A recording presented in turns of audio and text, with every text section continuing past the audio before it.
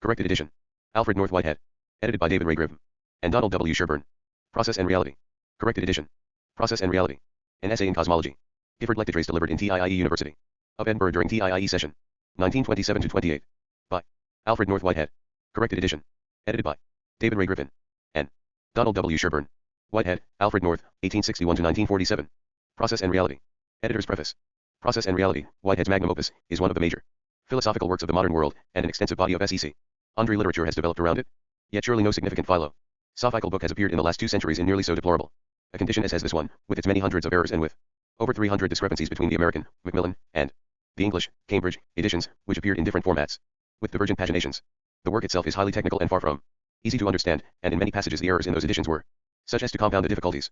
The need for a corrected edition has been keenly felt for many decades. The principles to be used in deciding what sorts of corrections ought to be introduced into a new edition of Process and Reality are not, however, immediately obvious. Settling upon these principles requires that one take into account the attitude toward book production exhibited by Whitehead, the probable history of the production of this volume, and the 2 original editions of the text as they compare with each other and with other books by Whitehead. We will discuss these various factors to provide background in terms of which the reader can understand the rationale for the editorial decisions we have made. Whitehead did not spend much of his own time on the routine tasks associated with book production. Professor Raphael Demos was a young colleague of Whitehead on the Harvard faculty at the time, 1925, of the publication of Science and the Modern World. Demos worked over the manuscript editorially, read the proofs, and did the index for that volume. The final sentence of Whitehead's preface reads, "My most grateful thanks are due to my colleague Mr. Raphael Demos for reading the proofs, and for the suggestion of many improvements in expression." After retiring from Harvard in the early 1960s, Demos became for 4 years a colleague at Vanderbilt University of Professor Sherburne and shared with him his personal observations concerning Whitehead's indifference to the production process. Bertrand Russell I provides further evidence of Whitehead's sense of priorities when he reports that Whitehead, in response to Russell's calm, 1 Portraits from Memory, New York, Simon & Schuster, 1956, p. 104. V1 Editor's Preface. Plained that he had not answered a letter, justified himself by saying that, if he answered letters, he would have no time for original work. Russell found this justification complete and unanswerable. In 1929, when Process and Reality was in production, the same sense of priorities was operative. Whitehead was 68 years old, and he still had major projects maturing in his mind, adventures of ideas, modes of thought, and numerous articles and lectures were still to come. Original work, fortunately, continued to take precedence in his life over H. Drum. Details and trivia. Unfortunately, however, 1929 found Demos in England. Working with Russell. As best we can determine at this time, no one, with both a familiarity with Whitehead's thought and an eye for detail, undertook to shepherd Process and Reality through the production process. Demos, in particular, was never aware that anyone else from the philosophical community had worked on the manuscript or proofs. Whitehead's only personal acknowledgement in the preface is to the constant encouragement and counsel which I owe to my wife. An examination of the available evidence, eluding the discrepancies between the 2 original editions and the types of errors they contained, has led us to the following reconstruction of the production process and of the origin of some of the types of errors. First, to some extent in conjunction with the preparation of his Gifford lectures, and to some extent as an expansion and revision of them to Whitehead prepared a handwritten manuscript. Many of the errors in the final product, such as incorrect references, misquoted poetry, other faulty quotations, faulty and inconsistent punctuation, and some of the wrong and missing words, surely originated at this stage and were due to Whitehead's lack of attention to detail. In addition, the inconsistencies in formal matters were undoubtedly due in part to the fact that the manuscript was quite lengthy and was written over a period of at least a year and a half. Second, a typist, possibly at Macmillan, prepared a typed copy for the printer. The errors that crept into the manuscript at this stage seem to include, besides the usual sorts of typographical errors, misreadings of Whitehead's somewhat difficult hand. Point 3, for example, the flourish initiating Whitehead's capital H was sometimes transcribed as a T, so that his came out this, and here came out there. Also, not only the regular mistranscription of monadology as monadology, but also other mistranscriptions, such as transmuted for transmitted and goal for goad, probably occurred at this stage. Professor Victor Lowe. 2C Victor Lowe, /via T. Head's Gifford Lectures, The Southern Journal of Philosophy, Volume 7, Number 4, Winter, 1969-70, 329-38. 3 for samples of his handwriting, see the letters published in Alfred North Whitehead, Essays on His Philosophy, ed. George L. Klein, New York, Print. Tice Hall, 1963, p. 197, and The Philosophy of Alfred North Whitehead, ed. Paul Arthur Skilp, 2nd ed. New York, Tudor Publishing, 1951, pages 664. 65. E. Dieters. Preface VLL. Has reported an incident which, whether or not it involved a misreading of Whitehead's handwriting, provided as Lowe says a bad omen for what would happen to the book. On April 11, 1928, Kemp Smith received this cable from Whitehead ad, TTE Gifford LEC 1 years is Process and Reality. Syllabus following Shorty Y by mail Whichkid. 4. Third, it appears that Macmillan said type first and THAT Cambridge said its edition a bit later, using a copy of the typed manuscript or, more likely, a copy of Macmillan's proof sheets. There are a large number of errors which the 2 editions had in common, a large number in the Macmillan edition which were not in the Cambridge edition, and some few in the latter which were not in the former. Their distribution and their character suggest the following observations. Macmillan provided poor proof reading. The Cambridge editor did a much more rigorous job of catching typographical errors. The Cambridge editor also initiated certain sorts of editorial changes, which primarily involved punctuation, though these were not consistently applied throughout the entire text. Finally, the types of errors unique to the Cambridge edition seem not to be due to carelessness, but to deliberate attempts to make the text more intelligible, attempts which fell short of their goal because the Cambridge editor did not understand Whitehead's technical concepts. There is independent evidence that Whitehead himself saw proofs Lowe has published a letter from Whitehead to his SON, dated August 12, 1929, which reads in part, "At last I have got through with my Gifford. Lectures final proofs corrected, index printed, and the last corrections. Put in. 5. The deplorable st8 of the text, plus Whitehead adds lack of, and hu for this sort of work, make it virtually certain that he did not do much careful proofreading. Lowe reports 6 that Whitehead, after dis. Cussines with c. I. Lewis, decided to change the adjectival form of Kate. Gory from categorical to categorical and made this change throughout the galleys. We strongly suspect that Whitehead's work on the proofs was limited for the most part to very particular, spec-if-I-C corrections of this sort. It would have been useful in the preparation of this corrected edition to have had Whitehead's manuscript and / or typescript. Unfortunately, all efforts to locate them have been unsuccessful. Both are probably no longer extant. We do have some corrections, additions, and marginalia which Whitehead himself added to HIS Cambridge aided Macmillan copies. In addition, there is a one-page list entitled Misprints, evidently given to Whitehead by someone else, with an endorsement in Whitehead's hand. Right in G, corrections all inserted. This data was given to us by Lowe, who is writing the authorized biography of Whitehead and has been given access to family materials, and to whom we express our deep appreciation. 4. Lowe, OPCIT, 334, FN. 14. 51 bid, 338. 6 bid, FN. 19. As Lowe reports, H.E. received this information from H. N. Lee. VM Editor's Preface. Finally, in 1966 Lowe was allowed by Mrs. Henry Copley Green to see a typescript of Part B, which was inscribed, Rosalind Green with his love. From Alfred Whitehead October 12, 1928. This typescript had some corrections in Whitehead's hand on it. Lowe reports that, with one exception, the published texts contained these corrections, example the capitalization of creature and itself in the last paragraph. It was on the basis of the above evidence and interpretations that we arrived at the principles that guided our editorial work in regard to both the more trivial and the more significant issues. The most difficult and debatable editorial decisions had to be made, ironically, concerning relatively trivial matters, especially those involving punctuation. We tried to steer a middle course between two unacceptable extremes. On the one hand, the editors of a corrected edition might have introduced into the text all the changes which they would have suggested to a still living author. The obvious problem with this alternative is that, since the author is no longer living, he would have no chance to veto these improvements as being inconsistent with his own meaning or stylistic preferences. On the other hand, to avoid this problem, the editors might have decided to remove only the most obvious and egregious errors, otherwise leaving the text as it was. One problem with this alternative is that this important work would again be published without benefit of the kind of carefully editorial work Whitehead had every right to expect, work which the Cambridge editor began but did not carry out consistently. Another problem is that there are over 300 divergencies between the two original editions. In these places it is impossible simply to leave the text as it was. A choice must be made. And clearly, in most of these places the Cambridge punctuation is preferable and must be followed. It would be totally irresponsible to revert to Macmillan's punctuation. But once Cambridge's punctuation has been followed in these places, the question arises, how could one justify accepting Cambridge's improvements in these instances, and yet not make similar improvements in parallel passages? Accordingly, in trying to steer a middle course between these two extremes, we decided that the most responsible plan of action would be to take the changes introduced by the Cambridge editor, W. Hitch, of course, were made during Whitehead's lifetime and could have been vetoed in his personal copies, as precedents for the kinds of changes to be carried out consistently. A prime example is provided by the fact that Cambridge deleted many, but not all, of the commas which often appeared between the subject and the verb in Macmillan.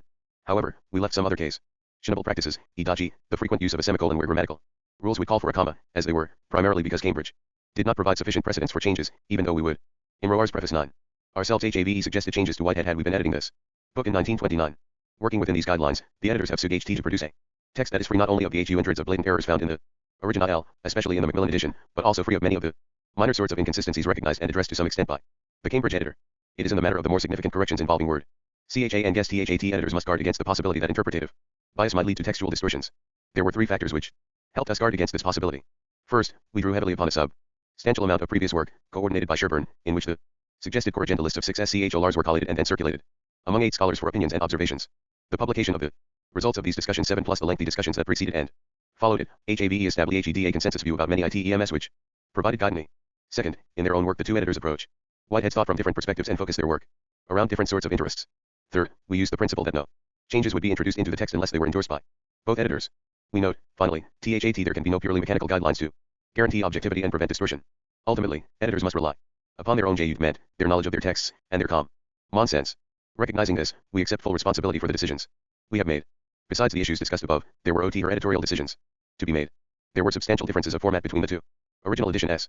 Cambridge HAD a detailed table of contents at the beginning of the book, whereas Macmillan had only a brief listing of major divisions AT the beginning with the detailed materials spread throughout the book as abstracts prior to each of the 5 major parts of the volume. Primarily because it is a nuisance to locate the various sections of this analytic table of contents in Macmillan, we HAVE followed Cambridge in this matter.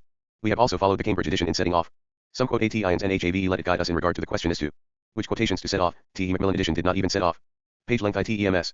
Since most of the secondary literature on process and reality gives page references to the Macmillan edition, we considered very seriously the possibility of retaining its pagination in this new edition. For several technical 7 Donald W. Sherburne, Core Agenda for Process and Reality, Incline, ed. OPCIT, pages 200 to 207. Editor's Preface. Reasons this proved impractical.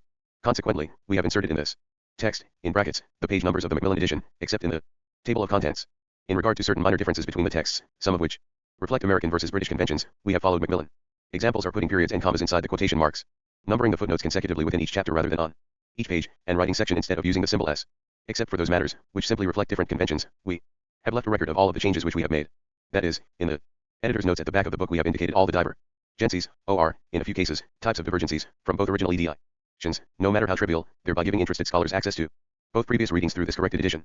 We have indicated in the text, by means of single and double obelisks, T and T, the places where these divergencies occur. The more exact meaning of these symbols, plus that of the single and double asterisks, is explained in the introductory statement to the editor's notes. The original editions had woefully inadequate indexes. For this volume, Griffin has prepared a totally new, enormously expanded index. Sincere thanks are due to Professor Marjorie Suchocki, who correlated the index ITEMS to the pagination in this new edition, and to Professor Bernard M. Loomer, who many years ago prepared an expanded index which was made available to other scholars. One other edition of Process and Reality has appeared which has not yet been mentioned. In 1969, the Free Press published a paperback edition. It should in no way be confused with the present corrected edition, published by the same company. The 1969 edition did not incorporate the core agenda which had been published by Sherburne. It added some new errors of IT's own. It introduced yet another pagination without indicating the previous standard pagination, and it did not contain a new index. We wish to commend the Free Press for now publishing this corrected edition. We acknowledge most gratefully the support of the Vanderbilt University Research Council, WHICH provided Sherburne with travel funds and released time to work on this project. We are also deeply indebted to the Center for Process Studies. WHICH has supported this project extensively, and in turn to both the Claremont Graduate School and the School of Theology at Claremont, which give support to the center. Finally, we express our warm appreciation to Rebecca Parker Bayer, who was a great help in comparing texts and reading proofs. David Ray Griffin, Center for Process Studies. Donald W. Sherburne, Vanderbilt University. Preface. These lectures are based upon a recurrence to that phase of philosophic thought which began with Descartes and ended with Hume. The philosophic scheme which they endeavor to explain is termed the philosophy of organism.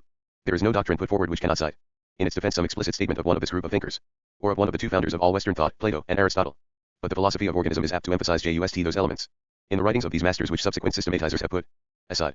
The writer who most fully anticipated the main positions of the philosophy of organism is John Locke in his essay, especially one in its later books. The lectures are divided into 5 parts.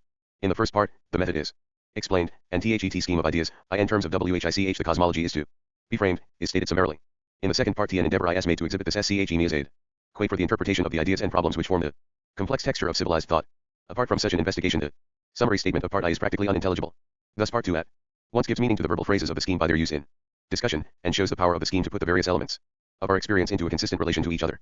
In order to obtain a reasonably complete account of human experience considered in relation to the philosophical 6 problems which naturally arise, the group of philosophers and scientists belonging to the 17th and 18th centuries has been considered, in particular Descartes, Newton, Locke, Hume, Kant. Any one of these writers is one-sided in his presentation of the groundwork of experience, but as a whole they give a general presentation which dominates the development of subsequent philosophy. I started the investigation with the expectation of being occupied with the exposition of the divergencies from every member of this group. But a careful examination of their exact statements disclosed that in the main the philosophy of organism is a recurrence to pre-Kantian modes of thought. These philosophers were perplexed by the inconsistent presuppositions underlying their inherited modes of expression, insofar as they, or their 1 cf. An essay concerning human understanding, BK4, ch6, sect. 11. Asterisk. 11. 12. Preface. Successors have endeavored to be rigidly systematic. The tendency has been to abandon just those elements in their thought upon which the philosophy of organism bases itself. An endeavor has been made to point out the exact points of agreement and of disagreement. In the second part, the discussions of modern thought have been confined to the most general notions of physics and biology, with a careful avoidance of all detail. Also, it must be one of the motives of a complete cosmology to construct a system of ideas which brings the aesthetic, moral, and religious interests into relation with those concepts of the world which have their origin in natural science. In the third and fourth parts, the cosmological scheme is developed in terms of its own categorical notions, and without much regard to other systems of thought. For example, in part 2 there is a chapter on the extensive continuum, which is largely concerned with the notions of Descartes and Newton, compared with the way in which the organic philosophy must interpret this feature of the world. But in part 4, this case is treated from the point of view of developing the detailed method 7 in which the philosophy of organism establishes the theory of this problem. It must be thoroughly understood that the theme of these lectures is not a detached consideration of various traditional philosophical problems which acquire urgency in certain traditional systems of thought. The lectures are intended to state a condensed scheme of cosmological ideas, to develop their meaning by confrontation with the various topics of experience, and finally to elaborate an adequate cosmology in terms of which all particular topics find their interconnections. Thus the unity of treatment is to be looked for in the gradual development of the scheme, in meaning and in relevance, and not in the successive treatment of particular topics.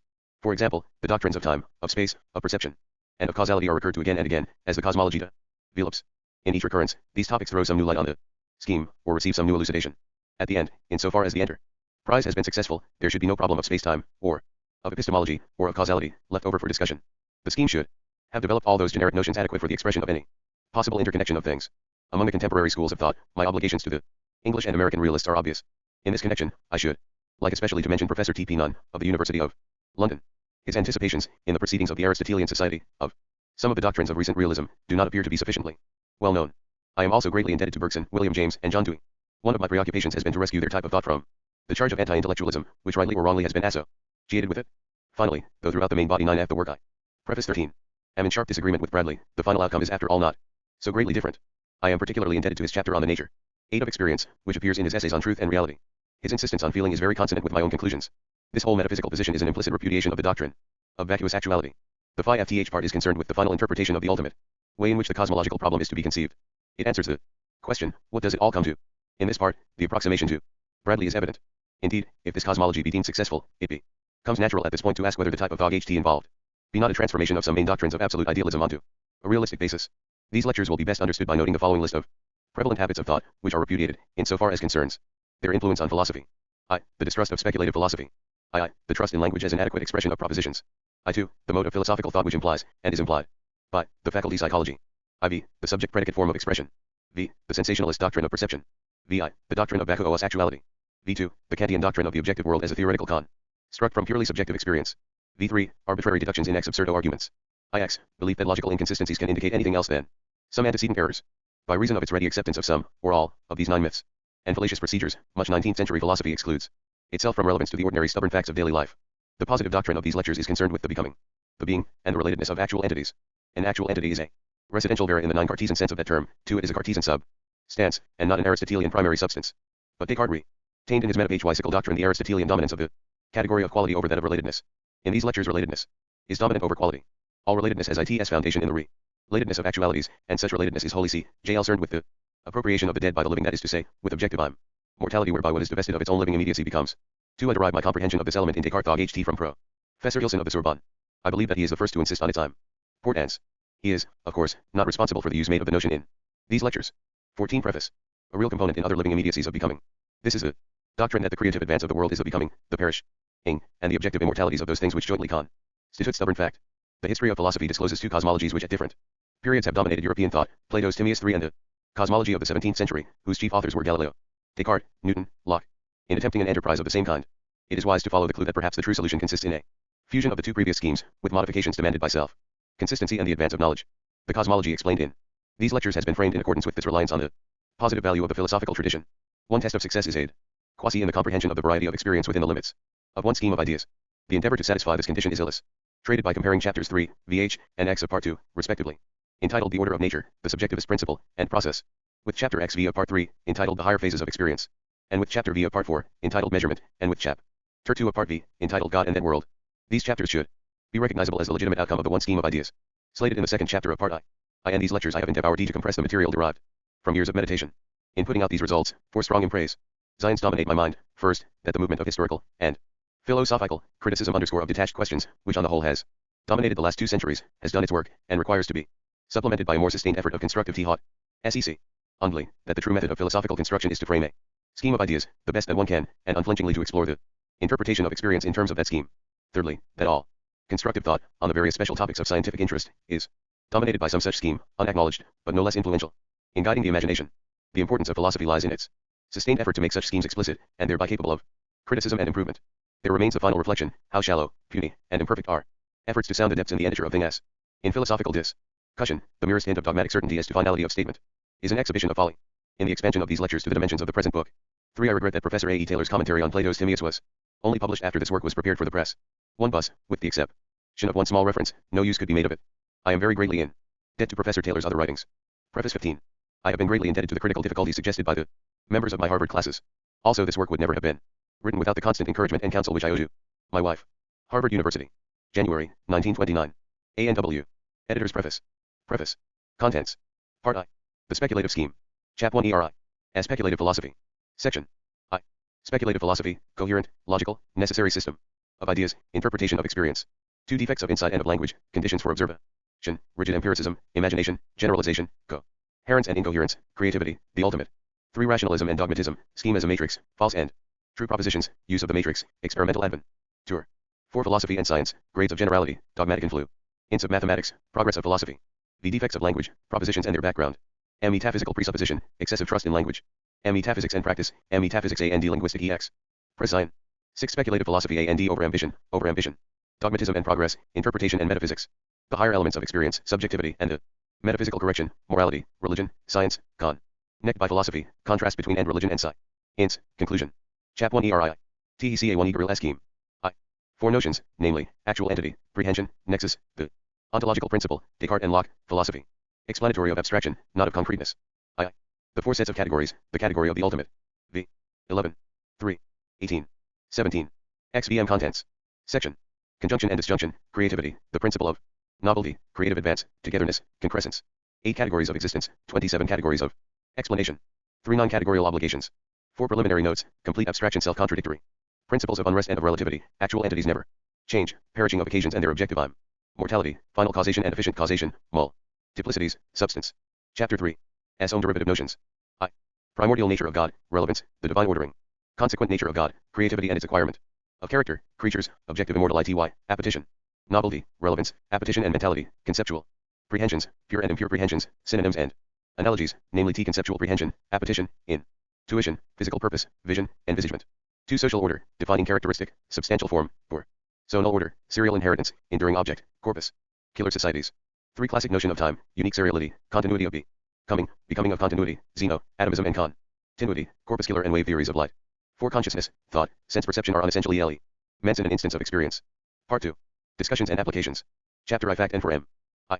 Appeal to facts, European tradition, Plato, Aristotle, Descartes, Locke, Hume, Kant, intrinsic reasonableness, Foot. Notes to Plato, this cosmology Platonic, participating. Forms, divine ordering, ontological principle, facts the only reasons, facts are process, prehension, satisfaction. I. Rationalism of faith, adventure of hope, limits of theory. Givenness, T. Professor A. E. Taylor on Plato, decision, the 3-1. 39. Contents 19. SETION. Ontological principle, entities and process, actual entities. And decision, stubborn fact. Ill Platonic form, idea, essence, eternal object, potentiality and givenness, exclusiveness of the given, subject superject. Be coming and being, evaporation of intermination in. Concrescence, satisfaction determinate and exclusive, con. Crescent inst dipolar, potentiality, givenness, impossibility. Subsistence. 4 actual occasions internally determined, T externally free. Course of history not necessary, no perfection, efficient. Causation and final reaction, God's primordial freedom. Each concrescence between definite free initiation and definite free conclusion, the former macrocosmic, the latter microcosmic. V underscore universals and particulars, unsuitable terms with false implication, illustration from Descartes, also Hume, de underscore. Cart's alternative doctrine, realitas ob, ictiva, inspectio, intuitio, judicium, world not describable in terms of subject and predicate, substance and quality, particular and universal relativity. 6 Locke's essay, T agreement of organic philosophy with it, substitute experience for understanding, ideas and prehensions, Locke's 2 doctrines of ideas of particular things, representative theory of perception, logical simplicity and genetic priority not to be identified, substance. Exterior things, societies, solidarity of the universe. 6I. Locke's doctrine of power and substance, causal. Objectification and presentational objectification, change. MEANS adventures of eternal objects, real essence. Abstract essence, doctrine of organism and generation of actual entities. Chapter 2. The extensive continuum. I. Continuum and real potentiality, atomized by actual signs, how the continuum is experienced, presentational. Immediacy, sensa, real chair and chair image, complex. I ingress sign of sensa. I. General potentiality and real potentiality, standpoints of actual occasions, determined by initial phase of subjective aim, extensive relationships, the ethical theory of time, Zeno, William James. II. Newton Scholium. 61. XX contents. Section. For Newton Scholium, comparison with philosophy of organism. And with Descartes, witness of the body, status of the body in the actual world, ontological status of space for Newton, Descartes, and the organic philosophy. The undifferentiated endurance and the passivity of substance. Source of errors. 6 Summary. Chapter 3. The order of nature. I. Order and givenness contrasted, the 4 characteristics of order, attainment of end, lure of asterisk feeling, kausasui. 2 Associaty defined, defining characteristic and genetic inheritance, environment, T social and permissive, cosmic epoch. Social hierarchy. II evolution of societies, decay, chaos, the Timaeus, the Shoal. Milton. 4 societies in this cosmic epoch, the extensive society, the geometric society, electromagnetic society, waves, electrons, protons. The enduring objects, corpuscular societies, structured societies. 6 Stability, specialization. 7 Problem of stabilization, exclusion of detail, conceptual initiative, life. 8 Inorganic apparatus for life. Non-life reaction against society, originality. X life and food, life in empty space, catalytic agent. 11 Living PE arsons, canalization of life, dominant personality. Only partial. 83. Chapter 4. Organisms and environment. LLO. I. Reaction of environment on actual occasions, narrowness. And width, dependent on societies, orderly element. Chaos, triviality, orderliness, depth, triviality, T vagueness. Narrowness, width, incompatibility, contrast, triviality. Excess of differentiation, vagueness, excess of identification. Nexus as 1, vagueness, narrowness, depth, core. Donatio and T of chaos, vagueness, narrowness, width. 2 Intensity, narrowness, philosophy of organism, Kant, Locke. II. Sensa, lowest category of eternal objects. Definition, sensa. Contrasts of, intensity, contrasts in high and locate. Gories, patterns, eternal objects, simplicity, complexity. Sensa experienced emotionally. Contents XXI. Section. For transmission, diverse routes, INH visions, intensification. Vector character, form of energy, physical science. The environmental data is in perception, visual perception. Most sophisticated form, originated by antecedent STATE. Of animal body, HUME, animal BODY and external envy. Ronment, amplifier. T. 6 perception and animal body, causal efficacy. 7. Causal efficacy, viscera, presentational immediacy, D. Elusive. Perceptions, secondary qualities, extension, witness of. BODY, Hume, Kant. 8 loci disclosed by PE reception, contemporary regions, causal. Past, causal future, immediate present, unison of become. Ing, concrescent unison, duration, differentiation between. Immediate present and presented duration, presented. Locus. 9 presented locus and unison of becoming, presented locus. Systematic relation to animal body, strains, independence. Of external contemporary happenings, straight lines. ME assument, unison of becoming, duration. X summary. Chapter V. Locke and Hume. I. Hume, perceptions, substance, principle of you and ion, ideas. Copies of impressions, imaginative Frito M. I. Hume and repetition, cause and effect, memory, force, and vivacity. ILL. Time, HUME, Descartes, I independence of successive ixa. Science, objective immortality. For influence of subject predicate notion, Hume, Descartes. Locke, particular existence. V. Hume and Locke, process and morphology, false derivation. Of E. Emotional feelings, sensationalist doctrine, Santayana. Chapter 6. From Descartes to Kant. I. Descartes, 3 kinds of substance, extended, mental. Gods, 3 kinds of change, of accidents, origination. Cessation, accidental relations, representative IDEAS, on. Essential experience of external world. 2. Locke, empiricism, adequacy, inconsistency, particular excess. Tent, substance, power, relativity, perpetually perishing. 3. Analogy and contrast with philosophy of organism. 4. Hume and process, Kant, Santayana. V. Contrasted procedures of philosophy of organism and Kant. 130. 144. So contents. Chapter 6 I.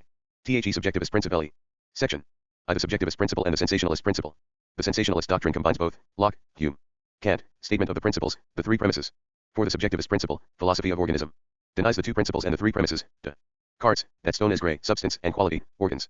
Of sensation, Descartes' subjectivist modification, perception of that stone is gray, failure to provide revised categories, Hume.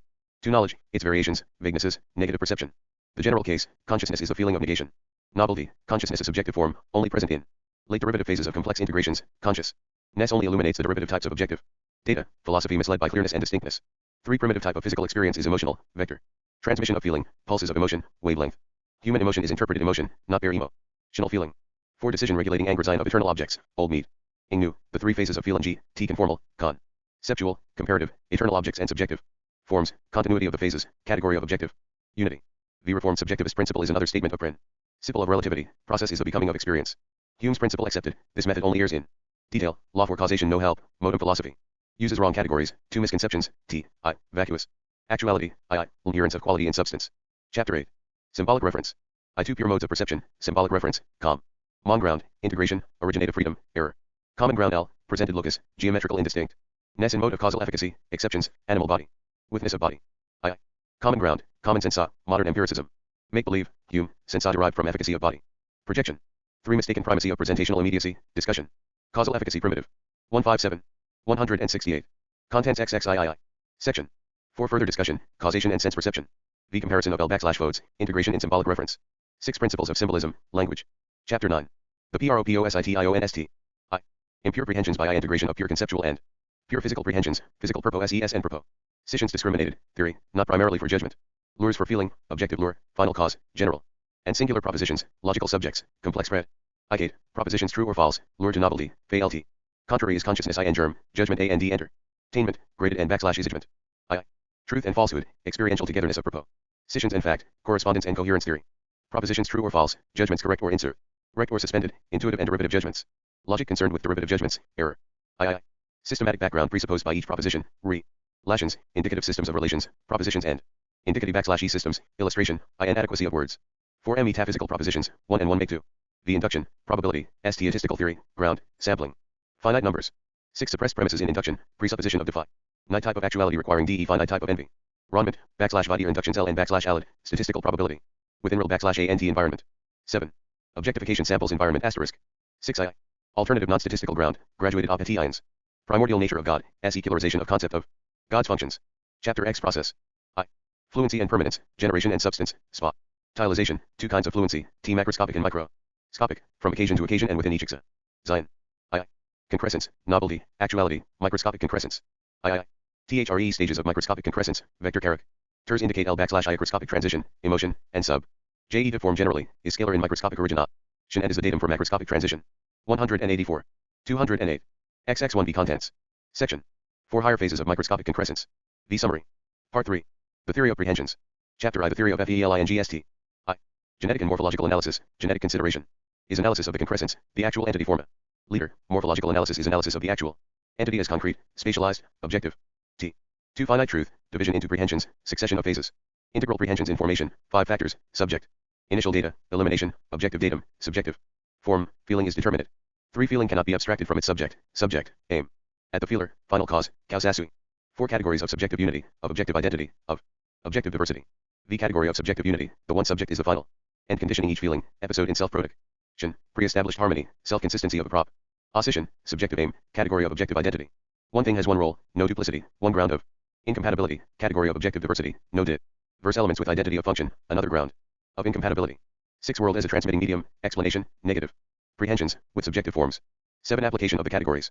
8 application, see Antenude. T. 9 nexus. X subjective forms, classification of feelings according to data. Simple physical feelings, conceptual feelings, transmuted feelings, subjective forms not determined by data, con. BP1 by them. 11 subjective form, qualitative pattern, quantitative pattern, intensity, audition of sound. 12 prehensions not atomic, mutual sensitivity, indefinite number. Burr of prehensions as components in the set.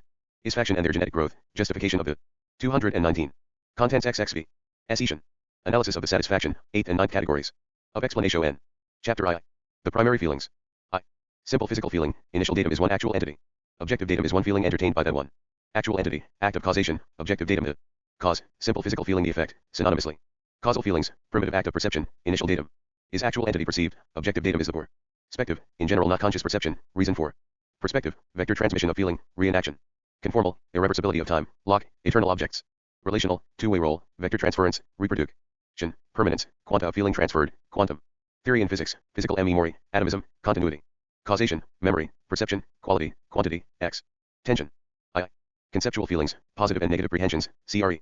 A diverged dipolar, datum is an eternal object, exclusiveness of eternal objects as determinants, definiteness. I. Incompatibility. ILL. Subjective form of conceptual prehension is valuation, INTE. Gradation introduces valuation into impure feelings, intensiveness. 3 characteristics of valuating I, am usual. Sensitivity of subjective forms, II, determinant of procedure of integration, I2, D determinant of intensive M. Phasis. 4 consciousness is subjective form, requires ITS peculiar to Tum, recollection, Plato, Hume, conscious feelings always. Impure, requires integration of physical and conceptual feelings, affirmation and negative contrast, not all I'm.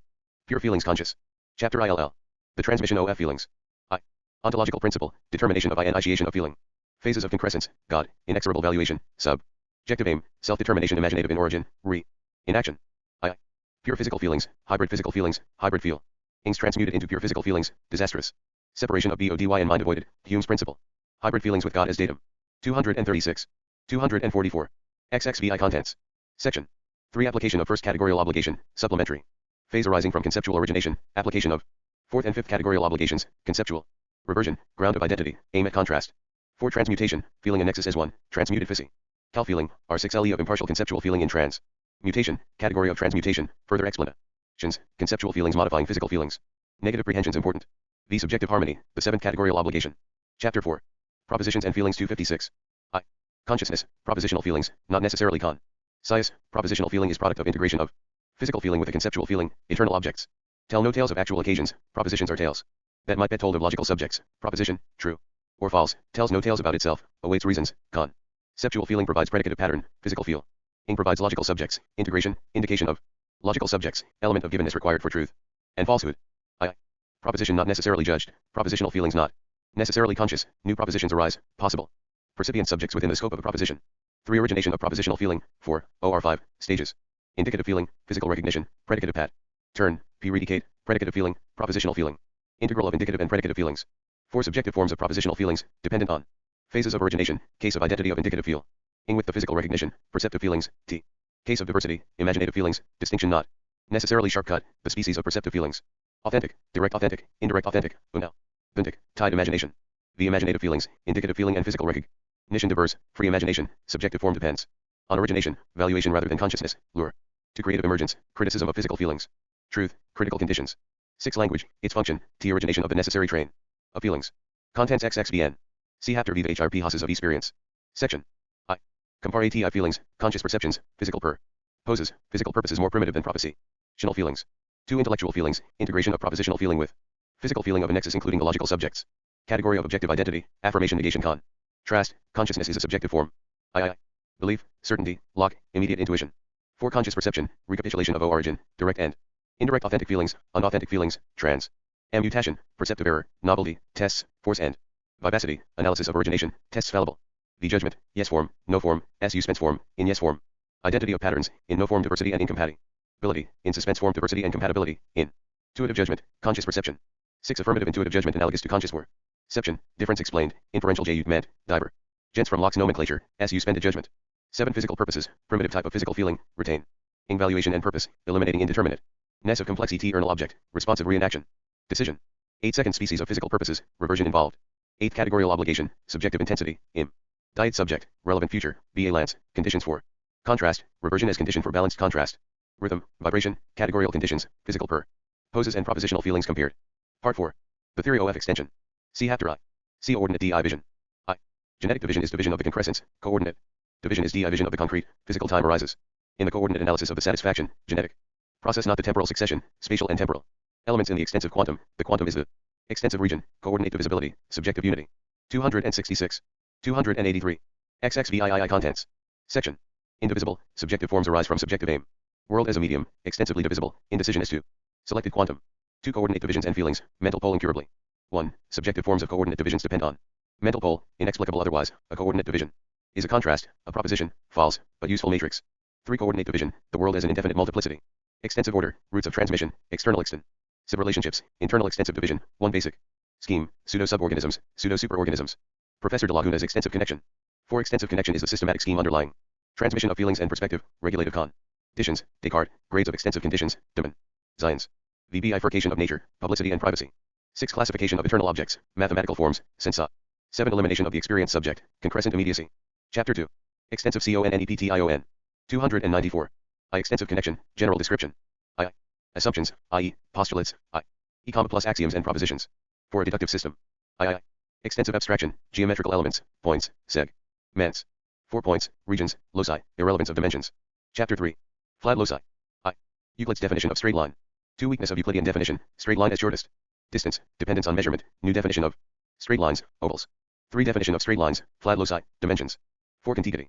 V. Recapitulation. Chapter 4. Strains. A definition of a strain, feelings involving flat loci among the forms of definiteness of their objective data, C of A. 302.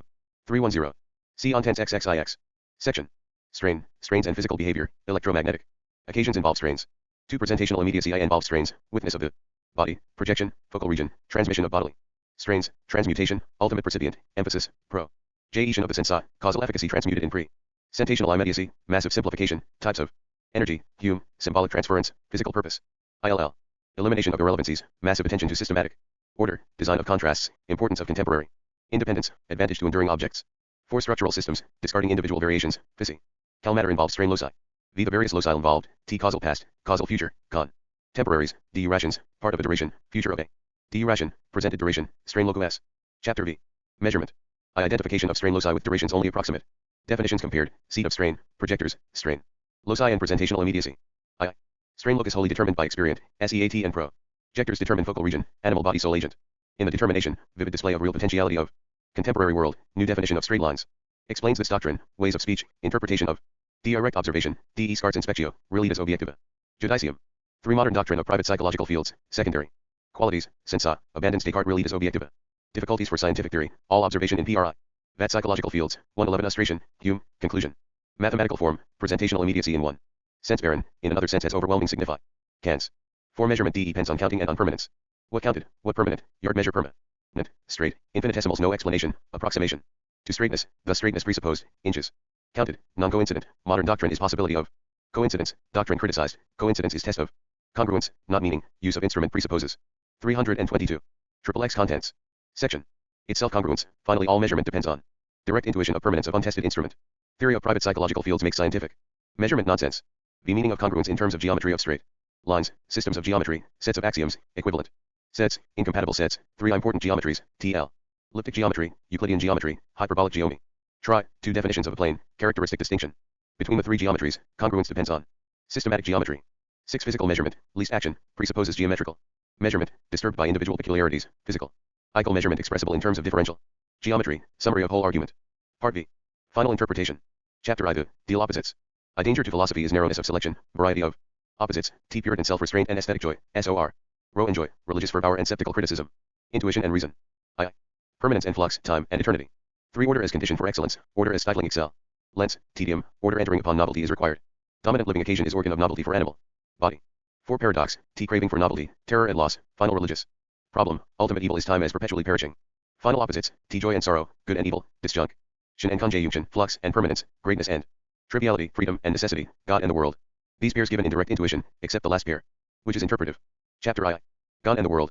I. Permanence and flux, God as unmoved mover, conceptions of God, T. Imperial ruler, moral energy, philosophical principle. I. Another speaker to Hume's dialogues concerning natural. 337. 342. Contents XXXL. Section. Religion, primordial nature deficiently actual, neither love nor hatred for actualities, quotation from Aristotle. 3. God's nature dipolar, conceptual and physical, this physical nature derived from the world, 2 natures compared. 4. God's consequent nature, creative advance retaining uni. Son of immediacy, everlastingness, further analysis, 10. Tenderness, wisdom, patience, poet of the world, vision of truth, beauty, goodness. The permanence and flux, relation of God to the world, group of antitheses, God and the world each the instrument of novelty for the other. 6. Universe attaining self-expression of its opposites. 6. I. God as the kingdom of heaven, objective immortality attaining everlastingness, reconciliation of immediacy with objective immortality. Index. Editor's notes. 353. 389. Part I. The speculative scheme. Chapter I. Speculative philosophy. Section I. 40 MS course of lectures is designed as an essay in speculative philosophy. Its first task must be to define speculative philosophy, and to defend it as a method productive of important knowledge. Speculative philosophy is the endeavor to frame a coherent, logical, necessary system of general ideas in terms of which every element of our experience can be interpreted. By this notion of interpretation I mean that everything of which we are conscious, as enjoyed, perceived, willed, or thought, shall have the character of a particular instance of the general scheme. Thus the philosophical scheme should be coherent, logical, and, in respect to its interpretation, applicable and adequate. Here applicable means that some items of experience are thus interpretable, and adequate means that there are no items incapable of such interpretation. 5. Coherence, as he re-employed, means that the fundamental ideas, in terms of which the scheme is developed, presuppose each other so that in isolation they are meaningless. This requirement does not mean that they are definable in terms of each other, it means that what is indefinable in one such notion cannot be abstracted from its relevance to the other notions. It is the ideal of speculative philosophy that its fundamental notions shall not seem capable of abstraction from each other. In other words, it is presupposed that no entity can be conceived in complete abstraction from the system of the universe, and that it is the business of speculative philosophy to exhibit this truth. This character is its coherence. The term logical has its ordinary meaning, including logical consistency, or lack of contradiction, the definition of constructs in logical terms, the exemplification of general logical notions in specific instances, and the principles of inference. It will be observed that logical notions must themselves find their places in the scheme of philosophic notion S. It will also be noticed that this ideal of speculative philosophy has its rational side and its empirical side. The rational side is expressed by the terms coherent and logical. The empirical side is expressed by the terms applicable and adequate. But the two sides are bound together by clearing away an ambiguity which remains in the previous explanation of the term adequate. The adequacy of the scheme over every item does not mean adequacy over such items as happen to have been considered. 3. For the speculative scheme means that the texture of observed experience, as illustrating the philosophic scheme, is such that all related experience must exhibit the same texture. Thus the philosophic scheme should be necessary, in the sense of bearing in itself its own warrant of universality throughout all experience, provided that we confine ourselves to that which communicates with time. Immediate matter of fact. But what does not so communicate is 6 unknown. Able, and the unknowable is unknown, 1 and so this universality defined by communication can suffice. This doctrine of necessity and universality means that there is an essence to the universe which forbids relationships beyond itself, as a violation of its rationality. Speculative philosophy seeks that essence. Section 2. Philosophers can never hope finally to formulate these metaphysical first principles. Weakness of insight and deficiencies of language stand in the way inexorably. Words and phrases must be stretched towards a generality foreign to their ordinary usage, and however such elements of language be stabilized as technicalities, they remain metaphors mutely appealing for an imaginative leap. There is no first principle which is in itself unknowable, not to be captured by a flash of insight. But, putting aside the difficulties of language, deficiency in imaginative ration forbids progress in any form other than that of an asymptotic approach to a scheme of principles, only definable in terms of the ideal which they should satisfy. The difficulty has its seat in the empirical side of philosophy. Our datum is the actual world, including ourselves, and this actual world spreads itself for observation in the guise of the topic of our immediate experience. The elucidation of immediate experience is the sole justification for any thought, and the starting point for thought is the analytic observation of components of this experience. But we are not conscious of any clear-cut, complete analysis of immediate experience, in terms of the various details which comprise its definiteness. We habitually observe by the method of difference. Sometimes we see an elephant, and sometimes we do not. The result is that an elephant, when present, is noticed. 7. Facility of observation depends on the fact that the object observed is important when present, and sometimes is absent. The metaphysical first principles can never fail of exemplification. We can never catch the actual world taking a holiday from their sway. Thus, for the discovery of metaphysics, the method of pinning down thought to the strict systematization of detailed discrimination, already effected by Antecedent observation breaks down. This collapse of the method of rigid empiricism is not confined to metaphysics. It occurs whenever we seek the oneness doctrine is a paradox. Indulging in a species of false modesty, cautious philosophers undertake its definition. Speculative philosophy 5. Larger generalities. In natural science, this rigid method is the Baconian method of induction, a method which, if consistently pursued, would have left science where it found it. What Bacon omitted was the play of a free imagination, controlled by the requirements of coherence and logic. The true method of discovery is like the flight of an aeroplane. It starts from the ground of particular observation, it makes a flight in the thin air of imaginative generalization, and it again lands for renewed observation, rendered acute by rational interpretation. The reason for the success of this method of imaginative rationalization is that, when the method of difference fails, factors which are constantly present may yet be observed. Under the influence of imaginative thought, SUCH thought supplies the differences which the direct observation lacks. It can even play within consistency, and can thus throw light on the consistent and persistent elements in experience by comparison with what in imagination is inconsistent with them. The negative judgment is the peak of mentality. BUT. The conditions for the success of imaginative construction must be rigidly adhered to. In the first place, this construction must have its origin in the generalization of particular factors discerned in particular topics of human interest, for example, in physics, or in physiology, or in psychology, or in aesthetics, or in ethical beliefs, or in sociology, or in languages conceived as storehouses of human experience. In this way the prime requisite, THAT. Anyhow there shall be some important application, secured. The success of the imaginative experiment is always to be tested by the applicability of its results beyond the restricted locus from which it originated. In the fault of such extended application, a generalization started from physics, for example, remains merely an alternative expression of notions applicable to physics. The partially successful philosophic generalization will, if derived from physics, find applications in fields of experience beyond physics. IT will enlighten observation in those remote fields, so that general principles can be discerned as in process of illustration, which in the absence of the imaginative generalization are obscured by their persistent exemplification. Thus the first prerequisite is to proceed by the method of generalization, so that certainly there is some application, and the test of some success is application beyond the immediate origin. In her words, omi synoptic vision has been gained. In this description of philosophic method, the term philosophic generalization has meant the utilization of specific notions, applying to a restricted group of facts, for the divination of the generic notions which apply to all facts.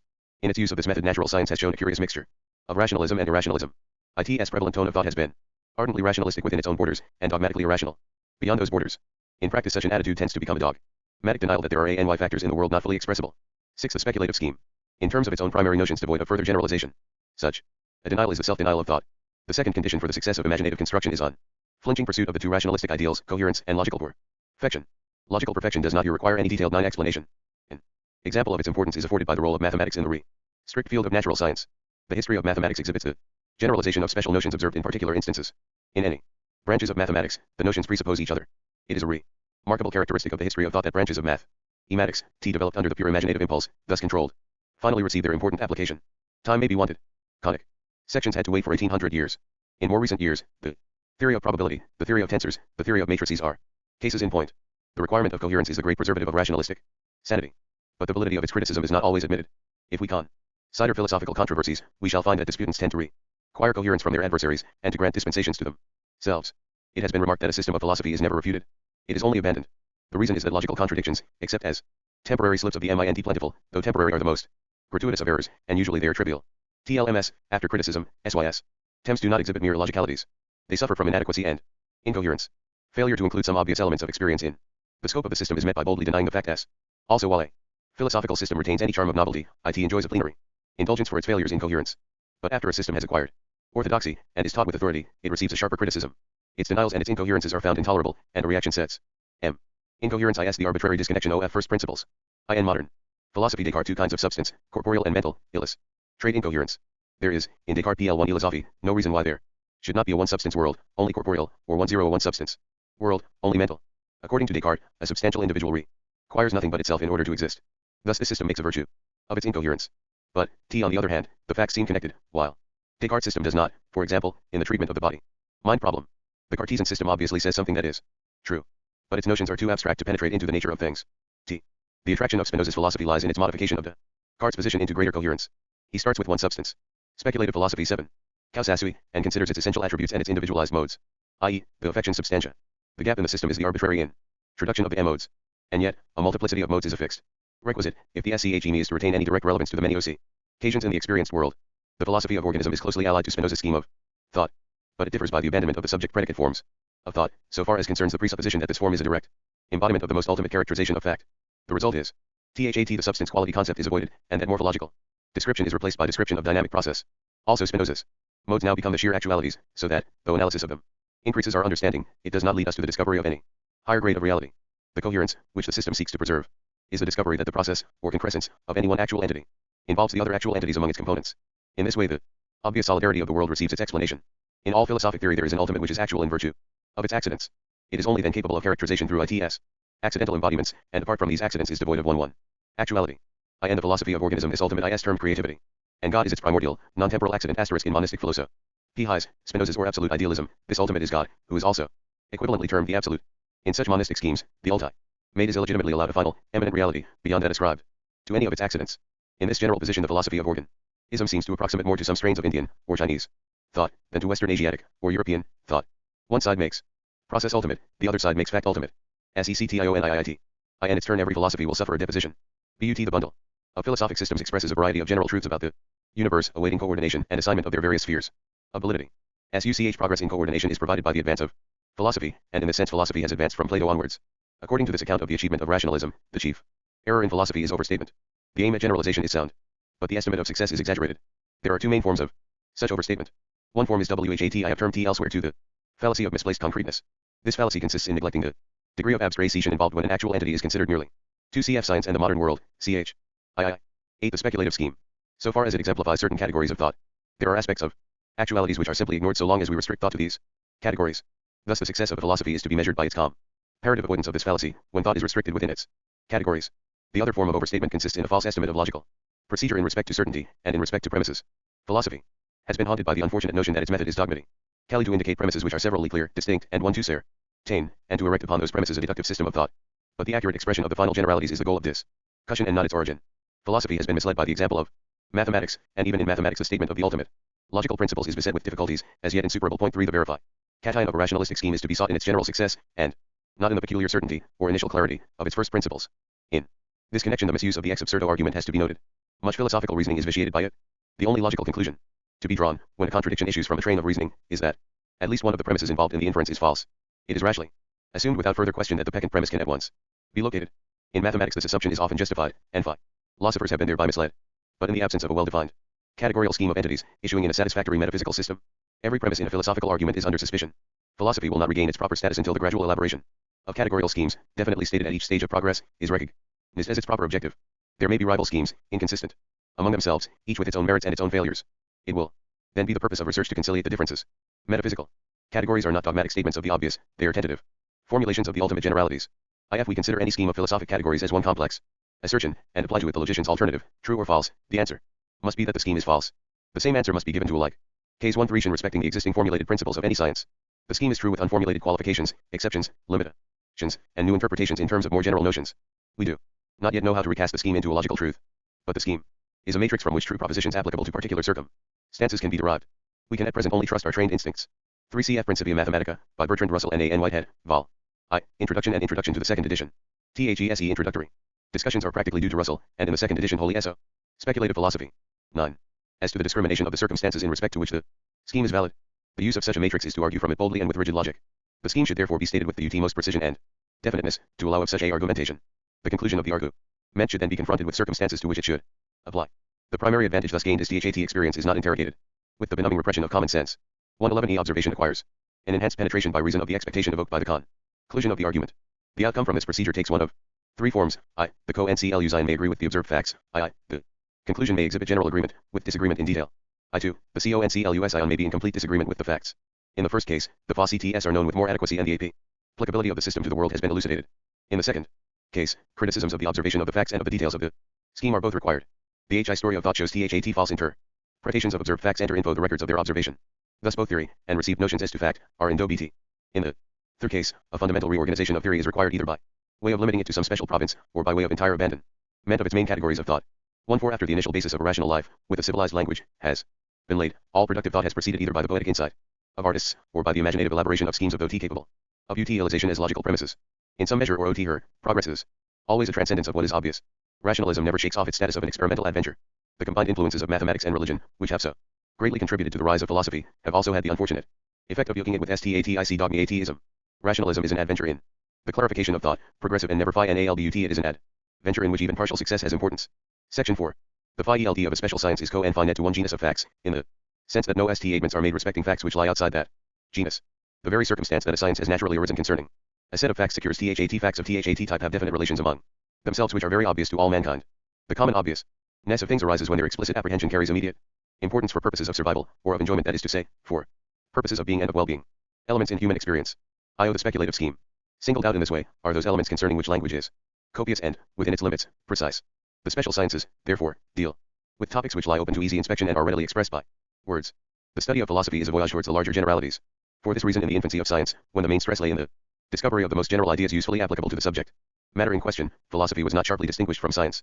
To this day, a new science with any substantial novelty in its notions is considered to be in some way peculiarly philosophical. In their later stages, apart from occasional disturbances, most sciences accept without question the general notions in terms of which they develop.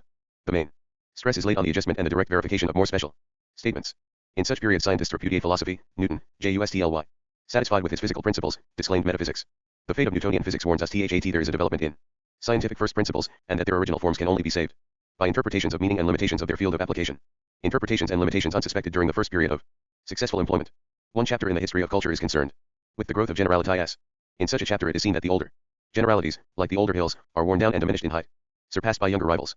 Thus one aim of philosophy is to challenge the half-truths constituting the scientific first principles. The systematization of knowledge cannot be conducted in watertight compartments. All general truths condition each other, and the limits of their application cannot be adequately defined, apart from their correlation by yet wider generalities. The criticism of principles must chiefly take the form of determining the proper meanings to be assigned to the fundamental notions of the various sciences, when these notions are considered in respect to their status relatively to each other. The determination of this status requires a generality transcending any special subject matter. If we may trust the Pythagorean tradition, the rise of European philosophy was largely promoted by the development of mathematics into a science of abstract generality. But in its subsequent development, the method of philosophy has also been vitiated by the example of mathematics. The primary method of mathematics is deduction. The primary method of philosophy is descriptive generalization. Under the influence of mathematics, deduction has been foisted onto philosophy as its standard method, instead of taking its true place as an essential auxiliary mode of verification whereby to test the scope of generalities. This misapprehension of philosophic method has veiled the very considerable success of philosophy in providing generic notions which add lucidity to our apprehension of the facts of experience. The depositions of Plato, Aristotle. Speculative philosophy 1-1. Thomas Aquinas, Descartes, Spinoza, Leibniz, T. Locke, B. E. Kelly, Hume, Kant, Hegel, merely mean that ideas which these men introduced into the philosophic tradition must be construed with limitations, adaptations, and inversions, either unknown to them, or even explicitly repudiated by them. A new idea introduces a new alternative, and we are not less indebted to a thinker when we adopt the alternative which he discarded. Philosophy never reverts to its old position after the shock of a great philosopher. Section V. If science must devise its own instruments, the tool required for philosophy is language. Thus philosophy redesigns language in the same way that, in a physical science, pre-existing appliances are redesigned. It is exactly at this point that the appeal to facts is a difficult operation. This appeal is not solely to the expression of the facts in current verbal state. The adequacy of such sentences is the main question at issue. It is true that the general agreement of mankind as to experienced facts is best expressed in language. But the language of literature breaks down precisely at the task of expressing in explicit form the larger generalities, the very generalities which metaphysics seeks to express. The point is that every proposition refers to a universe exhibiting some general systematic metaphysical character. Apart from this background, the separate entities which go to form the proposition, and the proposition as a whole, are without determinate character. Nothing 1-7 has been defined, because every definite entity requires a systematic universe to supply its requisite status. Thus every proposition proposing a fact *must, in its complete analysis, propose the general char of the universe required for that fact. There are no self-sustained facts, floating in non-entity. This doctrine, of the impossibility of tearing a proposition from its *matic context in the actual world, is a direct consequence of the 4th and the 20th of the fundamental categorical explanations which we shall be engaged in expanding and illustrating. A proposition can embody partial truth because it only demands a certain type of systematic environment, which is presupposed in its meaning. It does not refer to the universe in all its detail. Any practical aim of metaphysics is the accurate analysis of propositions, not merely of metaphysical propositions, but of quite ordinary propositions, such as there is beef for dinner today, and Socrates is mortal. The one genus of facts which constitutes the field of some special science requires some common metaphysical presupposition respecting the universe. It is merely credulous to accept verbal phrases as adequate statements of propositio ns. The distinction between verbal phrases and complete proposition is one of the reasons why the logician's rigid alternative, true or false, is so largely irrelevant for the pursuit of knowledge. 12. The speculative scheme. The excessive trust in linguistic phrases has been the well-known reason vitiating so much of the philosophy and physics among the Greeks and among the medieval thinkers who continued the Greek traditions. For example, John Stuart Mill writes, they the Greeks had great difficulty in distinguishing between things which their language confounded, or in putting mentally together things which it distinguished and could hardly combine the objects in nature into any classes but those which were made for them by the popular phrases of their own country, or at least could not help fancying those classes to be natural, and all others arbitrary and artificial. AC18 accordingly, scientific investigation among the Greek schools of speculation and their followers in the Middle Ages was little more than a mere sifting and analyzing of the notions attached to common language. They thought that by determining the meaning of words they could become acquainted with facts. Point 4. Mile then proceeds to quote from Rule 5 a paragraph illustrating the same weakness of Greek thought. But neither Mile nor Wool tracks this difficulty about language down to its sources. They both presuppose that language does enunciate well-defined propositions. TS is quite untrue. Language is thoroughly indeterminate, by reason of the fact that every occurrence presupposes some systematic type of environment.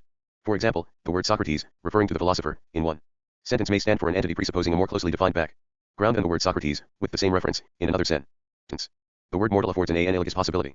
A precise land gauge must await a completed metaphysical knowledge. The technical language of philosophy represents attempts of various schools of thought to obtain explicit expression of general ideas supposed by the facts of experience. It follows that any novelty in metaphysical doctrines exhibits some measure of disagreement with statements of the facts to be found in current philosophical literature. The extent of disagreement measures the extent of metaphysical divergence. It is, therefore, no valid criticism on one metaphysical school to point out that its doctrines do not follow from the verbal expression of the facts accepted by another school. The whole contention is that the doctrines in question supply a closer approach to fully expressed propositions. The truth itself is nothing else and how the composite natures of the organic actualities of the world obtain a one-nine-quate representation in the divine nature. Such representations compose the consequent nature of God, which evolves in its relationship to the evolving world without zero. 4F Logic, Book V, ch. II. 5 cf. Wool's History of the Inductive Sciences. Speculative Philosophy 1-3. Dash into the eternal completion of its primordial conceptual nature. In this way the ontological principle is maintained since there can be no determinate truth, correlating impartially the partial experiences of many actual entities, apart from one actual entity to which it can be referred. The reaction of the temporal world on the nature of God is considered. Subsequently in Part V, it is their term the consequent nature of God. Whatever is found in practice must lie within the scope of the metaphysical description. When the description fails to include the practice, the metaphysics is inadequate and requires revision. There can be no appeal to practice to supplement metaphysics, so long as we remain contented with our metaphysical doctrines. Metaphysics is nothing but the description of the generalities which apply to all the details of practice. No metaphysical system can hope entirely to satisfy these pragmatic tests. At the best such a system will remain only an approximation to the general truths which are sought. In particular, there are no precisely stated axiomatic certainties from which to start. There is not even the language in which to frame them. The only possible procedure is to start from verbal expressions which, when taken by themselves with the current meaning of their words, are ill-defined and ambiguous. These are not premises to be immediately reasoned from apart from elucidation by further discussion. They are endeavors to state general principles which will be exemplified in the subsequent description of the facts of experience. This subsequent elaboration should elucidate the meanings to be assigned to the words and phrases employed. Such meanings are incapable of accurate apprehension apart from a correspondingly accurate apprehension of the metaphysical background which the 20 universe provides for them. But no land gauge can be anything but elliptical, requiring a leap of the imagination to understand its meaning and its relevance to immediate experience. The position of metaphysics in the development of culture cannot be understood without remembering that no verbal statement is the adequate expression of a proposition. An old established metaphysical system gains a false AIR of adequate precision from the fact that its words and phrases have passed into current literature. Thus propositions expressed in its language are more easily correlated to our flitting intuitions into metaphysical truth. When we trust these verbal statements and argue as though they adequately analyzed meaning, we are led into difficulties which take the shape of negations of what in practice is presupposed. But when they are proposed as first principles they assume an undetailed air of sober obviousness. Their defect is that the true propositions which they do express lose their fundamental character when subjected to adequate expression. For example, consider the type of propositions such as the grass is green, and the whale is big. This subject-predicate form of statement seems so simple, leading straight to a metaphysical first principle, and yet in these examples it conceals such complex, diverse meanings. 1 for the speculative scheme. Section 6. It has been an objection to speculative philosophy that it is over ambitious. Rationalism, it is admitted, is the method by which advance is made within the limits of particular sciences. It is, however, held that this limited success must not encourage attempts to frame ambitious schemes expressive of the general nature of things. One alleged justification of this criticism is ill success. European thought is represented as littered with metaphysical systems, abandoned and unreconciled. Such an assertion tacitly fastens upon philosophy the old dogmatic test. The same criterion would fasten ill 21 success upon science. We no more retain the physics of the 17th century than we do the Cartesian philosophy of that century. Yet within limits, both systems express important truths. Also we are beginning to understand the wider categories which define their limits of correct application. Of course, in that century, dogmatic views held sway, so the validity both of the physical notions and of the Cartesian notions was misconceived. Mankind never quite knows what it is after. When we survey the history of thought, and likewise the history of practice, we find that one idea after another is tried out, its limitations defined, and its core of truth elicited. In application to the instinct for the intellectual adventures demanded by particular epochs, there is much truth in Augustine's rhetorical phrase, securus, judicat orbis, terrarum. At the very least, men do what they can in the way of systematization, and in the event achieve something. The proper test is not at of finality, but of progress. But the main objection, dating from the 16th century and receiving final expression from Francis Bacon, is the uselessness of philosophic speculation. L11 position taken by this objection is that we ought to describe detailed matter of fact, and elicit the laws with a generality strictly limited to the systematization of these described detail as general interpretation. It is held, has no bearing upon this procedure, and thus any system of general interpretation, be it true or false, remains intrinsically barren. Fortunately for this objection, there are no brute, self-contained matters of fact, capable of being understood apart from interpretation as an element in a system. Whenever we attempt to express the matter of immediate experience, we find that its understanding leads us beyond itself, to its contemporaries, to its past, to its future, and to the universals in terms of which its definiteness is exhibited. But such universals, by their very character of universality, embody the potentiality of other facts with variant types of definiteness. Thus 22, the understanding of the immediate brute fact requires its metaphysical interpretation as an item in a world with some systematic relation to it. When thought comes upon the scene, it finds the interpretations as matters of practice. Philosophy does not initiate interpretations. Its search for a rationalistic scheme is the search for more speculative philosophy. 1.5. adequate criticism, and for more adequate justification of the interpretations which we perforce employ. Our habitual experience is a complex of failure and success in the enterprise of interpretation. If we desire a record of uninterpreted experience, we must ask a stone to record its autobiography. Every scientific memoir in its record of the facts is shot through and through with interpretation. The methodology of rational interpretation is the product of the finite vagueness of consciousness. ELE. Ments which shine with immediate distinctness, in some circumstances, retire into penumbra shadow in other circumstances, and into black darkness on other occasions, and yet all occasions proclaim themselves as AC. Dualities within the flux of a solid world, demanding a unity of interpretation. Philosophy is the self-correction by consciousness of its own initial excess of subjectivity. Each actual occasion contributes to the circumstances of its origin additional formative elements deepening its own peculiar individuality. Consciousness is only the last and greatest of such elements, by which the selective character of the individual obscures the external totality from which it originates and which it embodies. An AC dual individual of such higher grade has struck with the totality of things by reason of its sheer actuality, but it has attained its individual depth of being by a selective emphasis limited to its own purposes. The task of philosophy is to recover the totality obscured by the selection. It replaces in rational experience what has been submerged in the sensitive experience, and has been sunk yet deeper by the initial operations of consciousness itself. The selectiveness of individual experience is moral so far as it 23 forms to the balance of importance disclosed in the rational vision, and, conversely, the conversion of the intellectual insight into an emotional force corrects the sensitive experience in the direction of morality. The correction is in proportion to the rationality of the insight. Morality of outlook is inseparably conjoined with generality of outlook. The antithesis between the general good and the individual interest can be abolished only when the individual is such that its interest is the general good, thus exemplifying the loss of the minor intensities in order to find them again with finer composition in a wider sweep of interest. Philosophy frees itself from the taint of ineffectiveness by its close relations with religion and with science, natural and sociological. It attains its chief importance by fusing the two, namely, religion and science, into one rational scheme of thought. Religion should connect the rational generality of philosophy with the emotions and purposes springing out of existence in a particular society, in a particular epoch, and conditioned by particular antecedents. Religion is the translation of general ideas into particular thoughts, particular emotions, and particular purposes. It is direct to the end of stretching individual interest beyond its self-defeating particularity. Philosophy finds religion, and modifies it, and conversely. Religion is among the data of experience which philosophy must weave into. 16. The speculative scheme. Its own scheme. Religion is an ultimate craving to infuse into the insistent particularity of emotion that non-temporal generality which primarily belongs to conceptual thought alone. In the higher organisms the differences of tempo between the mere emotions and the conceptual experience is produce a life tedium, unless this supreme fusion has been effected. The two sides of the organism require a reconciliation in which emotional experiences illustrate a conceptual justification, and conceptual experiences find an emotional illustration. 24. This demand for an intellectual justification of brute experience has also been the motive power in the advance of European science. In this sense, scientific interest is only a very anti-form of religious interest. Any survey of the scientific devotion to truth, as an ideal, will confirm this statement. There is, however, a grave divergence between science and religion in respect to the phases of individual experience with which they are concerned. Religion is centered upon the harmony of rational thought with the sensitive reaction to the perceptive from which experience originates. Science is concerned with the harmony of rational thought with the perceptive themselves. When science deals with emotions, the emotions in question are perceptive and not immediate passions, other people's emotion, and not our own, at least our own in recollection, and not in immediacy. Religion deals with the formation of the experiencing subject, whereas science deals with the objects, which are the data forming the primary phase in this experience. The subject originates from, and amid, given conditions. Science conciliates thought with this primary matter of fact, and religion conciliates the thought involved in the process with the sensitive reaction involved in that same process. The process is nothing else than the experiencing subject itself. In this explanation it is presumed that an experiencing subject is one occasion of sensitive reaction to an actual world. Science finds religious experiences among its percepta, and religion finds scientific concepts among the conceptual experiences to be fused with particular sensitive reactions.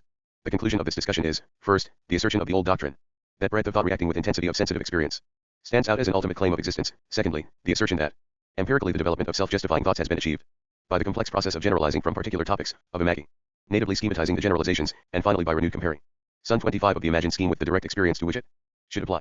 There is no justification for checking generalization at any particular stage. Each phase of generalization exhibits its own peculiar simplicities, which stand out just at that stage, and at no other stage. There are simplicities connected with the motion of a bar of steel which are obscured if we refuse to abstract from the individual molecules, and there are certain simplicities concerning the behavior of men which are obscured if we speculative philosophy 17 refuse to abstract from the individual peculiarities of particular specimens. In the same way, there are certain general truths about the actual things in the common world of activity, which will be obscured when attention is confined to some particular detailed mode of considering them. These general truths, involved in the meaning of every particular notion respecting the actions of things, are the subject matter for speculative philosophy. Philosophy destroys its usefulness when it indulges in brilliant feats of explaining away. It is then trespassing with the wrong equipment upon the field of particular sciences. Its ultimate appeal is to the general consciousness of WHAT in practice we experience. Whatever thread of presupposition characterizes social expression throughout the various epochs of rational society must find its place in philosophic theory. Speculative boldness must be balanced by complete humility before logic, and before fact.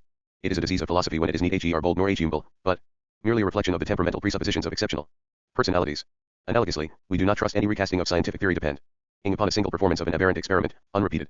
The ultimate test is always widespread, recurrent experience, and the more general the rationalistic scheme, the more important is this final appeal.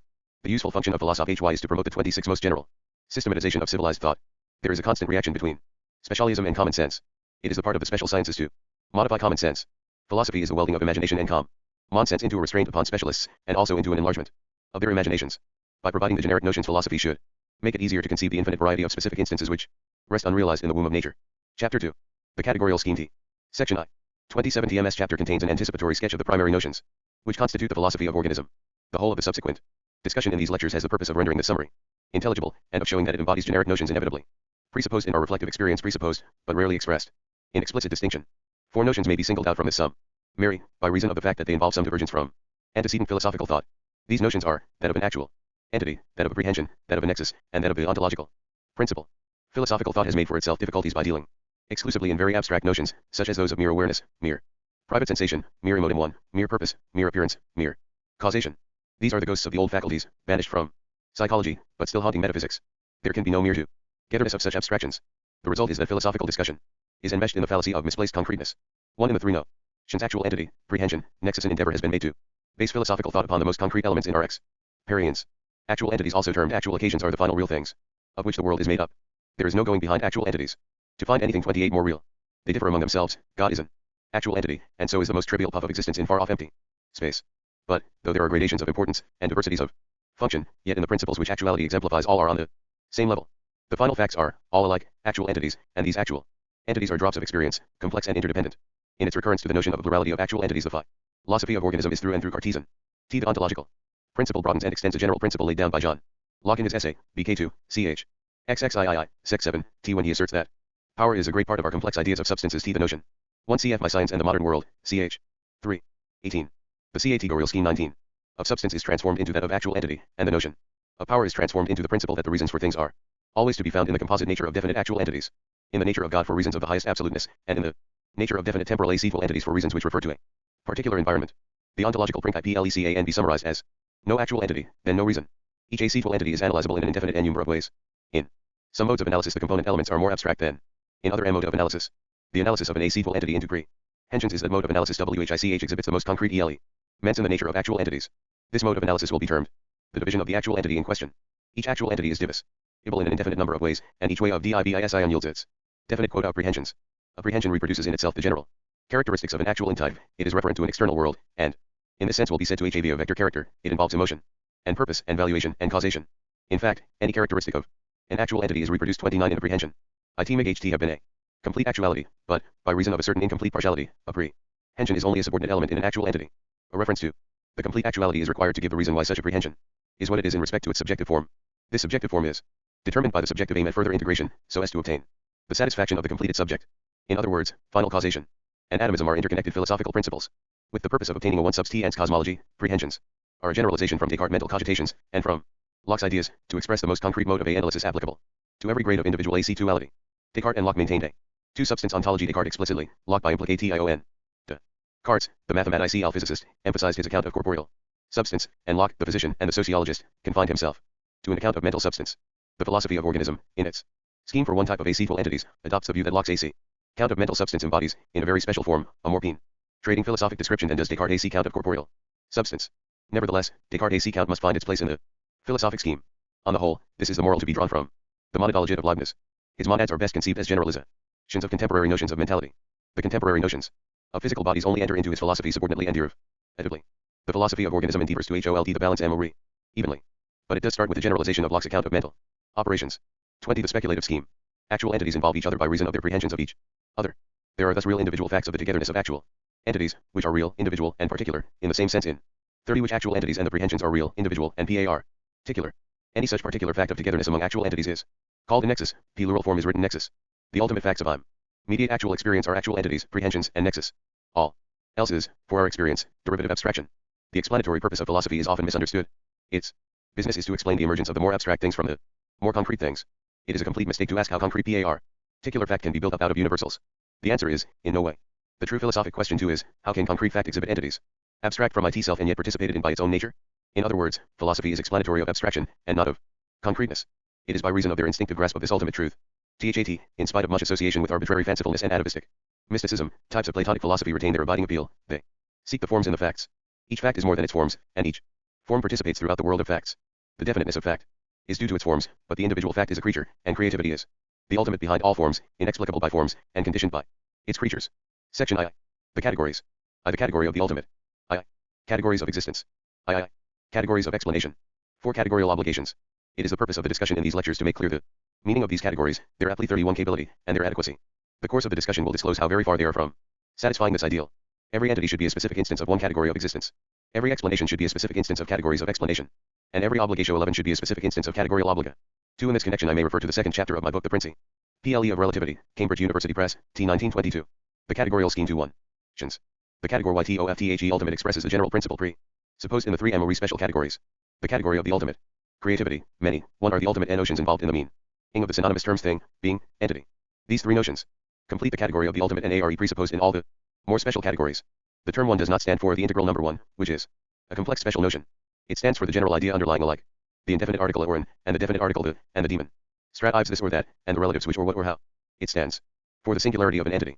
The term many presupposes the term 1, and the term 1 presupposes the term many.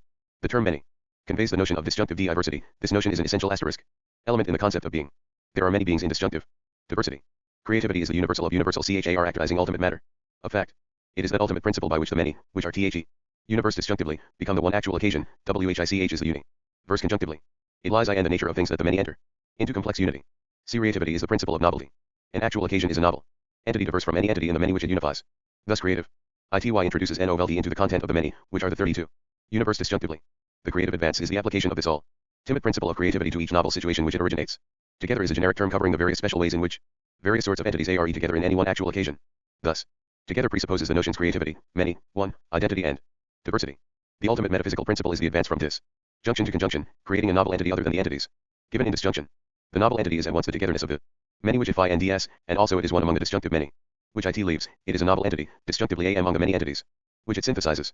The many become one, and are increased by one. In their natures, entities are disjunctively many in process of passage into conjunctive unity. This category of the ultimate replaces Aristotle's category of primary substance. Thus the production of novel togetherness is the ultimate notion embodied in the term concrescence. These ultimate notions of production of novelty and of concrete togetherness are inexplicable either in terms of higher U and iversals or in terms of the components participating I and the con. 22. The speculative scheme. Crescent ins. The analysis of the components abstracts from the concrescence. The sole appeal is to intuition. The categories of existence. There are 8 categories of existence. I. Actual entities, also termed actual occasions, or final realities, or residential bre. II. Prehensions, or concrete facts of relatedness. I2. Nexus, plural of nexus, or public matters of fact. IV. Subjective forms, or private matters of fact. V. Eternal objects, or pure potentials for the specific determination of fact, or forms of definiteness. 6. Propositions, or matters of fact in potential 33 determination, or impure potentials for the specific determination of matters of fact, or theories. V2. Multiplicities, or pure disjunctions of diverse entities. 8. Contrasts, or modes of synthesis of entities in one prehension, or patterned entities. Plus. Among these 8 categories of existence, actual entities A and D eternal objects stand out with a certain extreme finality. The other types of existence have a certain intermediate character. The 8th category includes an indefinite progression of categories, as we proceed from contrasts to contrast of contrasts, and on indefinitely to higher grades of contrasts. The categories of explanation. There are 27 categories of explanation. I. That the actual world is a process, and that the process is the becoming of actual entities. 11 RNS actual entities are creatures, they are also termed actual occasions. II. That I and the becoming of an actual entity, the potential unity of many entities in disjunctive diversity actual and non-actual acquires the real unity of the one actual entity, so that the actual entity is the real concrescence of many potentials. III. That in the becoming of an actual entity, novel prehensions, nexus, subjective forms, propositions, multiplicities, and contrasts, also become. But there are no novel eternal objects. IV. That the potentiality for being an element in a real concrescence asterisk of many entities into one actuality is the one general metaphysical char actor attaching to AI entities, actual and non-actual, and that every item in its universe is involved in each concrescence. In other words, it belongs to the nature of a being that it is a potential for every becoming. 111 is the principle of relativity. V. That no two actual entities originate from an item 34 Tikal uni. Verse, though the difference between the two universes only consists in the categorical scheme 2-3. Some actual entities, included I in one and not I in the other, and in the SUB. Ordinate entities which each actual entity introduces into the world. The eternal objects are the same for all actual entities. The nexus of actual entities in the universe correlate to a concrescence. It is termed THE actual. World correlate to that concrescence. VI. That each entity in the universe of a given concrescence can, so far as its own nature is concerned, be implicated in that concrescence in one or other of many mota, but in fact it is implicated only in one MODE. That the particular mode OF implication is only rendered fully determinate by that concrescence, though it is conditio NED by the correlate universe. This intermination, rendered determinate in the real concrescence, is the meaning of potentiality. It is a conditioned intermination, and is therefore called a real potentiality. V2. That an eternal object can be described only in terms of its potent tilely for angrazine into the becoming of acetyl entities, and that its analysis only discloses other eternal objects. It is a pure potential. The term angrazine refers to the particular mode in which the potentiality of an eternal object is realized in a particular acetyl entity, contributing to the definiteness of THAT actual entity. V3, 22 descriptions are required for an actual entity, A, 1, which is analytical of its potentiality for objectification in the becoming of other actual entities, and B, A and other which is analytical of the process, which constitutes its own becoming. The term objectification refers to the particular mode in which the potentiality of one actual entity is realized in another actual entity. 9. That how an actual entity becomes constitutes what THAT actual entity is, plus so THAT the two descriptions of an actual entity are not independent. Its being is 35 constituted by its becoming. This is the principle of process. X. That the first analysis of an actual entity, into its most concrete elements, discloses it to be a concrescence of prehensions, which have originated in its process of becoming. All further analysis is an analysis of prehensions. Analysis in terms of prehensions is termed division. Xi. That every prehension consists of three factors. A. The subject, which is prehending, namely, the actual entity in which that prehension is a concrete element. B. The datum which is prehended. C. The subjective form which is how that subject prehends that datum. Prehensions of actual entities i.e. prehensions whose data involve actual entities are termed physical prehensions, and prehensions of eternal objects are termed conceptual prehensions. Consciousness is not necessarily involved in the subjective forms of either type of prehension. X2. That there are two species of prehensions, A. Positive prehensions which are termed feelings, and B. Negative prehensions which are said to eliminate from feeling. Negative prehensions also have subjective forms. A negative prehension holds its datum as inoperative in the 24 the speculative scheme. Progressive concrescence of prehensions constituting the unity of the subject. X3. That there are many species of subjective forms, such as emotions, valuations, purposes, aversions, consciousness, etc. X4. That a nexus is a set of actual entities in the unity of the relatedness constituted by their prehensions of each other, or what is the same thing conversely expressed constituted by their objectifications in each other. XV. That a proposition is the unity of certain actual entities in their potentiality for forming a nexus, with its potential relatedness partially defined by certain eternal objects which have the unity of one complex eternal 36 object. The actual entities involved are termed the logical JECTS. The complex eternal object is the predicate. X6. That a multiplicity consists of many entities, and its unity is constituted by the fact that all its constituent entities severally satisfy at least one condition which no other entity satisfies. Every statement about a particular multiplicity can be expressed as a statement referent either A. to all its members severally, or B. to an indefinite sum of its members severally, or C. as a denial of one of these statements. Any statement, incapable of being expressed in this form 1, is not a statement about a multiplicity, though it may be a statement about an entity closely allied to some multiplicity, i.e., systematically allied to each member of some multiplicity. X7. That whatever is a datum for a feeling has a unity as felt. Thus, the many components of a complex datum have a unity. This unity is a contrast of entities. In a sense, this means that there are an endless number of categories of existence, since the synthesis of entities into a contrast in general produces a new existential type. For example, a proposition is, in a sense, a contrast. For the practical purposes of human understanding, it is sufficient to consider a few basic types of existence, and to lump the more derivative types together under the heading of contrasts. The most important of such contrasts is the affirmation-negation contrast, in which a proposition and a nexus obtain synthesis in one datum, the members of the nexus being the logical subjects of the proposition. X8. That every condition to which the process of becoming conforms. In any particular instance it has its reason either in the character of some actual entity in the actual world of that concrescence, or in the character of the subject which is in process of concrescence. This category of explanation is termed the ontological principle. It could also be termed the principle of efficient, 37 and final, causation. This ontological principle means that actual entities are the only reasons, so that to search for a reason is to search for one or more actual entities. It follows that A and Y condition to be satisfied by one actual entity in its process expresses a fact, either about the real internal constitutions of some other actual entities, or about the subjective aim conditioning that process. The categorial scheme 2.5. The phrase real internal constitution ISTOBE found in Locke's essay concerning human understanding, III, 3.15, and thus the real internal, BUT generally in substances unknown, constitution of things, whereon their discoverable qualities depend, may be called their ES sense. Also the terms pre-engine and feeling are to be compared with the various significations of Locke's term idea, but they are adopted as more general and more neutral terms than idea as used by Locke, who seems to restrict them to conscious mentality. Also the ordinary logical account of propositions expresses only a restricted aspect of their role in the universe, namely, when they are the data of feelings whose subjective forms are those of judgments. It is an essential doctrine in the philosophy of organism that the primary function of a proposition is to be relevant as a lure for feeling. For example, some propositions are the data of feelings, with subjective forms SUCHS to constitute those feelings to be the enjoyment of AJOK. Other propositions are felt with feelings whose subjective forms are horror, disgust, or indignation. The subjective aim, which draws the becoming of a subject, is THAT subject feeling a proposition with the subjective form of purpose to realize it in that process of self-creation. X9. THAT the fundamental types of entities are actual entities, and eternal objects, and that the other types of entities only express how all entities of the two fundamental types are in community with each OTHER. In the actual world. 38. XX. That to function means to contribute determination to the actual entities in the nexus of some actual world. Thus the determinate-ness and self-identity of one entity cannot be abstracted from the community of the diverse functionings of all entities. Determination is an elicible into definiteness and position, where definiteness T is the illustration of select eternal objects, and position is relative status in a nexus of actual entities. X11. An entity is actual when it has significance for itself. By this it is meant that an actual entity functions in respect to its own determination. Thus an actual entity combines self-identity with self-diversity.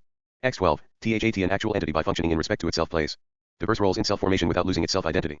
It is self-creative, and in its process of creation transforms its diversity of roles into one coherent role.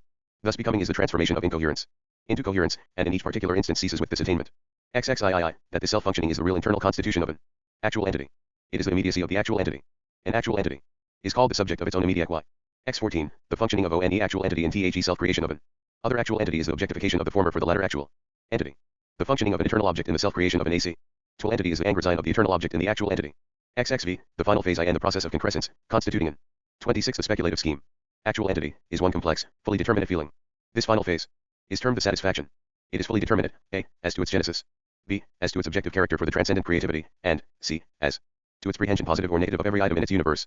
XXVI, each element in the genetic process of an actual 39 entity has one self-consistent function, however complex, in the final satisfaction. XXVII, in a process of concrescence, there is a succession of phases in which new prehensions arise by integration of prehensions in antecedent phases. In these integrations feelings contribute their subjective forms, and their data to the formation of novel integral prehensions, but negative prehensions contribute only their subjective forms. The process continues till all prehensions are components in the one determinate integral satisfaction. Section 3. There are 9 categorical obligations. I. The category of subjective unity. The many feelings which belong to an incomplete phase in the process of an actual entity, though union by reason of the incompleteness of the phase, are compatible for integration by reason of the unity of their subject. 2. The category of objective identity. There can be no duplication of any element in the objective datum of the satisfaction of an actual entity, so far as concerns the function of that element in the satisfaction. Here, as always, the term satisfaction means the one complex fully determinate feeling which is the completed phase in the process. This category expresses that each element has one self-consistent function, however complex. Logic is the general analysis of self-consistency. I2. The category of objective diversity. There can be no coalescence of diverse elements in the objective datum of an actual entity, so far as concerns the functions of those elements in that satisfaction. Coalescence here means the notion of diverse elements exercising an absolute identity of function, devoid of the contrasts inherent in their diversities. IV. The category of conceptual valuation. From each physi I'll feel. There is the derivation of a purely 4D conceptual feeling whose datum is the eternal object determinant of the definiteness of the actual entity, or of the nexus, physically felt. Asterisk, V. The category of conceptual reversion. There is secondary origination of conceptual feelings with data which are partially identical with, and partially diverse from, the eternal objects forming the data in the first phase of the mental pole. The diversity is a relevant diversity determined by the subjective aim. Note that category, IV, concerns conceptual reproduction of physical feeling, and category, V, concerns conceptual diversity from physical feeling. The categorial scheme 27. VI, the category of transmutation. \VN, I in accordance with category 4, or WITH categories 4 and V, T1 and the same conceptual feeling is derived impartially by a pre-HE ending subject from its analogous simplex physical feelings of various actual entities in its actual world, then, in a subsequent phase of integration of these simple physical feelings together with the derived conceptual feeling, the prehending subject may transmute the datum of this conceptual feeling I into a characteristic of some nexus containing those prehended actual entities among its MEM pairs, or of some part of that nexus. In this way the nexus, ORITS part, thus characterized, is the objective datum of a feeling entertained by this prehending subject. It is evident that the complete datum of the transmuted feeling is a contrast, namely, the nexus, as one, in contrast with the eternal OBJECT. This type of CNT-RAST is one of the meanings of the N-ocean qualification of physical substance by quality. This category is the way in which the philosophy of organism, which is an atomic theory of actuality, meets a perplexity WHICH is inherent in all monadic cosmologies. Leibniz in his monadology meets the same difficulty by a theory of confused perception, but he fails to make clear how confusion originates. 7. The category of sub-active har M on Y. The Val 41 uations OF conceptual feelings are MU 11Y determined by the adaptation of those feelings to be contrasted elements congruent with the subjective aim. Category, I, and category, \2, JO only express a pre-established harmony in the process of concrescence of any one subject. Category, I, has to do with data felt, and category, V2, with the subjective forms of the conceptual feelings. This pre-established harmony is an outcome of the fact that no prehension can be considered in abstraction from its subject, AL, though it originates in the process creative of its subject. V3, the category of sub-active intensity. The subjective aim, whereby there is origination of conceptual feeling, is ATT intensity of feeling, A, in the immediate subject, and, /3, in the relevant future. This double aim at the immediate present and the relevant future is less /ID than appears on the surface. For the determination of the relevant future, and the anticipatory feeling respecting provision for its grade of intensity, are elements F affecting the immediate complex of feeling. The greater part of morality H hinges on the determination of relevance. In the future, the releva NT future consists of those elements in the anticipated future which are felt with effective intensity by the present sub JECT by reason of the real potentiality for them to be derived from itself. IX, the category of freedom and determination. The concrescence of each individual actual entity is internally determined and is externally free. This category can be condensed into the formula that in each crescent instance WHAT ever is determinable is determined, but that there is always 28. The speculative scheme. A remainder for the decision of the subject superject of that concrescence. This subject superject is the universe in that synthesis, and beyond it there is non-entity. This final decision is the reaction of the unity of the whole to its own internal determination. This reaction is the final modification of emotion, appreciation, and purpose. But the decision 42 of the whole arises out of the determination of the parts, so as to be strictly relevant to it. Section 4. The whole of that discussion in the subsequent parts either leads up to these categories, OF the 4 types, or is explanatory of them, or is considering our experience of the world in the light of these categories. But a few preliminary notes may be useful. It follows from the 4th category of explanation that the notion of complete abstraction is self-contradictory. For you cannot abstract the universe from any entity, actual or non-actual, so as to consider that entity in complete isolation. Whenever we think of some entity, we are asking, what is it fit for here? In a sense, every entity pervades the whole world. For this question has a definite answer for each entity in respect to any Actual entity or any nexus of actual entities. It follows from the first category of explanation that becoming is a creative advance into novelty. It is for this reason that the meaning of the phrase the actual world is relative to the becoming of a definite actual entity which is both novel and actual, relatively to that meaning, and to no other meaning of that phrase. Thus, conversely, each actual entity corresponds to a meaning of the actual world peculiar to itself. This point is dealt with more generally in categories of explanation, I2, and V. An actual world is a nexus, and the actual world of one actual entity sinks to the level of a subordinate nexus in actual worlds beyond that actual entity. The first, the fourth, the 18th, and 27th categories state different aspects of one and the same general metaphysical truth. The first category states the doctrine in a general way that every ultimate actuality embodies in its own essence what Alexander 343 terms a principle of unrest, namely, its becoming. The fourth category applies this doctrine to the very notion of an entity. It asserts that the notion of an entity means an element contributory to the process of becoming. We have in this category the utmost generalization of the notion of relativity. The 18th category asserts that the obligations imposed on the becoming of any particular actual entity arise from the constitutions of other actual entities. The four categories of explanation, X, 2, X3, constitute the repudia. 3 cf. Artistic creation and cosmic creation, PROC British Academic, 1927, Vol. 13. The categorical scheme 29. Of the notion of vacuous actuality, which haunts realistic philosophy. The term vacuous actuality here means the notion of a residential vera devoid of subjective immediacy. This repudiation is fundamental for the organic philosophy, cf. Part 2, ch. 7, The subjectivist principle. The notion of vacuous actuality is very closely allied to the notion of inherence, of quality in substance. Both notions and their mis application as fundamental metaphysical categories find their chief support in a misunderstanding of the true analysis of presentational immediacy, cf. Part 2, ch. 2, sect s. INV. It is fundamental to the metaphysical doctrine of the philosophy of organism, THAT. The notion of an actual entity is the unchanging subject of Chaka is completely abandoned. An actual entity is once the subject experience seeing and the subject of its experiences. It is subject subject, and neither half of this description can for a moment be lost sight of. The term subject will be mostly employed when the actual entity is considered in respect to its own real internal constitution. But subject is always to be construed as an abbreviation of subject subject. Asterisk. The ancient doctrine that no one crosses the same river twice is tended. No thinker thinks twice, and, to put the matter more generally, no subject experiences twice. This is what Locke have meant by his doctrine of time as a perpetual perishing. 44. This repudiation directly contradicts Kant's first analogy of experience in either of its ways of phrasing, 1 st or 2 ntt addition. In the philosophy of organism it is not substance which is permanent, but form. Forms suffer changing relations, actual entities perpetually perish subjectively, but are immortal objectively. Actuality in perishing acquires objectivity, while it loses subjective immediacy. It loses the final causation, which is its internal principle of unrest, and it acquires efficient causation, whereby it is a ground of obligation characterizing the creativity. Actual occasions in their formal constitutions are devoid of all determination. Potentiality has passed into realization. They are complete and determinate matter of fact, devoid of all indecision. They form the ground of obligation. But eternal objects, and propositions, and some amory, complex sorts of contrasts, involve in their own nature's indecision. They are, like all entities, potentials for the process of becoming. Their angra Zion expresses the definiteness of the actuality in question. But their own natures do not in themselves disclose in WHAT actual entities this potent entirely of angra Zion is realized. Thus they involve in termination in a sense more complete than do the former set. Multiplicity merely enters into process through its individual MEM. Bears. The only statements to be made about multiplicity express HOW. Its individual members enter into the process of the full world. Any entity which enters into process in this way belongs to the multiplicity, and no other entities do belong to it. It can be treated as a unity for this purpose, and this purpose only. For example, each of the 6 kinds of entities. 30. The speculative scheme just mentioned is a multiplicity, i.e., not the individual entities of the kinds, but the collective kinds of the entities. A multiplicity has solely a disjunctive relationship to the actual world. The universe comprising the absolutely initial data for an actual entity is a multiplicity. The treatment of a multiplicity as though it 45 had the unity belonging to an entity of any one of the other 6 kinds produces logical errors. Whenever the word entity is used, it is to be assumed, unless otherwise stated, that it refers to an entity of one of the 6 kinds, and not to a multiplicity. There is no emergent evolution concerned with a multiplicity, so that every statement about a multiplicity is a disjunctive statement about its individual members. Entities of any of the first 6 kinds, and generic contrasts, will be called proper entities. In its development, the subsequent discussion of the philosophy of organism is governed by the belief that the subject-predicate form of proposition is concerned with high abstractions, except in its application to subjective forms. This sort of abstraction, apart from this exception, is rarely relevant to metaphysical description. The dominance of Aristotelian logic from the late classical period onwards has imposed on metaphysical thought the categories naturally derivative from its phraseology. This dominance of his logic does not seem to have been characteristic of Aristotle's own metaphysical speculations. The divergencies, such as they are, in these lectures from other philosophical doctrines mostly depend upon the fact that many philosophers, who in their explicit statements criticize the Aristotelian notion of substance, yet implicitly throughout their discussions presuppose underscore that the subject-predicate form of PR9 position embodies the finally adequate mode of statement about the actual world. The evil produced by the Aristotelian primary substance is exactly this habit of metaphysical emphasis upon the subject-predicate form of proposition. Chapter 3. SOME Derivative Notions. Section I. 46. The primordial created fact is the unconditioned conceptual valuation of the entire multiplicity of eternal objects. This is the primordial nature of God. By reason of this complete valuation, the objectification of God in each derivate actual entity results in a graduation of the relevance of eternal objects to the concrescent phases of that derivate occasion. There will be additional ground of relevance for select eternal objects by reason of their anchor sign into derivate actual entities belonging to the actual world of the concrescent occasion in question. But whether or no this be the case, there is always the definite relevance derived from God. Apart from God, eternal objects unrealized in the actual world would be relatively non-existent for the concrescence in question. For effective relevancy requires agency of comparison, and agency belongs exclusively to actual occasions. This divine ordering is itself matter of fact, thereby condition in creativity. Thus possibility which transcends realized temporal matter of fact has a real relevance to the creative advance.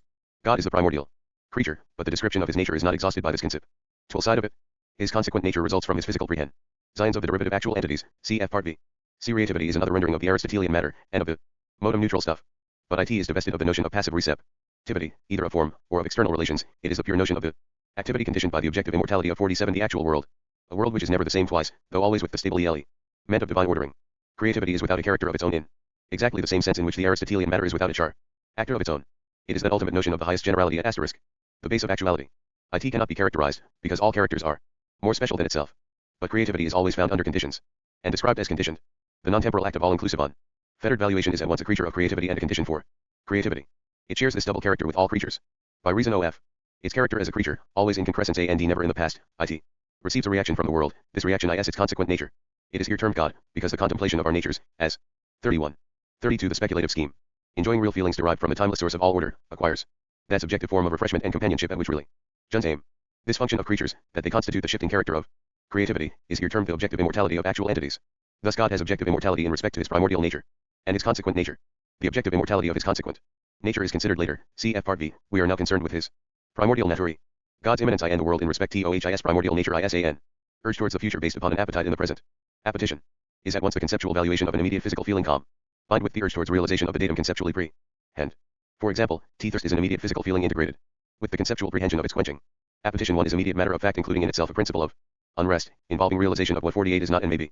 The diet occasion thereby conditions creativity so as to procure, in the future, physical realization of its mental pole, according to the various valuations inherent in its various conceptual prehensions. All physical experiences, accompanied by an appetite for, or against, its continuance, an example is the appetition of self-preservation. But the origination of the novel conceptual prehension has, more especially, to be accounted for. Thirst is an appetite towards a difference towards something relevant, something largely identical, but something with a definite novelty. This is an example at a low level which shows the germ of a free imagination. In what sense can unrealized abstract form be relevant? What is its basis of relevance? Relevance must express some real fact of togetherness among forms.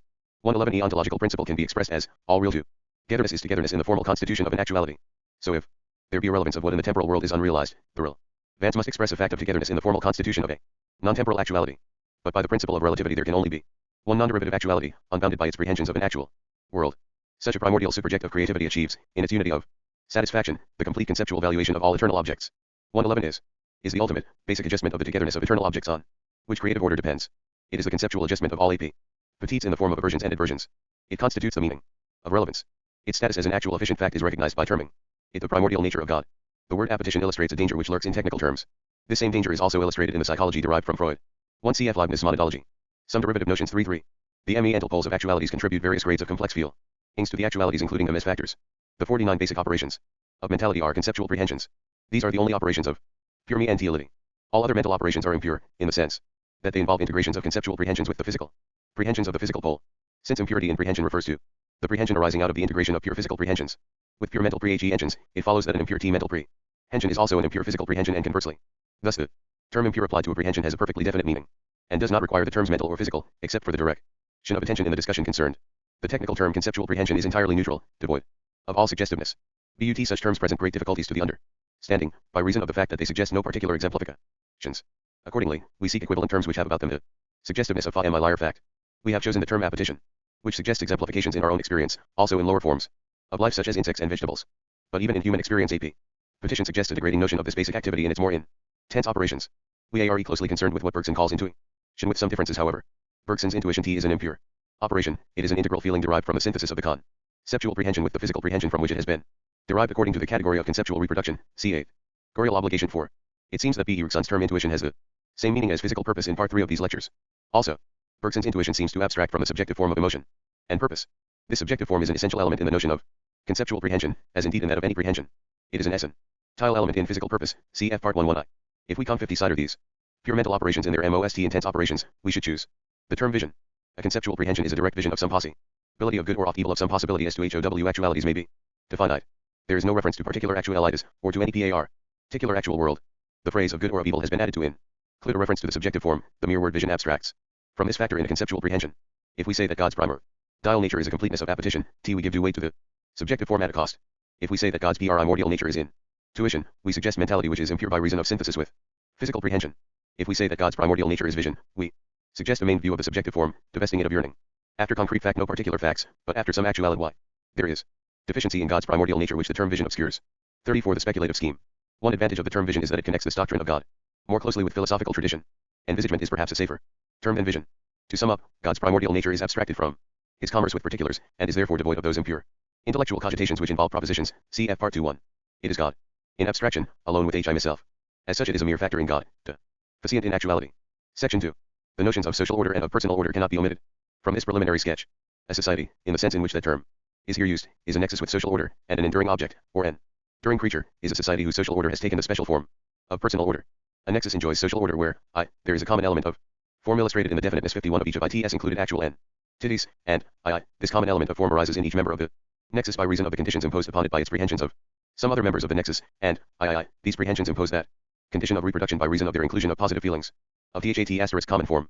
Such a nexus is called a society, and the common form is the defining characteristic of the society.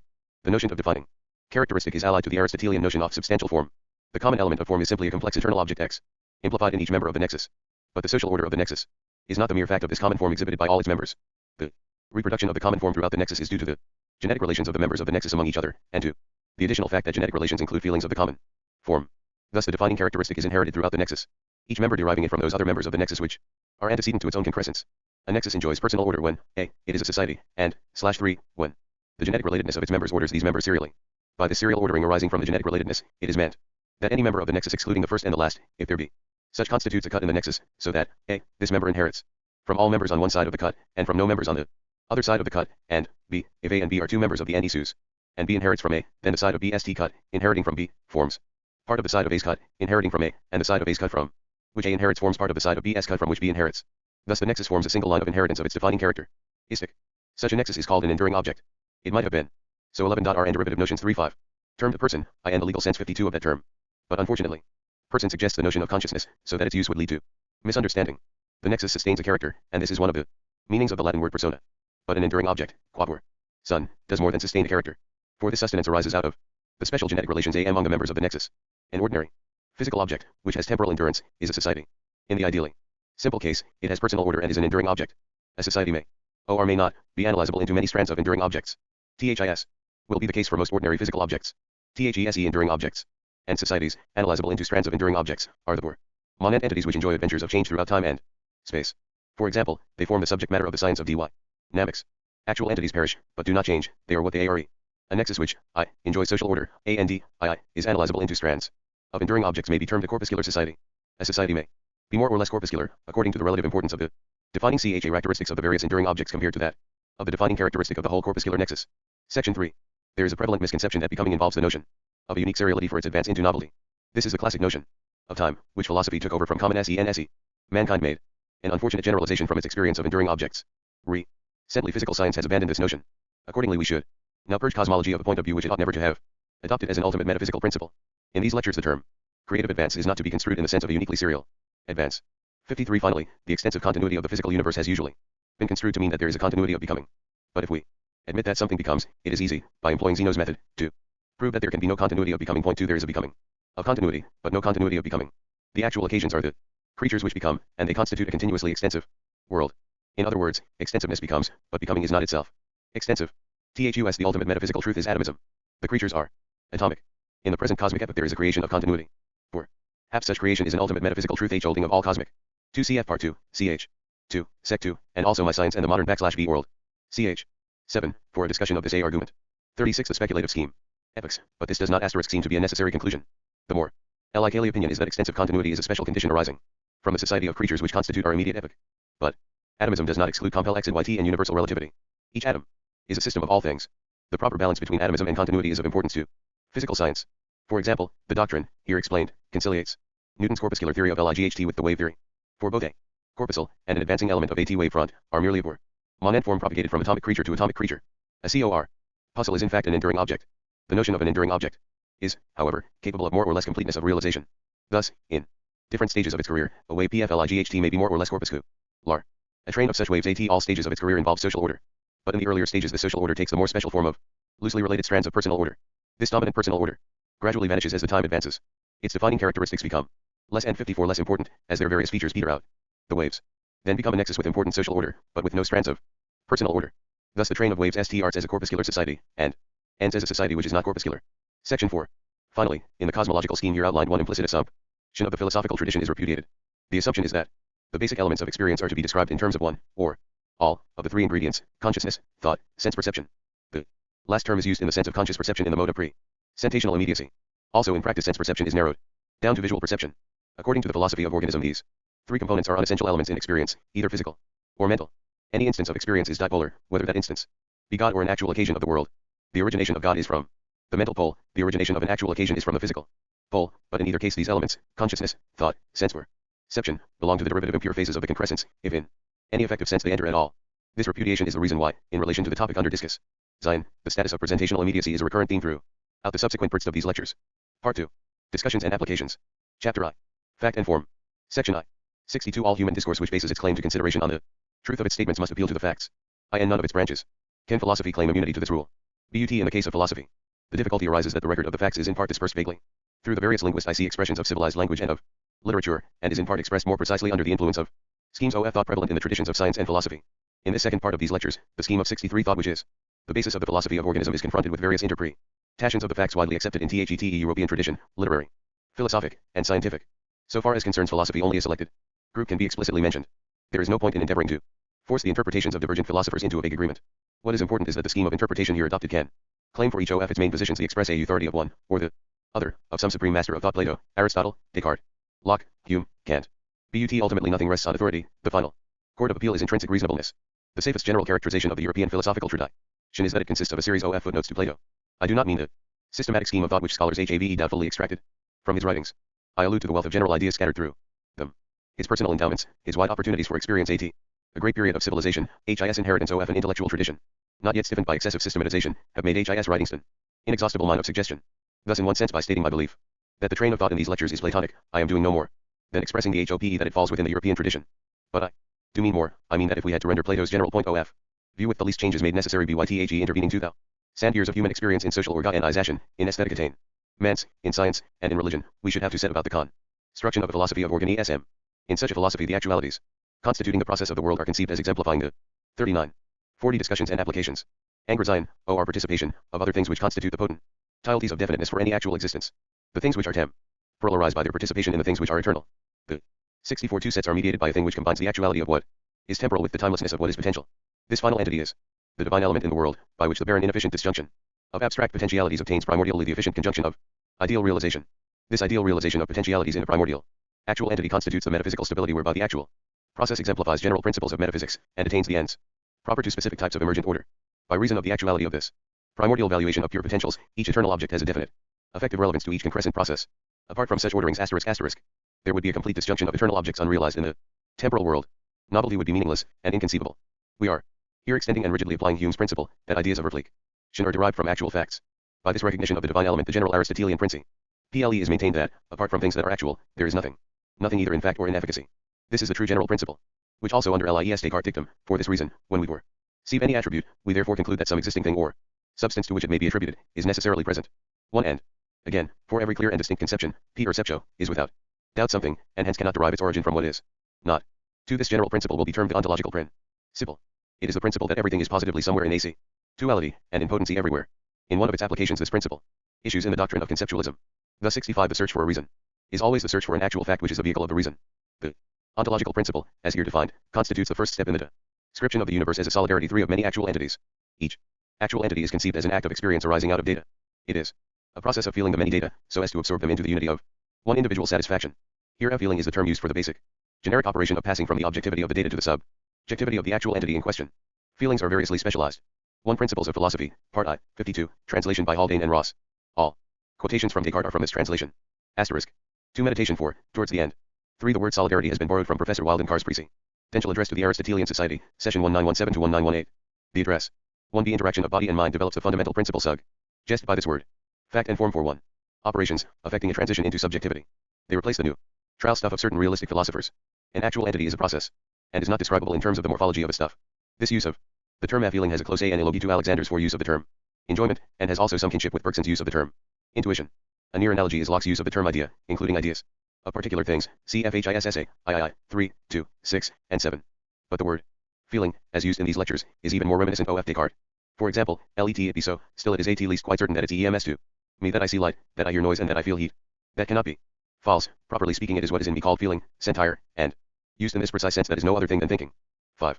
In Cartesian language, the essence of an actual entity consists solely in the fact that it is a prehending thing, i.e., a substance whose whole essence or nature is to prehend. Point 6. A feeling belongs to the positive species 66 of prehensions. There are two species of prehensions, the positive species and the negative species. An actual entity has a perfectly definite bond with each item in the universe. This determinate bond is its prehension of that item. A negative prehension is a definite exclusion of that item from positive contribution to the subject's own real internal constitution. This doctrine involves the position that a negative prehension expresses a bond. A positive prehension is the definite inclusion of that item into positive contribution to the subject's own real internal constitution, and this positive inclusion is called its feeling of that item. Other entities are required to express how any one item is felt. All actual entities in the actual world, relatively to a given actual entity as subject, are necessarily felt by that subject, though in general vaguely. An acetal entity as felt is said to be objectified for that subject. Only a selection of eternal objects are felt by a given subject, and these eternal objects are then said to have reside in that subject. But those eternal objects which are not felt are not therefore negligible. For each negative prehension has its own subjective form, however trivial and faint. It adds to the emotional complex, though not to the objective data. The emotional complex is the subjective form of the final satisfaction. The importance of negative prehensions arises from the fact that actual entities form a system, in the sense of entering into each other's constitutions, that by the ontological principle every entity is felt by some actual entity, too, that, as a consequence of and every entity in the actual world of a concrescent actuality has some gradation of real relevance to that concrescence, that, in consequence of the negative prehension of an entity is a 4 CFHIS space, time, and deity, passim. 5. Meditation 2, Haldane and Ross translation. 6. For the analog to the sentence cf meditation 6, substitute ens pre, and henceforth ens cogitans. 42. Discussions and applications. Positive fact with its emotional subjective form, v, there is a mutual sensitivity of the subjective forms of prehensions, so that they are not different to each other, vi, the concrescence issues in one concrete feeling, the satisfaction. Section I. 67. That we fail to find and experience any elements intrinsically incapable of exhibition as examples of general theory is the hope of rationalism. This hope is not a metaphysical premise. It is a faith which forms the motive for the pursuit of all sciences alike, including metaphysics.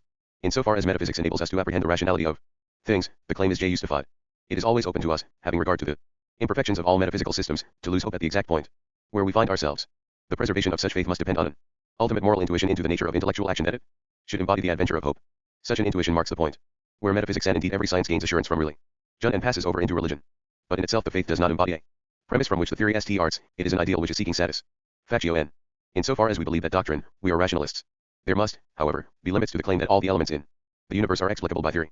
For theory itself requires that there be given elements so as to form the material for theorizing. Plato himself recognizes this limitation. I quote from Professor A. Taylor's summary of the Timaeus. In the real world there is always, over and above law, a factor of the simply given or brute fact, not accounted for and to be accepted simply as given. It is the business of science never to acquiesce in the merely given, to seek to explain it as the consequence, in virtue of rational law, of some simpler initial given. But, however far science may carry this procedure, it is always forced to retain some element of brute fact, the merely given, in its account of things.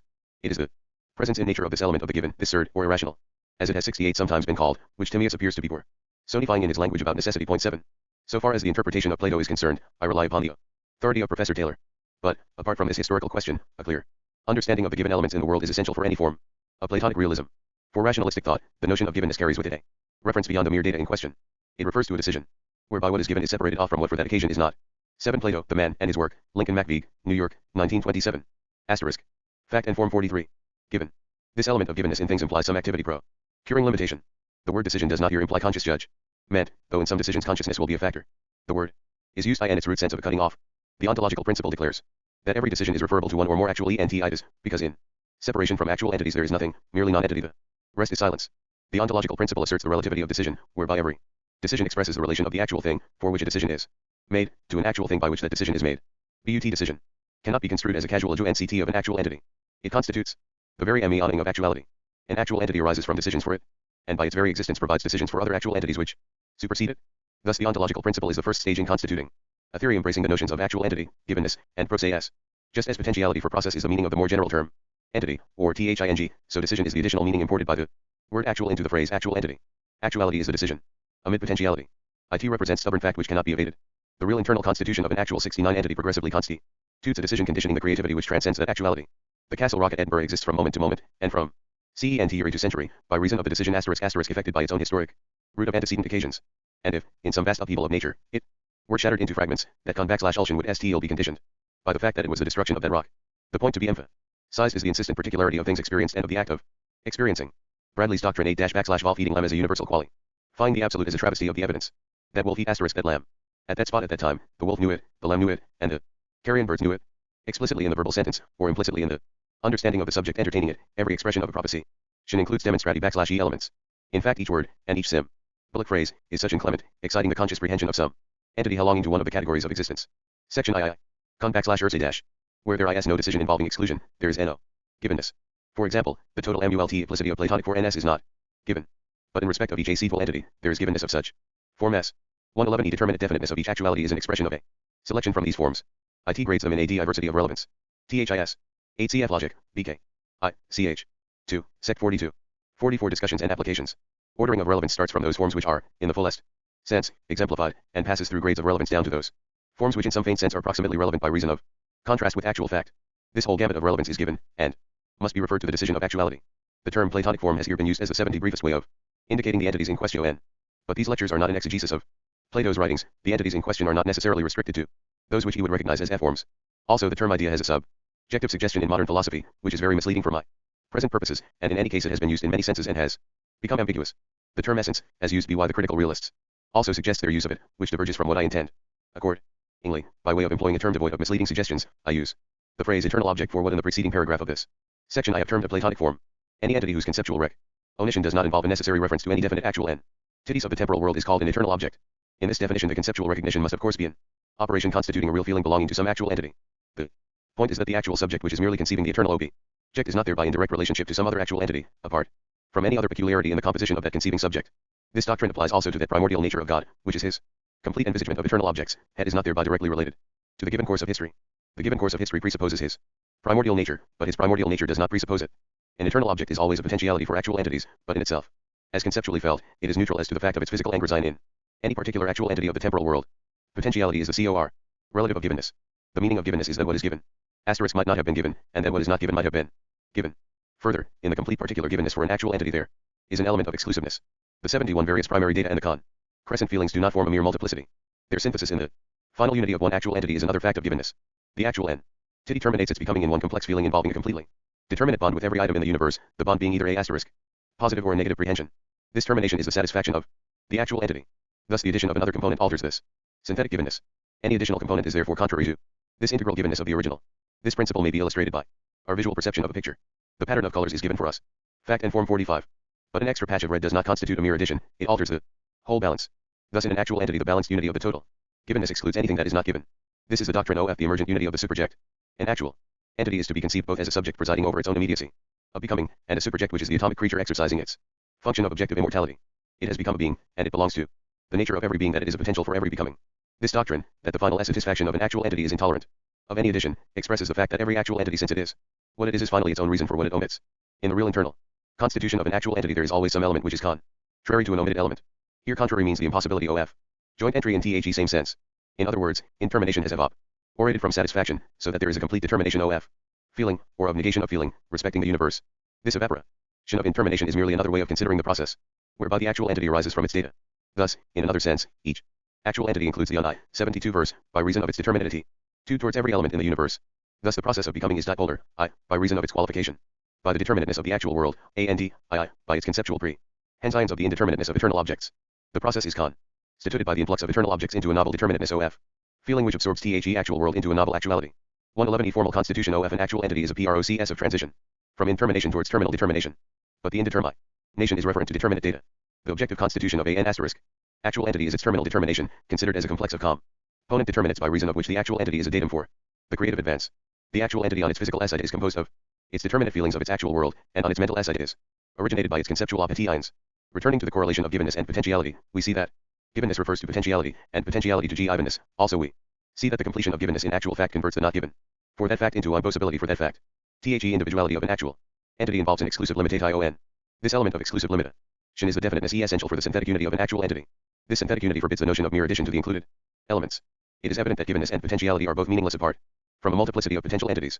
These potentialities are the Eternal objects apart from potentiality and givenness, there can be no. 46 discussions and applications.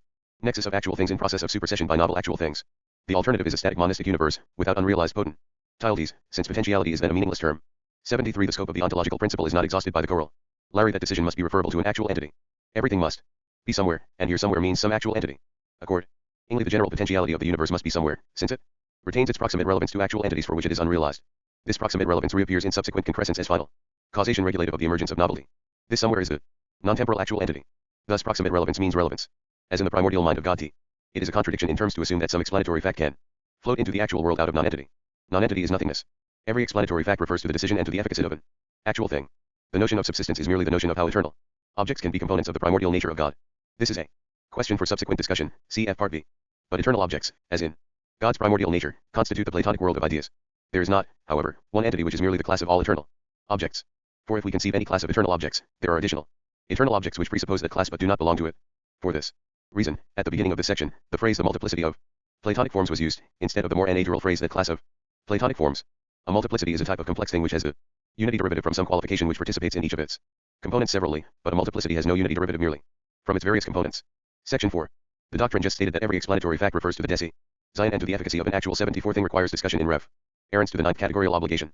This category states that the concrescence of each individual actual entity is internally determined and is externally free. The peculiarity of the course of history illustrates the joint relevance of the ontological principle and of THIS categorical obligation. The evolution of history can be rationalized by the consideration of the determination of successors by antecedents.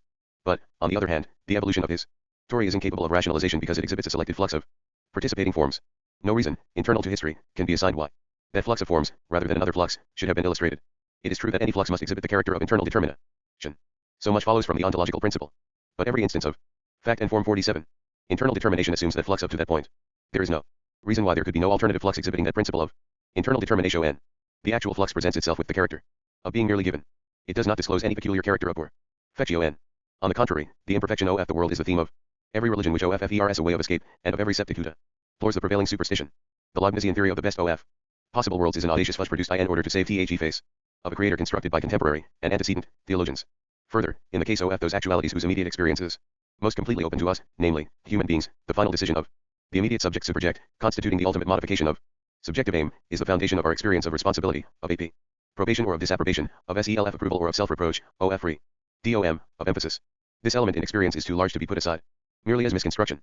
IT governs the whole tone of humanity. IT can be illustrated by striking 75 instances from fact or from fiction. But these instances are only conspicuous illustrations of human experience. During each hour and each minute, the ultimate freedom of things, lying beyond all determinations, was whispered by Galileo per SI of freedom for the inquisitors to think wrongly, for Galileo to think rightly, and for the world to move in despite of Galileo and inquisitors. The doctrine of the philosophy of organism is that, however far the sphere of efficient causation be pushed in the determination of components of a concrescence, its data, its emotions, its appreciations, its purposes, its phases of subjective aim beyond the determination of these components, there always remains the final reaction of the self-creative unity of the universe. This final reaction completes the SELF creative act by putting the decisive stamp of creative emphasis upon the determinations of efficient cause. Each occasion exhibits its measure of creative emphasis in proportion to its measure of subjective intensity. The absolute standard of such intensity is that of the primordial nature of God, which is neither great nor small because it arises out of no actual world. It has within it no components which are standards of comparison. BUT in the temporal world for occasions of relatively slight experient intensity, their decisions of creative emphasis are individually negligible compared to the determined components which they receive and transmit. BUT the final accumulation of all such decisions, the decision of God's nature and the decisions of all Zions constitutes that special element in the flux of forms in history, which is given and incapable of rationalization beyond the fact that within it every component which is determinable is internally determined.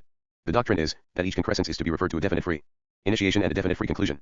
The initial fact is macrocosmic, in the sense of having equal relevance to all occasions. The final fact is micro. 48 discussions and applications. 76 cosmic, in the sense of being peculiar to that occasion. Neither fact is capable of rationalization, in the sense of tracing the antecedents which determine it. The initial fact is the primordial appetition, and the final fact is the decision of emphasis, finally creative of the satisfaction. Section B. The antithetical terms universals and particulars are the usual words employed to denote respectively entities which nearly, though not quite correspond to the entities termed eternal objects, and actual entities. These terms, universals and particulars, both in the suggestiveness of the two words and in their current philosophical use, are somewhat misleading. The ontological principle, and the wider doctrine of universal relativity, on which the present metaphysical discussion is founded, blur the sharp distinction between what is universal and what is particular. The notion of a universal is of that which can enter into the description of many particulars, whereas the notion of a particular is that it is described by universals, and does not itself enter into the description of any other particular. According to the doctrine of relativity, which is the basis of the metaphysical system of the present lectures, both these notions involve a misconception. An actual entity cannot be described, even inadequately, by universals, because other actual entities do enter into the description of any one actual entity. Thus every so-called universal is particular in the sense of being just what it is, diverse from everything else, and every so-called particular is universal in the sense of entering into the constitutions of other actual entities. The contrary opinion led to the collapse of Descartes' many substances into Spinoza's one substance, to Leibniz's windowless monads with their pre-established harmony, to the sceptical reduction of Hume's philosophy, a reduction first effected by Hume himself, 77, and reissued with the most beautiful exposition by Santayana in his Scepticism and Animal Faith. The point is that the current view of universals and particulars inevitably leads to the epistemological position stated by Descartes. From this I should conclude that I knew the wax by means of vision, and not simply by the intuition of the mind, unless by chance I remember that, when looking from a window and saying I see men who pass in the street, I really do not see them, but infer that what I see is men, just as I say that I see wax. And yet what do I see from the window but hats and coats which may cover automatic machines? Yet I judge these to be men. And similarly solely by the faculty of judgment judica 11 which rests in my mind, I comprehend that which I believed I saw with my eyes. Point 10. 9. For example, prehensions and subjective forms are also particulars. 10. Meditation 2. Fact and form 49. In this passage it is assumed 1 that Descartes the ego in question is a particular, characterized only by universals. Thus his impressions, to use Hume's word, are characterizations by universals. Thus there is no perception of a particular actual entity. Why? He arrives at the belief in the actual entity by the faculty of judgment. But on this theory he has absolutely no analogy upon which to found any such inference with the faintest shred of probability. Hume, accepting Descartes' account of perception, in this passage, which also belongs to Locke in some sections of his essay, easily draws the sceptical conclusio, and Santayana irrefutably exposes the full extent to which the scepticism must be carried. The philosophy of organism recurs to Descartes' alternative theory of realitas objectiva, and endeavors to interpret it in terms of a consistent ontology. Descartes devoured to combine the two theories, but his unquestioned acceptance of the subject-predicate dogma forced him 78 into a representative theory of perception, involving iodicium validated by our assurance of the power and the goodness of God. The philosophy of organism in its account apprehension takes its stand upon the Cartesian terms realitas objectiva, inspectio, and intuitio. The two latter terms are transformed into the notion of a positive prehension, and into operations described in the various categories of physical and conceptual origination. A recurrence to the notion of God is still necessary to mediate between physical and conceptual prehensions, but not in the crude form of giving a limited letter of credit to iodicium. Hume, in effect, agrees that mind is a process of concrescence arising from primary data. In his AC count, these data are impressions of sensation, and in such impressions no elements other than universals are discoverable. For the philosophy of organism, the primary data are always actual entities absorbed by and to feeling in virtue of certain universals shared alike by the objectified actuality and the experienced subject. Cf. Part 1.1i. Descartes takes an intermediate position. He explains perception in HU mean terms, but adds an apprehension of particular actual entities in virtue of an inspectio and iodicium affected by the mind. M. Meditations 2a and d. 3. T. Here he is paving the way for Kant, A and D for the degradation of the world into mere appearance. All modern philosophy hinges round the difficulty of describing the world in terms of subject and predicate, substance and quality, particular and universal. The result always does violence to that immediate experience, which we express in our accessions, our hopes, our sympathies, our purposes, and which we enjoy in spite of our lack of phrases for its verbal. 11. Perhaps inconsistently with what Descartes says also in other passages. The mental activity involved seems to be analysis, which discovers realitas objectiva as a component element of the idea in question. There is thus inspectio, rather than iodicium. 50. Discussions and applications. Analysis. We find ourselves in a buzzing 1-2 world, amid a democracy of fellow creatures, whereas, under some disguise or other, orthodox philosophy can only introduce us to solitary substances, each enjoying an illusory experience. O bottom, thou 79 art changed. What do I see on the asterisk? The endeavor to interpret experience in accordance with the overpowering deliverance of common sense, it must bring us back to some restatement of Platonic realism, modified so as to avoid the pitfalls which the philosophical investigations of the 17th and 18th centuries have disclosed. The true point of divergence is the false notion suggested by the contrast between the natural meanings of the words particular and universal. The particular is thus conceived as being just its individual self with no necessary relevance to any other particular. It answers to Descartes' definition of substance, and when we conceive of substance, we merely conceive an existent thing which requires nothing but itself in order to exist. 18. This definition is a true derivative from Aristotle's definition of primary substance is neither asserted of a subject nor present in a subject. 14. We must add the title phrase of Descartes' the second meditation, of the nature of the human mind, and that it is more easily known than the body, together with his two statements, thought constitutes the nature of thinking substance, and everything that we find in mind is but so many diverse forms of thinking. 15. The sequence of quotations exemplifies the set of presupposed doctrines which led to Locke's empiricism and to Kant's critical philosophy, the two dominant influences from which modern thought is derived. This is the side of 17th century philosophy which is here discarded. The principle of universal relativity directly traverses Aristotle's dictum. A substance it is not present in a subject. On the contrary, according to this principle, an actual entity is present in other actual entities. In fact, if we allow for degrees of relevance, and for negligible relevance, we must say that every actual entity is present in every other actual entity. The philosophy of organism AD is mainly devoted to the task of making clear the notion of being present in another entity. This phrase is here borrowed from Aristotle. It is not a fortunate phrase, and in subsequent discussion, it will be replaced by the term objectification. The Aristotelian phrase suggests the crude notion that one actual entity is added to another simpliciter. This is not what is meant. One role of the eternal objects is that they are those elements which express how any one actual entity is constituted by its synthesis of other actual entities, and how that actual entity develops from the primary data phase into its own individual actual. 1. This epithet is, of course, borrowed from William James. 13. Principles of Philosophy, Part I, 5.1. Asterisk. 14. Aristotle by W.D.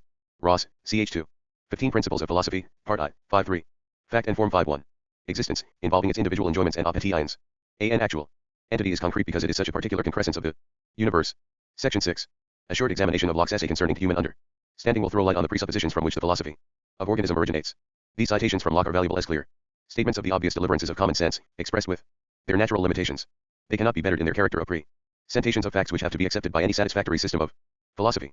The first point to notice is that in some of HIS statements Locke comes very near to the explicit formulation of an orga-NIC philosophy of the type being developed here. It was only HIS failure to notice THAT-HIS problem required a more drastic revision of traditional categories than that which he actually effected. THAT led to a vagueness of STAT and the introduction of inconsistent elements. It was this conservative, other side of Locke, which led to HIS sceptical overthrow by Hume. In his turn, Hume, D. Espet, his explicit repudiation in HIS treatise, Part I, Sect 6, was a thorough conservative, and in his explanation of mentality and its content never moved away from the subject-predicate habits of thought 8-1 which had been impressed on the European mind by the overemphasis on Aristotle's logic during the long medieval period. In reference to this twist of mind, probably Aristotle was not an Aristotelian, but Hume's sceptical reduction of knowledge entirely depends, F or its A arguments, on the tacit presupposing of the mind as subject and of its contents as predicates a presupposition which explicitly he repudiates. The merit of Locke's essay concerning human understanding is its adequacy, and not its consistency. He gives the most dispassionate descriptions of those various elements in experience which common sense and ever let slip.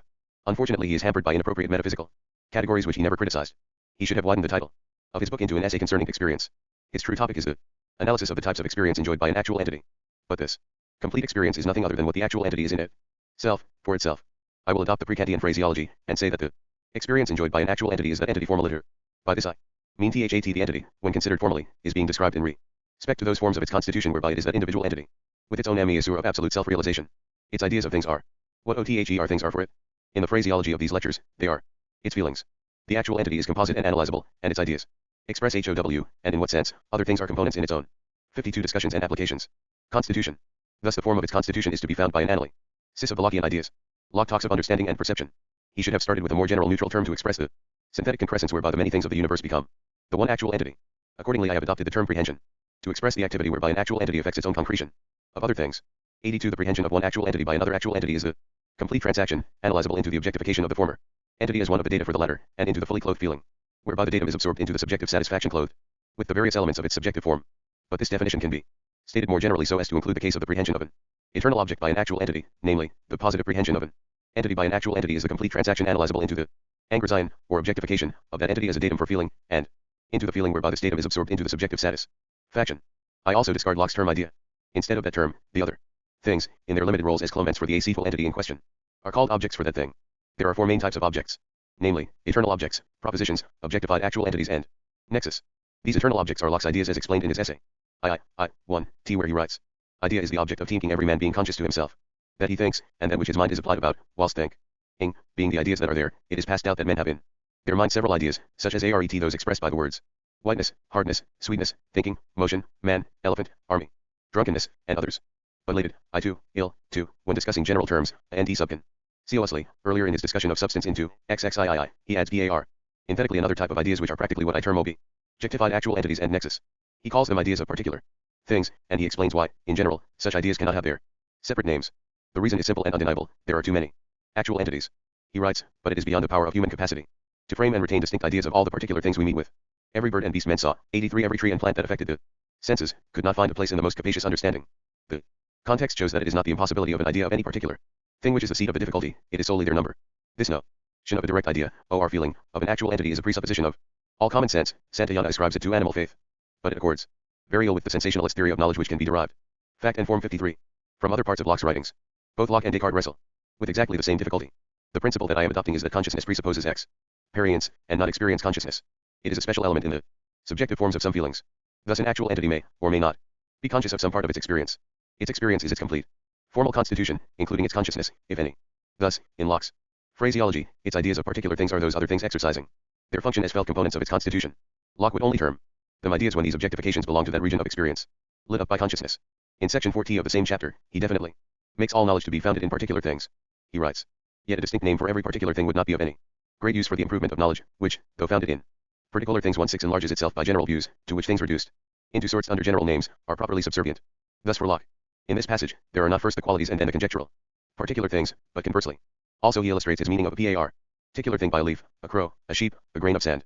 So he is not thinking of a particular patch of color, or other sense datum. Point 17 for example, 84 in section 7 of the same chapter, in reference to children he writes, the ideas of the NURSE and the mother are well framed in their minds, and, like pictures of them there, represent only those individuals. This doctrine of Locke's must be compared with Descartes' doctrine of realitas objectiva. Locke inherited the dualistic separation of mind from body. If he had started with the one fundamental notion of an actual entity, the complex of ideas disclosed in consciousness would have at once turned into the complex constitution of the actual entity disclosed in its own consciousness, so far as it is conscious fitfully, partially, or not at all. Locke definitely states how ideas become general. In section 6 of the chapter he writes, and ideas become general by separating from them the circumstances of time and place and any other ideas that may determine them to this or that particular existence. Thus for Locke the abstract idea is preceded by the idea of a particular existent. Children frame an idea which they find those many particulars do partake in. This statement of Locke's should be compared with the category of conceptual valuation, which is the fourth categorical obligation. Locke discusses the constitution of actual things under the term real essences. He writes, section 1.5, t same chapter, and thus the real in 16. My. Italics. 17 as he is in I, 2, 1.5, where he writes, the senses at first let in particular ideas, and furnish the yet empty cabinet. Note the distinction between particular ideas and ideas of particular things. 54 discussions and applications. Ternal, but generally in substance is unknown, constitution of things, whereon their discoverable qualities depend, may be called their essence. The point is that Locke entirely endorses the doctrine that an actual entity arises out of a complex constitution involving other entities, though, by his unfortunate use of such terms as cabinet, he puts less emphasis on the notion of process than does Hume. Locke has in fact stated in his work one main problem for the philosophy of organism. He discovers that the mind is a unity arising out of the active prehension of ideas into one concrete thing. Unfortunately, he presupposes both the Cartesian dualism whereby minds are one kind of particulars, and natural entities are another kind 85 of particulars, and also the subject-predicate dogma. He is thus, in company with Descartes, driven to a theory of representative perception. For example, in one of the quotations already cited, he writes, and, like pictures of them there, represent only those individuals. This doctrine obviously creates an insoluble problem for epistemology, only to be solved either by some sturdy make-believe of animal faith, with Santayana, or by some doctrine of illusoriness. Some doctrine of mere appearance, inconsistent I have taken as real with B.R. Edley. Anyhow, representative perception can never, within its own metaphysical doctrines, produce the title deeds to guarantee the validity of the representation of fact by idea. JCKE and the philosophers of his epoch the 17th and 18th centuries are misled by a fundamental misconception. It is the assumption, unconscious and uncriticized, that logical simplicity can be identified with priority in the process constituting an experient occasion. Locke founded the first two books of his essay on this presupposition, with the exception of his early sections on substance, which are quoted in D.I.8 below. In the third and fourth books of the essay he abandons this presupposition, again unconsciously as it seems. This identification of priority in logic with priority in practice has vitiated thought and procedure from the first discovery of mathematics and logic by the Greeks. For example, some of the worst defects in educational procedure have been due to it. Locke's nearest approach to the philosophy of organism, and from the point of view of that doctrine his main oversight, are best exemplified by the first section of his chapter, of our complex ideas of substances, XXIII. He writes, the mind, being, as I have declared, furnished with a great number of the simple ideas conveyed in by the senses, as they are found in exterior things, or by reflection on its own operations, takes notice also, that a certain number of these simple ideas go constantly together, 86 which being presumed to belong to one thing, and words being suited to common apprehensions, and made use of for quick dispatch, are called, so united in one subject, by one name, which, by inadvertency, we are apt afterward to talk of and consider as one simple idea, which indeed is a complication of many ideas together, because fact and form 5.5. As I have said, not imagining how these simple ideas can subsist by themselves, we accuse ourselves to suppose some substratum, wherein they do subsist, and from which they do result, which therefore we call substance. In this section, Locke's first statement, which is the basis of the remainder of the section, is exactly the primary assumption of the philosophy of organism, the mind, being furnished with a great number of the simple ideas conveyed in by the senses, as they are found in exterior things. Here the last phrase, as they are found in exterior things, asserted what later I shall call the vector character of the primary feelings. The universals involved obtain that status by reason of the fact that they are found in exterior things. This is Locke's assertion, and it is the assertion of the philosophy of organism. It can also be conceived as a development of Descartes' doctrine of realitas objectiva. The universals are the only elements in the data describable by concepts, because concepts are merely the analytic functioning of universals. The exterior things, although they are not expressible by concepts in respect to the individual particularity, are no less data for feeling, so that the concrescent actuality arises from feeling their status of individual particularity, and thus that particularity is included as an element from which feelings originate, and which they concern. The sentence later proceeds with, a certain number of these simple ideas go constantly together. This can only mean that in the immediate perception a certain number of these simple ideas are found together in an exterior thing, and that the recollection of antecedent moments of experience discloses that the same fact, of 87 togetherness in an exterior thing, holds for the same set of simple ideas.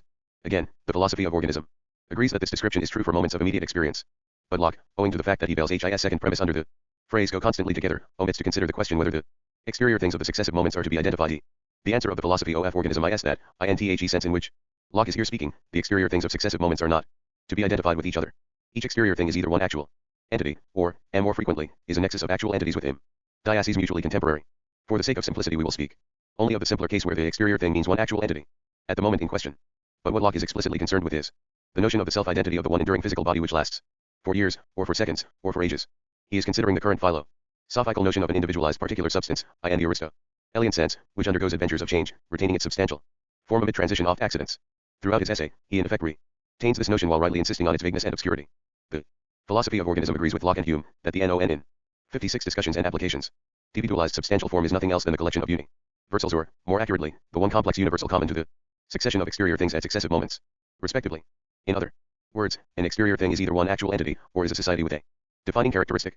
For the organic philosophy, these exterior things, I in the former sense, are the final concrete actualities. 111 individualized substance, of Locke, must be construed to be the historic root constituted by some society of fundamental exterior things, stretching from the first thing to the last thing. 88 But Locke, throughout his essay, rightly insists that the chief ingredient in the notion of substance is the notion of power. The philosophy of organism holds that, in order to understand power, we must have a correct notion of how each individual actual entity contributes to the datum from which its successors arise and to which they must conform. The reason why the doctrine of power is peculiarly relevant to the end during things, which the philosophy of Locke's day conceived as individualized substances, is that any likeness between the successive occasions of at historic root procures a corresponding identity between their contributions to the datum of any subsequent actual entity, and it therefore secures a corresponding intensification in the imposition of conformity. The principle is the same as that which holds for the more sporadic occasions in empty space, but the uniformity along the historic root increases the degree of conformity which that root exacts from the future. In particular, each historic root of like occasions tends to prolong itself, by reason of the weight of uniform inheritance derivable from its members. The philosophy of organism abolishes the detached mind. Mental activity is one of the modes of feeling belonging to all actual entities in some degree, but only amounting to conscious intellectuality in some actual entities. This higher grade of mental activity is the intellectual self-analysis of the entity in an earlier stage of incompletion, effected by intellectual feelings produced in a later stage of concrescence. 18. The perceptive constitution of the actual entity presents the problem. How can the other actual entities, each with its own formal existence, also entity, are objectively into the perceptive constitution of the actual entity in question? This is the problem of the solidarity of the universe. The classical doctrines of universals and particulars, of subject and predicate, of individual substance is not present in other individual substances, of 89 the externality of relations, alike render this problem incapable of solution. 111. Answer given by the organic philosophy is the doctrine of prehensions, involved in concrescent integrations, and terminating in a definite, complex unity of feeling. To be actual must mean that all actual things are alike objects, enjoying objective immortality in fashioning creative actions, and that all actual things are subjects, each prehending the universe from which 18 cf part 3, chv. Fact and form 57. It arises. The creative action is the universe always becoming one in a particular unity of self-experience, and thereby adding to the multiplicity, which is the universe as many. This insistent concrescence into unity is the outcome of the ultimate self-identity of each entity. No entity, be it universal or particular, can play disjoint roles. Self-identity requires that every entity have one conjoint, self-consistent function, whatever be the complexity of that function. Section 7. There is another side of Locke, which is his doctrine of power. This doctrine is a better illustration of his admirable adequacy than of his consistency. There is no escape from Hume's demonstration that no such doctrine is compatible with a purely sensationalist philosophy. The establishment of such a philosophy, though derivative from Locke, was not his explicit purpose. Every philosophical school in the course of its history requires two presiding philosophers.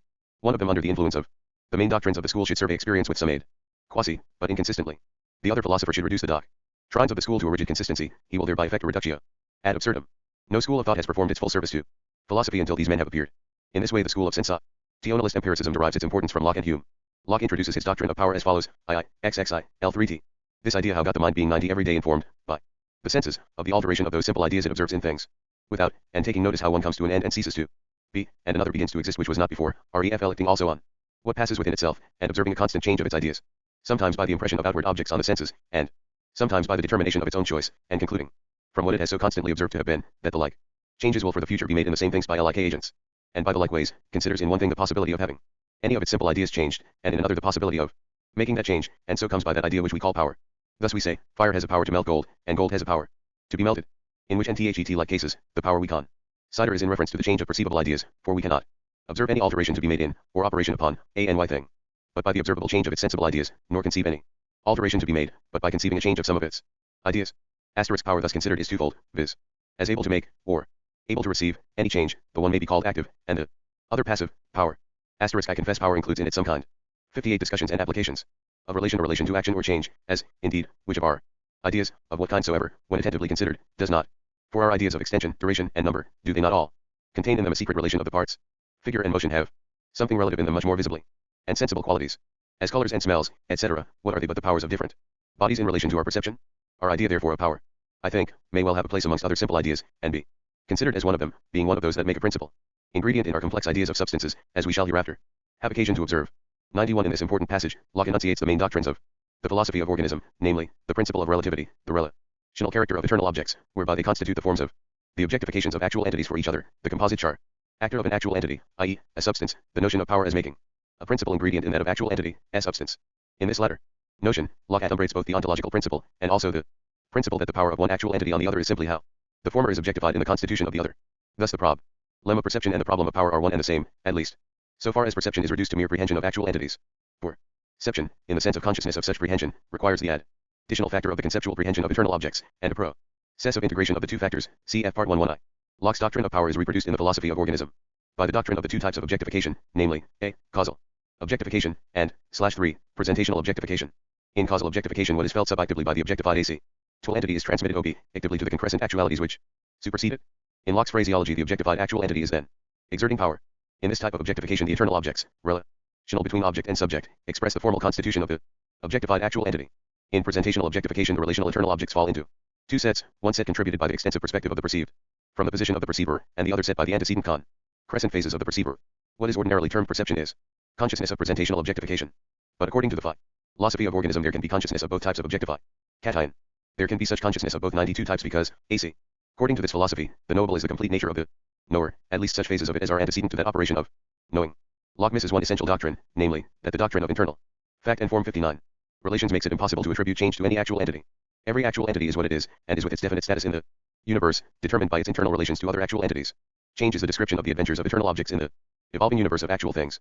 The doctrine of internal relations introduces another consideration, which cannot be overlooked without error. Locke considers the real sense and the nominal essence of things.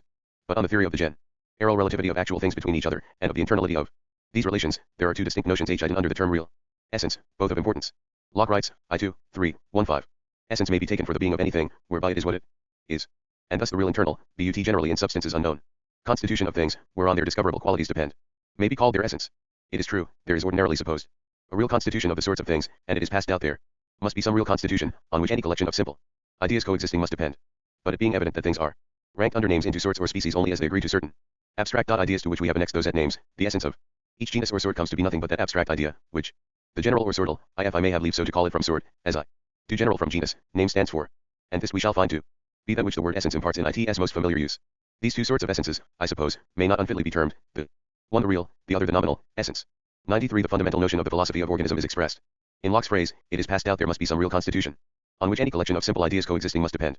Locke makes it plain, cf. That by a simple idea he means the angers in the actual entity, illustrated by a piece of wax, a piece of ice, a rose, of some abstract quality which is not complex, illustrated by softness, warmth, whiteness. For Locke, such simple ideas, coexisting in an actual entity, require a real constitution for that entity.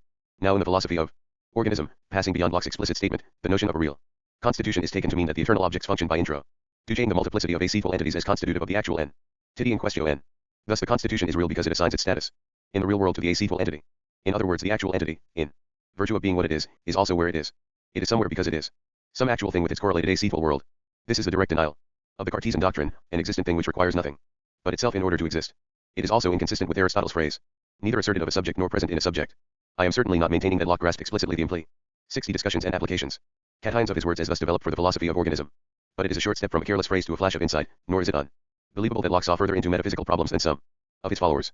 But abandoning the question of what Locke had in his own mind, the organic doctrine demands a real essence in the sense of a complete analysis of the relations and interrelations of the actual entities, which are formative of the actual entity in question, and an abstract sense in which the specified actual entities are replaced by the notions of unspecified entities. In such a combination, this is the notion of an unspecified actual entity. Thus the real 94 essence involves real objectifications of specified actual entities. The abstract essence is a complex eternal object. There is nothing self-contradictory in the thought of many actual entities with the same abstract essence, but there can only be one actual entity with the same real essence. For the real essence indicates where the entity is, that is to say, its status in the real world. The abstract essence omits the particularity of the status. The philosophy of organism in its appeal to the facts can thus support itself by an appeal to the insight of John Locke, who in British philosophy is the analogue to Plato, in the epoch of his life, in personal endowments, in width of experience, and in dispassionate statement of conflicting intuitions. This doctrine of organism is the attempt to describe the world as a process of generation of individual actual entities, each with its own absolute self-attainment. This concrete finality of the individual is nothing else than a decision referent beyond itself. The perpetual perishing, cf. Locke, 2, 14, it, of individual absoluteness is thus foredoomed. But the perishing of absoluteness is the attainment of objective immortality. This last conception expresses the further element in the doctrine of organism that the process of generation is to be described in terms of actual entities. Chapter 2. The extensive continuum. Section I. 95. We must first consider the perceptive mode in which there is clear, distinct consciousness of the extensive relations of the world. These relations include the extensiveness of space and the extensiveness of time. Undoubtedly, this clarity, at least in regard to space, is obtained only in ordinary perception through the senses. THIS mode of perception is termed presentational immediacy. In this mode the contemporary world is consciously prehended as a continuum of extensive relations. It cannot be too clearly understood that only chief notions of European thought were framed under the influence of a misapprehension, only par. Entirely corrected by the scientific progress of the last century. This mistake consists in the confusion of mere potentiality with actuality. Continuity concerns what is potential, whereas actuality is incurably atomic. This misapprehension is promoted by the neglect of the principle that As so far as physical relations are concerned, contemporary events happen in causal independence of each other. Point 1. This principle will have to be explained later, in connection with an examination of process and of time. It receives an exemplification in the character of our perception of the world, of contemporary actual entities. That contemporary world is objectified. 96 For us as really is objectiva, illustrating bare extension with its various parts discriminated by differences of sense data. These qualities, such as colors, sounds, bodily feelings, tastes, smells, together with the perspectives introduced by extensive relationships, are the relational eternal objects whereby the contemporary actual entities are elements in our constitution. This is the type of objectification which, in Sec 7 of the previous chapter, has been termed presentational objectification. In this way, by reason of the principle of contemporary independence, the contemporary world is objectified for us under the aspect of passive potentiality. The very sense data by which its parts are differentiated are supplied by antecedent states of our own bodies, and so is their distribution in contemporary space. Our direct perception of the contemporary world is thus reduced to extension, defining our own geometrical perspectives, and possibilities of mutual perspectives for other contemporary entities. 1. This principle lies on the surface of the fundamental Einsteinian formula for the physical continuum. 6.1. 62 Discussions and applications. Inter se, and I2, possibilities of division. These possibilities of division constitute the external world a continuum. For a continuum is divisible, so far as the contemporary world is divided by actual entities, it is not a continuum, but is atomic. Thus the contemporary world is perceived with its potentiality for extensive division, and not in its actual atomic division. The contemporary world as perceived by the senses is a datum for contemporary actuality, and is therefore continuous divisible but not divided. The contemporary world is in fact divided and atomic, being a multiplicity of definite actual entities. These contemporary actual entities are divided from each other, and are not themselves divisible into other contemporary actual entities. This antithesis will have to be discussed later. Cf. Part 4. But it is necessary to adumbrate it here. This limitation of the way in which the contemporary actual entities are relevant to the formal existence of the subject in question is the first example of the general 97 principle, that objectification relegates into IR relevance, or into a subordinate relevance, the full constitution of the one objectified entity. Some real component in the objectified entity assumes the role of being how that particular entity is a datum in the experience of the subject. In this case, the objectified contemporaries are only directly relevant to the subject in their character of arising from a datum which is an extensive continuum. They do, in fact, atomize this continuum, but the aboriginal potentiality, which they include and realize, is what they contribute as the relevant factor in their objectifications. They thus exhibit the community of contemporary actualities as a common world with mathematical relations where the term mathematical is used in the sense in which it would have been understood by Plato, Euclid, and Descartes before the modern discovery of the true definition of pure mathematics. The bare mathematical potentialities of the extensive continuum require an additional content in order to assume the role of real objects for the subject. This content is supplied by the eternal objects termed sense data. These objects are given for the experience of the subject. Their givenness does not arise from the decision of the contemporary entities, which are thus objectified. It arises from the functioning of the antecedent physical body of the subject, and this functioning can in its turn be analyzed as representing the influence of the more remote past, a past monolike to the subject and to its contemporary actual entities. Thus, these sense data are eternal objects playing a complex relational role.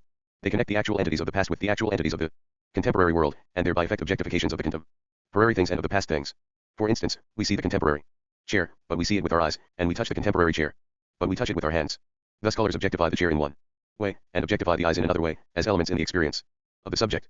98 Also touch objectifies the chair in one way, and the extensive continuum 6.3 objectifies the hands in another way, as elements in the experience of the subject. But the eyes and the hands are in the past, almost immediate past, and the chair is in the present. The chair, thus objectified, is the objectification of a contemporary nexus of actual entities in its unity as one nexus. This nexus is illustrated as to its constitution by the spatial region, with its perspective relations. This region is, in fact, atomized by the pairs of the nexus, by the operation of the category of transmutation, cf. Parts 3 and 4, in the objectification and abstraction is made from the multiplicity of members and from all components of their formal constitutions, except the occupation of this region. This prehension, in the particular example considered, will be termed the prehension of a chair image. Also the intervention of the past is not confined to antecedent eyes and hands. There is a more remote past throughout nature external to the body. The direct relevance of this remote past, relevant by reason of its direct object cation in the immediate subject, is practically negligible, so far as concerns prehensions of a strictly physical type. But external nature has an indirect relevance by the transmission through it of analogous prehensions. In this way there are in it various historical roots of intermediate objectifications. Such relevant historical roots lead up to various parts of the animal body, and transmit into it prehensions which form the physical influence of the external environment on the animal body. But this external environment which is in the past of the concrescent subject is also, with negligible exceptions, in the past of the nexus which is the objectified chair image. If there be a real chair, there will be another historical root of objectifications from nexus to nexus in this environment. The members of each nexus will be mutually contemporaries. Also the historical root will lead up to the nexus which is the chair image. The complete nexus, composed of this historical root and the 99 chair image, will form a corpuscular society. This society is the real chair. The prehensions of the concrescent subject and the formal constitutions of the members of the contemporary nexus which is the chair image are thus conditioned by the properties of the same environment in the past. The animal body is so constructed that, with rough accuracy and in normal conditions, important emphasis is thus laid upon those regions in the contemporary world which are particularly relevant for the future existence of the enduring object of which the immediate percipient is one occasion. A reference to the category of transmutation will show that perception of contemporary images in the mode of presentational immediacy is an impure prehension. The subsidiary pure physical prehensions are the components which provide some definite information as to the physical world. The subsidiary pure mental prehensions are the components by reason of which the theory of secondary qualities was introduced into the 64 discussions and applications. Theory of perception. The account here given traces back these secondary qualities to their root in physical prehensions expressed by the witness of the body. If the familiar correlations between physical paths and the life histories of a chair and of the animal body are not satisfied, we are apt to say that our perceptions are delusive. The word delusive is all very well as a tech and ICAL term, but it must not be misconstrued to mean that what we have directly perceived, we have not directly perceived. Our direct perception, by our senses, of an immediate extensive shape, in a certain geometrical perspective to ourselves, and in certain general geometrical relations to the contemporary world, remains an ultimate fact. Our inferences are at fault. In Cartesian phraseology, it is a phi and al inspectio, also termed intuitio, which, when purged of all iudicium of inference is final for belief. This whole question of delusive perception must be considered later, cf. Part 1.1i, chs. 3 to b, in more 100 detail. We can, H.O. Weaver, see at once that there are grades of delusiveness. There is the NO and delusive case, when we see a chair image and there is a chair. There is the partially delusive case, when we have been looking in a mirror. In this case, the chair image we see is not the culmination of the corpuscular society of entities which we call the real chair. Finally, we may have been taking drugs, so that the chair image we see has no familiar counterpart in any historical root of a corpuscular society. Also, there are other delusive grades where the lapse of time is the main element. These cases are illustrated by our perceptions of the heavenly bodies. In delusive cases, we are apt, in a confusing way, to say that the societies of entities which we did not see but correctly inferred are the things that we really saw. The conclusion of this discussion is that the anchor sign of the eternal objects termed sense data T into the experience of a subject cannot be construed as a simple objectification of the actual and ity to which, in ordinary speech, we ascribe that sense datum as a quality. The anchor sign involves a complex relationship, whereby the sense datum emerges as the given eternal object by which some past entities are objectified, f or x. Ample, color seen with the eyes and bad temper inherited from the viscera, and whereby the sense datum also enters into the objectification of a society of actual entities in the contemporary world. FLMS a sense datum has anchored sign into experience by reason of its forming the what of a very complex multiple integration of prehensions within that occasion. For example, the anchor sign of a visual sense datum involves the causal objectification of various antecedent bodily organs and the presentational objectification of the shape seen, this shape being a nexus of contemporary actual entities. In this account of the anchor sign of sense data, the animal body is no thing more than the most intimately relevant part of the antecedent settled world. To sum up this account, when we perceive a contemporary extended shape which we term a chair, the sense 101 data involved are not necessarily elements in the real internal constitution of this the extensive continuum 65 chair image. They are elements in some way of feeling in the real internal constitutions of those antecedent organs of the human body with which we perceive the chair. The direct recognition of such antecedent actual and ities with which we perceive contemporaries is hindered and, apart from exceptional circumstances, rendered impossible by the spatial and temporal vagueness which infects such data. Later, cf. Part 3, chs. 3 to b, the whole question of this perception of a nexus vaguely, that is to say, without distinction of the actual entities composing it, is discussed in terms of the theory of prehensions, and in relation to the category of transmutation. Ascension 2. This account of presentational immediacy presupposes two metaphysical assumptions. That the actual world, insofar as it is a community of entities, which are settled, actual, and already become, conditions and limits the potentiality for creativeness beyond IT self. This given world provides the terminate data in the form of those objectifications of themselves which the characters of its actual entities can provide.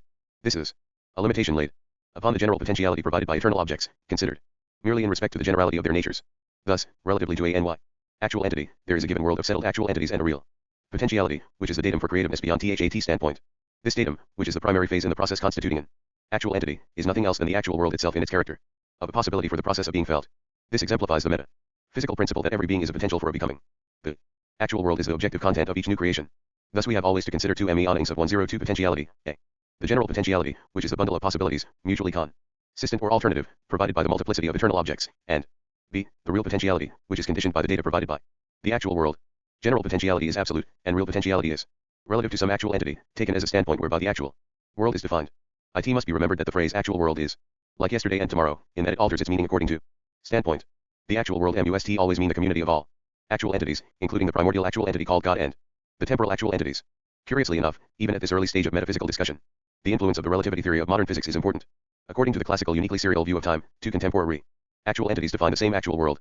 According to the modern view, 66 discussions and applications. No two actual entities define the same actual world.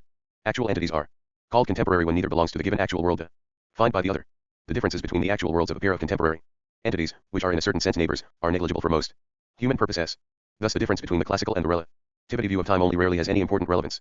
I shall always adopt the relativity view, for one reason, because it seems better to accord with the general philosophical doctrine of relativity which is presupposed in the philosophy of organism, and for another reason, because with rare exceptions the classical doctrine can be looked on as a special case of the relativity doctrine, a case which does not seem to accord with experimental evidence. In other words, the classical view seems to limit a general philosophical doctrine, it is a larger assumption, and its consequences, taken in conjunction with other scientific principles, seem to be false. 103. 2. The second metaphysical assumption is that the real potentialities relative to all standpoints are coordinated as diverse determinations of one extensive continuum. This extensive continuum is one relational complex in which all potential objectifications find their niche. It underlies the whole world, past, present, and future, considered in its full generality. Apart from the additional conditions proper only to the cosmic epoch of Electrons, protons, molecules, and star systems, the properties of this continuum are very few and do not include the relationships of metrical geometry. An extensive continuum is a complex of entities united by the various allied relationships of whole to part, and of overlapping so as to possess common parts, and of contact, and of other relationships derived from these primary relationships. The notion of a continuum involves both the property of indefinite divisibility and the property of unbounded extension. There are always entities beyond entities, because non-entity is no boundary. This extensive continuum expresses the solidarity of all possible standpoints throughout the whole process of the world. It is not a fact. Prior to the world, it is the first determination of order, that is, of real potentiality arising out of the general character of the world. In its full generality beyond the present epoch, it does not involve shapes, dimensions, or measurability. These are additional determinations of real potentiality arising from our cosmic epoch. This extensive continuum is real, because it expresses a fact derived from the actual world and concerning the contemporary actual world. All actual entities are related according to the determinations of this continuum, and all possible actual entities in the future must exemplify these determinations in their relations with the already actual world. The reality of the future is bound up with the reality of this continuum. It is the reality of what is potential, in its character of a real component of what is actual. Such a real component must be interpreted in 104 terms of the extensive continuum. 67. Relatedness of prehensions. This task will be undertaken in Chapter V of Part 4 of these lectures. Actual entities atomize the extensive continuum. This continuum is in itself merely the potentiality for division. An actual entity affects this division. The objectification of the contemporary world merely expresses that world in terms of its potentiality for subdivision and in terms of the mutual perspectives which any such subdivision will bring into real effectiveness. These are the primary governing data for any actual entity. For they express HOW, all actual entities are in the solidarity of one world. With the becoming of any actual entity what was previously potential in the space-time continuum is now the primary real phase in something AC. 12.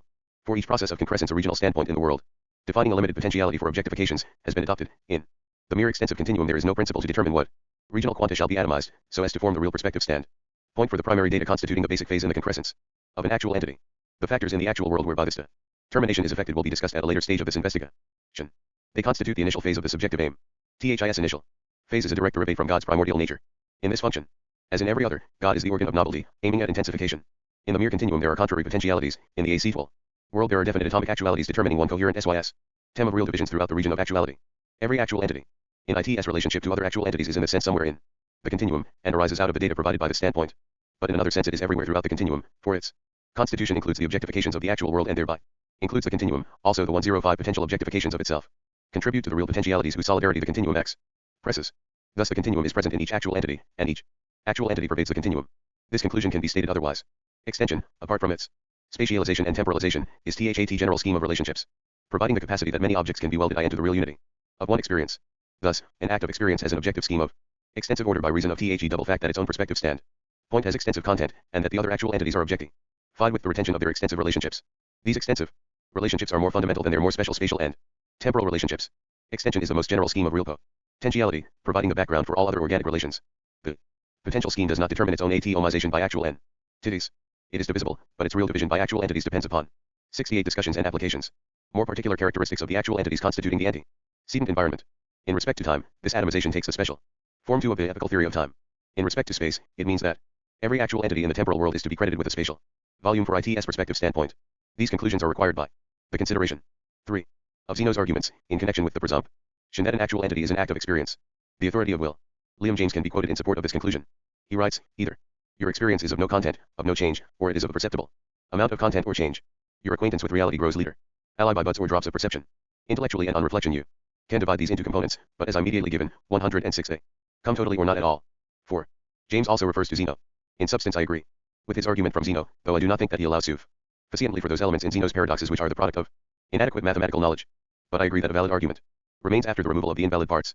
The argument, so far as it is valid, elicits a contradiction from the two premises, I, that in a becoming something, residential vera, becomes, and, I, that every act of becoming is divisible into earlier and later sections which are themselves acts of becoming. Consider, for example, an act of becoming during 1 second. The act is divisible into 2 acts, one during the earlier half of the second, the other during the later half of the second. Thus that which becomes during the whole second presupposes that which becomes during the first half second. Analogously, that which becomes during the first half second presupposes that WICH becomes during the first quarter second, and so on indefinitely. Thus if we consider the process of becoming up to the beginning of the second in question, and ask what then becomes, no answer can be given. For whatever creature we indicate presupposes an earlier creature which became after the beginning of the second and antecedently to the indicated creature. For there is nothing which becomes, so as to effect a transition into the second in question. The difficulty is not evaded by assuming that something becomes at each non-extensive instant of time. For at the beginning of the second of time there is no next instant at which something can become. Zeno in his Arrow in its flight seems to have had an obscure grasp of this argument. But the introduction of motion brings in irrelevant details. The true difficulty is to understand how the Arrow survives the lapse of 2. Cf. My Science and the Modem World, ch. 7. 3 cf. LOCCIT, and Part 4 of the present work. 4. Some Problems of Philosophy, CHX, my attention was drawn to this passage by its quotation in Religion and the Philosophy of William James, by Professor J. S. Bixler. The Extensive Continuum 69. Time. 107. Unfortunately, Descartes' treatment of endurance is very superficial, and subsequent philosophers have foiwed his example. And his Achiies and the tortoisino produces an invalid argument, depending on ignorance of the theory of infinite convergent numerical series, eliminating the irrelevant details of the race and of motion, tales which have endeared the paradox to the literature of an ages con.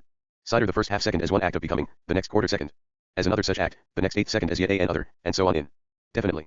Zeno then legitimately assumes this infinite series of acts of becoming can never be exhausted.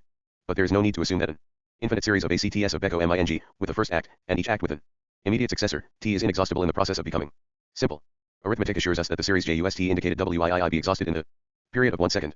The way is then open for the intervention of a new act of becoming WHICH lies beyond the whole series. Thus this paradox of Zeno is based upon a mathematical phi. The modification of the arrow paradox, stated above, brings out the principle that every act of becoming must have an immediate successor, if we admit that something becomes. For otherwise we cannot point out what creature becomes as we enter upon the second in question. But we cannot, in the absence of some additional premise, infer that every act of becoming must have had an immediate predecessor. The conclusion is that in every act of becoming there is the becoming of something with temporal extension, but that the act itself is not extensive, in the sense that it is divisible into earlier and later acts of becoming which correspond to the extensive divisibility of WHAT has become. In this section, the doctrine is enunciated that the creature is extensive, but that its act of becoming is not extensive. This topic is resumed in part 4. How 108 ever, some anticipation of parts II and 4 is NOW required. The residential vera in its character of concrete satisfaction, is divisible into prehensions which concern its phi RST temporal half and into prehensions which concern its second temporal half. This divisibility is what constitutes its extensiveness. But this concern with the temporal and spatial subregion means that the datum of the prehension in question is the actual world, objectified with the perspective due to that subregion. A prehension, HOW, ever, acquires subjective form, and this subjective form is only rendered foo i.e. determinate by integration with conceptual prehensions belonging to the mental pole of the residential vera. The concrescence is dominated by a subjective aim which essentially concerns the creature as a final superject. This subjective aim is the subject itself determining its own self-creation as one creature. Thus the subjective aim does not share in this divisibility. If we confine attention to prehensions concerned with the earlier half, their subjective forms have arisen from nothing. For the subjective aim WHICHB belongs to the whole is now excluded. Thus the evolution of subjective form could not be referred to any actuality. The ontological principle has been 70 discussions and applications violated. Something has floated into the world from nowhere. The summary statement of this discussion is that the mental pole determines the subjective forms and that this pole is inseparable from the total residential vera. Section II. The discussion of the previous sections has merely given a modern shape to the oldest of European philosophic doctrines. But as a doctrine of common sense, it is older still, as old as consciousness itself. The most general notions underlying the word space and time are those which this discussion has aimed at expressing in their true connection with the actual world. The alternative doctrine, which is the Newtonian cosmology, emphasized the 109 receptacle theory of space-time and minimized the factor of potentiality. Thus bits of space and time were conceived as being as actual as anything else, and as being occupied by other actualities, which were the bits of matter. This is the Newtonian absolute theory of space-time, which philosophers have never accepted, though at times some have acquiesced. Newton's famous Scholium 5 to his first 8 definitions in his Principia expresses this point of view with entire clearness. Hitherto I have laid down the definitions of such words as are less known, and explained the sense in which I would have them to be understood in the following discourse. I do not defy any time, space, place, and motion, as being well known to all. Only I must observe that the vulgar conceive those quantities under no other notions but from the relation they bear to sensible objects, and thence arise certain prejudices, for the removing of which it will be convenient to distinguish them into absolute and relative, true and apparent, mathematical and common. Absolute, true, and mathematical time, of itself, and from its own nature, flows equably without regard to anything external, and by another name is called duration, relative, apparent, and common. Time is some sensible and external, whether accurate or unequable measure of duration by THET means of motion, which is commonly used instead of true time, such as an hour, a day, a month, a year. 2. Absolute space, in its own nature, and without regard to any thing external, remains always similar and immovable. Relative space is some movable dimension or measure of the absolute spaces, which our senses determine by its position to bodies, and which is vulgarly taken for immovable space. Absolute and relative space are the same in figure and magnitude, but they do not remain always numerically the same. 4. As the order of the parts of time is 110 immutable, so also is the order of the parts of space. Suppose those parts to be 5. Andrew Mott's translation, New Edition Revised, London, 1803. The extensive continuum 71. Moved out of their places, and they will be moved, the expression may be allowed, out of themselves. For times and spaces are, as it were, the places as well of themselves as of all other things. All things are placed in time as to order of successio and in space as to order of situation. It is from their essence or nature that they are places, and that the primary places of things should be movable, is absurd. These are, therefore, the absolute places, and translations out of those places are the only absolute motions. Now no other places are movable but those that, from infinity to infinity, do all retain the same given positions one to another, and upon this account must ever remain unmet, and do thereby constitute what I call movable space. The causes by which true and relative motions are distinguished, one from the other, are the forces pressed upon bodies to generate motion. True motion is neither generated nor altered, but by some force pressed upon the body moved, but relative motion may be generated or altered without any force pressed upon the body. For it is sufficient only to impress some force on other bodies with which the former is compared, that by their giving way, that relation may be changed, in which the relative rest, or motion of this other body did consist. The effects which distinguish absolute from relative motion are, the forces of receding from the axis of circular motion. For there are no such forces in a circular motion purely relative, but, in a true and absolute circular motion, they are greater or less, according to the quantity of motion. \v herefore relata quantities are not the quantities themselves, whose names they bear, but those sensible measures of them, either accurate or inaccurate, which are commonly used instead of the measured quantities themselves. I have quoted at such length from Eoten Scholium because this document constitutes the clearest, most definite, and most influential statement among the COS 111 logical speculations of mankind, speculations of a type which first assume scientific importance with the Pythagorean school preceding and inspiring Plato. Newton is presupposing 4 types of entities which he does not discriminate in respect to their actuality. For him, minds are actual things, bodies are actual things, absolute durations of time are actual things, and absolute places are actual things. He does not use the word actual, but he is speaking of matter, of fact, and he puts them all on the same level in that respect. The result is to land him in a clearly expressed but complex and arbitrary scheme of relationships between spaces inter se, between durations inter se, and between minds, bodies, times and places, for the conjunction of them all into the solidarity of the one universe. For the purposes of science it was an extraordinarily clarifying statement, that is to say, for all the purposes of science in the NET 200 years, and for most of IT's purposes. Since that period, BUT, as a fundamental statement, it lies completely open. 72 discussions and applications to skeptical attack, and also, as Newton himself admits, diverges from common sense. The vulgar conceive those quantities under no other notions but from the relation they bear to sensible objects.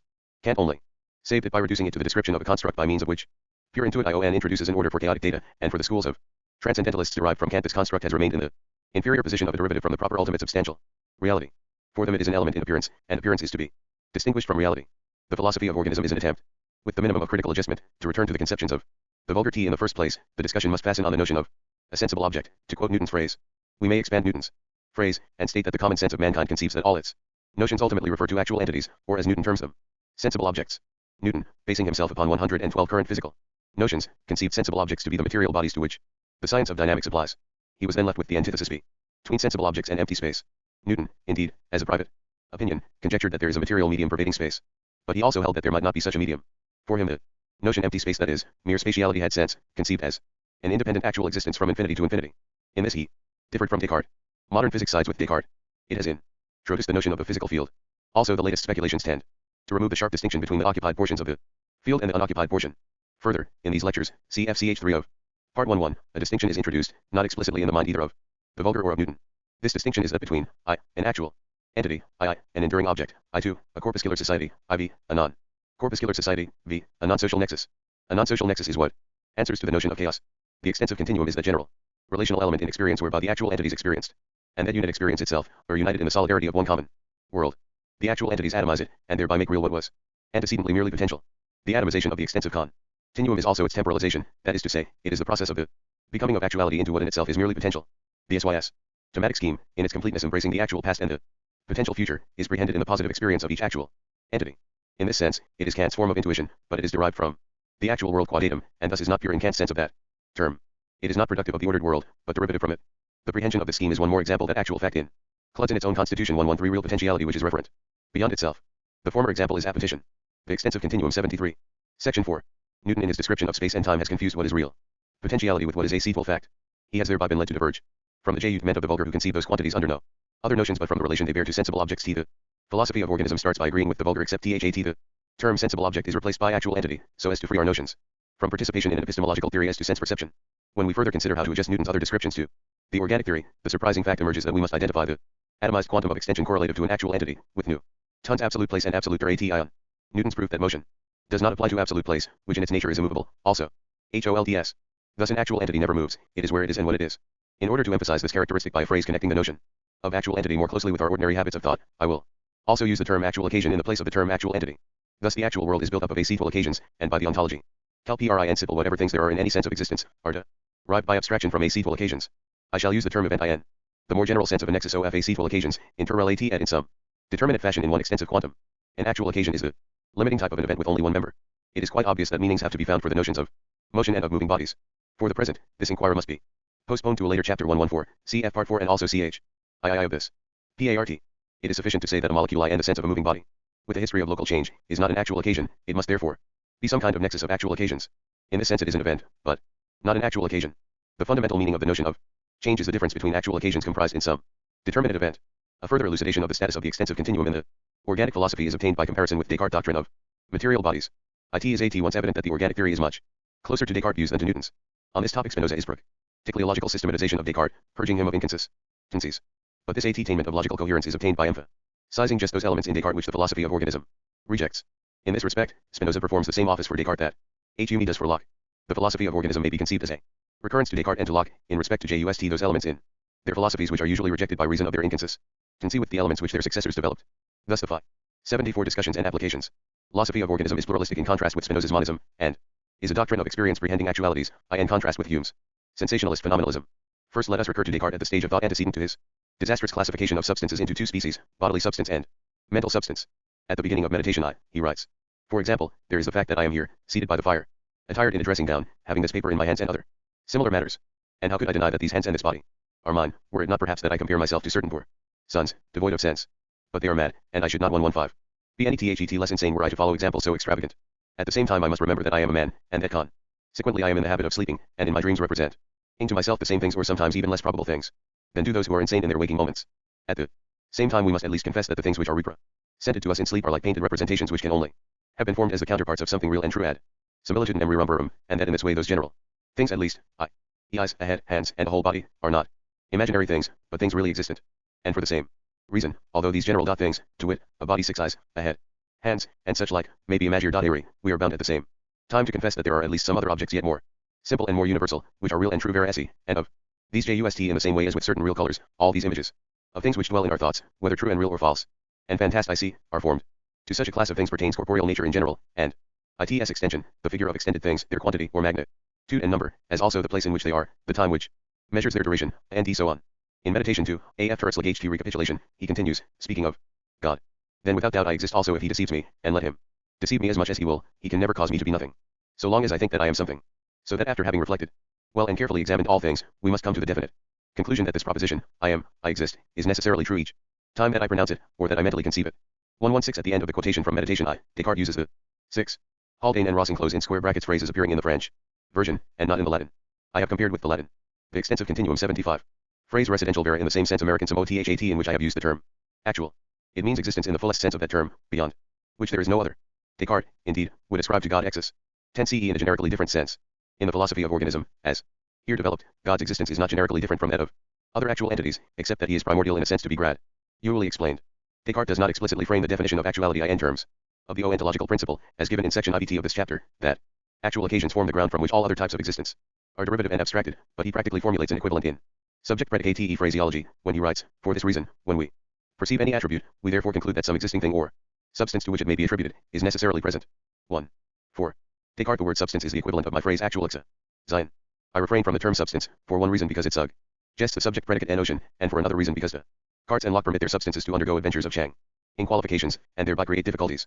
In the quotation from the second meditation, I exist, is necessarily true each time that I pronounce it, or THAT I mentally conceive it. Descartes adopts the position that an act of experience is the primary type of actual occasion. But in his subsequent developments he assumes that his mental substances endure change. Here he goes beyond his argument. For each time he pronounces I exist, the actual occasion, which is the ego, is different, and the he which is common to the two egos is an eternal object or, alternatively, the nexus of successive occasions. Also the quotation from the first 117 meditation he begins by appealing to an act of experience am here, seated by the fire. He then associates this act of experience with his body these hands and body aremine. He then finally appeals for some final notion of actual entities in the remarkable sentence, and for the same reason, although these general things, to wit, a body, eyes, a head, hands, and such like, may be imaginary, we are bound at the same time to confess that there are at least some other objects yet more simple and more universal, which are real and true.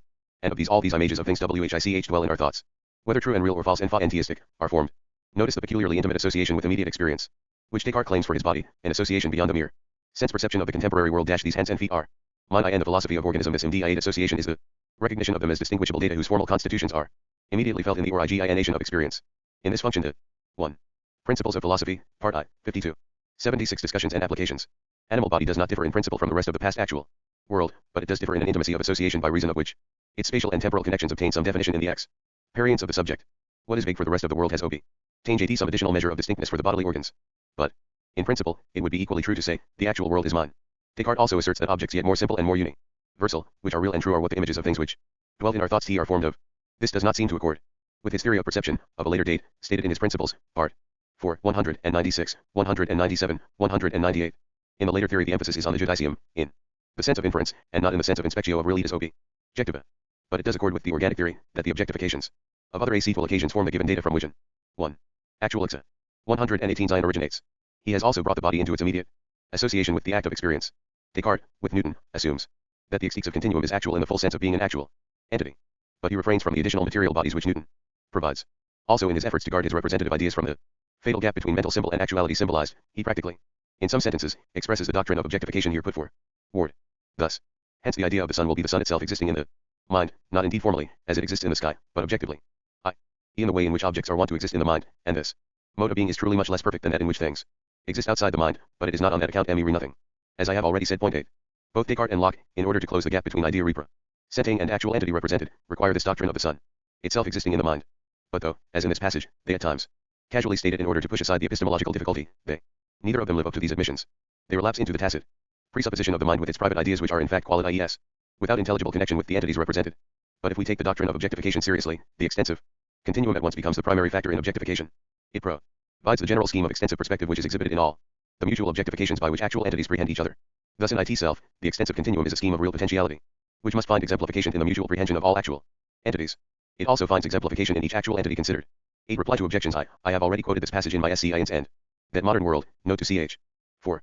The extensive continuum 77. Formally, in this sense, acetal entities are extensive, 119 since they arise out of a potentiality for division, which in actual fact is not divided, cf. Part 4.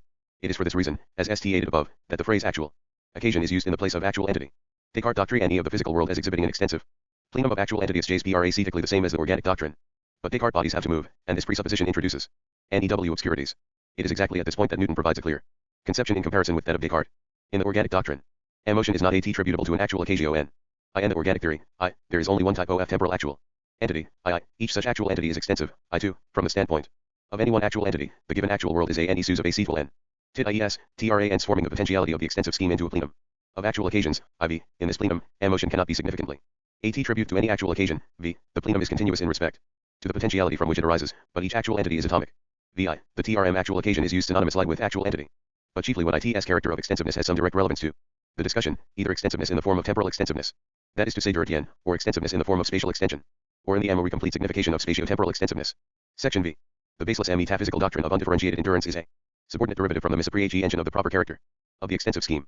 In our perception of the contemporary world by presentational diacy, nexus of actual entities are objectified for the percipient under the perspective of their characters of extensive continuity.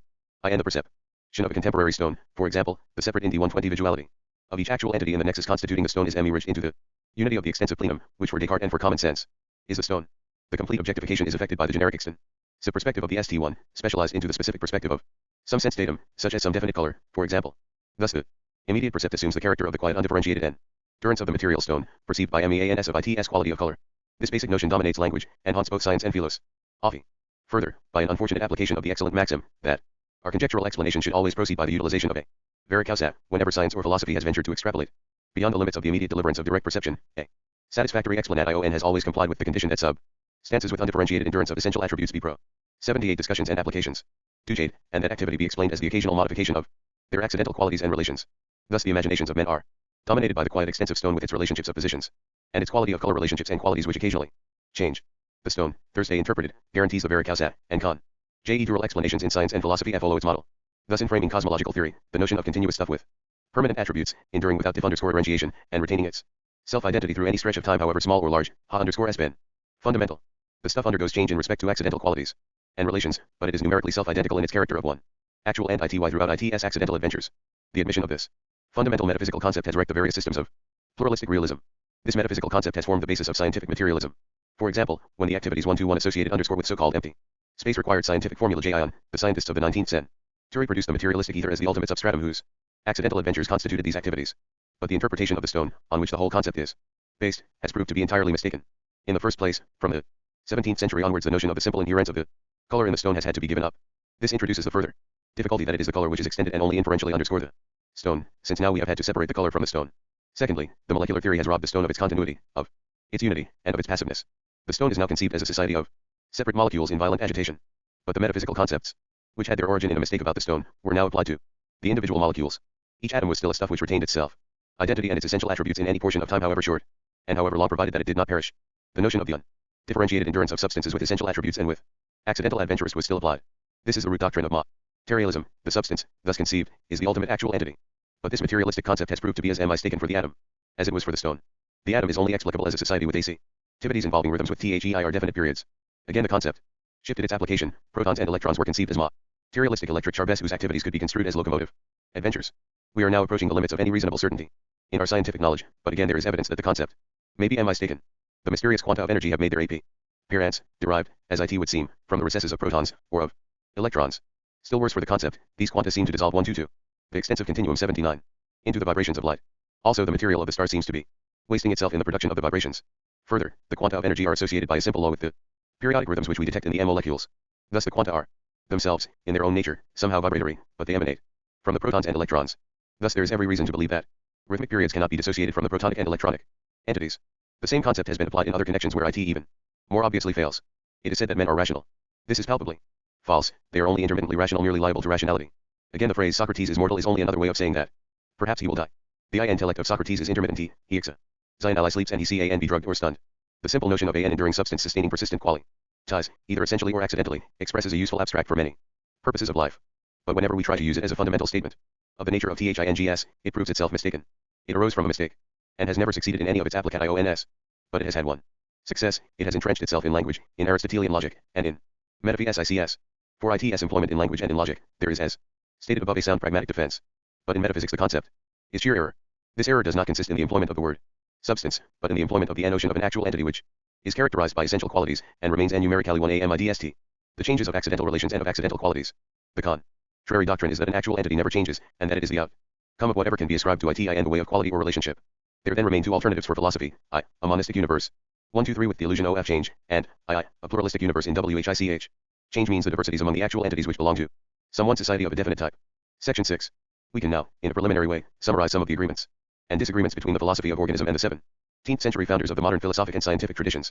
It is the basis of any realistic philosophy that in perception there is a disclosure of objectified data, which are known as having a community with the immediate experience for which they are data. This community is a community of common activity involving a mutual implication. This premise is asserted as a primary fact, implicitly assumed in every detail of our organization of life. It is implicitly asserted by Locke in his statement 2, XXIII, 7, heading, power, a great part of our complex ideas of 80 discussions and applications. Substances. The philosophy of organism extends the Cartesian subjectivism by affirming the ontological principle and by construing it as the definition of actuality. This amounts to the assumption that each actual entity is a locus for the universe. Accordingly, Descartes' other statement, that every attribute requires a substance, T is merely a special, limited example of this more general principle. Newton, in his treatment of space, transforms potentiality into actual fact. That is to say, into a creature, instead of a datum for creatures. According to the philosophy of organism, the extensive space-time continuum is the fundamental aspect of the limitation laid upon abstract potentiality by the actual world. A more complete rendering of this limited, real potentiality is the physical field. A new creation has to arise from the actual world as much as from pure potentiality, it arises from the total universe and not solely from its mere abstract elements. It also adds to that universe. Thus, 124 every actual entity springs from that universe which there is for it. Causation is nothing else than one outcome of the principle that every actual entity has to house its actual world. According to Newton, a portion of space cannot move. We have to ask how this truth, obvious from Newton's point of view, takes shape in the organic theory. Instead of a region of space, we should consider a bit of the physical field. This bit, expressing one way in which the actual world involves the potentiality for a new creation, acquires the unity of an actual entity. The physical field is, in this way, atomized with definite divisions. It becomes a nexus of actualities. Such a quantum, i.e., each actual leaving ion of the extensive continuum is the primary phase of a creature.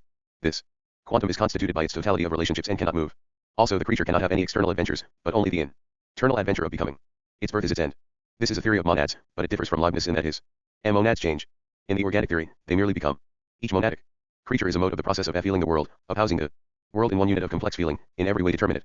Such a unit is an actual occasion. It is the ultimate creature derivative from the creative process. The term event is used in a more general sense. An event is a nexus of actual occasions interrelated in some determinate fashion in some extent. Subquantum, it is either a nexus in its formal completeness, or it is an objectified nexus. One actual occasion is a limiting type of event. The most general sense of the meaning of change is the differences between actual occasions in one event. For example, a molecule is a historic root of actual occasions, and such a root is an event. Now the motion of the molecule is nothing else than the differences between the successive signs of its life history in respect to the extensive quanta from which they arise. 125 and the changes in the molecule are the consequential difference in the actual occasions. The extensive continuum 81. The organic doctrine is closer to Descartes than to Newton. Also is close to Spinoza, but Spinoza bases his philosophy upon the monistic stance, of which the actual occasions are inferior modes. The philosophy of organism inverts this point of view. As to the direct knowledge of the actual world as a datum for the immediacy of feeling, we first refer to Descartes in meditation these. Hence and this body are mine, also to human his many assertions of the type we see with our eyes. Such statements witness to direct knowledge of the antecedent functioning of the body in sense perception. Both agree, though Hume more explicitly that sense perception of the contemporary World is accompanied by perception of the witness of the body. It is this witness that makes the body the starting point for our knowledge of the circumambient world. We find here our direct knowledge of causal efficacy. Hume and Descartes in their theory of direct perceptive null edge dropped out this witness of the body, and thus confined perception to presentational immediacy. Santayana, in his doctrine of animal faith, practically agrees with Hume and Descartes as to this witness of the actual world, including the body. Santayana also excludes our knowledge of it from givenness. Descartes cans it a certain kind of understanding.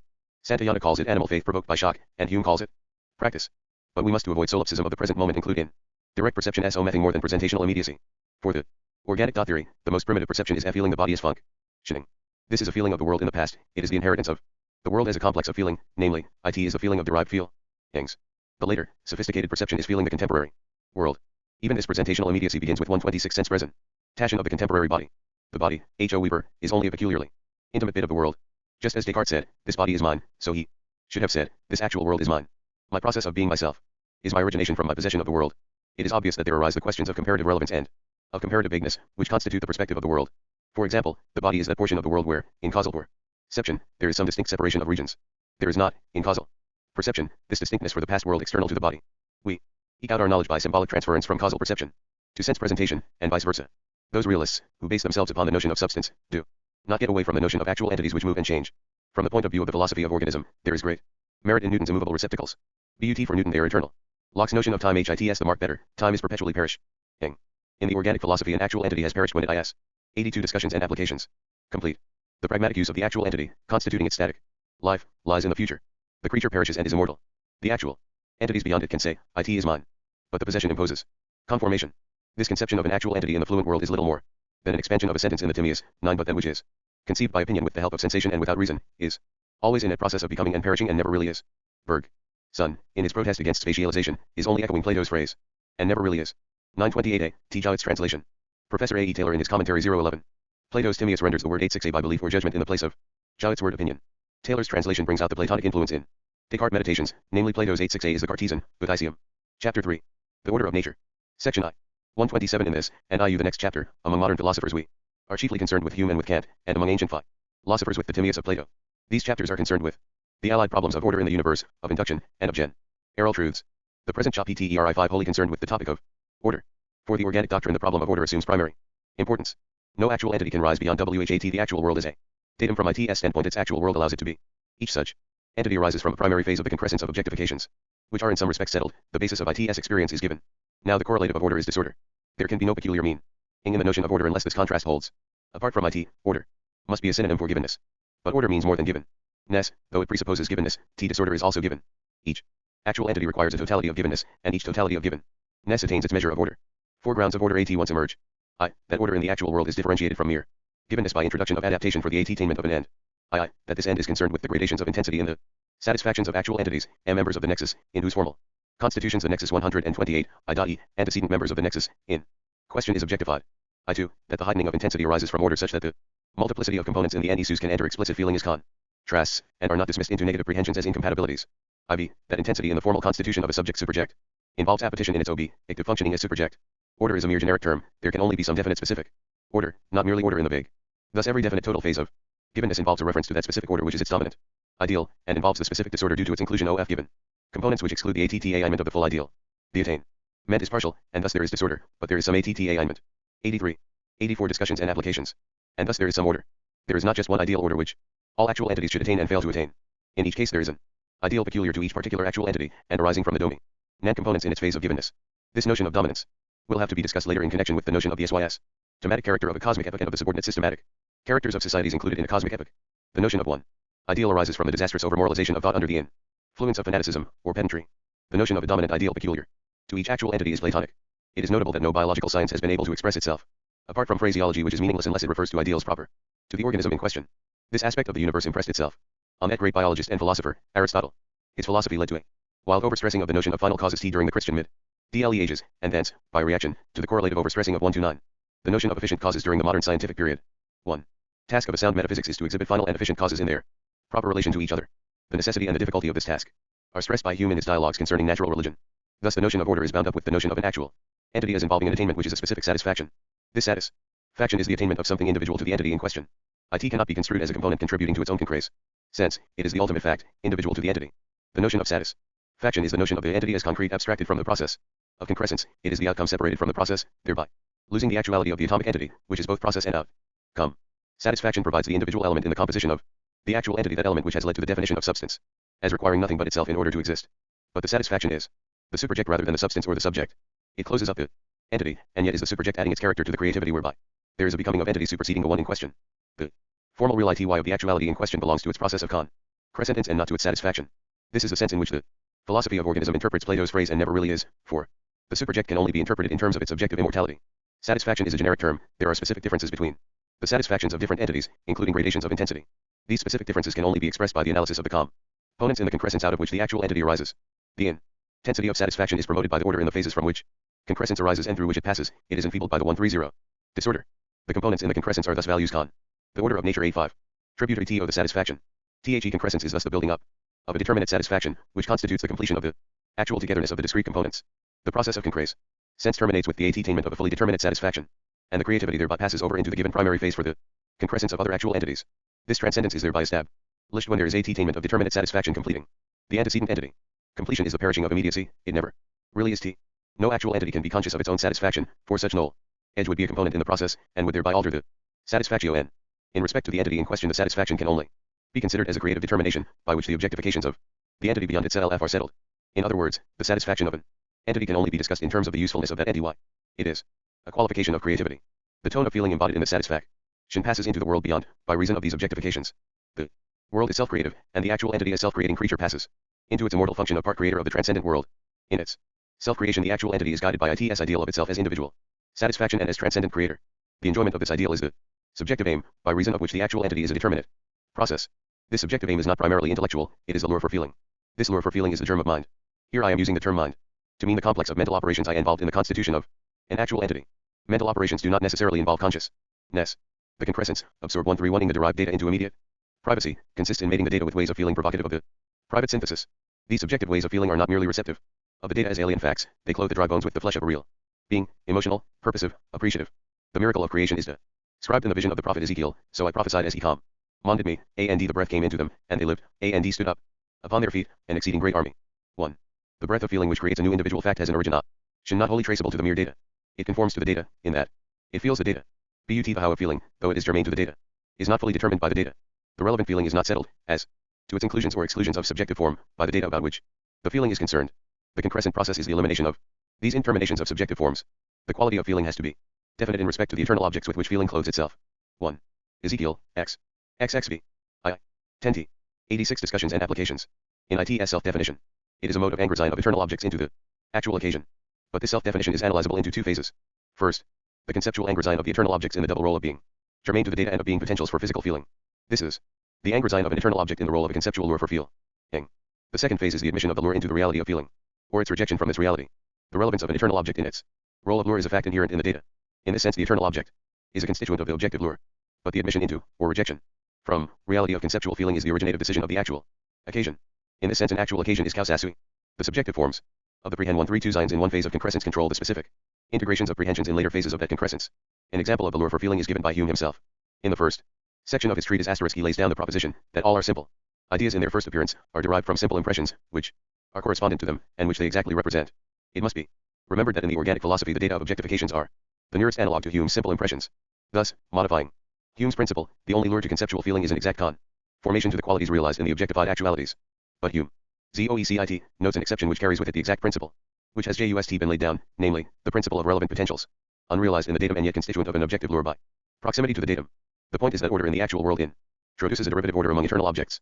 Hume writes, there is, however, one contradictory phenomenon, which may prove that it is not absolutely impossible for ideas to go before their correspondent impressions. I believe it will readily be allowed that the several distinct ideas of colors, which enter by the eyes, are those of sounds, which are conveyed by the hearing, are really different from each other, though, at the same time, resembling.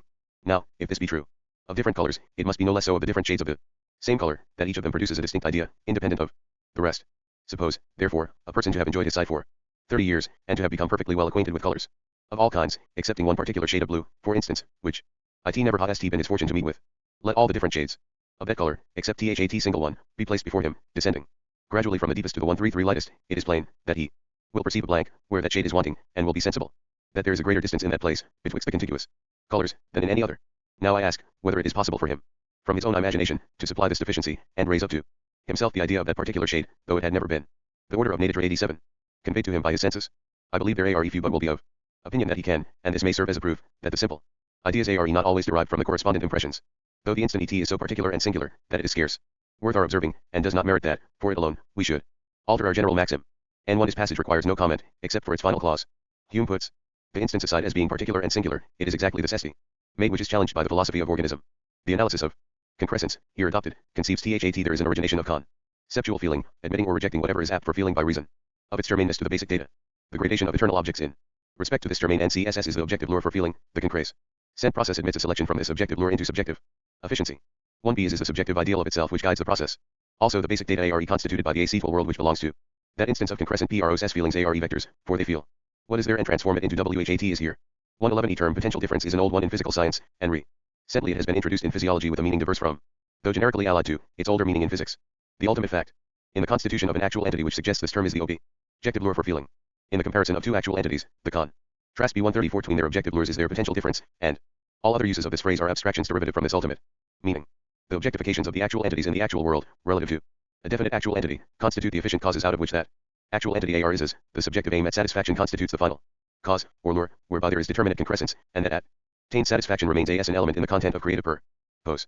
There is, in this way, transcendence of the creativity, and this transcendence affects determinate objectifications for the renewal of the process in the concrescence of actualities beyond that satisfied subject. 11 RNS an actual entity has a threefold T character. I. It has the char actor given for it by the past. I. It has the subjective character aimed at in its prosis of concrescence. I2. It has the superjective CHAR actor, which is the pragmatic value of its specify C satisfaction qualifying the transcendent creativity. In the case of the primordial actual entity, which is God, there is no past.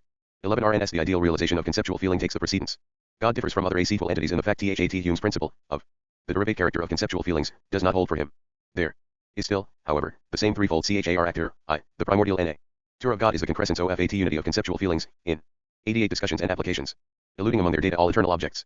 The concrescence is directed by the subjective aim, that the subjective forms of the feelings shall be such as to constitute the eternal objects into relevant lures of feeling *sev, arrowly appropriate for all realizable basic conditions.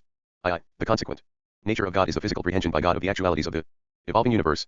St primordial nature directs such perspectives of objectification that each novel actuality in the temporal world contributes such elements as it can to a realization in God 135 free from inhibitions of intensity by reason of discordance. I2. The superjective nature T of God is the character of the pragmatic value of his specific satisfaction, qualifying the transcendent creativity in the various temporal instances. This is the conception of God, according to which he is considered as the outcome of creativity, as the foundation of order, and as the go-to towards novelty. Order and novelty are but the instruments of his subjective aim, which is the intensification of formal immediacy. It is to be noted that every actual entity, including God, is something individual for its own sake, and thereby transcends the rest of actuality. And also it is to be noted that every actual entity, including God, is a creature transcended by the creativity which it qualifies. A temporal occasion in respect to the second element of its character, and God in respect to the first element of his character satisfies Spinoza's definition of substance, that it is causasui. To be causasui means that the process of concrescence is its own reason for the decision in respect to the qualitative clothing of feelings. It is finally responsible for the decision by which any lure for feeling is admit to efficiency. The freedom inherent in the universe is constituted by this element of self-causation. In the subsequent discussion, actual entity will be taken to mean the one actual entity of the temporal world, unless God is expressly included in the discussion. The term actual occasion will always exclude God from its scope. The philosophy of organism is the inversion of Kant's philosophy. The critique of pure reason describes the process by which subjective data pass into the appearance of an objective world. The philosophy of organism seeks to describe how objective data pass into subjective satisfaction, and how order in the objective data provides intensity in the subjective satisfaction. For Kant, the world emerges from the subject. For the philosopher, PHY of 136 organism, the subject emerges from the world a superject, rather than a subject. The word object thus means an entity which is a potentiality for being a component in feeling, and the word subject means the entity constituted by the process of feeling, and including this process. The feeler is the unity emergent from its own feelings, and feelings are the details of the process intermediary between this unity and its many data. The data are the potentials for feeling, that is to say, they are objects. The process is the elimination of indeterminateness of feeling from the unity of one subjective experience. The degree of order in the datum is measured. The order of NA1 year 89. By the degree of richness in the objective value re. The intensity achieved B belongs to the sub-JECTIE form of the satisfaction. Section I. IT has been explained in THE previous section that THE notion of order is primarily applicable to the objectified data for individual actual entities. It has been necessary to give a sketch of some categories applying to an actual type in order to show how this can be the case. But there is a derivative \es NSE of the term order, which is more usually in our minds. When we use that word, \ve speak of the order of nature, meaning thereby the order reigning in that limited portion of the universe to or even of the surface of the earth, which has come under our observation. \ve also speak of a man of orderly life, or of dicer derly livy. In any of these senses, the term order evidently applies to the relations among themselves and enjoyed by many actual entities which thereby form a society. The term society will always be restricted to mean a nexus of actual entities which are of their M and G themselves in the sense to be explained in this SEC. 3137 The point of a society, as the term is reused, is that it is self-sustaining, in other words, that it is its own reason. Thus a society is more than a set of entities to which the same class name applies, that is to say, it IMOL \es more than a rely mathematical conception of order. To constitute a society, the class name has got to apply to each member. By reason of genetic DERI \ation from other members of that same society. The members of the society are alike because, by reason of their common character, they impose on other members of the society the conditions which lead to that likeness. This likeness, 4, consists in the fact that assert an element of form, is a contributory component to the individual satisfaction of each member of the society, and that the contribution by the element to the objectification of any one member of the society for prehension by OTHERMEM, bears promotes its analogous reproduction in the satisfactions of those other members. Thus a set of entities is a society, in virtue of a defining characteristic shared by its members, and in virtue of the presence of the defining characteristic being due to the environment provided by the societe / itself. For example, the life of **** man is a historic root of actual occasions, which in a marked degree to be discussed more fully later inherit from each other. That said OFOCCAS ions, dating from HIS first acquirement of the 2CF the fitness of the environment, Zurich, /Lachmalan, 1913, the order of I /Isher, Harvard Uni. Press, 191I, and blood, /Ard Uni / Press, 1928, ch1, alt by Professor L.J. Henderson. THESE works are fundamental for any discussion of this subject. 3 also CFT part I, CH, III, sect II. 4. CF part I, CH, III, sect II. 90 discussions and applications. Greek language and including all those occasions up to its loss of any adequate knowledge of that language, constitutes a society in reference to knowledge of the Greek language. Such knowledge is a common characteristic inherited from occasion to occasion along the historic route. This example has purposely been chosen for its reference to a somewhat trivial element of order, viz. knowledge of the Greek language. A more important character of order would have been THAT complex character in virtue of which a man is considered to be the same enduring person from birth to death. Also in this in 138 stance the members of the society are arranged in a serial order by their genetic relations. Such a society is said 5 to possess personal order. Thus a society is, for each of its members, an environment with some element of order in it, persisting by reason of the genetic relations between its own members. Such an element of order is the order prevalent in the society. But there is no society in isolation. Every society must be considered with its background of a wider environment of actual entities, which also contribute their objectifications to which the members of the society must conform. Thus the given contributions of the environment must at least be permissive of the self-sustenance of the society. Also, in proportion to its importance, this background must contribute those general characters which the more special character of the society presupposes for its MEM bears. But this means that the environment, together with the society in question, must form a larger society in respect to some more general characters than those defining the society from which we started. Thus we arrive at the principle THAT every society requires a social background, of which it is itself a part. In reference to any given society the world of actual entities is to be conceived as forming a background in layers of social order, the defining characteristics becoming wider and more general as we widen the background. Of course, the remote actualities of the background have their own specific characteristics of various types of social order. But such specific characteristics have become irrelevant for the society in question by reason of the inhibitions and attenuations introduced by discordance. That is to say, by disorder. The metaphysical characteristics of an actual entity in the proper general sense of metaphysics should be those which apply to all actual entities. It may be doubted whether such metaphysical concepts have ever 139 been formulated in their strict purity, even taking into account the most general principles of logic and of mathematics. We have to confine ourselves to society sufficiently wide, and yet such that their defining characteristics cannot safely be ascribed to all actual entities which have been or may be. The causal laws which dominate a social environment are the product. 5 CF part I, CH, III, sect II. The order of nature 91.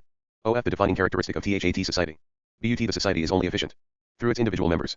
Thus in a society, the members can only exist by reason of the laws which dominate the society, and the laws only come into being by reason of the analogous or actors of the members of the society. But there is not any perfect attainment of an ideal order whereby the indefinite endurance of a society is secured. A society arises from disorder, where disorder is defined by reference to the ideal for that society, the favorable background of a large environment either itself decays, or ceases to favor the persistence of the society after some stage of growth. The society then ceases to reproduce its members, and finally after a stage of decay passes out of existence. Thus a system of laws determining reproduction in some portion of the universe gradually rises into dominance. It has its stage of endurance, and passes out of existence with the decay of the society from which it emanates. The arbitrary, as it were given, elements in the laws of nature warn us that we are in a special cosmic epoch. Here the phrase cosmic epoch is used to mean that widest society of actual entities whose immediate relevance to ourselves is traceable. This epoch is characterized by electronic and protonic actual entities, and by yet more ultimate actual entities which can be dimly discerned in the Q and tau energy. Maxwell's equations of the electromagnetic field hold sway by reason of the throngs of electrons and of protons. Also each electron is a society of electronic occasions, and each proton is a soci 140 eddy of protonic occasions. These occasions are the reasons for the electromagnetic laws, but their capacity for reproduction, whereby each electron and each proton has a long life, and whereby new electrons and new protons come into being, is itself due to these same laws. But there is disorder in the sense THAT the laws are not perfectly obeyed, and that the reproduction is and glad with instances of failure. There is accordingly a gradual transition to new types of order, supervening upon a gradual rise into dominance on the part of the present natural laws. But the arbitrary factors in the order of nature are not confined to the electromagnetic laws. There are the 4 dimensions of the spatio-temporal continuum, the geometrical axioms, even the mere dimensional character of the continuum apart from the particular number of dimensions, and the fact of measurability. In later chapters, cf. Part 4, it will be evident that all these properties are additional to the more basic fact of extensive Ness, also, that even extensiveness allows of grades of specialization, are by rarely one way or another, antecedently to the introduction of any of these additional notions. By this discovery the logical and mathematical investigations of the last 2 centuries are very relevant to philosophy. For the cosmological theories of Descartes, Newton, Locke, Hume, and Kant were framed in ignorance of that fact.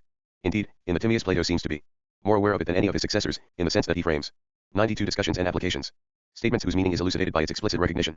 These given factors in geometry point to the wider society of which the electronic cosmic epoch constitutes a fragment. A society does not in any sense create the complex of eternal objects, which constitutes its defining characteristic. It only elicits that complex into importance for its members, and secures the reproduction of its membership. In speaking of a society, unless the context X141 Presley requires another interpretation, membership will always refer to the actual occasions, and not to subordinate enduring objects composed of actual occasions such as the life of an electron or of a man. These latter societies are the strands of personal order which enter into many societies. Generally speaking, whenever we are concerned with occupied space, we are dealing with this restricted type of corpuscular societies, and whenever we are thinking of the physical field in empty space, we are dealing with societies of the wider type.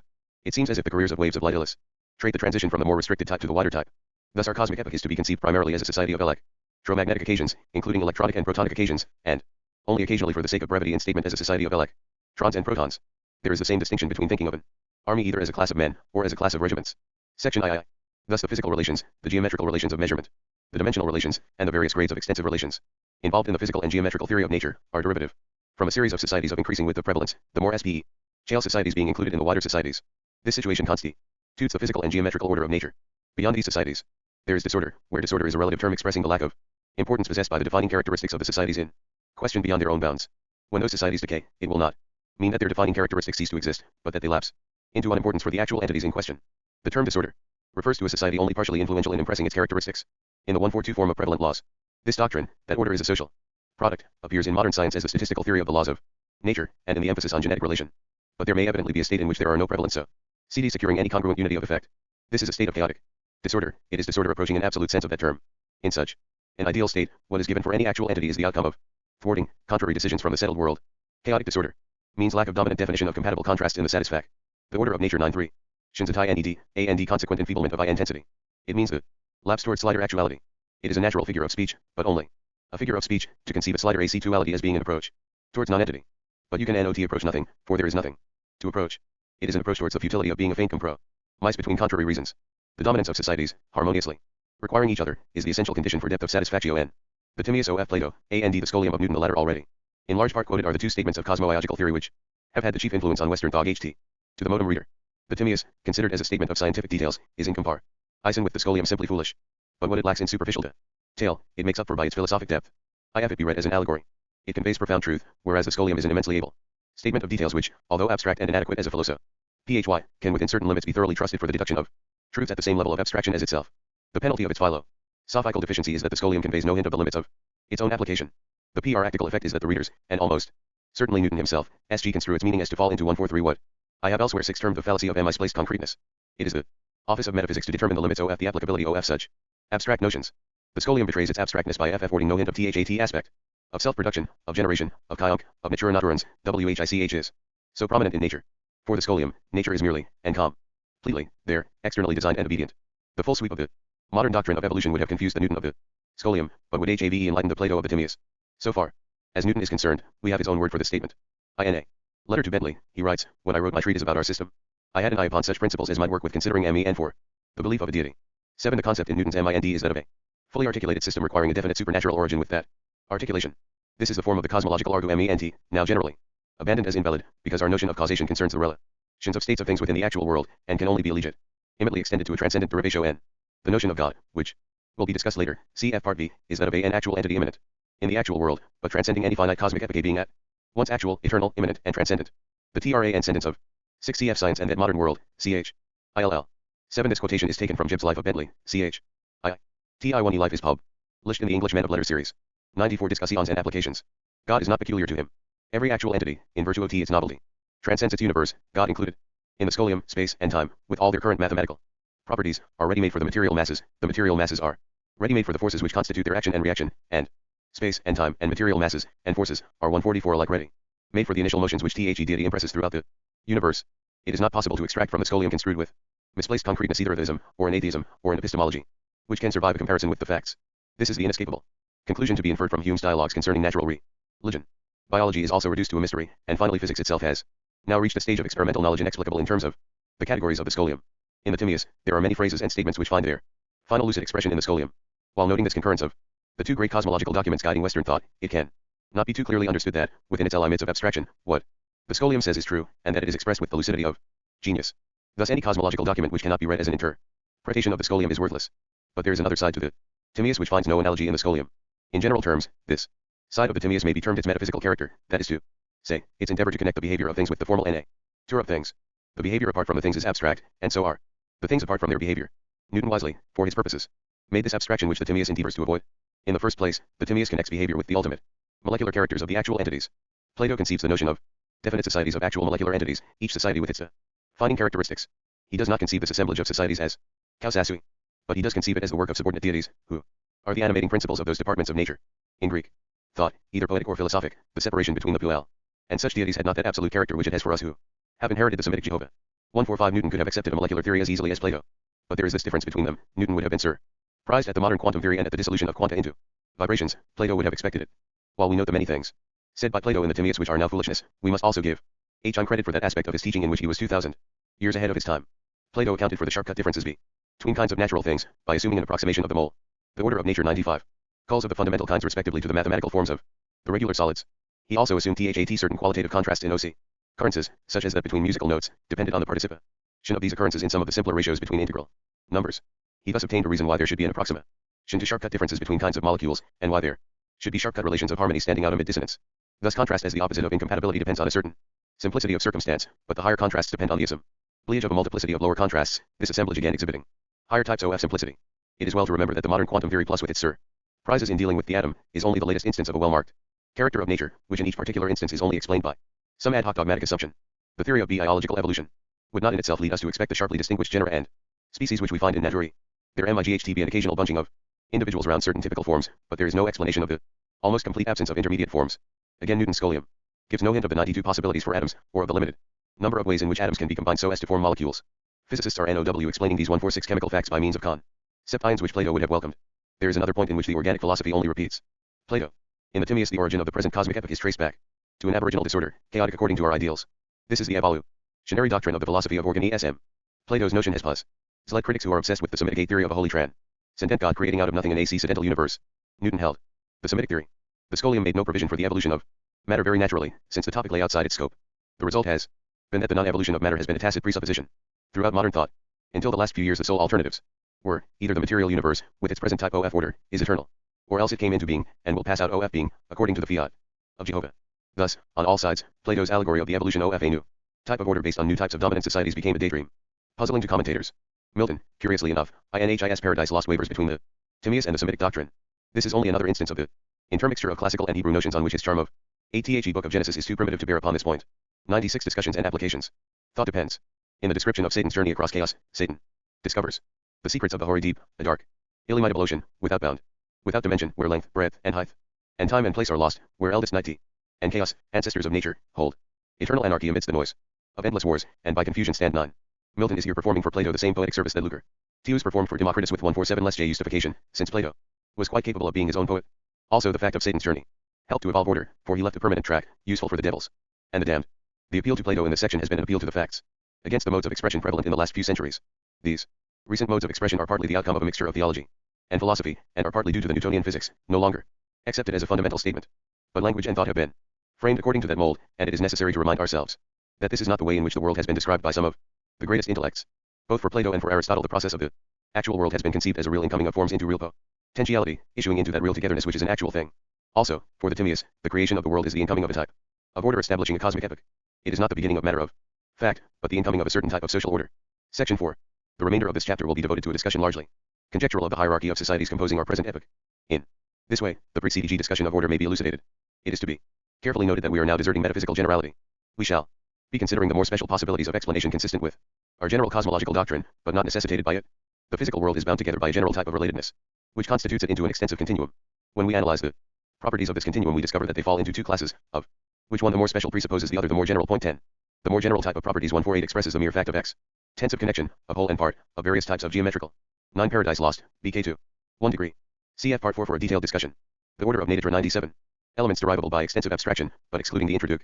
of more special properties by which straight lines are definable. 11. And measurability thereby introduced.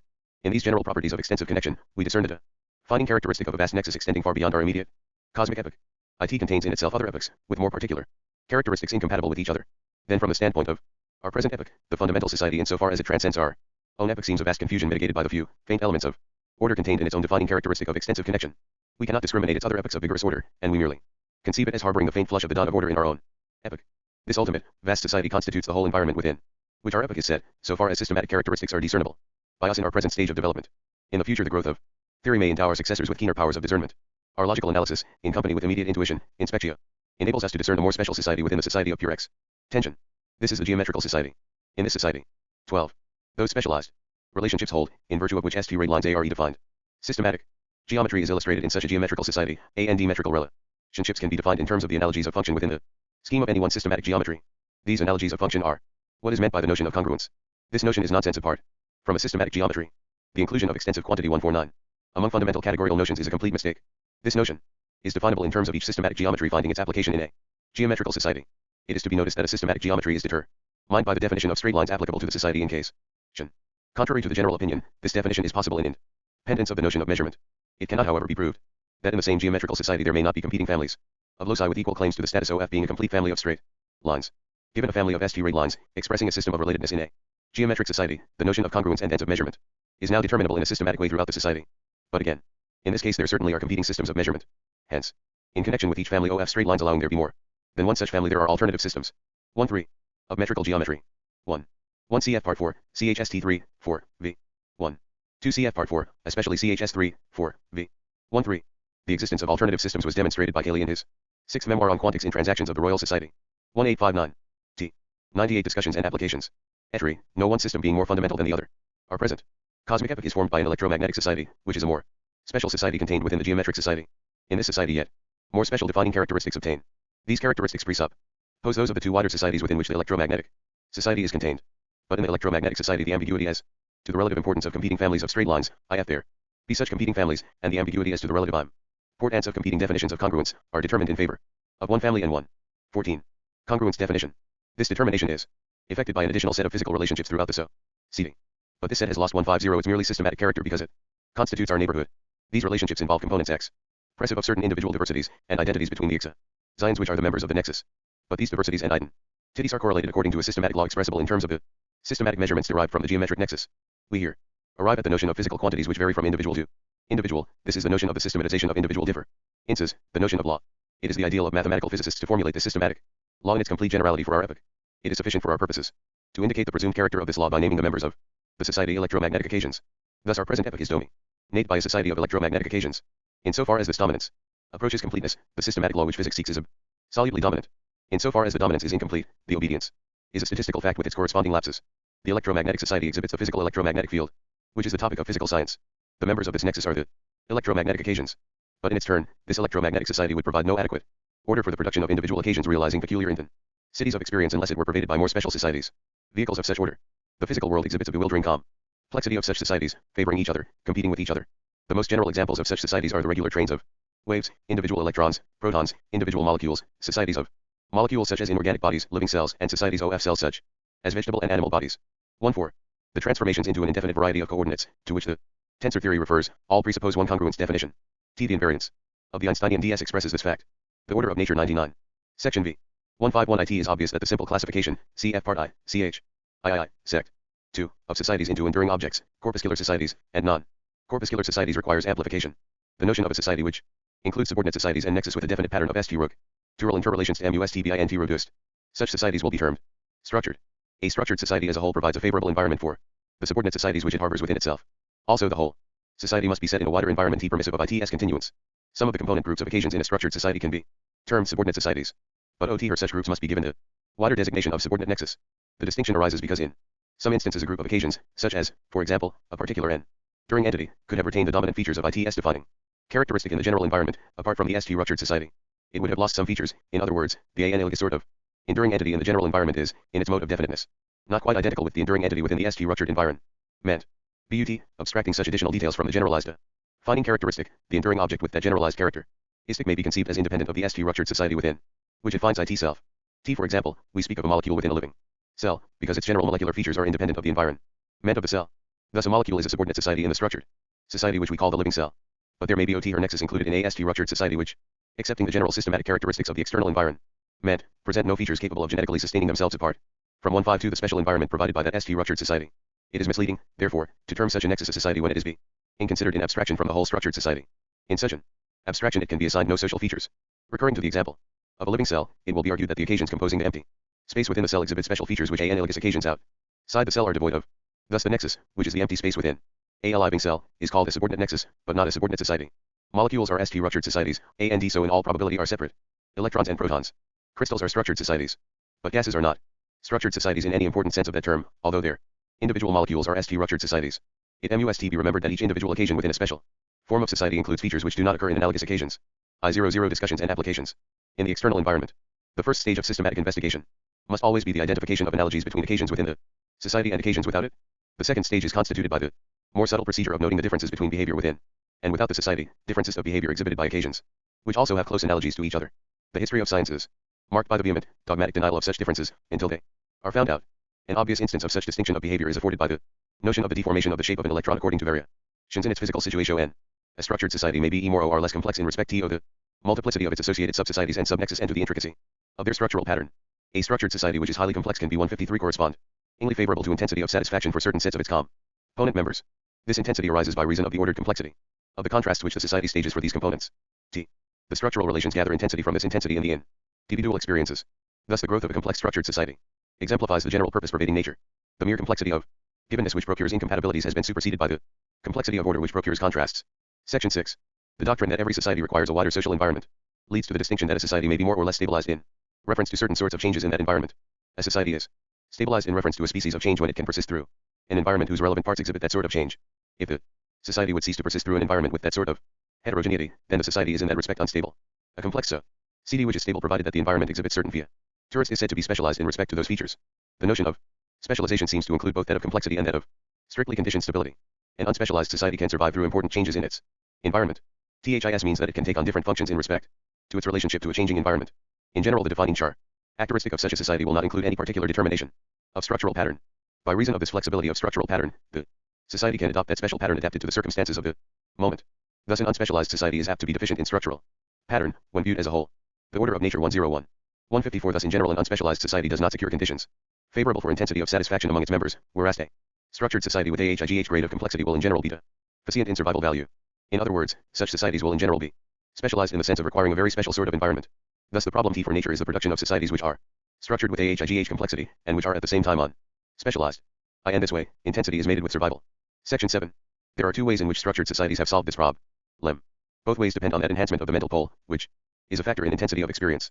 One way is by eliciting a massive average objectification of a nexus, while eliminating the detailed diversities of the various members of the nexus in question. This method, in fact, employs the device of blocking out unwelcome detail. It depends on the fundamental truth that objectification is abstractio and it utilizes this abstraction inherent in objectification so as to dismiss the thwarting elements of a nexus into negative prehensions. At the same time the complex intensity in the structured society is supported by the massive objectifications of the many environmental nexias, each in its unity as one nexus, and not in its multiplicity as many actual occasions. This mode of solution requires the intervention of mentality operating in accordance with the category of transmutation, i.e., categorial obligation. 6. It ignores diversity of detail by overwhelming the nexus by means of some congenial uniformity which pervades it. The environment may then change indefinitely so far as concerns the ignored details so long as they can be ignored. The close association of all physical bodies, organic and 155 inorganic, alike, with presented loci definable 15 by st rate lines, suggests that this development of mentality is characteristic of the actual occasions which make up the structured societies which we know as material bodies. This close association is evidenced by the importance of acceleration in the science of dynamics. T for acceleration is nothing else than a mode of estimating the shift from one family of presented loci to another such family. Cf. Part 4. Such mentality represents the first grade of ascent beyond a mere reproductive stage which employs nothing more than the category of conceptual reproduction, i.e., categorial obligation for. There is some initiative of conceptual integration, but no originality in conceptual prehension.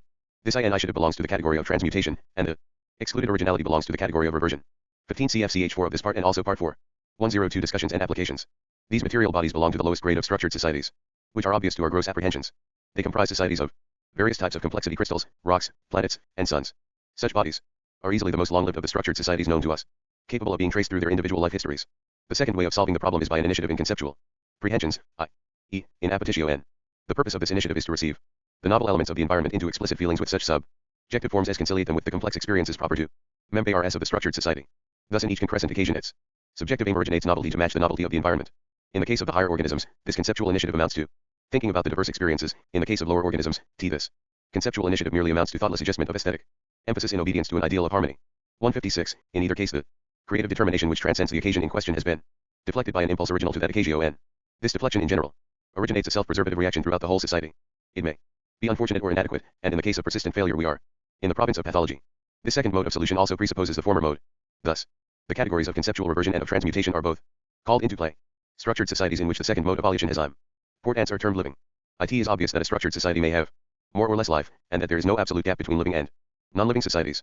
For certain purposes, whatever life there is in a society may be important, and for other purposes, unimportant. A structured society in which the second mode is unimportant, and the first mode is important will be termed inorganic. In accordance with this doctrine of life, the primary meaning of life is the origination of conceptual novelty of appetition. Such origination can only occur in accordance with the category of reversion. Thus, a society is only to be termed living in a derivative sense. A living society is one which includes some living occasions. Thus a society may be more or less living, according to the prevalence in it of living occasions. Also, an occasion may be more or less living according to the relative importance of the novel factors in its final satisfaction. Thus the two ways in which dominant members of structured societies secure stability amid environmental novelties are I. Elimination of diversities of detail, and II. Origination of novelties of conceptual reaction. As the result, there is withdrawal or addition of those details of emphasis, whereby the subjective aim directs the 157, integration of prehensions in the concrescent phases of dominant members. The Order of Nature 103. Section 8. There is yet another factor in living societies which requires more detached analysis. A structured society consists in the patterned intertwining of various nexus with markedly diverse defining characteristics.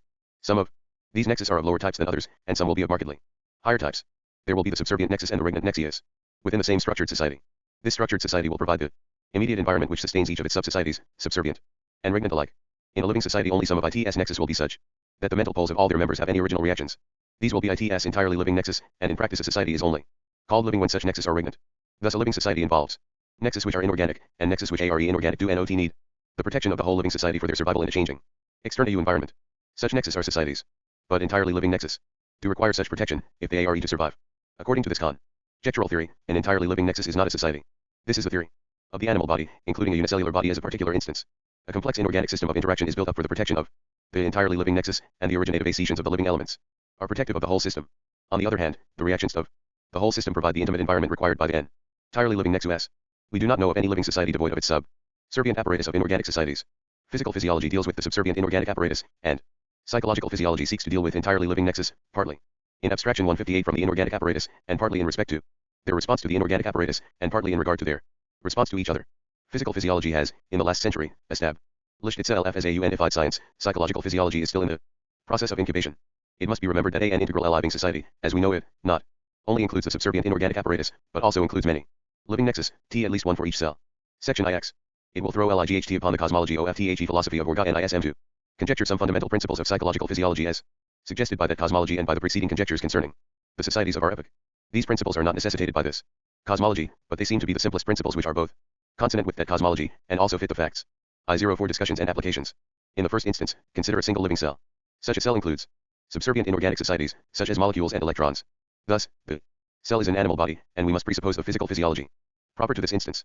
But what of the individual living occasions? The first question to be asked is as to whether the living occasions, in abstraction from the inorganic occasions of the animal body, form a corpuscular subsociety, so that each living occasion is a member of an enduring entity with its personal order.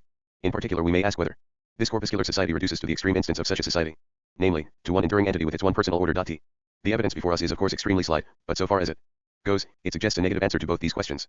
A cell gives no evidence whatever of a single unified mentality, guided in each of its 159 signs by inheritance from its own past. The problem to be solved is that of a certain originality in the response of a cell to external stimulus. The theory of an enduring entity with its inherited mentality gives us a reason why this mentality should be swayed by its own past. We ask for something original at the moment, and we are provided with a reason for limiting originality. Life is a bid for freedom. An enduring entity binds any one of its occasions to the line of its ancestry. The doctrine of the enduring soul with its permanent characteristics is exactly the irrelevant answer to the problem which life presents. That problem is, how can there be originality? And the answer explains how the soul need be no more original than a stone. The theory of a corpuscular society, made up of many enduring entities, fits the evidence no better. The same objections apply. The root fact is that endurance is a device whereby an occasion is peculiarly bound by a single line of physical ancestry, while life means novelty, introduced in accord, hence with the category of conceptual reversion. There are the same objections to many traditions as there are to one tradition. What has to be explained is originality of response to stimulus. THIS amounts to the doctrine that an organism is alive when in some measure its reactions are inexplicable by any tradition of pure physical inheritance. Explanation by tradition is merely another phraseology for explanation by efficient cause. We require explanation by final cause.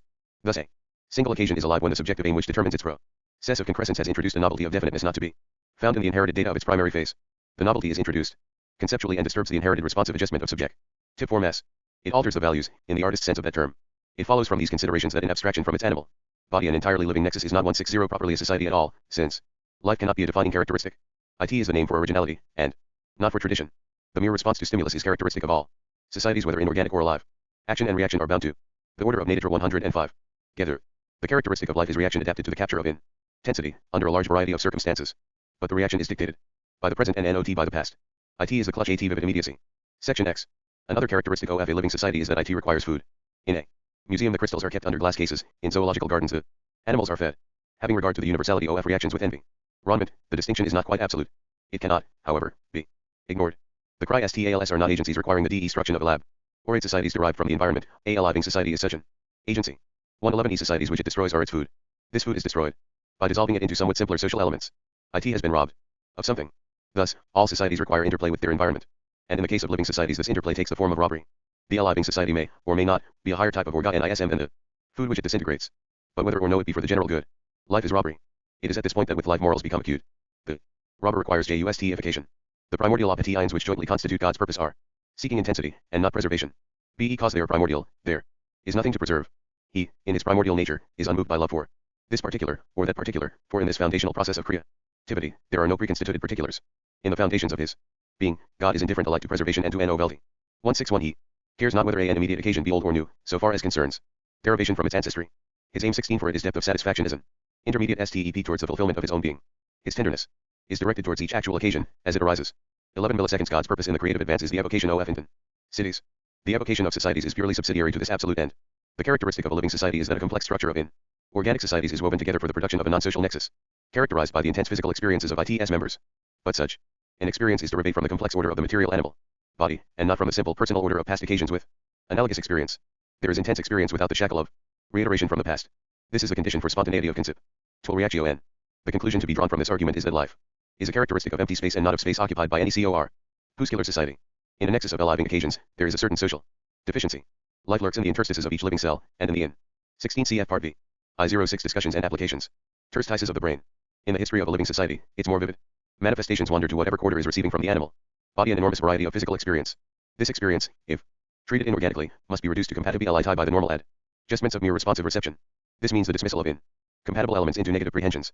The complexity of the animal body is so ordered that in the critical portions of its interstices the very datum of physical experience is complex, and on the edge of a compatibility beyond that to be achieved by mere organic treatment. A novel conceptual prehension disturbs 162 the sub-jeta forms of the initial responsive phase. Some negative prehensions are thus avoided, and higher contrasts are introduced into experience. So far as the functioning of the animal body is concerned, the total result is that the transmission of physical influence, through the empty space within it, has not been entirely in conformity with the physical laws holding for inorganic societies. The molecules within an animal body exhibit certain peculiarities of behavior not to be detected outside an animal body. In fact, living societies illustrate the doctrine that the laws of nature develop together with societies which constitute an epoch. There are statistical expressions of the prevalent types of interaction. In a living cell, the statistical balance has been disturbed. The connection of food with life is now evident. The highly complex inorganic societies required for the structure of a cell, or other living body, lose their stability amid the diversity of the environment. But, in the physical field of empty space produced by the originality of living occasions, chemical dissociations and associations take place which would not otherwise occur. The structure is breaking down and being repaired. The food is that supply of highly complex societies from the outside which, under the influence of life, will enter into the necessary associations to repair the waste. Thus life acts as though it were a catalytic agent. The short summary of this account of a living cell is as follows. An extremely complex and delicately poised chemical structure. For the occasions in the interstitial empty space a complex objective datum. Derived from this complex structure, under normal responsive treatment, devoid of originality, the complex detail reduced to physical simplicity by negative prehensions, this detail preserved for positive feeling by the emotional and purposive readjustments produced by originality of conceptual feeling, appetition, the physical distortion of the field, leading to instability of 163 the structure, the structure accepting repair by food from the environment. Section 11. The complexity of nature is inexhaustible. So far we have argued that the nature of life is not to be sought by its identification with some society of the order of nature 107 occasions, which are living in virtue of the defining characteristic of that society. An entirely living nexus is, in respect to its life, not social. Each member of the nexus derives the necessities of its being from its prehensions of its complex social environment. By itself the nexus lacks the genetic power which belongs to societies. But a living nexus, though non-social in virtue of its life, may support a thread of personal order along some historical root of its members. Such an enduring entity is a living person. It is not of the essence of life to be a living person. Indeed a living person requires that its immediate environment be a living, non-social nexus. The defining characteristic of a living person is some definite type of hybrid prehensions transmitted from occasion to occasion of its existence. The term hybrid is defined more particularly in part 1.1i. It is sufficient To state here that a hybrid prehension is the prehension by one subject of a conceptual prehension, or of an impure prehension, belonging to the mentality of another subject. By this transmission the mental originality of the living occasions receives a character and a depth. In this way originality is both canalized, to use Bergson's word, and intensified. ITS range is widened within limits. Apart from canalization, depth of originality would spell disaster for the animal body. With it, personal mentality can be evolved, so as to combine its individual originality with the safety of the material organism on which it depends. Thus life turns back into society, it finds originality within bounds, and gains the massiveness due to reiterated character. In the case of single cells, of vegetation, and of the 164 lower forms of animal life, we have no ground for conjecturing living personality. But in the case of the higher animals there is central direction, which suggests that in their case each animal body harbors a living person, or living persons. Our own self-consciousness is direct awareness of ourselves as such persons. 1.7 There are limits to such unified control, which indicate this association of personality, and multiple personalities in successive alternations, and even multiple personalities in joint possessio n. This last case belongs to the pathology of religion, and in primitive times has been interpreted as demoniac possession. Thus, though life in its essence is a gain of intensity through freedom, yet it can also submit to canalization and so gain the massiveness of order. But it is not necessary merely to presuppose the drastic case of personal order. We may conjecture, though without much evidence, that even in the lowest form of life the entirely aliving nexus is canalized into some faint form of mutual conformity. Such conformity amounts to social order depending on hybrid prehensions of originalities in the mental poles of the antecedent members of the nexus. The survival power, arising from adaptation and regeneration, is thus explained. Thus, life is a passage from physical order to pure mental originality, and from 17 this account of a aliving personality requires completion by reference to its objectification in the consequent nature of God. Cf. Part V, ch. I. 108 Discussions and Applications. Pure mental originality to canalized mental originality. It must also be noted that the pure mental originality works by the canalization of relevance arising from the primordial nature of God. Thus an originality in the temporal world is conditioned, though not determined, by an initial subjective aim supplied by the ground of all order and of all originality. Finally, we have to consider the type of structure at society which gives rise to the traditional body-mind problem. For example, human mentality is partly the outcome of the human body, partly the single directive 165 agency of the body, partly a system of cogitations which have a certain irrelevance to the physical relationships of the body. The Cartesian philosophy is based upon the seeming fact, the plain fact of one body and one mind, which are two substances in causal associatio n. For the philosophy of organism the problem is transformed. Each actuality is essentially bipolar, physical and mental, and the physical inheritance is essentially accompanied by a conceptual reaction partly conformed to it, and partly introductory of a relevant novel contrast, but always introducing emphasis, valuation, and purpose.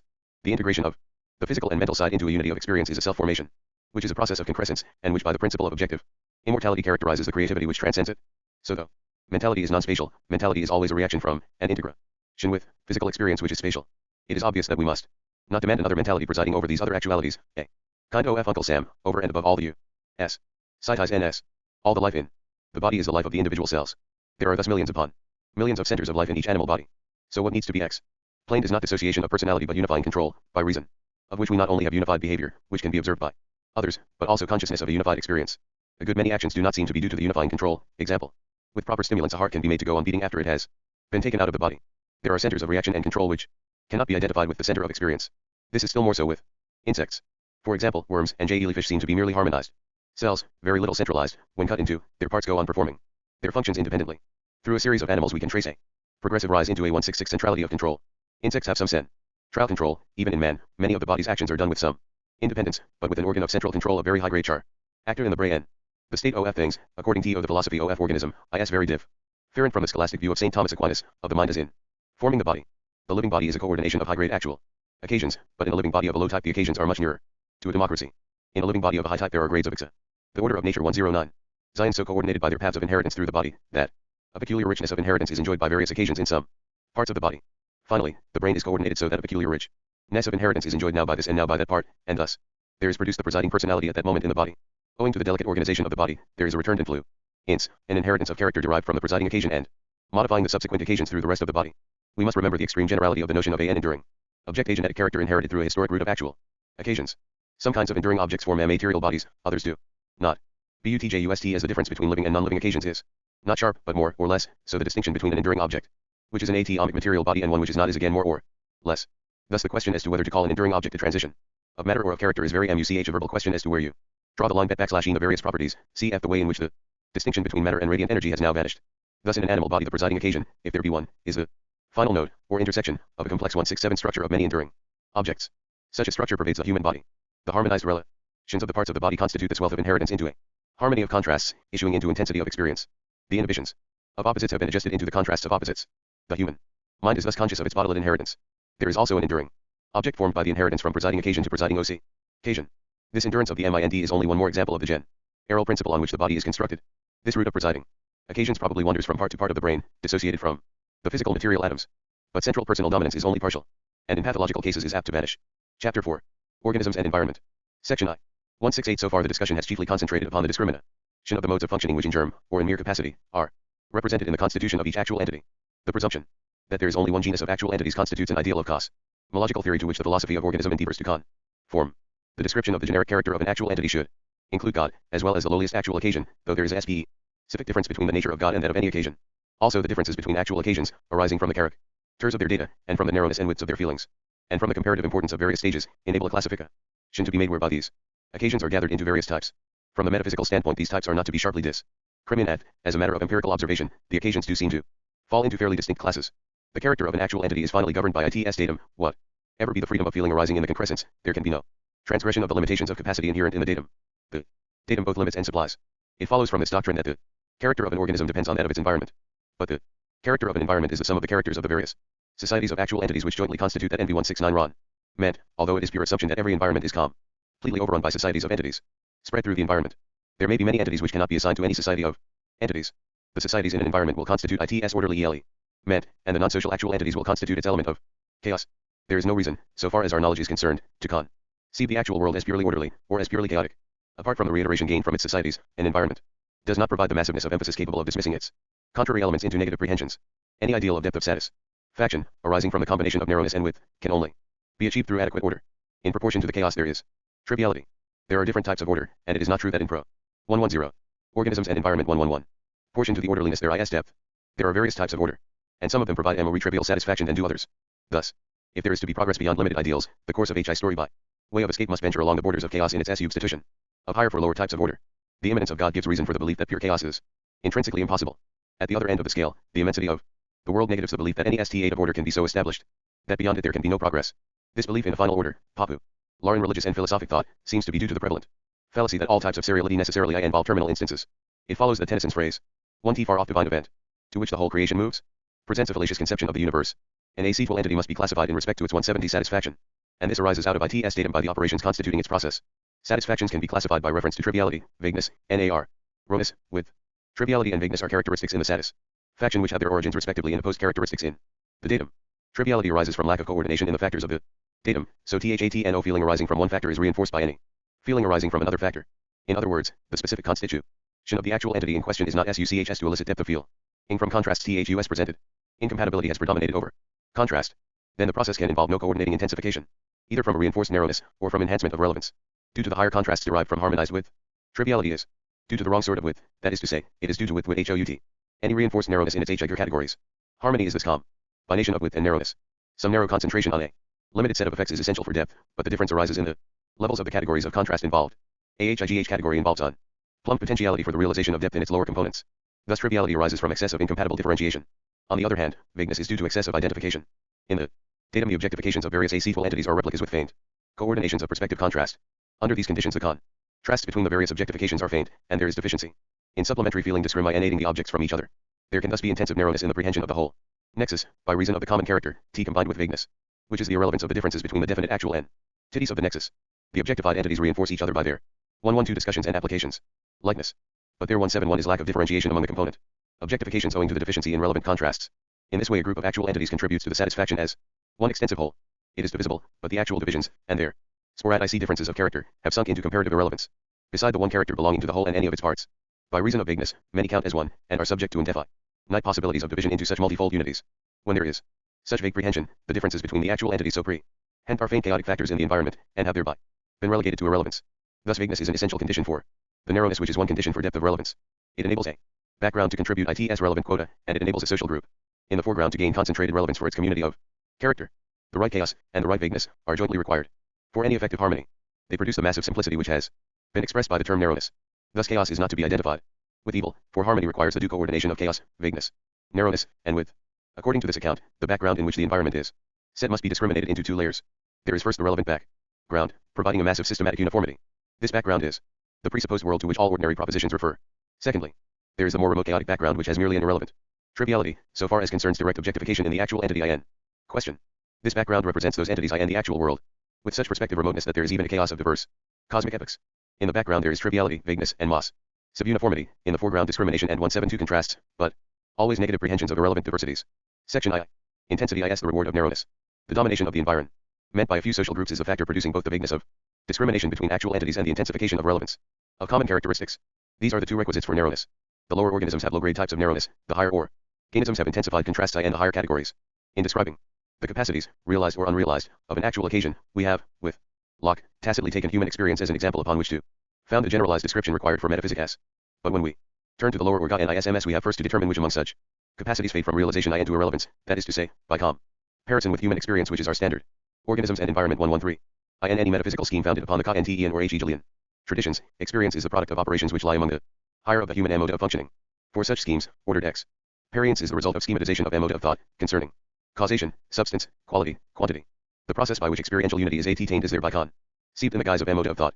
111. Exception is to be found in Kant's preliminary sections on transcendental aesthetic, by which he provides space and time. But Kant, following Hume, assumes the radical disconnection of Impressions qua data, and therefore conceives his transcendental aesthetic and to be the mere discretion of a subjective process, appropriating the data by orderliness of feeling. The philosophy of organism aspires to construct a critique of pure feeling, in the philosophical position in 173 which Kant put his critique of pure reason in. This should also supersede the remaining critiques required in the Kantian philosophy. 11 milliseconds in the organic philosophy. Kant's transcendental aesthetic becomes a distorted fragment of WHAT should have been his main topic. The datum includes its own interconnections, and the first stage of the process of feeling is the reception into the responsive conformity of feeling, whereby the datum, which is mere potentiality, becomes the individualized basis for a complex unity of realization. This conception, as Fu and Din the philosophy of organism, is practically identical with Locke's ways of thought in the latter half of his essay.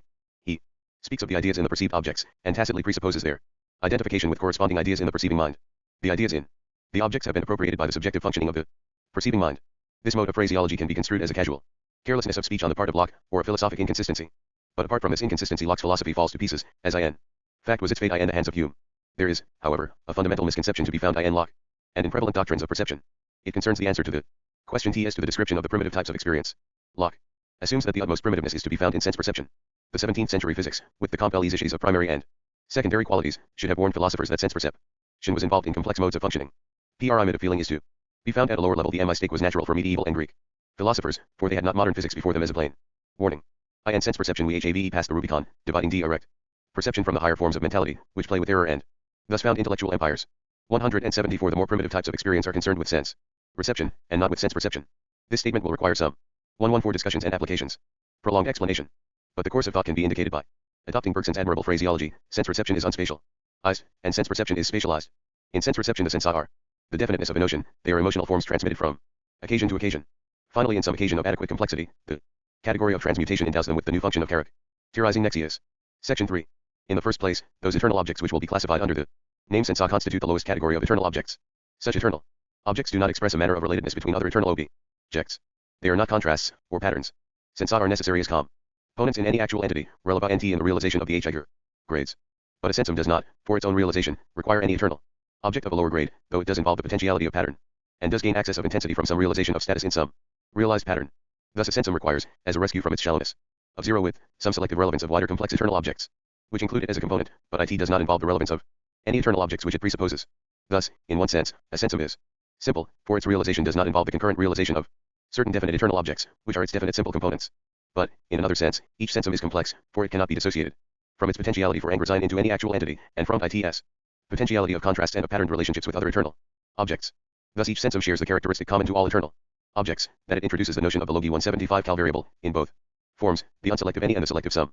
It is possible that this definition of sensa excludes some cases of contrast which are ordinarily termed sensa, and that it includes some emotional qualities which are ordinarily excluded. Its convenience consists in the fact that it is founded on a metaphysical principle, and not on an empirical investigation of the physiology of the human body. Narrowness in the lowest category achieves such intensity as belongs to such experience, but fails by reason of deficiency of width. Contrast elicits depth, and only shallow experience is possible when there is a lack of patterned contrast. Hume notices the comparative failure of the higher faculty of imagination in respect to mere sensa. He exaggerates this comparative failure into a dogma of absolute inhibition to imagine a novel sensum, whereas the evidence which he himself adduces of the imagination of a new shade of color to fill a gap in the graduated scale of shades shows that a contrast between given shades can be imaginatively extended so as to generate the imagination of the missing shade. But Hume's Organisms and Environment 115 ample also shows that imagination finds its easiest freedom among the higher categories of eternal objects. A pattern is in a sense simple, a pattern is the manner of a complex contrast abstracted from the specific eternal objects which constitute the matter of the contrast. But the pattern refers unselectively to any eternal objects with the potentiality of being elements in the matter of some contrast in that manner. A pattern and a sensum are thus both simple in the sense that neither involves other specified eternal objects in its own realization. The manner of a pattern is the individual essence of the pattern. But no individual essence is realizable apart from some of its potentialities of relationship. That is, apart from its relational essence. But a pattern lacks simplicity in another sense. In WHICH 176 a sensum retains simplicity. The realization of a pattern necessarily involves the concurrent realization of a group of eternal objects capable of contrast in that pattern. The realization of the pattern is through the realization of this contrast. The realization might have occurred by means of another contrast in the same pattern, but some complex contrast in THAT pattern is required. But the realization of a sensum in its ideal shallowness of intensity, with zero width, does not require a and y other eternal object, other than its intrinsic apparatus of individual and relational essence. It can remain just itself, with its unrealized potentialities for pattern contrasts. An actual entity with this absolute narrowness has an ideal faintness of satisfaction, differing from the ideal zero of chaos, but equally impossible. For realization means angrazine in an actual entity, and this involves the synthesis of all ingredients with data derived from a complex universe. Realization is ideally distinguishable from the angrazine of contrasts, but not in fact. The simplest grade of acetyl occasions must be conceived as experiencing a few sensa, with the minimum of pattern contrast. The sensa are then experienced emotionally. A and D constitute the specific feelings whose intensity sum up into the unity of satisfaction. In such occasions the PROC S is deficient in its highest phases. The process is the slave to the datum. There is the individualizing phase of conformal feeling, but the originative phases of supplementary and conceptual feeling ST are negligible. Section 4. According to this AC count, the experience of the simplest grade of AC to entity is to be conceived as the unoriginative response to the datum, with its simple content of sensa. The datum is simple, because it essence. The objectified experiences of the past under the guise of simplicity. Exa. Science A, B, and C enter into the experience of occasion M as themselves. Experiencing 177 sensa 81 and A2 unified by some faint contrast between 81 and 82 occasion M responsibly feels sensa 81 and A2 as its own sensations. There is thus a transmission of sensation emotion from A, B, and C to M. If M had the wit of self-analysis, M would know that it felt its own. 116 discussions and applications. Sensa, by reason of a transfer from A, B, and C to itself. Thus the UN conscious, direct perception of A, B, and C is merely the causal efficacy of A, B, and C as elements in the constitution of M. Such direct perception will suffer from vagueness, for if A, B, and C tell the same tale with minor variation of intensity, the discrimination of A, and B, and C from each other will be irrelevant. There may thus remain a sense of the causal efficacy of actual presences, whose exact relationships in the external world are shrouded. Thus the experience of M is to be conceived as a quantitative emotion arising from the contribution of sensa from A, B, C and proper tionally conformed to by M. Generalizing from the language of physics, the experience of M is an intensity arising out of specific sensa, directed from A, B, C. There is in fact a directed influx from A, B, C of quantitative feeling, arising from specific forms of feeling. The experience has a vector character, a common measure of intensity, and specific forms of feelings conveying that intensity. If we substitute the term energy for the concept of a quantitative emotional intensity, and the term form of energy for the concept of specific form of feeling, and remember that in physics vector means defy night transmission from elsewhere, we see that this metaphysical description of the simplest elements in the constitution of actual entities agrees solidly with the general principles according to which the notions of modem physics are framed. The datum in metaphysics is the basis of the vector theory in physics. The quantitative satisfaction in metaphysics is the basis of the scalar localization of energy in physics. The sensa in metaphysics are the basis of the diversity of specific forms under which energy clothes itself. Psi 178 entific descriptions are, of course, entwined with the specific details of geometry and physical laws, which arise from the special order of the cosmic epoch in which we find ourselves. But the general principles of physics are exactly what we should expect as a specific exemplification of the metaphysics required by the philosophy of organism. It has been a defect in the modem philosophies that they throw no light whatever on any scientific principles. Science should investigate particular species, and metaphysics should investigate the generic notions under which those specific principles should fall out. Yet, modern realisms have had nothing to say about scientific principles, and modern idealisms have merely contributed the unhelpful suggestion that the phenomenal world is one of the inferior avocations of the absolute. The direct perception whereby the datum in the immediate subject is inherited from the past can thus, under an abstraction, be conceived as the transference of throbs of emotional energy, clothed in the specific forms provided by sensa. Since the vagueness in the experienced subject will veil the separate objectifications wherein there are individual contributions to the total satisfaction, the emotional energy in the final satisfaction wears the aspect of a total intensity capable of all gradations of ideal variation. But in its origin it represents the totality arising from the contributions of organisms and environment. 117. Separate objects to that form of energy. Thus, having regard to its origin, a real atomic structure of each form of energy is discernible, so much from each objectified actual occasion, and only a finite number of actual excisions will be relevant. This direct perception, characterized by mere subjective responsiveness, and by lack of origination in the Higher phases, exhibits the constitution of an actual entity under the guise of receptivity. In the language of causation, it describes the FEC and causation operative in the actual world. In the language of epistemology, as framed by Locke, it describes how the ideas of particular 179 existence are absorbed into the subjectivity of the percipient and are the datum for its experience of the external world. In the language of science, it describes how the quantitative intensity of localized energy bears in itself the vector marks of its origin, and the specialties of its specific forms. It also gives a reason for the atomic quanta to be discerned in the building up of a quantity of energy. In this way, the philosophy of organism as it should appeals to the facts. Section V. The current echo and TS of perception are the strong HOLT of modern metaphysical difficulties. They have their origin in the same misunderstanding, which led to the incubus of the substance quality categories. The Greeks looked at a stone, and perceived that it was gray. The Greeks were ignorant of modem physics, but modern philosophers discuss perception in terms of categories derived from the Greeks. The Greeks started from perception and its most elaborate and sophisticated form, namely, visual perception. In visual perception, crude or Perception is most completely made over by the originative phases in X. Perience, phases which are especially prominent in human experience. If we wish to disentangle the two earlier prehensive phases, the receptive phases, namely, the datum and the subjective response from the more advanced originative phases, we must consider what is common to all modes of perception, amid the bewildering variety of originative amplification. On this topic I am content to appeal to Hume. He writes, but my senses convey to me only the impressions of colored points, I suppose in a certain manner. If the eye is sensible of anything further, I desire it may be pointed out to me. One and again, it is universally allowed by the writers on optics, that the eye at all times sees an equal number of physical points, and that a man 180 on the top of a mountain has no larger an image presented to his senses, than when he is cooped up in the narrow court or chamber. 2. In each of these quotations Hume explicitly asserts that the eye sees. 1. Treatise, BK. T Part 1 1, Sect II. It elix not his. 2. Treatise, BK. Part 3, Sect 9 asterisk. 118 Discussions and applications. The conventional comment on such a passage is that Hume, for the sake of intelligibility, is using common forms of expression, that he is only really speaking of impressions on the mind, and that in the dim future, some learned scholar will gain reputation by amending I into ego. The reason for citing the passages is to enforce the thesis that the form of speech is literary and intelligible because it expresses the ultimate truth of animal perception. The ultimate momentary ego has as its datum the I is experiencing such and such sig HTS. In the second quotation, the reference to the number of physical points is a reference to the excited area on the retina. Thus the I is experiencing such and such sights is passed on as a datum, from the cells of the retina, through the train of actual entities forming the relevant nerves, up to the brain. Any direct relation of eye to brain is entirely overshadowed by this intensity of indirect transmission. Of course this statement is merely a pale abstraction from the physiological theory of vision. But the physiological account does not pretend to be anything more than indirect inductive knowledge. The point here to be noticed is the immediate literary obviousness of the I is experiencing such and such sights. This is the very reason why Hume uses the expression in spite of his own philosophy. The conclusion, which the philosophy of organism draws, is that in human experience the fundamental fact of perception is the inclusion, in the datum, of the objectification of an antecedent part of the human body with such and such experiences. Hume agrees with this conclusion sufficiently well so as to argue from it, when it suits its purpose. He writes, I would fain ask those philosophers, who found so much of their reasonings on the distinction 181 of substance and accident, and imagine we have clear ideas of each, whether the idea of substance be derived from the impressions of sensation or reflection. If it be conveyed to us by our senses, I ask, which of them, and after what man? No. If it be perceived by the eyes, it must be a color, if by the ears, a sound, if by the palate, a taste, and so of the other senses. Point 3. We can prolong Hume's list. The feeling of the stone is in the hand, the feeling of the food is the ache in the stomach, the compassionate yearning is in the bowels. According to biblical writers, the feeling of well-being is in the viscera passim, ill temper is the emotional tone derivative from the disordered liver. In this list, Hume's and its prolongation, for some cases as insight. For example, the supplementary phase in the ultimate subject over ball answers in importance the datum I inherit from the eye. In other cases, as in touch, the datum of the feeling in the hand maintains its importance. However much the intensity, or even the character, of the feeling may be due to supplementation in the ultimate subject, this instance should be contrasted with that of sight. In the instance of the ache the stomach, as 3 Treatise, BK. Part I, Sect 6. Organisms and Environment 119. Datum, is of importance, and the food though obscurely felt is secondary at least, until the intellectual analysis of the situation due to the doctor, professional or amateur. In the instances of compassion, well-being, and ill temper, the supplementary feelings in the ultimate subject predominate, though there are obscure references to the bodily organs as inherited data. This survey supports the view that the predominant basis of perception is perception of the various bodily organs, as passing on their experiences by channels of transmission and of enhancement.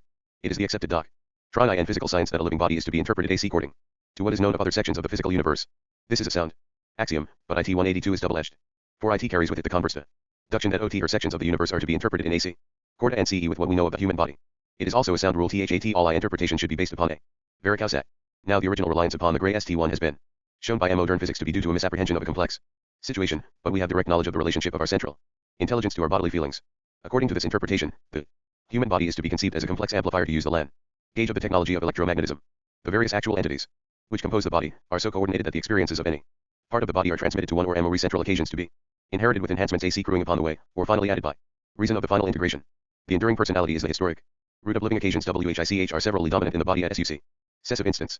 The human body is thus achieving on a scale of concentrated efficiency a type of social organization, which with every gradation of efficiency constitutes the orderliness whereby a cosmic epoch shelters in itself intensity of satisfaction. The crude aboriginal character of direct perception is inheritance. What is inherited is feeling tone with evidence of ITS origin, in other words, vector feeling tone.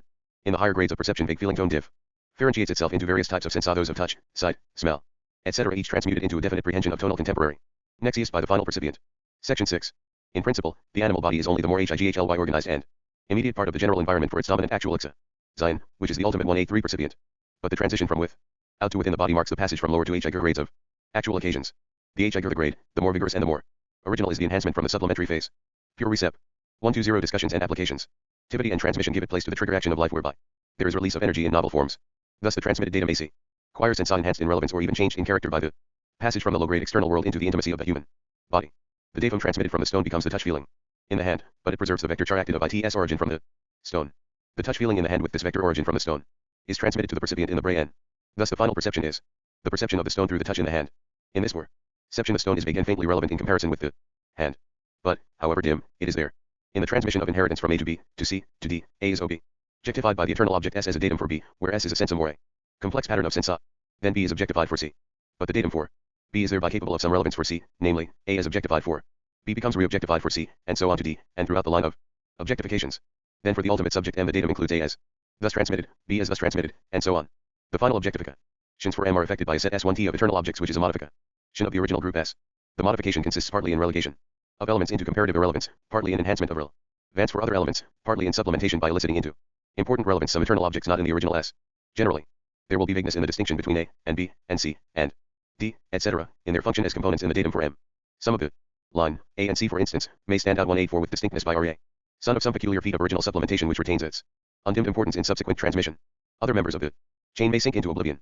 For example, in touch there is a reference to the stone in contact with the hand, and a reference to the hand, but in normal, healthy, bodily operations the chain of occasions along the arm sinks into the background, almost into complete oblivion.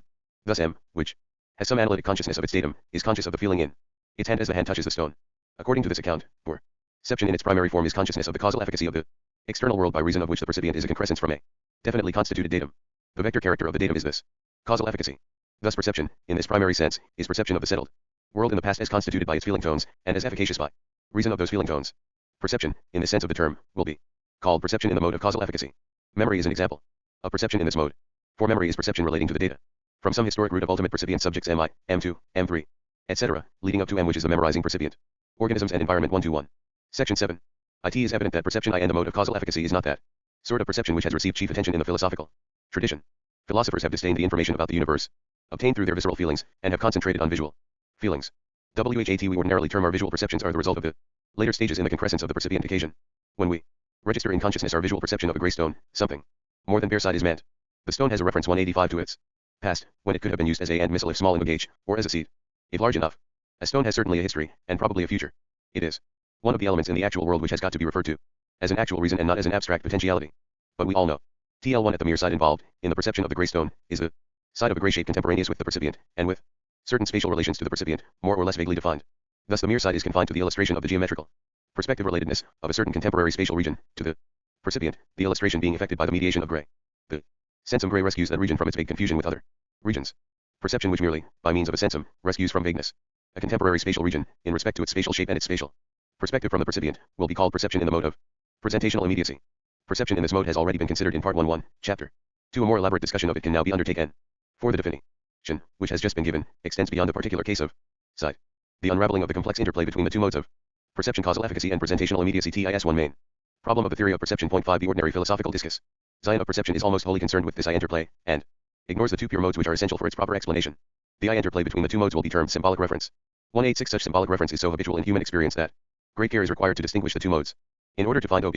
For also CFT subsequent discussions in parts 3 and 4. 5.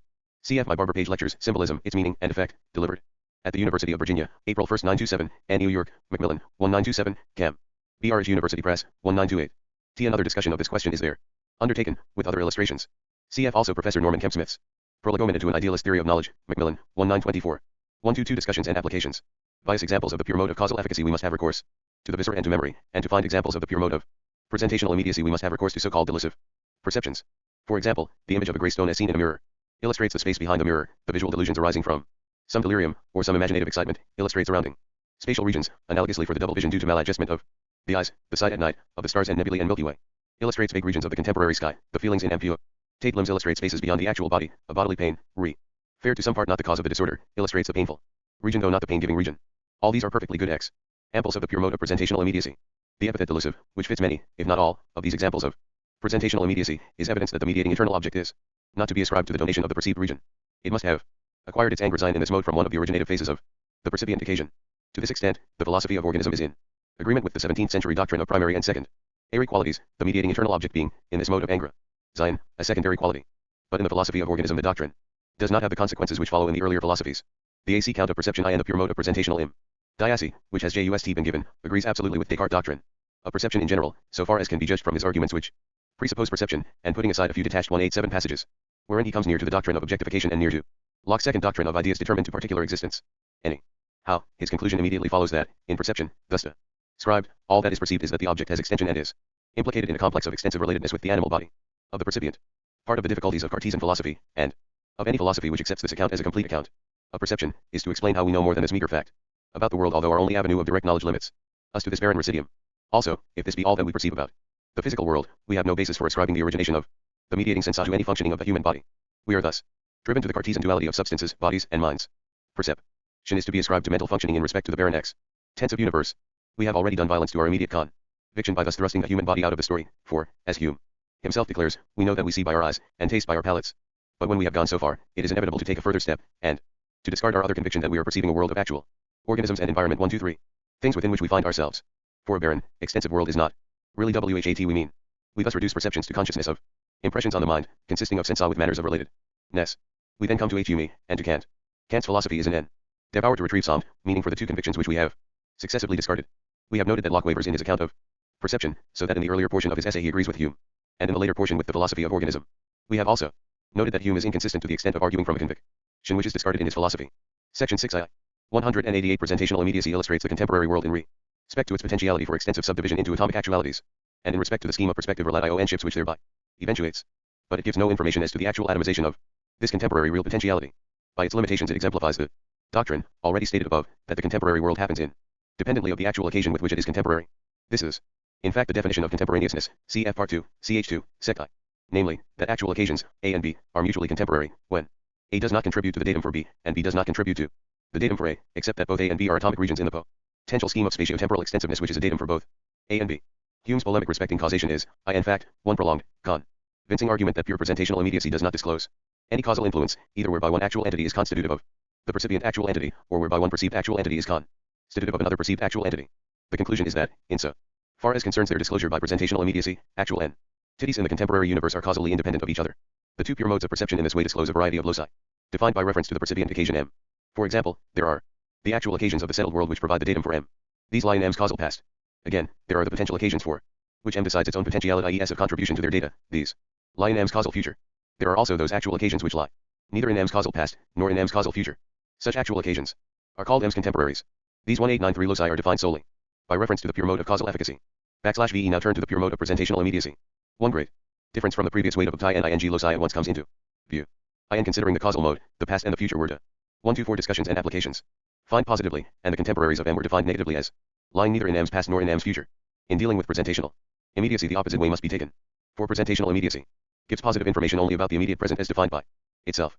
Presentational immediacy illustrates, by means of sensa, potential subdivisions within a cross-section of the world, which is in this way objectified for M. This cross-section is M's immediate present. What is in this way illustrated is the potentiality for subdivision into actual atomic occasions. We can also recognize potentialities for subdivision of regions, whose subdivisions remain unillustrated by any contrast of sensa. There are well-known limitations to such direct perceptions of unillustrated potentiality, a perception outrunning the real illustration of division by contrasted sensa. Such limitations constitute the minima sensibilia. Hume's polemic respecting causation constitutes a proof that M's immediate present lies within the locus of M's contemporaries. The present dash into M of this locus, forming its immediate present, contributes to M's datum. Two facts about the universe. One fact is that there is a unison of becoming, constituting a positive relation of all the occasions in this community to any one of them.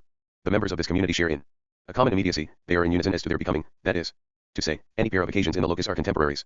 The other fact is the subjective illustration of the potential extensive subdivision, with complete vagueness respecting the actual atomization.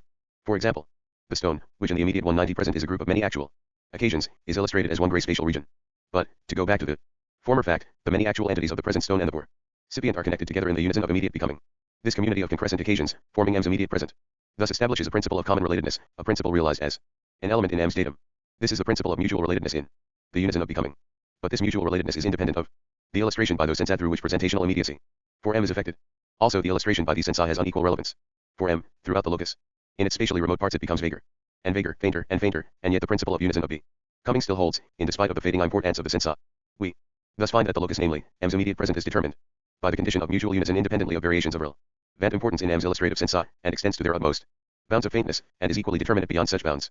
We thus gain the conception of a locus in which any two atomic actualities are in concrescent unison, and which is particularized by the fact that M belongs to it, and so do all actual occasions belonging to extensive regions, which lie in M's immediate present as illustrated by importantly relevant sensa. This complete region is the prolongation of M's immediate present. Organisms and environment 125. Beyond M's direct perception, the prolongation being effected by the principle of concrescent unison. A complete region, satisfying the principle of concrescent unison, will be called a duration. A duration is a cross-section of the universe. It is the immediate present condition of the world at some epoch, according to The old classical theory of time, a theory never doubted until within the last few years. It will have been seen that the philosophy of organism accepts and defines this 191 notion. Some measure of acceptance is imposed upon metaphysics. If the notion be wholly rejected, no appeal to universal obviousness of conviction can have any weight, since there can be no stronger instance of this force of obviousness. The classical theory of time tacitly assumed that a duration included the directly perceived immediate present of each one of its members. The converse proposition certainly follows from the account given above, that the immediate present of each actual occasion lies in a duration. An actual occasion will be said 6 to be cogredient entity with or stationary in the duration, including its directly perceived immediate present. The actual ixa Zion is included in ITS own immediate present, so that each acetyl ixa Zion through ITS percipients in the pure mode of presentational im. Diacy of such percipients has important relevance defines one duration, in which it is included. The percipient occasion is stationary in this duration. But the classical theory also assumed the converse of this statement. It assumed that any acetyl occasion only lies in one duration, so that if n lies in the duration including m's immediate present, then m lies in the duration including n's immediate present. The philosophy of organism, in agreement with recent physics, rejects this conversion, though it holds that such rejection is based on scientific examination of our cosmic epoch age, and not on any more general metaphysical principle. According to the philosophy of organism, in the present cosmic epoch only one duration includes all m's immediate present. This one duration will be called m's presented duration. But m itself lies in many durations, each duration including m also includes some portions of m's presented duration. In the case of human perception, practically all the important portions are thus included. Also in human experience, the relationship to such 192 is what we express by the notion of movement. To sum up this discussion, in respect to any one actual occasion m, there are three distinct nexus of occasions to be considered. I, the nexus of m's contemporaries, defined by the characteristic that m and any one of its co-contemporaries happen in causal independence of each other. 2. Durations including m, t. Any such duration is defined by the characteristic that any two of its members are contemporaries. It follows that 6. Cf. my principles of natural knowledge, ch. 11, and my concept of nature, chv. 126 discussions and applications. Any member of such a duration is contemporary with m, and hence that such durations are all included in the locus, I. The characteristic property of a duration is termed unison of becoming. 3. M's presented locus, which is the contemporary nexus perceived in the mode of presentational immediacy, with its regions defined by sense. It is assumed, on the basis of direct intuition, that m's presented locus is closely related to some one duration including m. It is also assumed, as the outcome of modern physical theory, that there is more than one duration including m. The single duration which is so related to m's presented locus is termed m's presented duration. But this connection is criticized in the following sections of this chapter. In part 4, the connection of these presented loci to regions defined by straight lines is considered in more detail. The notion of strain loci plus is there introduced. Section 9. Physical science has recently arrived at the stage in which the practical identification, made in the preceding section, between the presented locus of an actual entity, and a locus in unison of becoming with the actual entity must be qualified. The two notions, presented locus and unison of become ing, are distinct. The identification merely rests on the obvious experience of daily life. In any recasting of 193 thought, it is obligatory to include the identification as a practical approximation to the truth, sufficient for daily life. Subject to this limitation, there is no reason for rejecting any distinction between them which the evidence suggests. In the phi-rst place, the presented locus is defined by some systematic relation to the human body so far as we rely, as we must, upon human experience. A certain state of geometrical strain in the body, and a certain qualitative physiological excitement in the cells of the body, govern the whole process of presentational immediacy. In sense perception, the whole function of antecedent occurrences outside the body is merely to excite these strains and physiological excitements within the body. But any other means of production would do just as well, so long as the relevant states of the body are in fact produced. The perceptions are functions of the bodily states. The geometrical details of the projected sense perception depend on the geometrical strains in the body. The qualitative sensata depend on the physiological excitements of the requisite cells in the body. Thus the presented locus must be a locus with a systematic geometrical relation to the body. According to all the evidence, it is completely independent of the contemporary actualities which in fact make up the nexus of actualities in the locus. For example, we see a picture on the wall with direct vision. But if we turn our back to the wall, and gaze into a good mirror, we see the same side as an image behind the mirror. Thus, given the proper physiological state of the body, the locus presented in sense 0 organies 1 / is and environment 127. Perception is independent of the details of the actual happenings which it includes. This is not to say that sense perception is irrelevant to the real world. It demonstrates to us the real extensive continuum in terms of ***, which these contemporary happenings have their own experiences qualified. Its additional information in terms of the qualitative sensa is relevant in proportion to the relevance of the immediate bodily state to the in 194 diet happenings throughout the locus. Both are derived from a past which is practically common to them all. Thus there is always some relevance. The correct interpretation of this relevancy is the art of utilizing the perceptive mode of presentational immediacy as a means for understanding the world as a medium. But the question which is of interest for this discussion is how this systematic relevance of body to presented locus is definable. This is not a mere logical question. The problem is to point out that element in the nature of things constituting such a geometrical relevance of the body to the presented locus. If there be such an element, we can understand that a certain state of the body may lift it into an important factor of our experience. The only possible elements capable of this extended systematic relevance beyond the body are straight lines and planes. Planes are definable in terms of straight lines, so that we can concentrate attention upon straight lines. It is a dogma of science that straight HT lines are not definable in terms of mere notions of extension. Thus, in the expositions of recent physical theory, straight lines are defined in terms of the actual physical happenings. The disadvantage of this doctrine is that there is no method of characterizing the possibilities of physical events antecedently to their actual occurrence. It is easy to verify that in fact there is a tacit relevance to an underlying system, by reference to which the physical loci including those called straight lines are defined. The question is how to define this underlying system in terms of pure straight lines, determinable without Errands to the casual *** details of the happenings. It will be shown later, cf. Part 4, chs. 3 and IV, that this dogma of the indefinability of straightliness is mistaken. Thus the systematic relation of the body to the presented locus occasions no theoretical difficulty. All measurement is effected by observations of sensa 195 with geometrical relations within this presented locus. Also all scientific observation of the unchanged character of things ultimately depends upon the maintenance of directly observed geometrical analogies within such loci. How far the testing of instruments is carried, finally all scientific interpretation is based upon the assumption of directly observed unchange ability of some instrument for seconds, 4 hours, 4 months, 4 years.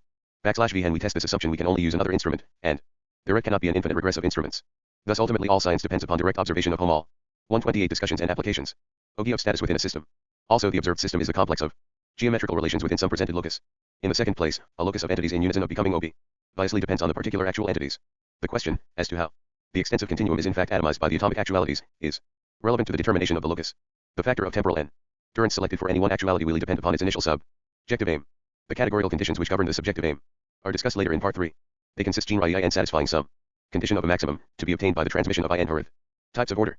This is the foundation of the stationary conditions in terms of which the ultimate formulations of physical science can be mathematic i.e. expressed. Thus the loci of unison of becoming are only determinable in terms of the actual happenings of the world, but the conditions which they satisfy are expressed in terms of measurements derived from the qualification of actualities by the systematic character of the extensive continuum. The term duration WIII be used for a locus of unison of becoming, and the terms presented locus and strain 196 locus for the systematic locus involved in presentational immediacy. Point 7. The strain loci provide the systematic geometry with its homology of relations throughout AII its regions. The durations share in the deficiency of homology characteristic of the physical field which arises from the peculiarities of the actual events. Section X. We can now sum up this discussion of organisms, order, societies, T nexius. The aim of the philosophy of organism is to express a coherent cosmology based upon the notions of system, process, creative advance into novelty, residential vera, and Descartes sense, stubborn fact, individual unity of experience, feeling, time as perpetual perishing, endurance as recreation, purpose, universals as forms of definiteness, particulars i.e., res, very, as ultimate agents of stubborn fact. Every one of these notions is explicitly formulated either by Descartes or by Locke. Also no one can be dropped without doing violence to common sense. But neither Descartes nor Locke weaves these notions into one coherent system of cosmology. Insofar as either philosopher is systematic, he relies on alternative notions which in the end lead to Hume's extreme of sensationalism. In the philosophy of organism it is held that the notion of organism has two meanings, interconnected but intellectual i.e. separable, namely, the microscopic meaning and the macroscopic meaning *** the microscopic. 7. In the concept of nature these two loci were not discriminated, namely, durations and strain loci. Organisms and environment 129. Meaning is concerned with the formal constitution of an acetal occasion, considered as a process of realizing an individual unity of experience. The macroscopic meaning is concerned with the givenness of the actual world, considered as the st born fact which at once limits and provides 197. Opportunity for the actual occasion. The canalized ion of the creative urge, exemplified in its massive reproduction of social anesthesias, is for common sense the final illustrative ion of the power of st born fact. Also in our experience, we essentially arise out of our bodies which are the stubborn facts of the immediate relevant past. \ve are also carried on by our immediate past of personal experience. We finish a sentence because we have begun it. The sentence may embody a new thought never phrased before, or an old one rephrased with verbal novelty. There need be no well-worn association between the sounds of the earlier and the later words. But it remains remorselessly true that we finish sentence because we have begun it. We are governed by st born fact. It is in respect to this stubborn fact that the theories of modern philosophy are weakest. Philosophers have worried themselves about remote consequences and the inductive formulations of science. Ti1 should find attention to the rush of immediate transition. Their explanations would then be seen in their native absurdity. Chapter V. Locke and Hume. Section I. 198. A more detailed discussion of Descartes, Locke, and Hume in this and in the succeeding chapter may make plain how deeply the philosophy of organism is founded on 17th century thought and how at certain critical points it diverges from that thought.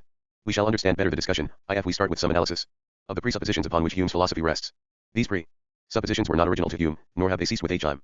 They were largely accepted by Kant and are widely prevalent in modern philosophy.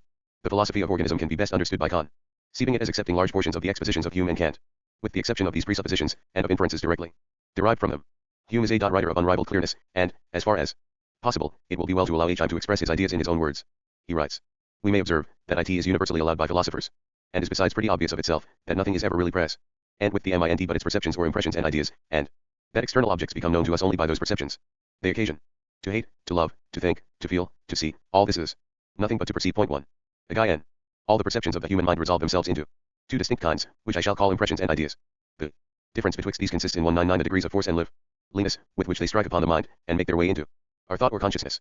Those perceptions which enter with most force and violence, we may name impressions, and, under this name, I comprehend all our sensations, passions, and emotions, as they make their first appearance in the soul. By ideas, I mean the faint images of these in thinking and reasoning, such as, for instance, are all the perceptions excited by the present discourse, excepting only those which arise from the sight and touch, and excepting the diet pleasure or uneasiness it may occasion. 2. 1. Treatise, B.K. I, Part 2, Sect 6. 2. Treatise, B.K. I, Part I, Sect I. 130. Locke and Hume 131. The exceptions made in the above quotation are, of course, due to the fact that the perceptions arising in these accepted ways are impressions, and not ideas. Hume immediately draws attention to the fact that he deserts Locke's wide use of the term idea, and restores it to its more usual and narrow meaning. He divides both ideas and impressions into simple and complex. He then adds, we shall recontent ourselves with establishing one general proposition, that all our simple ideas in their first appearance are derived from simple impressions, which are correspondent to them, and which they exactly represent. Point 3. When Hume passes on to complex impressions and ideas, his admirable clearness deserts him. He fails to distinguish sufficiently between the manner, or order, in which many simples constitute only one complex perception, i.e., impression or idea, and the efficacious fact by reason of which this complex perception arises, and the mere multiplicity of simples which constitute the complex perception in this definite manner. In this respect, Hume's foiors only differ from Hume by discarding only of that clarity which never deserts him. Each one of these three notions is an essential element in his argument.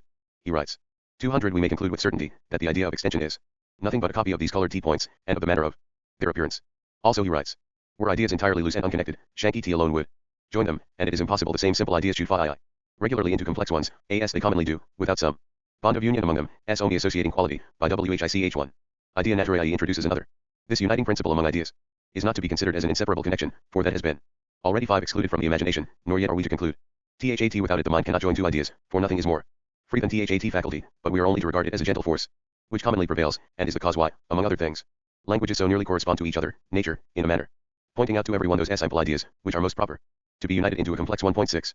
As a final quotation, to illustrate Hume's employment of the third notion, we have the idea of a substance as we as that of a mode, is nothing but a collection of simple ideas that are united by the imagination, and HAVEA. Particular and aim assigned them. But the difference betwixt these 3. Treatise, BK. Part I, Sect I. Teriatus, BK. Part 1 Sect II. 5 cf. Hume's previous section. 6 Treatise, BK. Part I, Sect 4. 132 Discussions and applications. Ideas consist in this, that the particular qualities, which form its substance, are commonly referred to an unknown something italics. Hume's, in which they are supposed to inhere, or granting this fiction should not take place, are at least supposed to be closely and inseparably connected by the relations of contiguity and causation. The effect of this is, that whatever new simple quality we discover to have the same connection with the rest, we immediately comprehend it among them, even though it did not enter into the first conception of the substance. The principle of union being regarded as the chief part of the complex 201 idea, gives entrance to whatever quality afterwards occurs, and is equally comprehended by it, as are the others, which first presented themselves. 7. In this last quotation, the phrase principle of union is ambiguous as between manner and efficacious reason. In either sense, it is inconsistent with the phrase nothing but a collection, which at the beginning of the quotation settles so simply the notion of substance. Returning to the first of the sequence of 3 quotations, we note that any particular manner of composition must itself be a simple idea, or prescience. For otherwise we require yet another manner of composition for the original matter, and so on indefinitely. Thus there is either a vicious infinity or a final simple idea. But Hume admits that there are novel compound ideas which are not copies of compound impressions. Thus he should also admit that there is a novel simple idea conveying a novel matter, which is not a copy of an impression. He has also himself drawn attention to another exception in respect to missing shades of color in the graduated color scheme. This exception cannot be restricted to color, and must be extended to sound, and smell, and to all graduations of sensations. Thus Hume's proposition, that simple ideas are all copies of simple impressions, is subject to such considerable qualifications, that it cannot be taken for an ultimate philosophical principle, at least not when enunciated in Hume's unguarded fashion. Hume himself, in the passage, Part Sect 4, quoted above for its relevance to his doctrine of the association of ideas, says, for not hing is more free than that faculty, i.e., the imagination. But he limits its freedom to the production of novel complex ideas, disregarding the exceptional case of missing shades. This question of imaginative freedom is obviously treated very superficially by Hume. Imagination is never very free, it does not seem to be allied to complex ideas, as asserted by 200 and to him, but such freedom as it has in fact seems to establish the principle of the possibility of diverse actual entities with diverse grades of imaginative freedom, some more, some less, than the instances in question. In this discussion of Hume's doctrine of imaginative freedom, 2 other points have been left aside. One such point is the difference v. 1. Treatise, BK. Part I, Sect 6. Italics not in addition quoted, except where noted asterisk. Locke and Hume 133. Between various grades of generic abstraction, for example, scarlet, red, color, sense datum, manner of connectedness of diverse SE and SE data. The other point is the contrast between simplicity and complexity. We may doubt whether simplicity is ever more than a relative term, having regard to some definite procedure of analysis.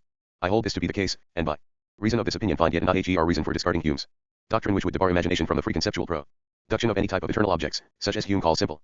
But there is no such fact as absolute freedom, every actual entity possesses only such freedom as is rent in the primary phase given by its stand point of relativity to its actual universe. Freedom, givenness, potentiality are notions which presuppose each other and limit each other. Section I. Hume, at the end of this passage and the connectedness of ideas, places the sentence nature, in a manner, pointing out to everyone those simple ideas, which are most proper to be united into a complex one asterisk. Hume's philosophy is occupied with the double search, first, for manners of unity, whereby many simples become one complex impression, and secondly, for sta and art of propriety by which to criticize the production of ideas. Hume can find only one standard of propriety, and that is repetition. Repetition is capable of more or less. The more often impressions are repeated, the more proper it is that ideas should copy them. Fortunately, and without any reason so far as Hume can discover, complex 203 impressions, often repeated, are also often copied by their corresponding complex ideas. Also, the frequency of ideas following upon the frequency of their COR relate impressions is also attended by an expectation of the repetition of the impression. Who also believes, without any reason he can assign, that this expectation is pragmatically justified. It is this pragmatic justification, without metaphysical reason, which constitutes the propriety at hing repetition. This is the analysis of the course of thought involved in Hume's doctrine of the association of ideas in its relation to causation, and in Hume's final appeal to practice. It is a great mistake to attribute to Hume any disbelief in the importance of the notion of cause and effect. Throughout the treatise he steadily affirms its fundamental importance, and finally, when he cannot fit it into his metaphysics, he appeals beyond his metaphysics to an ultimate justify, catain outside any rational systematization. This ultimate justification is practice. Hume writes, as our senses show us in one instance two bodies, or motions, or qualities, in certain relations of succession and contiguity, so our memory presents us only with a multitude of instances wherein we 1, 3, 4 discussions and applications always find like bodies, motions, or qualities, in like relations.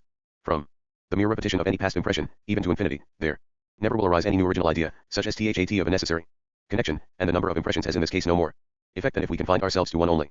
But though this soning seems just and obvious, yet, as it would be folly to despair too soon, we shall continue the thread of our discourse, and having found that after the discovery of the constant unction of any objects, we always draw an inference from one object to another, we shall now examine the nature of that inference, and of the transition from the impression to the idea. Perhaps it will appear in the end, that the necessary connection depends on the inference, instead of the inference depending on 204 the necessary connection. The only connection or relation of objects, which can lead us beyond the immediate impressions of our memory and senses, is that of cause and effect, and that because it is the only one, on which we can found a just inference from one object to another. The idea of cause and effect is derived from experience Hume's, which informs us that such particular objects, in all past instances, have been constantly conjoined with each other, and as an object similar to one of these is supposed to be immediately present in its impression, we thence presume on the existence of one similar to its usual attendant. According to this account of things, which is, I think, in every point unquestionable, probability is founded on the presumption of a resemblance betwixt those objects of which we have had experience, and those of which we have had none, and, therefore, it is impossible. This presumption can arise from probability. Point 8. Hume's difficulty with cause and effect is that it lies beyond the immediate impressions of our memory and senses. In other words, this man of connection is not given in any impression. Thus the whole basis of the idea, its propriety, is to be traced to the repetition of impressions. At this point of his argument, Hume seems to have overlooked the difficulty that repetition stands with regard to impressions in exactly the same position as does cause and effect. Hume has confused a repetition of impressions with an impression of repetitions of impressions. In Hume's own words on another topic, sect v. For whence should it be derived? Does it arise from an impression of sensation or of reflection? Point it out distinctly to us, that we may know its nature and qualities. But if you cannot point out any such impression Hume's italics, you may be certain you are mistaken when you imagine you have any such idea. Asterisk. Hume's answer to this criticism would, of course, be 205 that H.E. admits memory. But the question is what is consistent with Hume's own treatise, B.K. I, Part 3, Sect 6. Italics not in treatise. Locke and Hume 135. Doctrine. This is Hume's doctrine of memory, Sect B, since therefore the memory is known, and either by the order of its complex ideas, nor the nature of its simple ones, it follows, the difference betwixt it and the imagination lies in its superior force and vivacity. In. Part I, Sect I, he writes, by ideas I mean the faint images of these i.e. impressions in thinking and reasoning, and later on he expands faint into degree of force and vivacity. 9. Thus, purely differing in force and vivacity, we have the order, impressions, memories, ideas. This doctrine is very unplausible, and, to speak bluntly, is in contradiction to plain fact. But, even worse, it omits the vital character of memory. Namely, it is memory. In fact the whole notion of repetition is lost in the force and vivacity doctrine. Hume does explain his with a number of different perceptions immediately concur and he sorts them out into 3 different classes according to force and vivacity. But the repetition character, which he ascribes to simple ideas, and which is the whole point of memory, finds no place in his explanation. Nor can it do so, without an entire recasting of his fundamental philosophic notions. Sectionill. Hume's argument his becomes circular. In the beginning of his treatise, he lays down the general proposition, had all our simple ideas in their first appearance, are derived from simple impressions. He proves this by an empirical survey. But the proposition itself employs covertly, so far as language is concerned, the notion of repetition, which itself is not an impression. Again, later he finds necessary connection, he discards 206. This because he can find no corresponding impression. But the original proposition was only founded on an empirical survey, so the argument for dismissal is purely circular. Further, if Hume had only attended to his own excellent Part 2, Section 6, of the idea of existence, and of external existence, he would have remembered that whatever we do think of, thereby in some sense exists. Thus, having the idea of necessary connection, the only question is as to its exemplification in the connectedness of our impression s. He muddles the importance of an idea with the fact of our entertainment of the idea. We cannot even be wrong in thin king. We think of necessary connection, unless we are thinking of necessary connection. Of course, we may be very wrong in believing the notion is important. The reasons for this examination of Hume, including the prolonged quotations, are, Hume states with great clearness importa and ts. Pecs of our experience, THAT the defects INHIS statements are ME. 9. This doctrine of force and vivacity is withdrawn in the last sentence asterisk of Hume's appendix to the treatise. But the argument I and the treatise is substantially built upon it. In the legage T of the retraction the whole sensationalist doctrine requires reconsideration. The withdrawal cannot be treated as a minor adjustment. 136 Discussions and applications.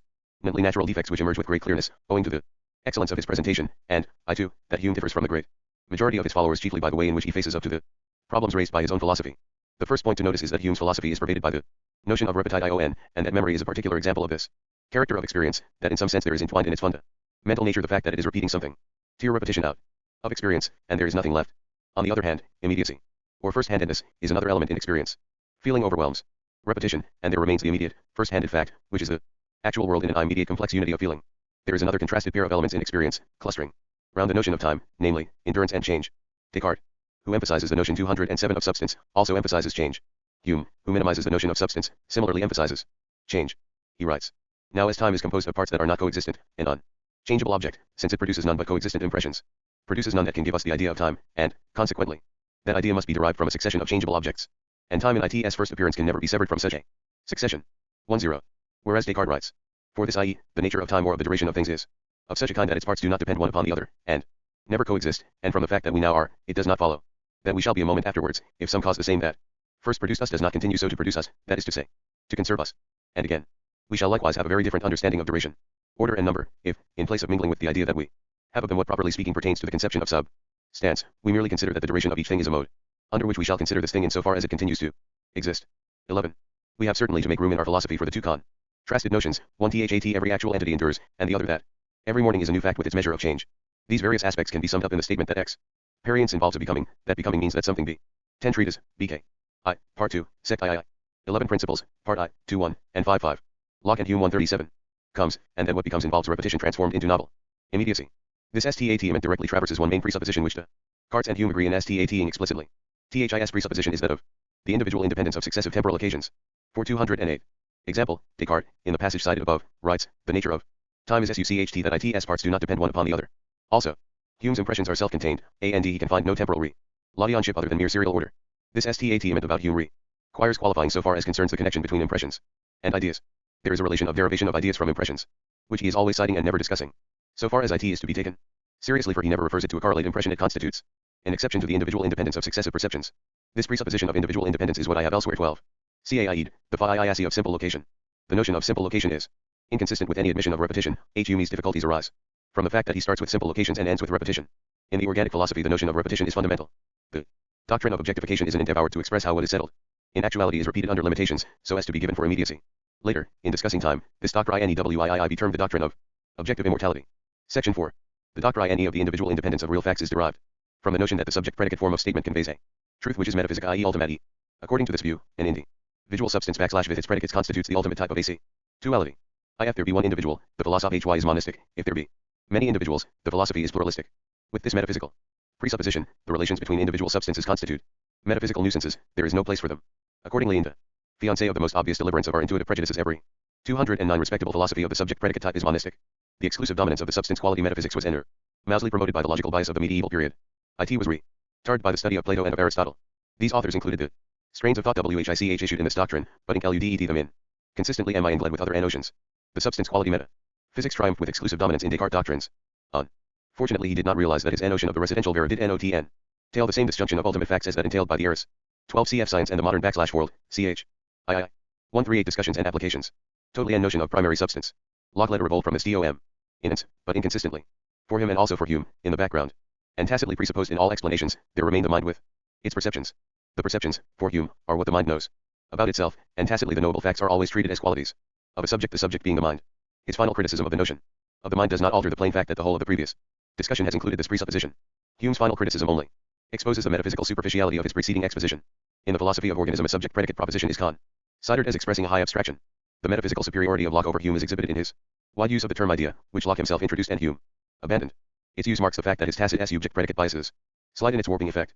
He first, 8 asterisk, explains, I have used it, i.e., idea, to express whatever is meant by phantasm, notion, species, or whatever it is which the mind can be employed about in thinking.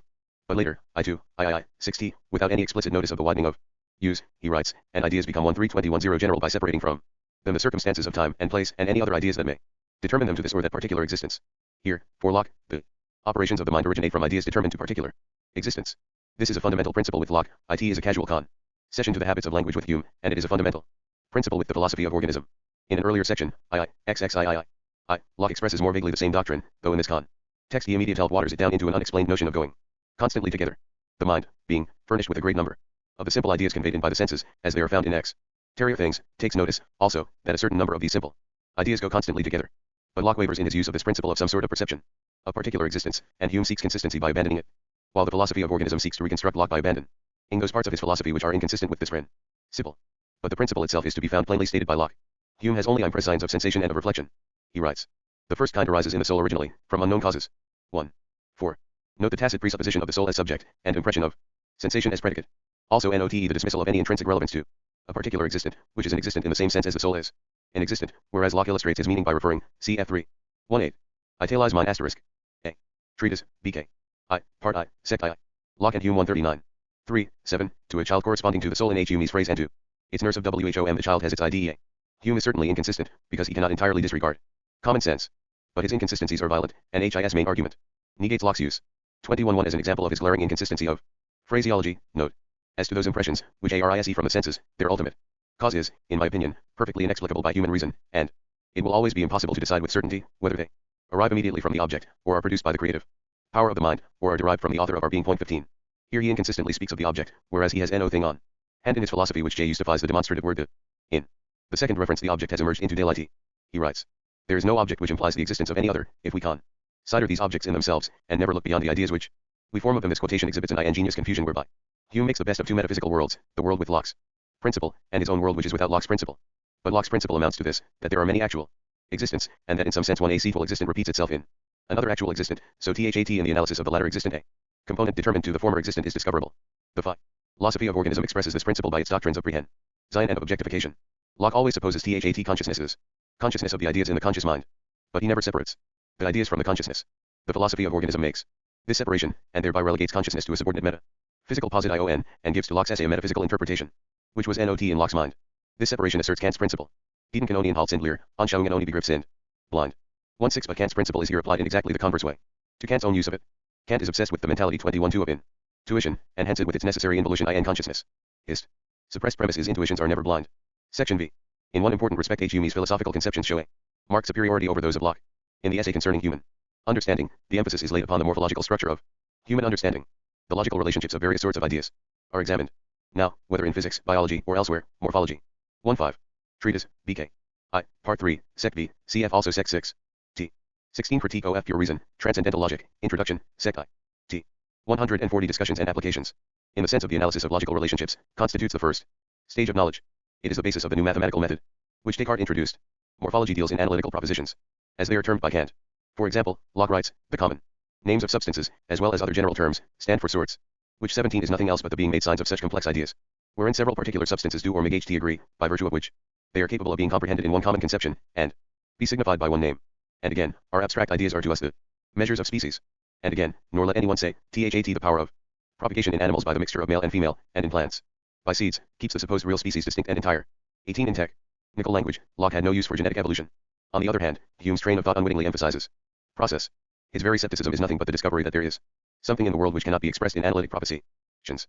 Hume discovered that we murder to dissect. He did not say this, because he belonged to the mid-18th century, and so left the remark to Wordsworth. But, in 21.3 effect, Hume discovered that an acetal entity is at once a process, and is atomic, so that in no sense is it the sum of its parts. Hume proclaimed the bankruptcy of morphology. Hume's account of the process discoverable in the soul is as follows.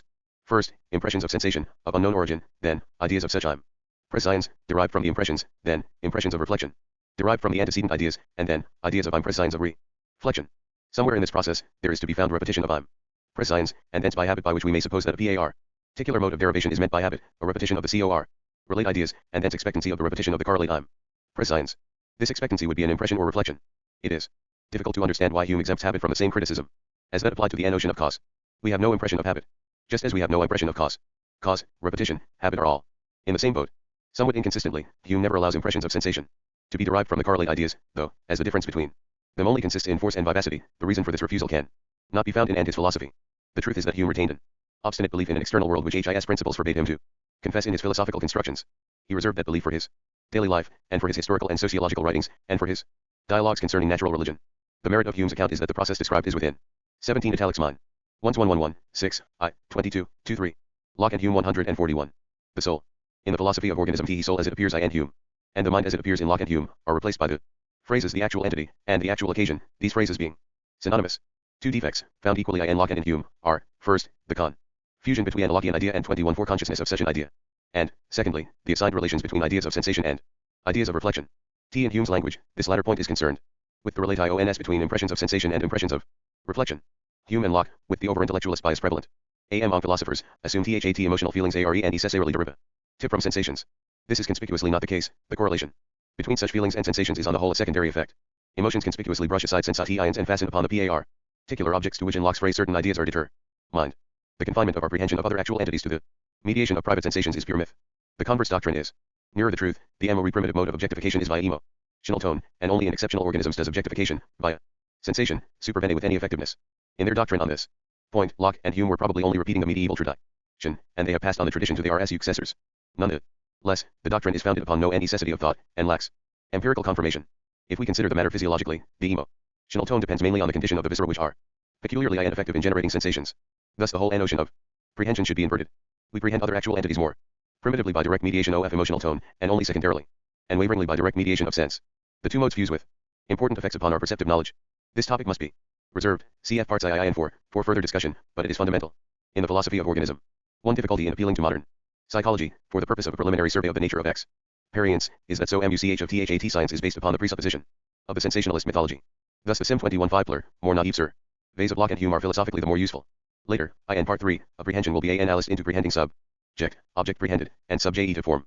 The philosophy of organism follows Locke in admitting particular exterior things into the category of object prehendi. It also follows Hume in his admission at the end of his appendix to the treatise, had I said, THAT two ideas of the same object can only be different by their different feeling, I should have been nearer the truth. / V hat Hume here calls feeling is expendi in the philosophy of organism into the doctrine of subjective form. But there is another ineradicable difference between some prehensions, namely, their 142 discussions and applications. Diversity of prehending subjects, when the two prehensions are in that respective verse, are in one e subsequent uses of the term feeling are in the sense of the positive type of prehensions, and not in the sense in which Hume uses it in the above quotation. The approximation of the philosophy of organism to Santayana's doctrine of animal faith is affected by this doctrine of objectification by the mediation of feeling. Santayana would deny that animal faith has in it any element of givenness. This denial is presumably made in deference to the sensationalist doctrine, that all knowledge of the external world arises by the mediation of private sensations. If we allow the term animal faith to describe a kind of perception which has been neglected by the philosophic tradition, then practically the whole of Santayana's discussion 19 is in accord with the organic philosophy. The divergence from, and the analogy to, Santayana's doctrine can be understood by quoting two sentences. I propose therefore to use the word existence to designate not data of intuition but facts or events valid to occur in nature. These facts or events will include, first, intuitions themselves, or instances of con 2160 like pains and pleasures and all remembered experiences and mental discourse, and second, physical things and events, having a transcendent relation to the data of intuition which, in belief, may be used as signs for them, asterisk. It may be remarked in passing that this quotation illustrates Santayana's admirable clarity of thought, a characteristic which he shares with the men of genius of the 17th and 18th centuries.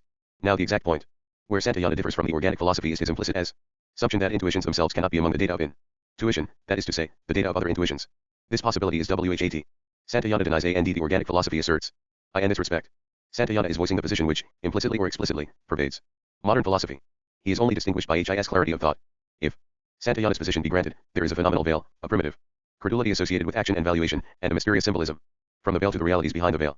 The only difference between such philosophers lies in their reading of the symbolism, some read more, and some less. There can be no decision between them, since there are no rational principles which penetrate from the veil to the dark background of reality. The organic philosophy denies this doctrine because, first, it is contrary to naive experience, secondly, memory is a very special instance of an antecedent act of experience becoming a datum of intuition for another act of experience. Thirdly, the rejected doctrine is derived from the Miss 19 cf. is skepticism and animal faith. Locke and Hume 143. Conception of Locke, already noted previously, cf. part 11, ch. I, sect.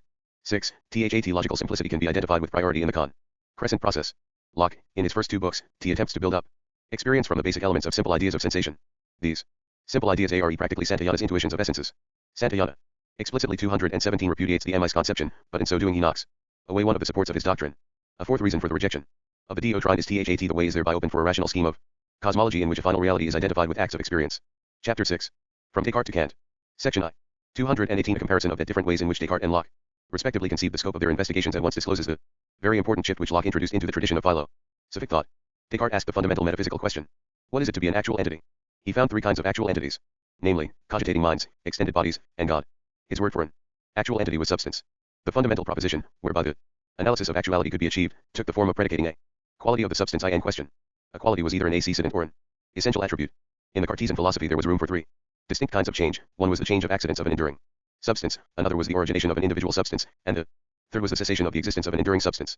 Any individual belonging to either of the first two kinds of substances did not require any other individual of either of these kinds in order to exist. But it did require the concurrence of God. Thus the essential attributes of a mind were its dependence on God and its cogitations, and the essential attributes of a body were its dependence on God and its extension. Descartes does not apply the term attribute to the dependence on God, but it is an essential element in his philosophy. It is quite obvious that the accidental relationships between diverse individual substances form a great difficulty for Descartes. If they are to be included in his scheme of the actual 219 world, they must be qualities of a substance. Thus a relationship is the correlation of a pair of qualities, T1 belonging exclusively to one individual, and the other exclusively to the other individual. The COR relatant itself must be referred to God as one of its accidental qualities. This is exactly Descartes' procedure in his theory of representative ideas. In this theory, the perceived individual has one quality, the perceiving individual has another quality which is the idea representing this quality. God is aware of the correlation, and the perceiver's knowledge of God guarantees for him the veracity of his idea. It is unnecessary to criticize this very artificial account of what common sense believes to be our direct knowledge of other actual entities. But it is the only account consistent with the metaphysical materials provided by Descartes, combined with his assumption of a multiplicity of actual entities. In this assumption of a 144, from Descartes to Kant 145, multiplicity of actual entities, the philosophy of organism follows Descartes. It is, however, obvious that there are only two ways out of Descartes' difficulties. One way is to have recourse to some form of monism, the other way is to reconstruct Descartes' metaphysical machinery. But Descartes asserts one principle which is the basis of all philosophy. He holds that the whole pyramid of knowledge is based upon the immediate operation of knowing, which is either an essential, F or Descartes, or a contributory element in the composition of an immediate actual entity. This is also a first principle for the philosophy of organism. But Descartes allowed the subject-predicate form of proposition, and the philosophical tradition derived from it, to dictate his subsequent metaphysical development. For his philosophy, actuality meant to be a substance with inherent qualities. For the philosophy of organism, the percipient occasion is its own standard of actuality. If in its knowledge other actual entities appear, it can only be because they conform to its standard of actuality. There can only be 220 evidence of a world of actual entities if the immediate actual entity discloses them as essential to its own composition. Descartes' notion of an unessential experience of the external world is entirely alien to the organic philosophy. This is the root point of divergence, and is the reason why the organic philosophy has to abandon any approach to the substance quality notion of actuality. The organic philosophy interprets experience as meaning the self-enjoyment of being one among many, and of being one arising out of the composition of many. Descartes interprets experience as meaning the self-enjoyment, by an individual substance, of its qualification by ideas T. Section 2. Locke explicitly discards metaphysics. His inquiry has a limited scope. This therefore being my purpose, to inquire into the original, certainty, and extent of human knowledge, together with the grounds and degrees of belief, opinion, and assent, I shall not at present meddle with the physical consideration of the mind, or trouble myself to examine wherein its essence consists. It shall suffice to my present purpose, to consider the discerning faculties of a man as they are employed about the objects which they have to do with. 1. The enduring importance of Locke's work comes from the candor, clarity, and adequacy with which he stated the evidence, uninfluenced by the bias of metaphysical theory. He explained, in the sense of stating plainly, and not in the more usual sense of explaining away. By an ironic development in the history of thought, Locke's successors, who arrogated to themselves the title of empiricists, have been chiefly employed in explaining away the obvious facts of experience in obedience to the a priori doctrine of sensationalism, inherited from the medieval philosophy which 1. Essay, 2. 146 Discussions and Applications. They despised. Locke's essay is the invaluable storehouse for those who wish to 221 confront their metaphysical constructions by recourse to the facts. Hume clipped his explanation by this a priori theory, which he states explicitly in the first quotation made from his treatise in the previous chapter. It cannot be too often repeated. We may observe that it is universally allowed by philosophers, and is, besides, pretty obvious of itself, that nothing is ever really present with the mind but its perceptions or impressions and ideas, and that external objects become known to us only by those perceptions they occasion. To hate, to love, to think, to feel, to see, all this is nothing but to perceive. Hume, in agreement with what is universally allowed by philosophers, interprets this statement in a sensationalist sense. In accordance with this sense, an impression is no thing else than a particular instance of the mind's awareness of a universal, which may either be simple, or may be a manner of union of many simple universals. For Hume, hating, loving, thinking, feeling, are nothing but perceptions derived from these fundamental impressions. This is the a priori sensationalist dogma, which bounds all Hume's discoveries in the realm of experience. It is probable that this dogma was in Locke's mind throughout the earlier portion of his essay. But Locke was not seeking consistency with any a priori dogma. He also finds in experience ideas with characteristics which determine them to this or that particular existent. Such inconsistency with their dogma shocks empiricists, who refuse to admit experience, naked and unashamed, devoid of their a priori fig leaf. Locke is merely stating what, in practice, nobody doubts. But Locke would have agreed with Hume in refusing to admit that ideas of reflection may be directly determined to some particular existent, without the intervention of ideas of sensation. In this respect, Locke was a sensationalist, and the philosophy of organism is not sensationalist. But Locke's avoidance of metaphysics only led him up to a stage of thought for which meta 222 physics is essential to clarity. The questions as to the status of a particular existent, and of an idea deter mind to a particular existent, demand metaphysical discussion. Locke is never tired of disparaging the notion of substance, but he gives no hint of alternative categories which he would employ to analyze the notions of an actual entity and of reality. But his essay, H.O. Weber, does contain a line of thought which can be developed into a metaphysic.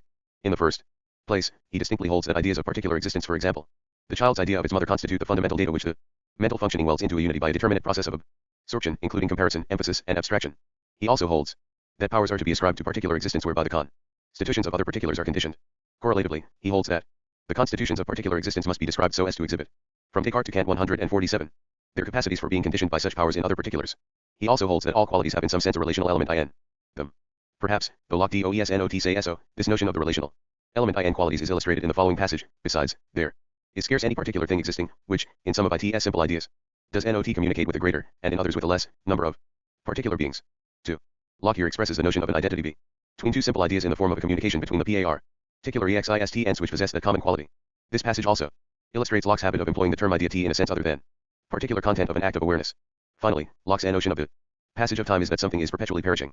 If he had grasped the notion that the actual entity perishes in the passage of time, so that no actual entity changes, he would have arrived 22-3 at the point of view of the philosophy of organism. Whitehead does say, is perpetually perishing parts of succession. 3. Here, as elsewhere, Locke's neglect of ultimate questions revenges itself upon him. Nothing can make the various parts of HISSAMTJ truly consistent. He never revises the substance quality categories which remain presupposed throughout his essay. In the first 2 books of the essay, he professes to lay the foundations of HIS doctrine of ideas. These books are implicitly dominated by the notion of the ideas as mere qualifications of the substrate mind. In the 3rd book of the essay he is apparently passing on to the application of his established doctrine of ideas to the subordinate question of the function of language. But he tacitly introduces a new doctrine of ideas, which is difficult to conciliate with the sensationalist doctrine of the preceding books. Hume concentrates upon the doctrine of Locke's earlier books. The philosophy of organism concentrates upon that of the later books in the essay. If Locke's essay is to be interpreted as a consistent scheme of thought, undoubtedly Hume is right, but such an interpretation offers violence to Locke's contribution to philosophy. Section II. In the philosophy of organism it is assumed that an acetal entity is composite. Actuality is the fundamental exemplification of composition.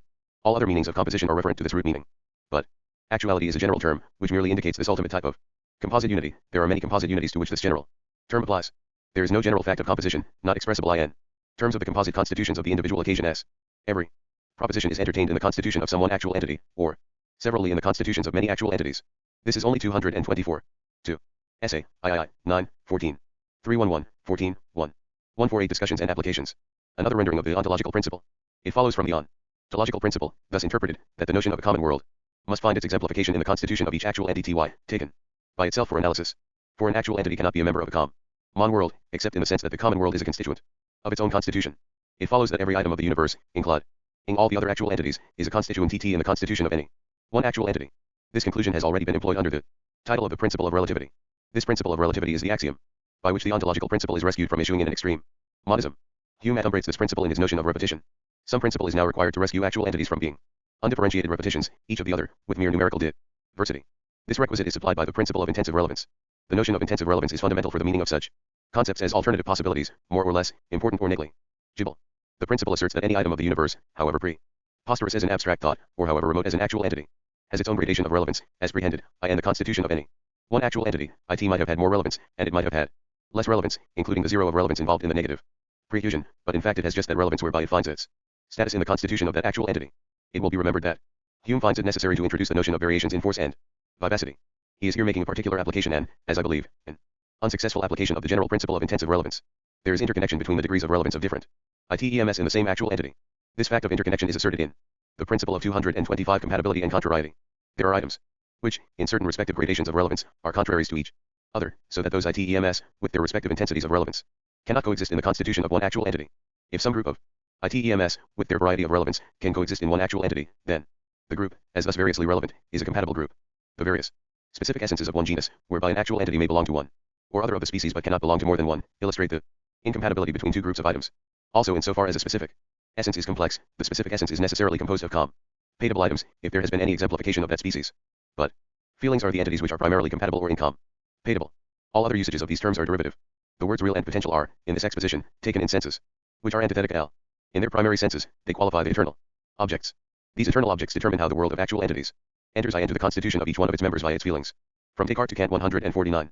And they also express how the constitution of any one actual entity is analyzable into phases, related as presupposed and presupposing. Eternal objects express how the predecessor phase is absorbed into the successor phase and without limitation of itself, but with additions necessary for the determination of an actual unity in the form of individual satisfaction. The actual entities enter into each other's constitutions under limitation time posed by incompatibilities for feelings. Such incompatibilities relegate various elements in the constitutions of felt objects to the intents of zero, which is termed irrelevance. The preceding phases enter into their soars with additions which eliminate the in 226 terminations. The how of the limitations, and the how of the additions, are alike the realization of eternal objects in the constitution of the actual entity in question. An eternal object in abstraction from any one particular actual entity is a potentiality for angrazine into actual entities. In its angrazine into any one actual entity, either as relevant or as irrelevant, it retains its potentiality of I indefinite diversity of modes of angrazine, a potential indetermination rendered determinate in this instance. The definite angrazine into a particular actual entity is not to be conceived as the sheer evocation of that eternal object from not being into being, it is the evocation of determination out of I indetermination. Potentiality becomes reality, and yet retains its message of alternatives which the actual entity has avoided. In the constitution of an actual entity, whatever component is red, mig ht, have been green, and whatever component is loved, mig ht have been coldly esteemed. The term universal is unfortunate in its application to eternal objects, for it seems to any, and in fact it was meant to deny, that the actual entities also fall within the scope of the principle of relativity. If the term eternal object S is disliked, the term potentials would be suitable. The eternal objects are the pure potentials of the universe, and the actual entities differ from each other in their realization of potentials. Locke's term idea, INH's primary use of it in the first two books of the essay, means the determinate angrazine of an eternal object into the actual entity in question. But he also introduces a limitation to conscious mentality, which is here abandoned. Thus the philosophy of organism, Locke's first use of the term idea, is covered by the doctrine of the angrazine of eternal objects into actual entities, and his second use of the same term is covered by the doctrine of the objectification of actual entities. The two doctrines cannot be explained apart from each other, they constitute explanations of the two fundamental principles 227 the ontological principle and the principle of relativity. The four stages constitutive of an actual entity have been stated above. In Part 1.1, Chapter II, Section I. They can be named datum, process. For Dr. H. M. Sheffer has pointed out the fundamental logical importance of the notion of incompatibility, cf. Transaction America Math. SOC, T. Volume 14, pages 48-1. 488, and Introduction to Volume I of Principia Mathematica, 2nd edition. 150 Discussions and Applications. Satisfaction, decision. The two terminal stages have to do with becoming, in the sense of the transition from the settled actual world to the new actual entity relatively to which that settlement is defined. But such definition must be found as an element in the actual entities concerned. The settlement which an actual entity finds is its datum. It is to be conceived as a limited perspective of the settled world provided by the eternal objects concerned. This datum is decided by the settled world. It is prehended by the new superseding entity. The datum is the objective content of the experience. The decision, providing the datum, is a transference of self-limited appetition. The settled world provides the real potentiality that its many actualities be felt compatibly, and the new concrescence starts from this datum. The perspective is provided by the elimination of incompatibilities. The final stage, the decision, is how the actual entity, having attained its individual satisfaction, thereby adds a determinate condition to the settlement for the future beyond itself. Thus, the datum is the decision received, and the decision is the decision transmitted. Between these two decisions, received and transmitted, there lie the two stages, process and satisfaction. The datum is indeterminate. As regards the final satisfaction, the process is the addition of those elements of feeling whereby these interminations are dissolved into terminate linkages attaining the actual unity of an individual actual entity. The actual entity, in becoming itself, also solves the question as to what it is to be. Thus process is the stage in which the creative idea works towards the definition and attainment of a determinate individuality. Process is the growth and attainment of a final end. The progressive definition. 228 of the final end is the efficacious condition for its attainment. The determinate unity of an actual entity is bound together by the final causation towards an ideal progressively defined by its progressive relation to the determinations and interminations of the datum. The ideal, itself, felt, defines what self shall arise from the datum, and the ideal is also an element in the self which thus arises. According to this account, efficient causation expresses the transition from actual entity to actual entity, and final causation expresses the internal process whereby the actual entity becomes itself. There is the becoming of the datum, which is to be found in the past of the world, and there is the becoming of the immediate self from the datum. This latter becoming is the immediate actual process. An actual entity is at once the product of the efficient past, and is also, in Spinoza's phrase, causasui. Every philosophy recognizes, in some form or other, this factor of self causation, in what it takes to be ultimate actual fact. Spinoza's words have already been quoted. Descartes' argument, from the very fact of thinking, assumes that this freely determined operation is thereby constitutive of an occasion in the endurance of an actual entity. He writes, "A meditation to I am, I exist, is necessarily true each time that I pronounce it, or that I." From Descartes to Kant 151. Mentally conceive it. Descartes in his own philosophy conceives the thinker as creating the occasional thought. The philosophy of organism inverts the order, and conceives the thought as a constituent operative. The creation of the occasional thinker. The thinker is the final end whereby there is the thought. In this inversion we have the final contrast between a philosophy of substance and a philosophy of organism. The operations of an organism are directed towards the organism as a subject, and are not directed from the organism as a subject. The operations are directed from antecedent organisms and to the immediate organism. They are vectors, in that they convey the many 229 things into the constitution of the single subject. The creative process is rhythmic. It swings from the publicity of many things to the individual privacy, and it swings back from the private individual to the publicity of the objectified individual. The former swing is dominated by the final cause, which is the ideal, and the latter swing is dominated by the efficient cause, T, which is actual. SECTION 4. From the point of view of the philosophy of organism, the credit must be given to Hume that he emphasized the process inherent in the fact of being a mind. His analysis of that process is faulty in its details. It was bound to be so, because, with Locke, he conceived his problem to be the analysis of mental operations. He should have conceived it as the analysis of operations constituent of acetal entities. He would then have found mental operations in their proper place. Kant followed Hume in this misconception. ANDWAS thus led to balance the world upon thought, oblivious to the scanty supply of thinking. But Hume, Kant, and the philosophy of organism agree that the task of the critical reason is the analysis of constructs, and construction is process. Hume's analysis of the construct which constitutes a mental occasion is impressions of sensation, ideas of impressions of sensation, impressions of reflection, ideas of impressions of reflection. This analysis may be found obscurely in Locke, but Hume exhibits it as an orderly process, and then endeavors and fails to express in terms of our ordinary beliefs, in which he shares. For subsequent empiricists, the pleasure of the dogma has overcome the metaphysical rule of evidence. We must bow to those presumptions, which, in despite of criticism, we still employ for the regulation of our lives. Such are assumptions are imperative in experience. Rationalism is the search for the coherence of such presumptions. Hume, in his series of ideas and of impressions, derivates from impressions of sensation, implicitly allows 230 that the building up of experience is a process of addition to original data. The philosophy of organism, in this respect, agrees with Hume. It disagrees with Hume as to the proper characterization of the primary data. In Hume's philosophy, the primary impressions are characterized in terms of universals. Example in the first section of his treatise, he 152 discussions and applications refers to the color red as an illustration. This is also the doctrine of the first two books of Locke's essay. But in Locke's third book, a different doctrine appears, and the primary data are explicitly said to be ideas of particular existence. According to Locke's second doctrine, the ideas of universals are derived from these primary data by a process of comparison and analysis. The philosophy of organism agrees in principle with this second doctrine of Locke's. It is difficult and trifling to determine the exact extent of the agreement, because the expositions of Locke and Hume bring in the very derivative operations involving consciousness. The organic philosophy does not hold that the particular existence are prehended apart from universals. On the contrary, it holds that they are prehended by the mediation of universals. In other words, each actuality is prehended by means of some element of its own definiteness. This is the doctrine of the objectification of actual entities. Thus the primary stage in the crescentance of an actual entity is the way in which the antecedent universe enters into the constitution of the entity in question, so as to constitute the basis of its nascent individuality. A converse way of looking at this truth is that the relevance to other actual entities of its own status in the actual world is the initial datum in the process of its concrescence. When it is desired to emphasize this interpretation of the datum, the phrase objective content will be used synonymously with the term datum. Of course, strictly speaking, the universals, to which Hume confines the datum, are also objects, but the phrase objective content is meant to emphasize the doctrine of objectification of actual entities. If Experry 231 ins be not based upon an objective content, there can be no escape from a solipsist subjectivism. But Hume, and Locke in his main doctrine, fail to provide experience with any objective content.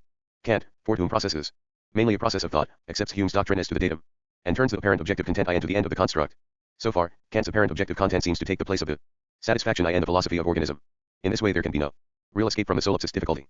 But Kant in his appeal to practical reason admits also the satisfaction in a sense analogous to that in the philosophy of organism, and by an analysis of its complex character he arrives at ultimate actualities which, according to his account, cannot be discovered by any analysis of mere appearance. This is a very complex doctrine, which has been reproduced in all philosophies derivative from Kant. The doctrine gives each actual entity two worlds, one world of mere appearance, and the other world compact of ultimate substantial fact. On this point, as to the absence of objective content in the datum for experience, Santayana 5 seems to agree with Hume and Kant. But if his introduction of animal fate is to be taken as a re-examination of the datum, under the influence of a sceptical conclusion from Hume's doctrine, then 5 cf Scepticism and Animal Faith. From Descartes to Kant 153. He, as his second doctrine, is practically reasserting Locke's second doctrine. But if he is appealing to practice away from the critical examination of our sources of information, he must be classed with Hume and Kant, although differing from them in every detail of procedure. In of the anti-rationalism of Hume's contented appeal to practice, it is very difficult to understand except as another example of anti-rationalism, the strong objection, entertained by Hume and by HISM empiricist followers, to the anti-rationalistic basis of some forms of religious faith. This strain of anti-rationalism 232 which Locke and Hume explicitly introduced into philosophy marks the final triumph of the anti-rationalistic reaction AGAINST, the rationalism of the L\little ages. Rationalism is the belief that clarity can only be reached by pushing explanation to its utmost limits. Locke, who hoped to attain final clarity in his analysis of human understanding in divorce from metaphysics, was, so far, an anti-rationalist. But Hume, in so far as HE is to be construed as remaining content with two uncoordinated sets of beliefs, one based on the critical examination of our sources of knowledge, and the other on the uncritical examination of beliefs INRNLVED in practice, reaches the high watermark of anti-rationalism in philosophy, for explanation is the analysis of coordination. Section V. The process whereby an actual entity, starting from its objective content, attains its individual satisfaction, will be more particularly analyzed. In Part 3. The primary character of this process is THAT. It is individual to the actual entity. It expresses how the datum, which involves the actual world, becomes a component in the one actual entity.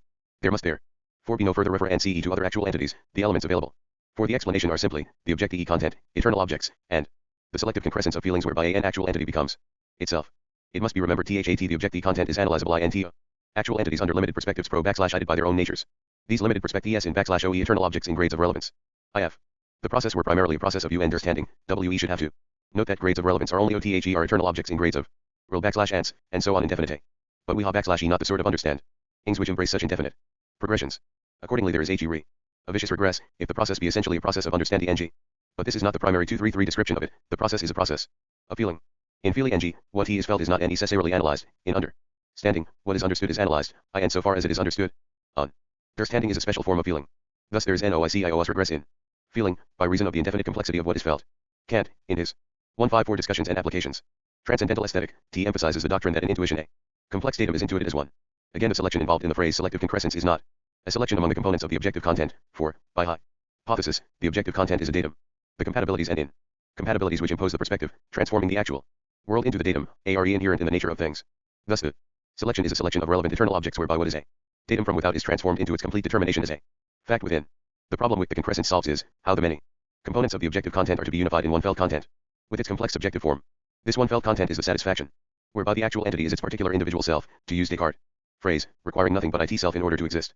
In the conception of the actual entity in its phase of satisfaction, the entity has attained its individual separation from other things, it has absorbed the datum, and it has not yet lost itself in the swing back to the decision whereby its AP petition becomes an element in the data of other entities superseding it. Time has stood still if only it could. Thus process is the admission of eternal objects and their new role of investing the datum with the individuality of the subject. The datum, asterisk, qua and mere datum, includes the many individualities of the actual world. The satisfaction includes these many individualities as subordinate contributors to the one individuality. The process admits or rejects eternal objects which by their absorption into the subjective forms of the many feelings 234 affect this inte gradio n. The attainment of satisfaction gates all eternal objects which are not felt either as determinants of definiteness in the data t or as determinants of definiteness in the subjective form of the satisfaction, into the status of contraries to the eternal objects, which are thus felt. Thus all interminations respecting the potentialities of the universe are definitely solved so far as concerns the satisfaction of the subject in question. The process can be analyzed genetically into a series of subordinate phases which presuppose their antecedents. Neither the intermediate phases, nor the datum which is the primary phase of all, determine the final phase of determinate individualization. Thus an actual entity, on its asterisk subjective side, is nothing else than WHAT the universe is for it, including its own reactions. The reactions are the subjective forms of the feelings, elaborated into definiteness through stages of process. An actual entity achieves its own unity by its determinate feelings respecting every item of the datum. Every individual objectification in the datum has its perspective defined by its own eternal objects with their own relevance compatible with the relevance of other objectifications. Each such objectification, and each such complex of objectifications, in the datum is met with a correspondent feeling, with its determinate subjective form, until the many, from Descartes to Kant 155, become one experience, the satisfaction. The philosophies of substance presuppose a subject which then encounters a datum, and then reacts to the datum. The philosophy of organism presupposes a datum which is met with feelings, and progressively attains the unity of a subject. But with this doctrine, subject would be a better term than subject. Locke's ideas of reflection are the feelings, insofar as they have entered into consciousness. It is by reference to feelings that the notion of immediacy obtains its meaning. The mere objectification of actual entities by eternal objects lacks immediacy. It is repetition, and this is a contrary to immediacy. 235 But process is the rush of feelings whereby second-handedness attains subjective immediacy. In this way, subjective form overwhelms repetition, and isf forms it into immediately felt satisfaction. Objectivity is absorbed into subjectivity. It is useful to compare this analysis of the construction of an act of experience with Kant's. In the first place, Kant's act of experience is essentially knowledge. Thus whatever is not knowledge is necessarily inchoate, and merely on its way to knowledge. In comparing Kant's procedure with that of the philosophy of organism, it must be remembered that an apparent objective content is the end of Kant's process, and thus takes the place of satisfaction in the process as analyzed. In the philosophy of organism, in Kant's phraseology at the beginning of the Critique of Pure Reason, this apparent objective content is referred to as objects. He also accepts Hume's sensationalist account of the datum. Kant places the sentence the commencement of the critique objects, therefore are given to us through our sensibility. Sensibility alone supplies us with intuitions. These intuitions become thought through the understanding, and hence arise conceptions. 6. This is expanded later in the form which makes Kant's adhesion to Hume's doctrine of the datum more explicit.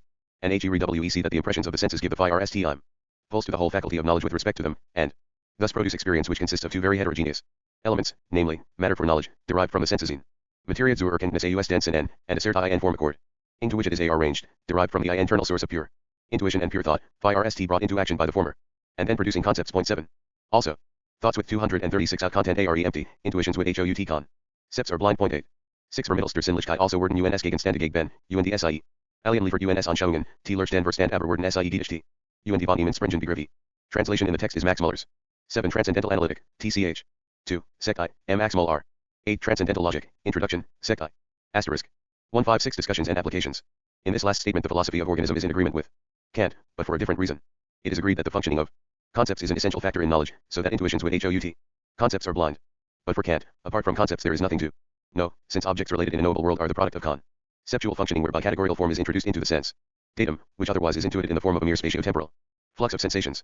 Knowledge requires that this mere flux be particularized by conceptual functioning, whereby the flux is understood as a nexus of objects. Thus for Kant the process whereby there is experience is a process from subjectivity to apparent objectivity.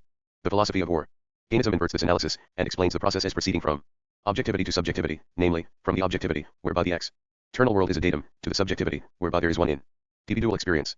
Thus, according to the philosophy of organism, in every act of experience there are objects for knowledge, but, apart from the inclusion of intellectual functioning in that act of experience, there is no knowledge. We have now come to Kant, the great philosopher who first, fully and explicitly, introduced into philosophy the conception of an act of experience as a constructive functioning, transforming subjectivity into objectivity, or objectivity into subjectivity. The order is immaterial in comparison with the general idea. We find the first beginnings of the notion in Locke and in Hume. Indeed, in Locke, the process is conceived in its correct order, at least in the view of the philosophy of organism. But the whole notion is only vaguely and inadequately conceived. The full sweep of the notion is due to Kant. The second half of the modem period of philosophical thought is to be dated from Hume and Kant. In it, the 237 development of cosmology has been hampered by the stress laid upon one or other of three misconceptions. I. The substance quality doctrine of actuality. 2. The sensationalist doctrine of perception. I2. The Kantian doctrine of the objective world as a construct from subjective experience. The combined influence of these allied errors has been to reduce philosophy to a negligible influence in the formation of contemporary modes of thought. Hume himself introduces the ominous appeal to practice, not in criticism of his premises, but in supplement to his conclusions. Bradley, who repudiates Hume, finds the objective world in which we live and move and have our being inconsistent if taken as real. Neither side conciliates philosophical conceptions of a real world with the world of daily experience. Chapter 7. The Subjectivist Principle. Section I. 238. It is impossible to scrutinize too carefully the character to be as signed to the datum in the act of experience. The whole philosophical system depends on it. H. Hume's doctrine of impressions of sensation, TRA. Ties, BOOKI, part I, sect II, is twofold. I will call one part of his doctrine the subjectivist principle and the other part the sensationalist principle. It is usual to combine the two under the heading of the sensation a list doctrine, but two principles are really involved, and many philosophers, Locke, for instance, are not equally consistent in their adhesion to both of them. The philosophy of organism denies both of these doctrines, in the form in which they are considered in this chapter, though it accepts a reformed subjectivist principle, cf. sec. vt below and part 2. Ch. 9. Locke accepted the sensationalist principle, and was inconsistent in his statements respecting the subjectivist principle. With the exception of some lapses, he accepted the latter in the first two books of his SOI, and rejected it tacitly, but persistently, in the third and fourth books. Kant, I and the Critique of Pure Reason N, accepted the subjectivist principle, and rejected the sensationalist principle. The sensationalist principle acquires dominating importance, if the subjectivist principle be accepted. Kant's realization of this importance constituted the basis of his contribution to philosophy. The history of modern philosophy is the story of 8 attempts to evade the inflexible consequences of the subjectivist principle, explicitly or implicitly accepted. The great merit of Hume and of 23/9 Kant is the explicitness with which they face the difficulty. The subjectivist principle is that the datum in the act of experience can be adequately analyzed purely in terms of universals. The sensationalist principle is that the primary activity in the act of experience is the bare subjective entertainment of the datum, devoid of any subjective form of reception. This is the doctrine of mere sensation. The subjectivist principle follows from three premises: I, the acceptance of the substance quality concept as expressing the ultimate ontological principle; II, the acceptance of Aristotle's definition of a primary substance, as always a subject and never a predicate; II, the assumption that the experienced subject is a primary substance. The first premise states that the final metaphysical fact is always to be expressed as 157. 158 Discussions and applications. A quality inhering in a substance. The second premise divides qualities and primary substances into two mutually exclusive classes.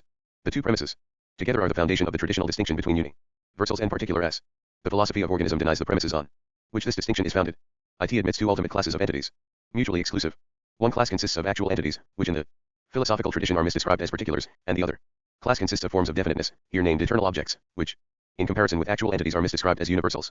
These MIS descriptions have already been considered. PR2, ch. I, sec. v. Descartes held, with some flashes of inconsistency arising from the use of Relitas ob. Ictiva, the subjectivist principle as to the datum. But he also held that this mitigation of the subjectivist end principle enabled the process within experience to include a sound argument for the existence of God, and thence a sound argument for the general veridical character of those presumptions 240 as to the external world which somehow arise in the process. According to the philosophy of organism, it is only by the introduction of covered inconsistencies into the subjectivist principle, as here stated, that there can be any escape from what Santayana calls solipsism of the present moment. Thus Descartes' mode of escape is either illusory, or its premises are incompletely stated.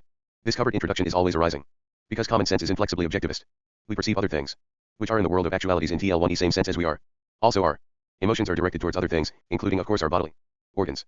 These are our primary beliefs which philosophers proceed to dissect. Now philosophy has always proceeded on the sound principle that its generalizations must be based upon the primary elements in actual experience as starting points. Greek philosophy had recourse to the common forms of language to suggest its generalizations. It found the typical state meant that stone is gray, and it evolved the generalization that the actual world can be conceived as a collection of primary substances qualified by universal qualities. Of course, this was not the only generalization evolved. Greek philosophy was subtle and multiform, also it was not inflexibly consistent. But this general notion was always influencing thought, explicitly or implicitly. A theory of knowledge was also needed.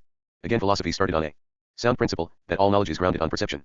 Perception was then analyzed, and found to be the awareness that a universal quality is qualifying a particular substance. Thus perception is the catching of a universal quality in the act of qualifying a particular substance. It was then asked, how the perceiver perceives, and the answer is, T by his organs of sensation. Thus the universal qualities which qualify the perceived substances are, in respect to the 241 perceiver, his private sensations re. The subjectivist principle 159. Fair to particular substances other than himself. So far, the tradition of Philosophy includes, among other elements, a factor of extreme objectivism in metaphysics, whereby the subject-predicate form of proposition is taken as expressing a fundamental metaphysical truth. Descartes modified traditional philosophy in two opposite ways. He increased the metaphysical emphasis on the substance-quality forms of thought. The actual things required nothing but themselves in order to exist, and were to be thought of in terms of their qualities, some of them essential attributes, and others accidental modes. He also laid down the principle that those substances which are the subjects enjoying conscious experiences provide the primary data for philosophy, namely, themselves as in the enjoyment of such experience. This is the famous subjectivist bias which entered into modern philosophy through Descartes. In this doctrine Descartes undoubtedly made the greatest philosophical discovery since the age of Plato and Aristotle. For his doctrine directly traversed the notion that the proposition, "this stone is grey," expresses a primary form of known fact from which metaphysics can start its generalizations.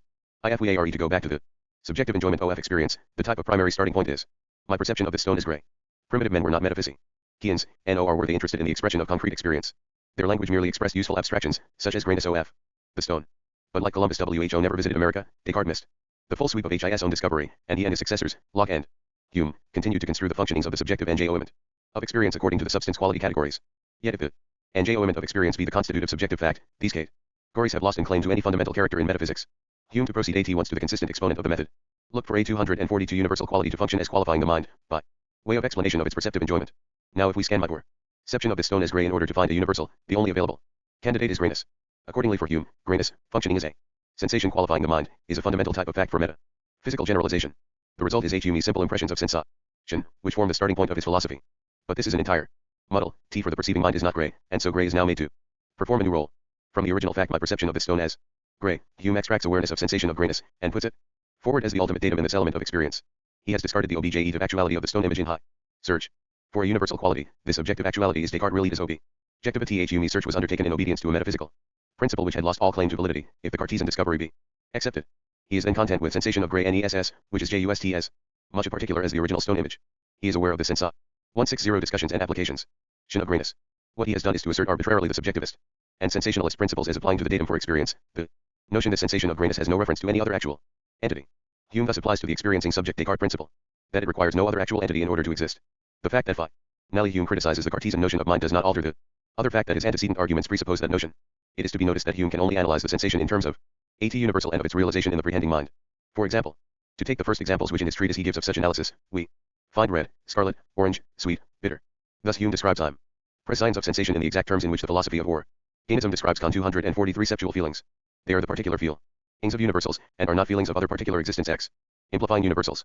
Hume admits this identification, and can find no distinction except in force and vivacity.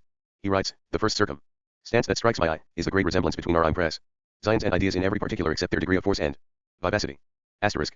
In contrast to Hume, the philosophy of organism keeps the stone as grey in the datum for the experience in question. It is, in fact, the objective datum of a certain physical feeling, belonging to a derivative type in a late phase of a concrescence.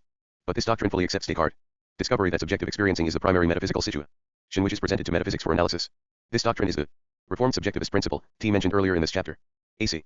Accordingly, the notion this stone as grey is a derivative abstraction, necessary indeed as an element in the description of the fundamental experience feeling, but delusive as a metaphysical starting point. This derivative abstraction is called an objectification. The justification for this procedure is, first, common sense, and, secondly, the avoidance of the difficulties which have dogged the subjectivist and sensationalist principles of modern philosophy. Descartes' discovery on the side of subjectivism requires balancing by an objectivist principle as to the datum for experience. Also, with the advent of Cartesian subjectivism, the substance quality category has lost all claim to metaphysical primacy, and, with this deposition of substance quality, we can reject the notion of individual substances, each with its private world of qualities and sensations. Section 2. In the philosophy of organism, knowledge is relegated to the intermediate phase of process. Cognizance belongs to the genus of subjective forms, which are admitted, or 244 not admitted, to the function of absorbing the objective content into the subjectivity of satisfaction. Its importance. The subjectivist principle 161 is therefore no necessary element in the concrete actual entity. In the case of any one such entity, it may merely constitute an instance of what Locke terms a capacity. If we are considering the society of successive actual occasions in the historic route forming the life of an enduring object, some of the earlier actual occasions may be without knowledge, and some of the later may possess knowledge. In such a case, the unknowing man has become knowing. There is nothing surprising in this conclusion. It happens daily for most of us, when we sleep at midday and wake in the morning. Every actual entity has the capacity for knowledge, and there is graduation in the intensity of various items of knowledge, but, in general, knowledge seems to be negligible apart from a peculiar complexity in the constitution of some aceful occasion. We as enduring objects with personal order objectify the occasions of our own past with peculiar completeness in our immediate present. We find in those occasions, as known from our present standpoint, a surprising variation in the range and intensity of our realized knowledge. We sleep. We are half awake, we are aware of our perceptions, but are devoid of generalities in thought. We are vividly absorbed within a small region of abstract thought while oblivious to the world around. We are attending to Our emotions some torrent of passion to them and do not hing else, we are morbidly discursive in the width of our attention, and finally we sink back into temporary obliviousness, sleeping or stunned. Also we can remember factors experienced in our immediate past, which at the time we failed to notice.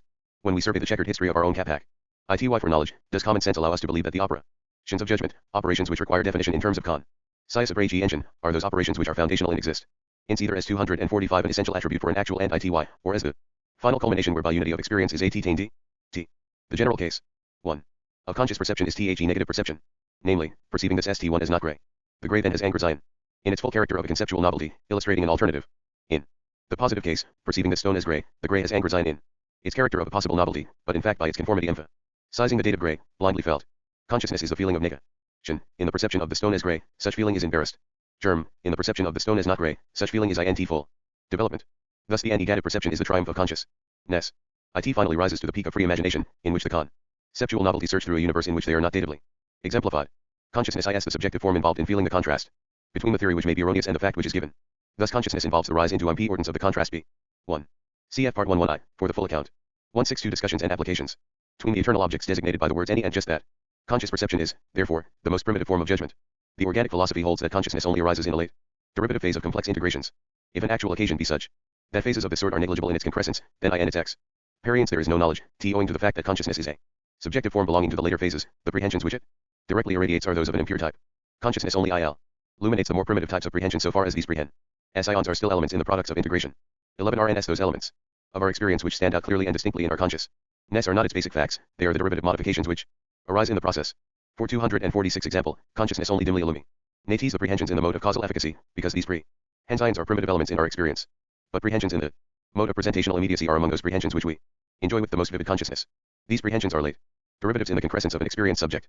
The consequences of the neglect of this law, that the late derivative elements are more clearly illuminated by consciousness than the primitive elements, have been fatal to the proper analysis of an experienced occasion. In fact, most of the difficulties of philosophy are produced by it. Experience has been explained in a thoroughly topsy-turvy fashion, the wrong end first. In particular, emotional and purposeful experience have been made to follow upon Hume's impressions of sensation. To sum up, consciousness is a subjective form arising in the higher phases of concrescence. Consciousness primarily illuminates the higher phase in which it arises, and only illuminates earlier phases derivatively, as they remain components in the higher phase. It follows that the order of dawning, clearly and distinctly, in consciousness is not the order of metaphysical priority. Section II. The primitive form of physical experience emotional blind emotion received as felt elsewhere in another occasion and confiumaliate appropriated as a subjective passion. In the language appropriate to the higher stages of experience, the primitive element is sympathy, that is, feel the feeling in another and feeling confiumally with another. We are so used to considering the high abstraction, the stone as green, that we have difficulty in eliciting into consciousness the notion of green as the qualifying character of an emotion. Yet, the aesthetic feelings, whereby there is pictorial art, are nothing else than products of the contrasts 247. Latent in a variety of colors qualifying emotion, contrasts which are made possible by their patterned relevance to each other. The separation of the subjectivist principle 163. Emotional experience from the presentational intuition is a high abstraction of thought. Thus the primitive experience is emotional feeling, felt, in its relevance to a world beyond. The feeling is blind and the relevance is vague. Also feeling, and reference to an exterior world, pass into a petition, which is the feeling of determinate relevance to a world about to be. In the phraseology of physics, this primitive experience is vector. Feeling, that is to say, feeling from a beyond which is determinate and pointing to a beyond which is to be determined. But the feeling is objectively rooted in the immediacy of the present occasion, it is the occasion feels for itself, as derived from the past and as merging into the future. In this vector transmission of primitive feeling the primitive vision of width for contrast is secured by pulses of emotion, which in the coordinate division of occasions, cf. Part 4, appear as wavelengths and vibrations. In any particular cosmic epoch, the order of nature has secured the necessary differentiation of function, so as to avoid incompatibilities, by shepherding the sensa characteristic of that epoch each into association with the defy and it pulse. Thus the transmission of each sensum is associated with its own wavelength. In physics, such transmission can be conceived as corpuscular or undulatory, according to the special importance of particular features in the instance considered. The higher phases of experience increase the dimension of width, and elicit contrasts of higher types. The clash of uncoordinated emotions in the lower categories ist avoided. The aspect of inhibition and of transit or satisfaction is diminished. X. Perience realizes self as an element in what is everlasting, cf. Part B, ch. 2, and as embodying in itself the everlasting component of the universe. This gain does not necessarily involve consciousness. Also it involves n. Hence subjective emphasis. The occasion 248 has become less of a detail, and more of a totality, so far as its subjective experience is concerned. The feeling of this with its enhancement of permanence, takes the form of blind zest, which can become self-defeating by excess of subjective emphasis. The inhibitions of zest by lack of adequate width to combine the contraries inherent in the environment lead to the destruction of the type of order concerned. Every increase of sensitivity requires an evolution towards adaptation. It must be remembered, however, that emotion in human experience, or even in animal experience, is not bare emotion. It is emotion interpreted, integrated, and transformed into higher categories of feeling. But even so, the emotional petitive elements in our conscious Experience are those which most closely resemble the basic elements of AII. Physical experience. Section 4. The distinction between the various stages of concrescence consists in the diverse modes of angrisine of the eternal objects involved. The I'm. Mon decision, whereby there is a supervening of stages in an actual. 164 discussions and applications. Entity is always the determinant of a process of integration whereby completion is arrived at least such formal completion as is proper to a single actual entity. This determination originates with conceptual prehensions which enter into integration with the physical prehensions, t, modifying both the data and the subjective forms. The limitation whereby there is a perspective relegation of eternal objects to the background is the characteristic of decision. Transcendent. Decision includes God's decision. He is the actual entity in virtue of which the entire multiplicity of eternal objects obtains its graded relevance to each stage of concrescence. Apart from God, there could be no relevant novelty. Whatever arises in actual entities from God's decision, arises first, conceptually, and is transmuted into the physical world, cf. Part 2.1. In transcendent decision there is transi 249 from the past to the immediacy of the present, and in immanent decision there is the process of acquisition of subjective form and the integration of feelings. In this process the creativity, universal throughout actuality, is characterized by the datum from the past, and it meets this dead datum universalized into a character of creativity by the vivifying novelty of subjective form, selected from the multiplicity of pure potentiality. In the process, the old meets the new, and this meeting constitutes the satisfaction of an mediate particular individual. Eternal objects in any one of their modes of subjective angrisine are then functioning in the guise of subjective novelty meeting the objective datum from the past. This word feeling is a mere technical term, but it has been chosen to suggest THAT functioning through which the crescent actuality appropriates the datum so as to make it its own. There are three successive phases of feelings, namely, a phase of conformality feelings, one of conceptual feelings, and one of comparative feelings, including propositional feelings in this last species. In the conformal feelings the how of feeling reproduces what is felt. Some conformation is necessary as a basis of vector transition, whereby the past is synthesized with the present. The one eternal object in its two-way function, as a determinant of the datum and as a determinant of the subjective form, is thus relational. In this sense the solidarity of the universe is based on the relational functioning of eternal objects. The two latate phases can be put together as a supplemental phase. An eternal object when it has angrisine through its function of objectifying the actual world, so as to present the datum for prehension, is functioning datively. Hence, to sum up, there are four modes of functioning whereby an eternal object has angrisine into the constitution of an actual entity, I, as dative angrisine, II, in conformal physical feeling. 3, in conceptual feeling. 4, in comparative feeling. 250 But the addition of diverse eternal objects is not of the essence of supplementation. The essence consists in the adjustment of subjective importance by functioning of subjective origin. The graduated emotional. The subjectivist principle 165. Intensity of the subject is constituting IT self by reference to the physical data, datively there and confiumally felt. All references to attention usually refer to such supplementation in which the addition of diverse eternal objects is at a minimum, whereas references to emotion usually refer to such supplementation complicated by profuse addition of diverse eternal objects. Supplementary feeling is emotional and purposeful, because it is what is felt by mere reason of the subjective appropriation of the objective data. But it is of the essence of supplementary feeling that it does not challenge its initial phase of conformal feeling by any reference to incompatibility. The stages of the subjective ingression of eternal objects involve essential compatibility. The process exhibits an inevitable continuity of functioning. Each stage carries in itself the promise of its successor, and each succeeding stage carries in it self the antecedent out of which it arose. For example, T the complexity of the datum carries in itself the transition from the conformal feelings to supplementary feelings in which contrasts, latent in the datum, achieve real unity between the component S. Thus components in the datum, which qua dative, are diverse, become united in specific realized contrast AS elements in the datum. The components are individually given, with the potentiality for a contrast, which in the supplementary STH is either included or excluded. The formal stage merely transforms the objective content into subjective feelings. But the supplementary stage adds, or excludes, the realization of the contrasts by which the original datum passes into its emotional unity. This account enables us to conceive the stage of consciousness as a prolongation of the stage of supplementation. The concrescence is an individualization of the whole universe. Every eternal object, whether real, Van 251 or I or releva NT to the datum, is still patient of its contrasts with the datum. The process by which such contrasts are admitted or rejected involves the stage of conceptual feeling, and consciousness is evidently only a further exhibition of THIS stage of supplementary feeling. Conceptual feelings do not necessarily involve consciousness. This point is elaborated in detail in part 1.1i. Again in this explanation, contrast HAS appeared as the general case, while identification is a subspecies arising when one and the same eternal object is contrasted in its two modes of functioning. Thus the two latter stages of feeling are constituted by the realization of specific modes of diversity and identity, the realization also involving an adjustment of intensities of relevance. Mere diversity and mere identity are generic terms.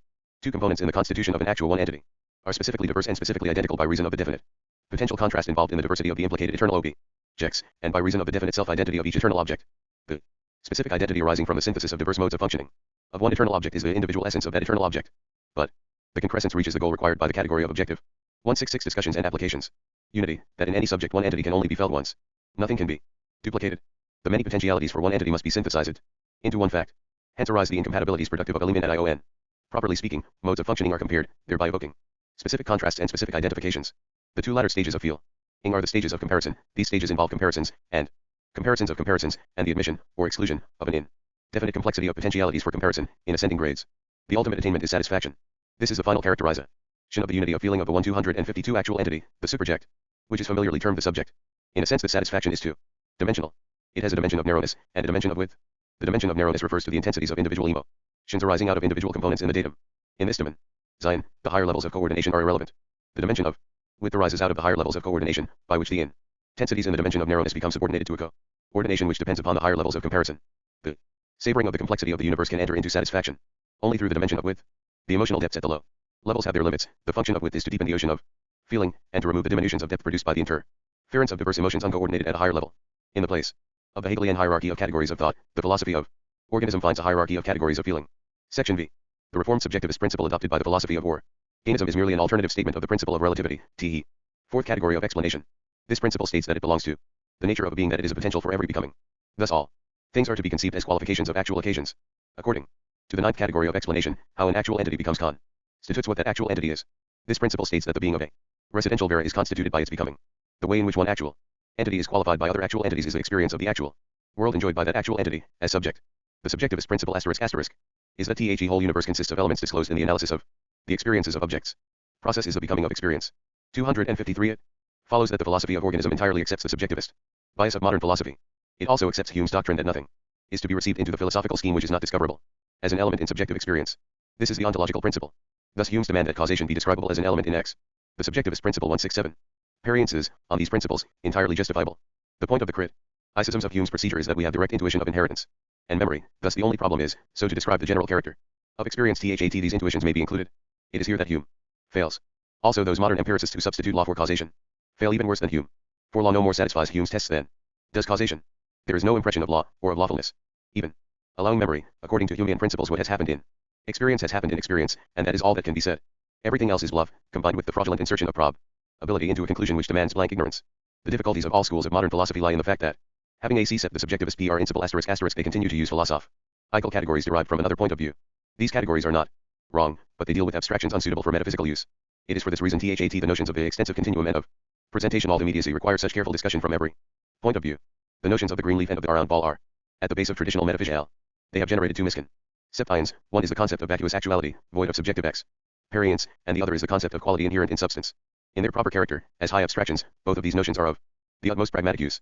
In fact, language has been formed chiefly to express SUCH con 254 septs. It is for this reason that language, in its ordinary usages, penetrates but a short distance into the principles of metaphysics. Finally, the reformed subjectivist principle must be repeated. That apart from the experiences of subjects there is nothing, bare nothingness. It is now evident that the phi-n analogy to philosophies of the Hegelian school, noted in the preface, is not accidental. The universe is at once the multiplicity of residential vera and the solidarity of residential vera. The solidarity is itself the efficiency of the macroscopic residential vera embodying the principle of unbounded permanence acquiring novelty through flux. The multiplicity is composed of microscopic residential vera each embodying the principle of bounded flux acquiring everlasting permanence. On one side, the one becomes many, and on the other side, the many become one. But what becomes is always a residential vera, and the concrescence of a residential vera is the development of a subjective aim. This development is nothing else than the Hegelian development of an idea. The elaboration of this aspect of the philosophy of organism, with the purpose of obtaining an interpretation of the religious experience of mankind, is undertaken in part B of these lectures. Cosmological story, in every part and in every chapter, relates the interplay of the static vision and the dynamic history. But the whole story is comprised within the account of the subjective concrescence of residential vera. Chapter 8. Symbolic reference. Section I. 255 The pure mode of presentational immediacy gives no information as to the past or the future. It merely presents an illustrated portion of the presented duration. It thereby defines a cross-section of the universe, but does not in itself define on which side lies the past, and on which side the future. In order to solve such questions we now come to the interplay between the two pure modes. This mixed mode of perception is here named symbolic reference. The failure to lay due emphasis on symbolic reference is one of the reasons for metaphysical difficulties. It has reduced the notion of meaning to a mystery. The first principle, explanatory of symbolic reference, is that for such reference a common ground is required. By this necessity for a common ground it is meant that there must be components in experience which are directly recognized as identical in each of the pure perceptive modes. In the transition to a higher phase of experience, there is a concrescence in which prehensions in the two modes are brought into a unity of feeling. This concrescent unity arises from a congruity of their subjective forms in virtue of the identity relation between the two prehensions, owing to some components in common. Thus the symbolic reference belongs to one of the later originative phases of experience. These later phases are distinguished by their new element of originative freedom. Accordingly, while the two pure perceptive modes are incapable of error, symbolic reference introduces this possibility. When human experience is in case, for 256 perception almost always means perception in the mixed mode of symbolic reference. Thus, in general, human perception is subject to error, because, in respect to those components most clearly in consciousness, it is interpretative. In fact, error is the mark of the higher organisms, and is the schoolmaster by whose agency there is upward evolution. For example, the evolutionary use of intelligence is that it enables the individual to profit by error without being slaughtered by it. But at present, we are not considering conceptual or intellectual functioning. One main element of common ground, shared between the two pure modes, is the presented locus. This locus enters subordinately into the Perceptive mode of causal efficacy, vaguely exemplifying its participation in the general scheme of extensive interconnection involved in the real. 168. Symbolic reference 169. Potentiality. It is not disclosed by that perceptive mode in any other way. At least it is not directly disclosed. The further disclosure must be in direct, since contemporary events are exactly those which are neither causing, nor caused by, the percipient actual occasion. Now, although the various causal pasts, i.e., actual worlds, of the contemporary actual Zions are not wholly identical with the causal past of the percipient actual occasion, yet, so far as important relevance is concerned, these causal pasts are practically identical. Thus there is, in the mode of causal efficacy, a direct perception of those antecedent actual occasions which are causally efficacious both for the percipient and for the relevant events in the presented locus.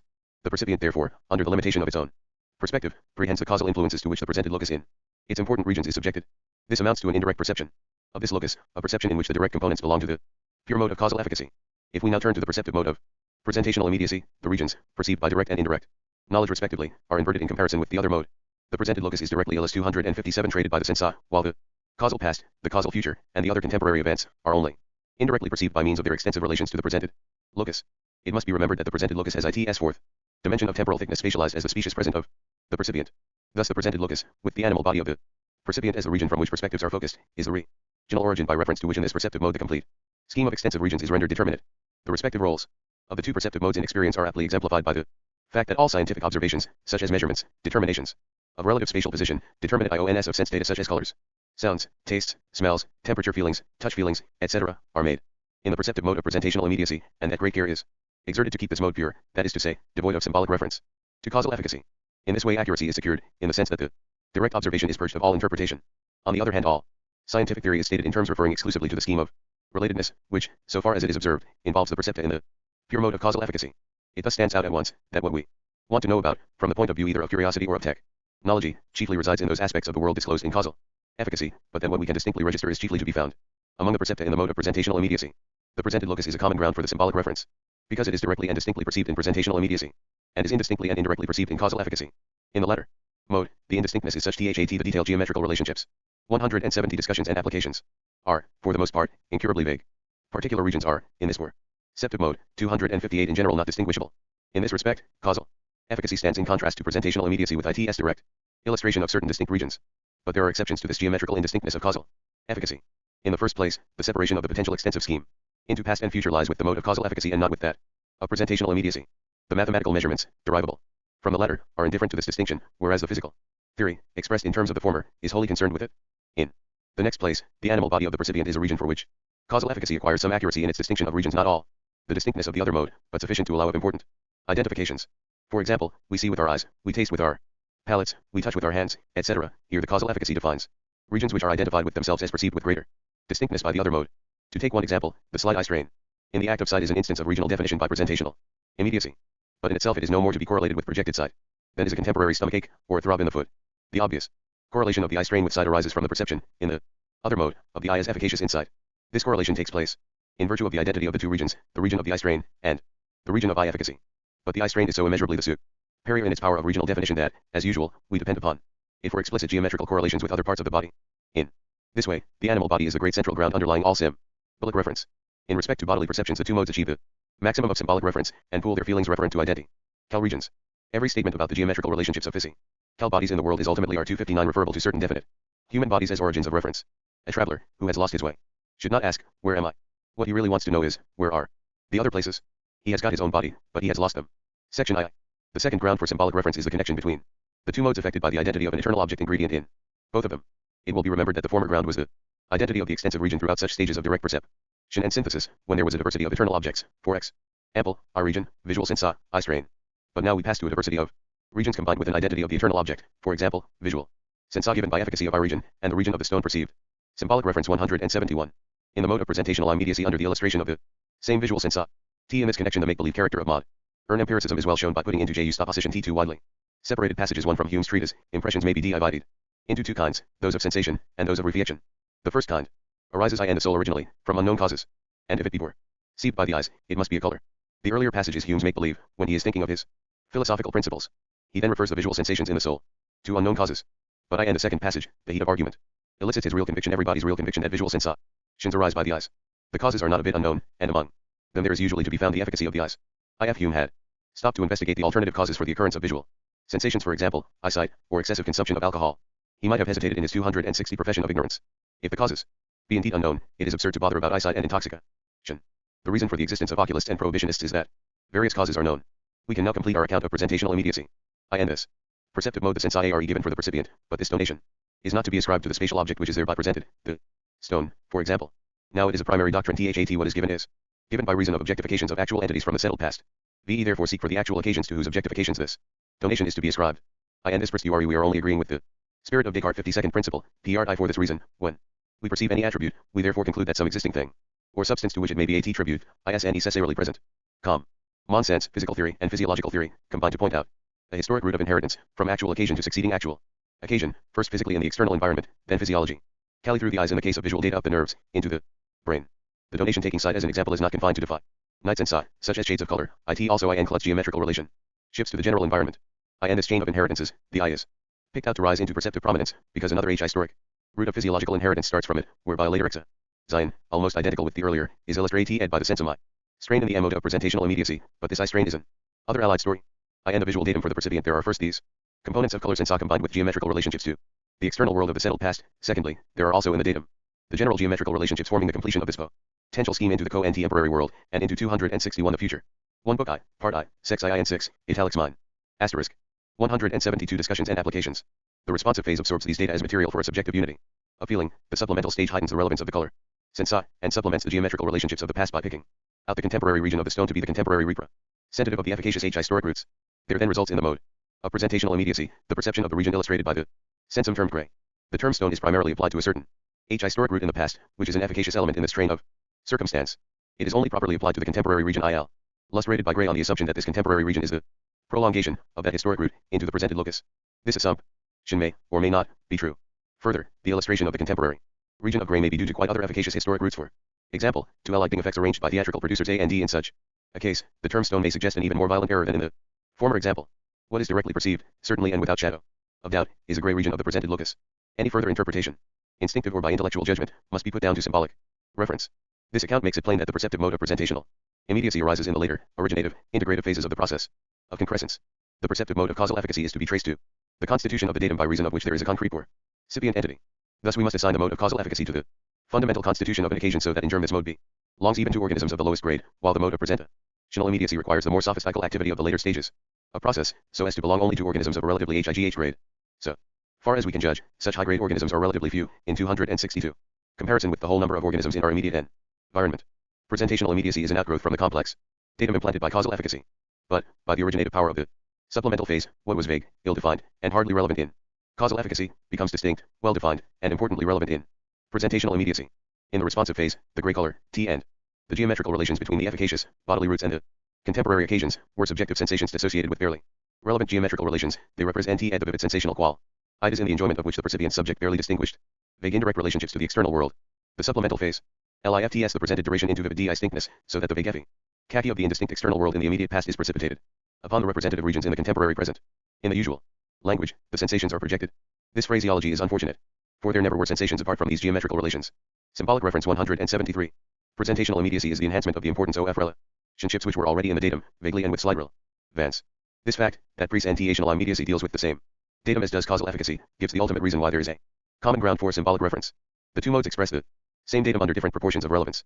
The two genetic processes involving presentational immediacy must be carefully distinguished. There is first the complex genetic process in which presentational immediacy originates. This process extends downwards even to occasions which belong to the historic roots of certain types of inorganic enduring objects, namely, to those enduring objects whose aggregates form the subject matter of the science of Newtonian dynamics. Secondly, science and the mode of presentational immediacy are involved as components. In 263 integration with other prehensions which are usually, though not always, T in other modes. These integrations often involve various types of symbol IC reference. This symbolic reference is the interpretative ET element. In human experience, language almost exclusively refers to presentational immediacy as interpreted by symbolic reference. For example, we say that we see the stone where stone is an interpretation of stone image. Also, we say that we see the stone image with our eyes. This is an interpretation arising from the complex integration of I, the causal efficacy of the antecedent I in the vision, I, the presentational immediacy of the stone image, I2, the presentational immediacy of the eye strain. When we say that we see the stone with our eyes, the interpretations of these two examples are combined. Section 3. The discussion of the problem constituted by the connection between causation and perception has been conducted by the various schools of thought derived from Hume and Kant under the misapprehension gen. Errat by an inversion of the true constitution of experience. The inversion was explicit in the writings of Hume and of Kant, for both of them present. Tational immediacy was the primary fact of perception, and any apprehension Zion of causation was, some HOW or other, to be elicited from this primary fact. This view of the relation between causation and perception, as items in experience, was not original to these great philosophers. It is to be found presupposed in Locke and Descartes, and they derived it from medieval predecessors. But the modern critical movement in philosophy arose when Hume and Kant emphasized the fundamental, inescapable, important and CE, which this doctrine possesses for any philosophy admitting its truth. The philosophy of organism does not admit its truth, and thus rejects the touchstone WHICH is the Neolithic weapon of critical philosophy. It must be remembered that clearness in consciousness is no evidence 264 for primitiveness in the genetic process. The opposite doctrine is more early true. 174 discussions and applications. Owing to its long dominance, it has been usual to assume as an obvious fact the primacy of presentational immediacy. We open our eyes and our other sense organs, we then survey the contemporary world decorated with sights, and sounds, and tastes, and then, by the sole idea of this information about the contemporary world, thus decorated, we draw what conclusions we can as to the actual world. No philosopher really holds that this is the sole source of information. Hume and his followers appeal vaguely to memory and to practice, in order to supplement their direct information. And Kant wrote other critiques in order to supplement his critique of pure reason. But the general procedure of modern philosophical criticism is to tie down opponents strictly to the front door of presentational immediacy as the sole source of information, while one's own philosophy makes its escape by a backdoor veiled under the ordinary usages of language. If this Humean doctrine be true, certain conclusions as to behavior engage to follow conclusions which, in the most striking way, are not verified. It is almost indecent to draw the attention of philosophers to the minor transactions of daily life, away from the classic sources of philosophic knowledge, but, after all, it is the empiricist who began this appeal to Caesar. According to Hume, our behavior presupposing causation is due to the repetition of associated presentational experiences. Thus the vivid present meant of the antecedent percepts should vividly generate the behavior in action or thought towards the associated consequent. The clear, distinct, overwhelming perception of the one is the overwhelming reason for the subjective transition to the other. For behavior, interpretable as implying causation, is on this theory the subjective response to presentational immediacy. According to Hume, this subjective response is the beginning and the end of all that 265 there is to be said about causation. In Hume's theory, the response is response to presentational immediacy, and to nothing else. Also, the situation elicited in response is nothing but an immediate presentation, or the memory of one. Let us apply this explanation to reflex action. In the dark, the electric light HT is suddenly turned on and the man's eyes blink. There is a simple physiological explanation of this trifling incident. But this physiological explanation is couched wholly in terms of causal efficacy. Why? It is the conjectural record of the travel of a spasm of excitement along nerves to some nodal center, and of the return spasm of contraction back to the eyelids. The correct technical phraseology would not alter the fact that the explanation does not involve any appeal to presentational immediacy either for actual occasions resident in the nerves, or for the man. At the most there is a tacit supposition as to what a physiologist, who in fact was not there, might have seen if he had been there, and if he could have vivisected the man without affecting these occurrences, and if he could have observed with a microscope which also in fact was absent. Symbolic reference 175. Thus the physiological explanation remains, from the point of view of Hume's philosophy, a tissue of irrelevancies. It presupposes a side of the universe about which, on Hume's theory, we must remain in blank ignorance. Let us now dismiss physiology and come to the private experience of the blinking man. The sequence of percepts, in the mode of presentational immediacy, is flash of light, feeling of eye closure, instant of darkness. The three are practically simultaneous, though the flash maintains its priority over the other two, and these two latter percepts are indistinguishable as to priority. According to the philosophy of organism, the man also experiences another percept in the mode of causal efficacy. He feels that the experiences of the eye in the matter of the flash are causal of the blink. The man himself will have no doubt of it. In fact, it is the feeling 266 of causality which enables the man to distinguish the priority of the flash, and the inversion of the argument, whereby the temporal sequence flash to blink is made the premise for the causality belief, has its origin in pure theory. The man will explain his experience by saying, the flash made me blink, and if his statement be doubted, he will reply, I know it, because I felt it. The philosophy of organism accepts the man's statement, that the flash made him blink. But Hume intervenes with another explanation. He first points out that in the mode of presentational immediacy there is no percept of the flash making the man blink. In this mode there are merely the two percepts, the flash and the blink, combining the two latter of the three percepts you enter the one term blink. Hume refuses to admit the man's protestation that the compulsion to blink is just what he did feel. The refusal is based on the dogmat that all percepts are in the mode of presentational immediacy, a dogma not to be upset by a mere appeal to direct experience. Besides, Hume has another interpretation of the man's experience. What the man really felt was his habit of blinking after flashes. The word association explains it all, according to Hume. But how can a habit be felt, when a cause cannot be felt? Is there any presentational immediacy in the feeling of a habit? Hume by a sleight of hand confuses a habit of feeling blinks after flashes with a feeling of the habit of feeling blinks after flashes. We have here a perfect example of the practice of applying the test of presentational immediacy to procure the critical rejection of some doctrines, and of allowing other doctrines to slip out by a backdoor, so as to evade the test. The notion of causation arose because mankind lives amid experiences in the mode of causal efficacy. Section 4. We will keep to the appeal to ordinary experience, and 267 consider another situation, which Hume's philosophy is ill-equipped to explain. 176 discussions and applications. The causal feeling according to that doctrine arises from the long association of well-marked presentations of sense, one precedent to the other. It would seem therefore that inhibitions of sense, given in presentational immediacy, should be accompanied by a corresponding absence of causal feeling, for the explanation of how there is causal feeling presupposes the well-marked familiar sense, in presentational immediacy. Unfortunately, the contrary is the case. An inhibition of familiar sense is very apt to leave us a prey to vague terrors respecting a circumambient world of causal operations. In the dark there are vague presences, doubtfully feared. In the silence, the irresistible causal efficacy of nature presses itself upon us. In the vagueness of the low hum of insects in an August woodland, the Inflow into ourselves of feelings from enveloping nature overwhelms us. In the dim consciousness of half-sleep, the presentations of sense fade away, and we are left with the vague feeling of influences from vague things around us.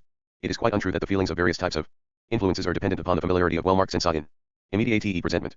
Every way of omitting the sensa still leaves us a prey to vague feelings of influence. Such feelings, divorced from immediate sensa, are pleasant or unpleasant, according to mood, but they are always vague as to spatial and temporal definition, though their explicit dominance and experience may be heightened in the absence of sensa. Fertile 1 our experiences of our various bodily parts are primarily perceptions of them as reasons for projected sensa. The hand is the reason for the projected touch sensum, the eye is the reason for the projected sight sensum.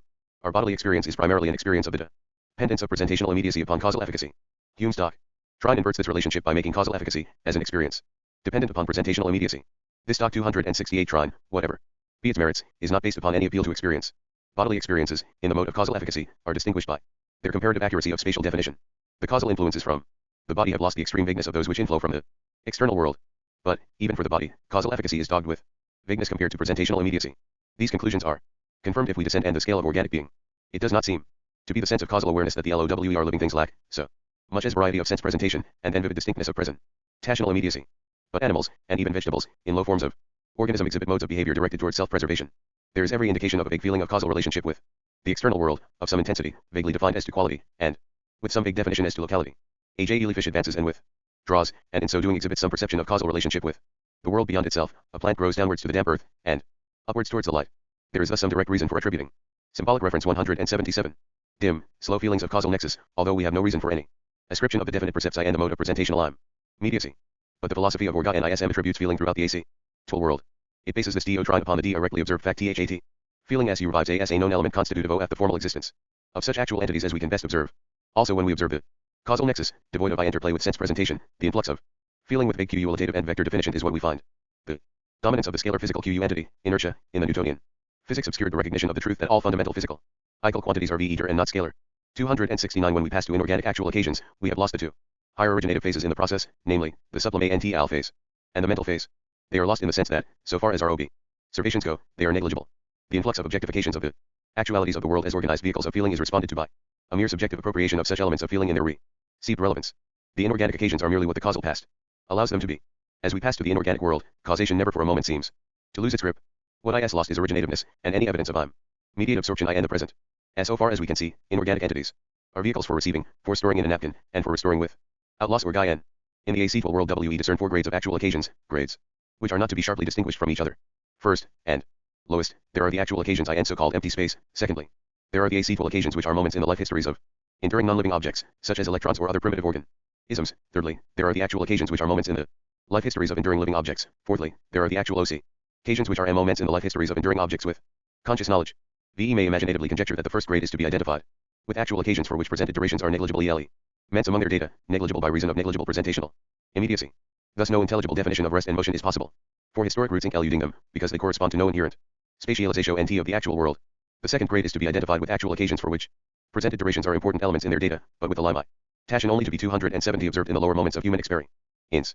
In such occasions the data of felt sensa, derived from the more primitive data of causal efficacy, are projected onto the contemporary 178 discussions and applications. Presented locus without any clear illustration of special regions in that locus. The past has been lifted into the present, but the vague differentiations in the past have not been transformed into any precise differentiations within the present. The enhancement of precision has not arrived. The third grade is to be identified with occasions in which presentational immediacy has assumed some enhanced precision, so that symbolic transference has lifted into importance precisely discriminated regions in the presented duration. The delicate activities of self-preservation are now becoming possible by the transference of the vague message of the past onto the more precisely discriminated regions of the presented duration. Symbolic transference is dependent upon the flashes of conceptual originality constituting life. The fourth grade is to be identified with the canalized importance of free conceptual functionings, whereby blind experience is analyzed by comparison with the imaginative realization of mere potentiality. In this way, experience receives a reorganization in the relative importance of its components by the joint operation of imaginative enjoyment and of judgment. The growth of reason is the increasing importance of critical judgment in the discipline of imaginative enjoyment. Section V. One reason for the philosophical difficulties over causation is that Hume, and subsequently Kant, conceived the causal nexus as, in its primary character, derived from the presupposed sequence of immediate presentations. But if we interrogate experience, the exact converse is the case. The perceptive mode of immediate presentation affords information about the percepta in the more aboriginal mode of causal efficacy. 271 The symbolic reference, though in complex human experience, it works both ways, is chiefly to be thought of as the elucidation of percepta in the mode of causal efficacy by the fluctuating intervention of percepta in the mode of presentational immediacy. The former mode produces percepta which are vague, not to be controlled, heavy with emotion. It produces a sense of derivation from an immediate past, and a passage to an immediate future, a sense of emotional feeling, belonging to oneself in the past, passing into oneself in the present, and passing from oneself in the present towards oneself in the future, a sense of influx of influence from other vaguer presences in the past, localized and yet evading local definition, such influence modifying, enhancing, inhibiting, diverting, the stream of feeling which we are receiving, unifying, enjoying, and transmitting. This is our general sense of existence, as one item among others, in an efficacious actual world. By diversion of attention we can inhibit its entry into consciousness. But, whether meta-i analyzed or no, it remains the given uncontrolled basis upon which our character weaves itself. Our bodies are largely symbolic reference 179. Trivances whereby some central actual occasion may inherit these basic experiences of its antecedent parts. Thus organic bodies have their parts coordinated by a peculiar vividness in their mutual inheritance. In a sense, the difference between a living organism and the inorganic environment is only a question of degree, but it is a difference of degree which makes all the difference in effect. It is a difference of quality. The percepta in the mode of presentational immediacy have the converse characteristics. In comparison, they are distinct, definite, controllable, apt for immediate enjoyment, and with the minimum of reference to past or to future. We are subject to our percepta in the mode of efficacy. We adjust our percepta in the mode of immediacy. But, in fact, our process of self-construction for the achievement of unified experience produces a new 272 product, in which percepta in one mode, and percepta in the other mode, are synthesized into one subjective feeling. For example, we are perceiving before our eyes a gray stone. We shall find that generally, though not always, the adjectival words express information derived from the mode of immediacy, while the substantives convey our dim percepts in the mode of efficacy. For example, gray refers to the gray shape immediately before our eyes. This percept is definite, limited, controllable, pleasant, or unpleasant, and with no reference to past or to future. It is the sort of percept which has led to Descartes' definition of substances as requiring nothing but themselves in order to exist, and to his notion of extension as the principal attribute of a genus of substances. It has also led to Hume's notion of impressions of sensation arising from unknown sources, and incomplete independence so far as any discernible nexus is concerned. But the other element in the compound percept has a widely different character. The word stone is selected, no do opt, because its dictionary meaning will afford some help in understanding the particular perceptum meant. But the word is meant to refer to particular feelings of efficacy in the immediate past. Combined with anticipations for the immediate future. This feeling is vaguely localized and conjectural YT identified with the very definite localization of the great perceptuum. Thus, so far as concerns conscious judgment, the symbolic references the acceptance of the evidence of percepta in the mode of immediacy as evidence for the localization and discrimination of vague percepta in the mode of efficacy. So far as bodily feelings are concerned, there is some direct check on this procedure, but, beyond the body, the appeal is to the pragmatic consequences involving some future state of bodily feelings, which can be checked up. But throughout this discussion of perception there has been excessive emphasis on the mental phase in the 273 experiential process. This is inevitable because we can only discuss experiences which have entered into conscious analysis.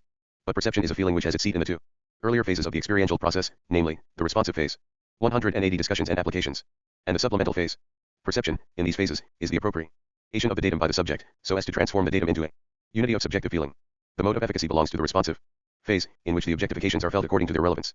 And the datum, the mode of immediacy belongs to the supplemental phase, in which the faint indirect relevance, in the datum, of relationships to regions of the presented locus ist lifted into distinct, prominent, relevancy.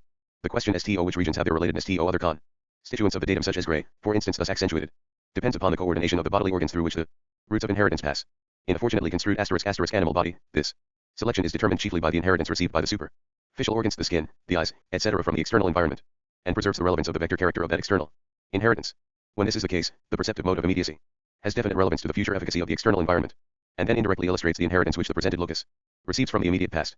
But this illustration does not gain its first importance from any rational analysis.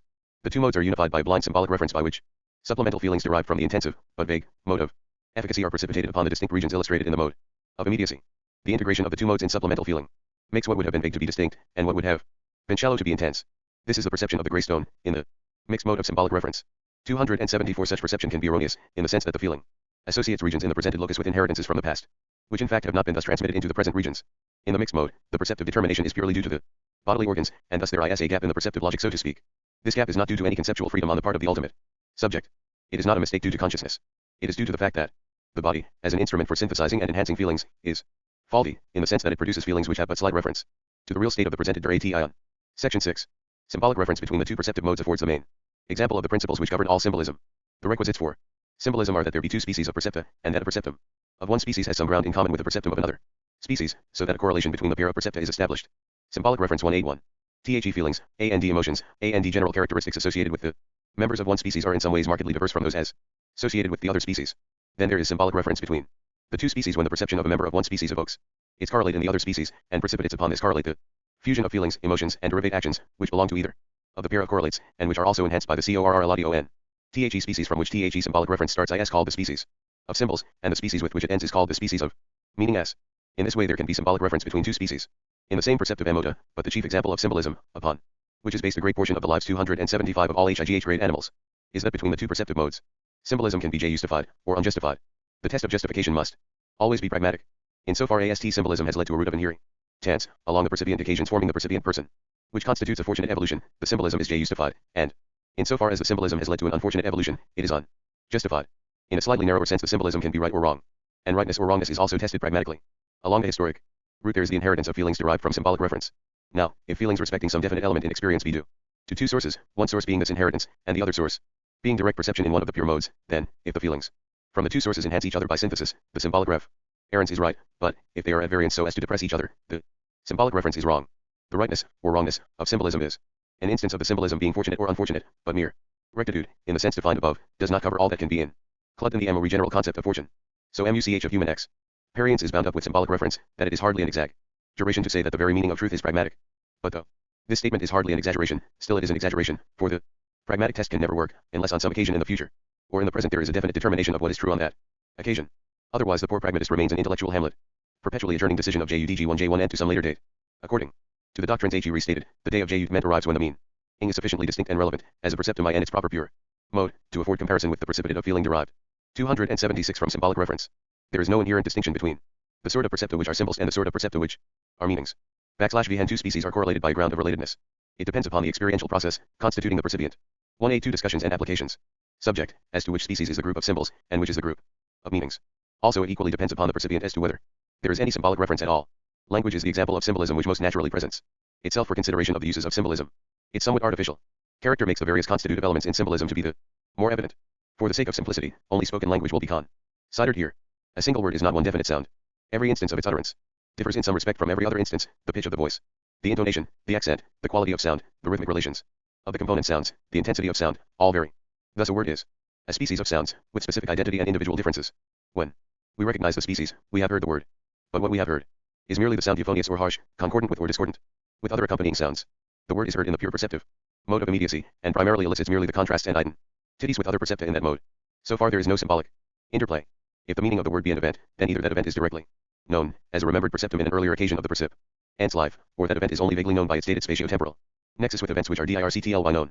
Anyhow there is a chain of symbolic references, inherited along the historic route of the percipient's life, and reinforced by the production of novel and symbolic references at various occasions along that route, whereby in the datum 277 for the percipient occasion there is a faintly relevant nexus between the word in that occasion of utterance and the event. The sound of the word, t in presentational immediacy, by symbolic references elicits this nexus into important relevance, and thence precipitates feelings and thoughts upon the enhanced objectification of the event. Such enhanced relevance of the event may be unfortunate, or even unjustified, but it is a function of words to produce it. The discussion of mentality is reserved for part 3. It is a mistake to think of words as primarily the vehicle of thought. Language also illustrates the doctrine that, in regard to a couple of prop early correlated species of things, it depends upon the constitution of the percipient subject to assign which species is acting as symbol and which as meaning. The word forest may suggest memories of forests, but equally the sight of a forest, or memories of forests, may suggest the word forest. Sometimes we are bothered because the immediate experience has not elicited the word we want. In such a case the word with the right sort of correlation with the experience has failed to become importantly relevant in the constitution of our experience. But we do not usually think of the things as symbolizing the word cor related to them. This failure to invert our ideas arises from the most useful symbolic reference 183 aspect of symbolism. In general the symbols are more handy elements in our experience than are the meaning s. We can say the word forest whenever we like, but only under certain conditions can we directly experience an existent forest. To procure such an experience usually involves a problem of transportation only possible on our holidays. Also it is not so easy even to remember forest scenes with any vividness, and we usually find that the immediate experience of the word forest helps to elicit such recollections. In such ways language is handy as an instrument of communication along the successive occasions of the historic route forming the life of one individual. By an 278 extension of these same principles of behavior, it communicates from the occasions of one individual to the succeeding occasions of another individual. The same means which are handy for procuring the immediate presentation of a word to oneself are equally effective for presenting it to another person. Thus we may have a two-way system of symbolic reference involving two persons, A and B. The forest, recollected by A, symbolizes the word forest for A, then A, for His own sake and for B's sake, pronounces the word forest, then by the efficacy of the environment and of B's bodily parts, and by the supplemental enhancement due to B's experiential process, the word forest is perceived by B in the mode of immediacy, and, finally by symbolic reference, B recollects vaguely various forest scenes. In this use of language for communication between two persons, there is in principle nothing which differs from ITS used by one person for communication along the route of his own actual occasions. This discussion shows that one essential purpose of symbols arises from their handiness. For this reason the Egyptian papyrus made ink written language a more useful symbolism than the Babylonian language pressed on brick. It is easier to smell incense than to produce certain religious emotions, so, if the two can be correlated, incense is a suitable symbol for such emotions. Indeed, for many purposes, certain aesthetic experiences which are easy to produce make better symbols than DO words, written or spoken. Quarrels over symbolism constitute one of the many causes of religious discord. One difficulty in symbolism is the unhandy. Meanings are often vague. For instance, this is the case with the percepta in the mode of efficacy which are symbolized by percepta in the mode of Immediacy, also, as another instance, the instance is definite, but the religious emotions are apt to be indefinite. The result is that the meanings are often shifting and indeterminate. This happens even in the case of words. Other people miss in 279 understand their import. Also, in the case of incense, the exact religious emotions finally reached are very uncertain. Perhaps we would prefer that some of them were never elicited. Symbolism is essential for the higher grades of life, and the errors of symbolism can and never be wholly avoided. Chapter 9. The Propositions. Section I. 280 A living occasion is characterized by a flash of novelty among the optaions of its mental pole. Such optaions, i.e., conceptual prehensions, can be pure or impure. An impure prehension arises from the integration of a pure conceptual prehension with a physical prehension, originating in the physical pole. The datum of a pure conceptual prehension is an eternal object. The datum of an impure prehension is a proposition, otherwise termed a theory. The integration of a conceptual and physical prehension need not issue. In an impure prehension, the eternal object as a mere potentiality, determined as to its physical realization, may lose its intermination, i.e., its universality, by integration with itself as an element in the realized definiteness of the physical dat T1M of the physical prehension. In this case, we obtain what in part 3 is termed a physical purpose. In a physical purpose, the subjective form has acquired a special appetitionate version, or aversion in respect to that eternal object as a realized element of definiteness in that physical datum. This acquisition is derived from the conceptual prehension. The abruptness of mental operations is here illustrated. The physical datum in itself illustrates an indefinite number of eternal objects. The physical purpose has focused appetition upon an abruptly selected eternal object. But with the growth of intensity in the mental pole, evidenced by the flash of novelty in appetition, the appetition takes the form of a propositional prehension. 281 These prehensions will be studied more particularly in part 3. They are the prehensions of theories. It is evident, however, that the primary function of theories is as a lure for feeling, thereby providing immediacy of enjoyment and purpose. Unfortunately, theories, under their name of propositions, have been handed over to logicians, who have countenanced the doctrine that their one function is to be judged as to their truth or falsehood. Indeed, Bradley does not mention propositions in his logic. He writes only of judgments. Other authors define propositions as a component in judgment. The doctrine here laid down is that, in the realization of propositions, judgment is a very rare component, and so is consciousness. The existence of imaginative litera. 184. The Propositions 185. Tour should have warned logicians that their narrow doctrine is absurd. It is difficult to believe that all logicians, as they read Hamlet's speech, to be, or not to be, commence by judging whether the initial proposition be true or false, and keep up the task of judgment through out the whole 35 lines. Surely, at some point in the reading, judgment is eclipsed by aesthetic delight. The speech, for the theater audience, is purely theoretical, a mere lure for feeling. Again, consider strong religious emotion, consider a Christian meditating on the sayings in the Gospels. He is not judging true or false, he is eliciting their value as elements in feeling. In fact, he may ground his judgment of truth upon his realization of value. But such a procedure is impossible, if the primary function of propositions is to be elements in judgments. The lure for feeling is the final cause guiding the concrescence of feelings. By this concrescence, the multifold datum of the primary phase is gathered into the unity of the final satisfaction of feeling. The objective lure is that discrimination among eternal objects introduced into the universe by the real internal constitutions of the acetal occasions forming the datum of the concrescence under review. This discrimination also, in 282 valves eternal objects excluded from value in the temporal exercise of THAT datum, in addition to involving the eternal objects included for such occasions. For example, consider the Battle of Waterloo. This battle resulted in the defeat of Napoleon, and in a constitution of our actual world grounded upon THAT defeat. But the abstract notions, expressing the possibilities of another course of HI story which would have followed upon his victory, are relevant to the facts which acetually happened. We may not think it of practical importance that imaginative HI historians should dwell upon such hypothetical alternatives. But we confess their relevance in thinking about them at all, even to the extent of dismissing them. But some imaginative writers do not dismiss such ideas. Thus, in our actual world of today, there is a number of eternal objects, constituted by relevance to the Battle of Waterloo. Some people do admit elements from this pen complex into affective feeling, and others wholly exclude them. Some are conscious of this internal decision of admission or rejection. For others, the ideas float into their minds as daydreams without consciousness of deliberate decision. For others, their emotional tone of gratification or regret, of pride, endliness or hatred, is obscurely influenced by this pen of alternatives, without any conscious analysis of its content. The elements of this pen are propositional pre-AG engines, and not pure conceptual prehensions, for their implication of the particular nexus WHICH is the Battle of Waterloo is an essential factor. Thus, an element in this pen complex is WHAT is termed a proposition. A proposition is a new kind of NDY. It is a hybrid between pure 186D discussions and applications, potentialities and actualities. A singular proposition is the potentiality of an actual world including a definite set of actual entities in a nexus of reactions involving the hypothetical angrazine of a definite set of eternal objects. A general proposition only differs from a singular proposition by the generalization of one definite set of 283 actual entities into any set belonging to a certain sort of sets. If the sort of sets includes all sets with potentiality for that nexus of reactions, the proposition is called universal. For the sake of simplicity, we will confine attention to singular propositions, although a slight elaboration of explanation will easily extend the discussion to include general and universal propositions. The definite set of actual entities involved are called the logical subjects of the propositio n, and the definite set of eternal objects involved are called the predicates of the proposition. The predicates define a potentiality of relatedness for the subjects. The predicates form one complex eternal object. This is the complex predicate. The singular proposition is the potentiality of this complex predicate finding realization in the nexus of reactions between the logical subjects, with assigned stations in the pattern for the various logical subjects. In a proposition, the various logical subjects involved are impartially concerned. The proposition is no more about one logical subject than an other logical subject. But according to the ontological principle, every proposition must be somewhere. The locus of a proposition consists of those actual occasions whose actual worlds include the logical subjects. of the proposition. When an actual entity belongs to the locus of a proposition, then conversely the proposition is an element in the lure for feeling of that actual entity. If by the decision of the concrescence, the proposition has been admitted into feeling, then the proposition constitutes what the feeling has felt. The proposition constitutes a lure for a member of its locus by reason of the germaneness of the complex predicate to the logical subjects, having regard to forms of definiteness in the actual world of that member, and to its antecedent phases of feeling. The interest in logic, dominating over intellectualized philosophers, has obscured the main function of propositions in the nature of thing as they are not primarily 284 for belief, but for feeling at the physical level of unconsciousness. They constitute a source for the origination of feeling, which is not tied down to mere datum. A proposition is realized by a member of its locus when it is admitted into feeling. There are two types of relationship between the proposition and the actual world of a member of its locus. The proposition may be conformal or non-conformal to the actual world, true or false. When a conformal proposition is admitted into feeling, the reaction to the datum has simply resulted in the conformation of feeling to fact, with some emotional accession or diminution, by which the feelings in the propositions 187 inherent in alien fact are synthesized in a new individual valuation. The prehension of the proposition has abruptly emphasized one form of definiteness illustrated in fact.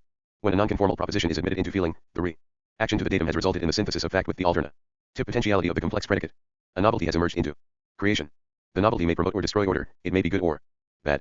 But it is new, a new type of individual, and not merely a new intensity of individual feeling. That member of the locus has introduced a new form into the actual world, or, t at least, an old form in a new functio n.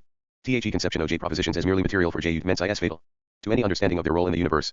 In that purely logical aspect, non-conformal propositions are merely wrong, and therefore worse than useless. But in their primary role, they pave the way along which the world advances into novelty. Or is the price which we pay for progress. The term proposition suits these hybrid entities, provided that we substitute the broad notion of feeling for the narrower notions of judgment and belief. A proposition is an element in the objet of lure posed for feeling, and when admitted into feeling it constitutes 285 what is FLT. The imaginative feeling, cf part 1.1i, of a proposition is one of the ways of feeling it, and intell actual belief is another way of feeling the proposition, a way which presupposes imaginative feeling. Judgment is the decision admitting a proposition into intellectual belief. Anyone who at bedtime consciously reviews the events of the day is subconsciously projecting them against the penumbral welter of alternatives. He is also unconsciously deciding feeling so as to maximize his merry feeling, and to secure its propagation beyond his immediate present occasion. In considering the life history of occasions, forming the historic root of an enduring physical object, there are three possibilities as to the subjective aims which dominate the internal concrescence of the separate occasions. Either, the satisfactions of the antecedent occasions may be uniform with each other, and each internally without discord or insight, meant to novelty. In such a case, apart from novel discordance introduced by the environment, there is the reconformal transformation of the feeling belonging to the datum into the identical feeling belonging to the immediate subject. Such pure conformation involves the exclusion of all the contraries involved in the lure, with their various grades of proximity and remoteness. This is an absolute extreme of undifferentiated endurance, of which we have no direct evidence. In every instance for which we can analyze, however imperfectly, the formal constitutions of successive occasions, these constitutions are characterized by contraries supervening upon the aboriginal data, but with irregularity of alternation which procures stability in the life history. Contrast is thus gained. In physical sci. 188 discussions and applications. Ints, this is vibration. This is the main CHAR actor of the life histories of an inorganic physical object, stabilized in type. Or, there is a zest for the enhancement of some dominant element of feeling, received from the data, enhanced by decision admitting non-conformation of 286 conceptual feeling to other elements in the data. And culminating in a satisfaction transmitting enhancement of the DOM. In an element by reason of novel contrasts and inhibitions. Such a life history involves growth dominated by a single final end.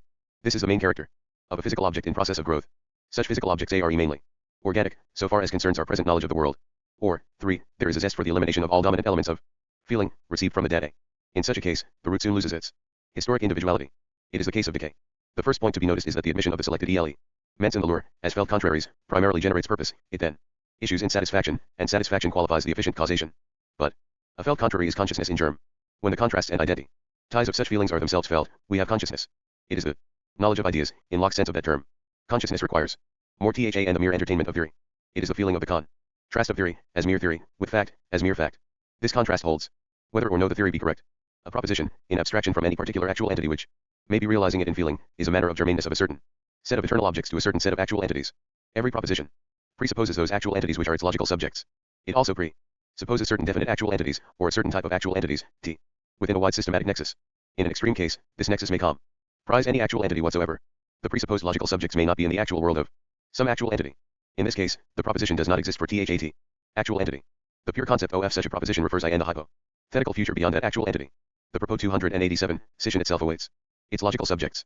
Thus propositions grow with the creative advance of the world. They are neither pure potentials, nor pure actualities, they are a manner of potential nexus involving pure potentials and pure actualities. They are a new type of entities. Entities of this impure type presuppose the two pure types of entities. The primary mode of realization of a proposition in an actual entity is not by judgment, but by entertainment. A proposition is entertained when it is admitted into feeling. Horror, relief, purpose, are primarily feelings involving the entertainment of propositions. In conclusion, there are four main types of entities in the universe of which two are primary types and two are hybrid types. The primary types are actual entities and pure potentials, eternal objects. The hybrid types, the propositions 189, are feelings and propositions, T theories. Feelings are the real components of actual entities. Propositions are only realizable as one sort of objective datum for feelings. The primary element in the lure for feeling is the subject's prehension of the primordial nature of God. Conceptual feelings are generated, and, by integration with physical feelings, a subsequent phase of propositional feelings supervenes. The lure for feeling develops with the concrescent phases of the subject in question. I have spoken of it elsewhere, cf. Science. And THET Modern World, ch. 11. It is this realized extension of eternal relatedness beyond the mutual relatedness of the actual occasions which prehends into each occasion. The full sweep of eternal relatedness. I term this abrupt asterisk realization. The graded envisagement which each occasion prehends into its sin. Thesis. This graded envisagement is how the actual includes what, I in one sense, is not being as a positive factor in its own achievement. It is the source of error, of truth, of art, of ethics, and of religion. By it, fact is confronted with alternatives. 288. Section ILT. All metaphysical theories which admit a disjunction between the component elements of individual experience on the one hand, T, and on the other hand the component elements of the external world, must inevitably run into difficulties over the truth and falsehood of propositions, and over the grounds for judgment. The former difficulty is metaphysical, the latter epistemological. But all difficulties as to first principles are only camouflaged metaphysical difficulties. Thus also the epistemological difficulty is only solvable by an appeal to ontology. The first difficulty poses the question as to the account of truth and falsehood, and the second difficulty poses the question as to the account of the intuitive perception of truth and falsehood. The former concerns propositions, the latter concerns judgments. There is a togetherness of the component elements in individual experience. This togetherness has that special peculiar meaning of togetherness in experience. It is a togetherness of its own kind, explicable by reference to nothing else. For the purpose of this discussion, it is indifferent whether we speak of a stream of experience, or of an occasion of experience. With the former alternative there is togetherness in the stream, and with the latter alternative there is togetherness in the occasion. In either case, there is a unique experiential togetherness. The consideration of experiential togetherness raises the final me1 efficy cal question, whether there is any other meaning of togetherness.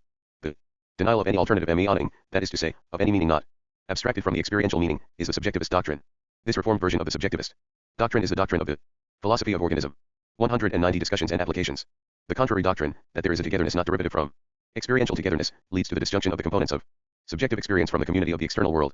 This 289 junction creates the insurmountable difficulty for epistemology. For intuitive judgment is concerned with togetherness in experience, and there is no bridge between togetherness in experience and togetherness of the non-experiential sort. This difficulty is the point of Kant's transcendental criticism. He adopted a subjectivist position, so that the temporal world was merely experienced. But according to his form of the subjectivist doctrine, in the critique of pure reason, no element in the temporal world could itself be an experient. High.S temporal world, as in that critique, was in its essence dead, phantasmal, phenomenal. Kant was a mathematical physicist, and his cosmological solution was sufficient for the abstractions to which mathematical physics is confined. The difficulties of the subjectivist doctrine arise when it is combined with the sensationalist doctrine concerning the analysis of the components which are together in experience. According to that analysis, in such a component the only elements not stamped with the particularity of that individual occasion or stream of experience are universal, such as redness or shape. With the sensationalist assumption, or with any generalization of that doctrine, so long as the elements in question are universals, the only alternatives are one, either Bradley's doctrine of a single experience, the absolute, or Leibniz's doctrine of many windowless monads. Kant, in his final metaphysics, must either retreat to Leibniz, or advance to Bradley. Either alternative stamps experience with a certain air of illusoriness. The Leibnizian solution can mitigate the illusoriness only by recourse to a pious dependence upon God. This principle was invoked by Descartes and by Leibniz, in order to help out their epistemology. It is a device very repugnant to a consistent rationality. The very possibility of knowledge should not be an accident of God's goodness, it should depend on the interwoven natures of things. After all, God's knowledge has equally to be explained. 290 The philosophy of organism admits the subjectivist doctrine, as here stated, but rejects the sensationalist doctrine, hence its doctrine of the objectification of one actual occasion in the experience of another actual occasion. Each actual entity is a throb of experience, including the actual world within its scope. The problems of efficient causation and of knowledge receive a common explanation by reference to the texture of actual occasions. The theory of judgment in the philosophy of organism can equally well be described as a correspondence theory or as a coherence theory. It is a correspondence theory, because it describes judgment as the subjective form of the integral prehension of the conformity, or of the nonconformity, of that proposition and an objectified nexus. The prehension in question arises from the synthesis of two prehensions, one physical, the propositions 191, and the other mentalthe physical prehension is the prehension of the nexus of objectified actual occasions. The mental prehension is the prehension of the proposition.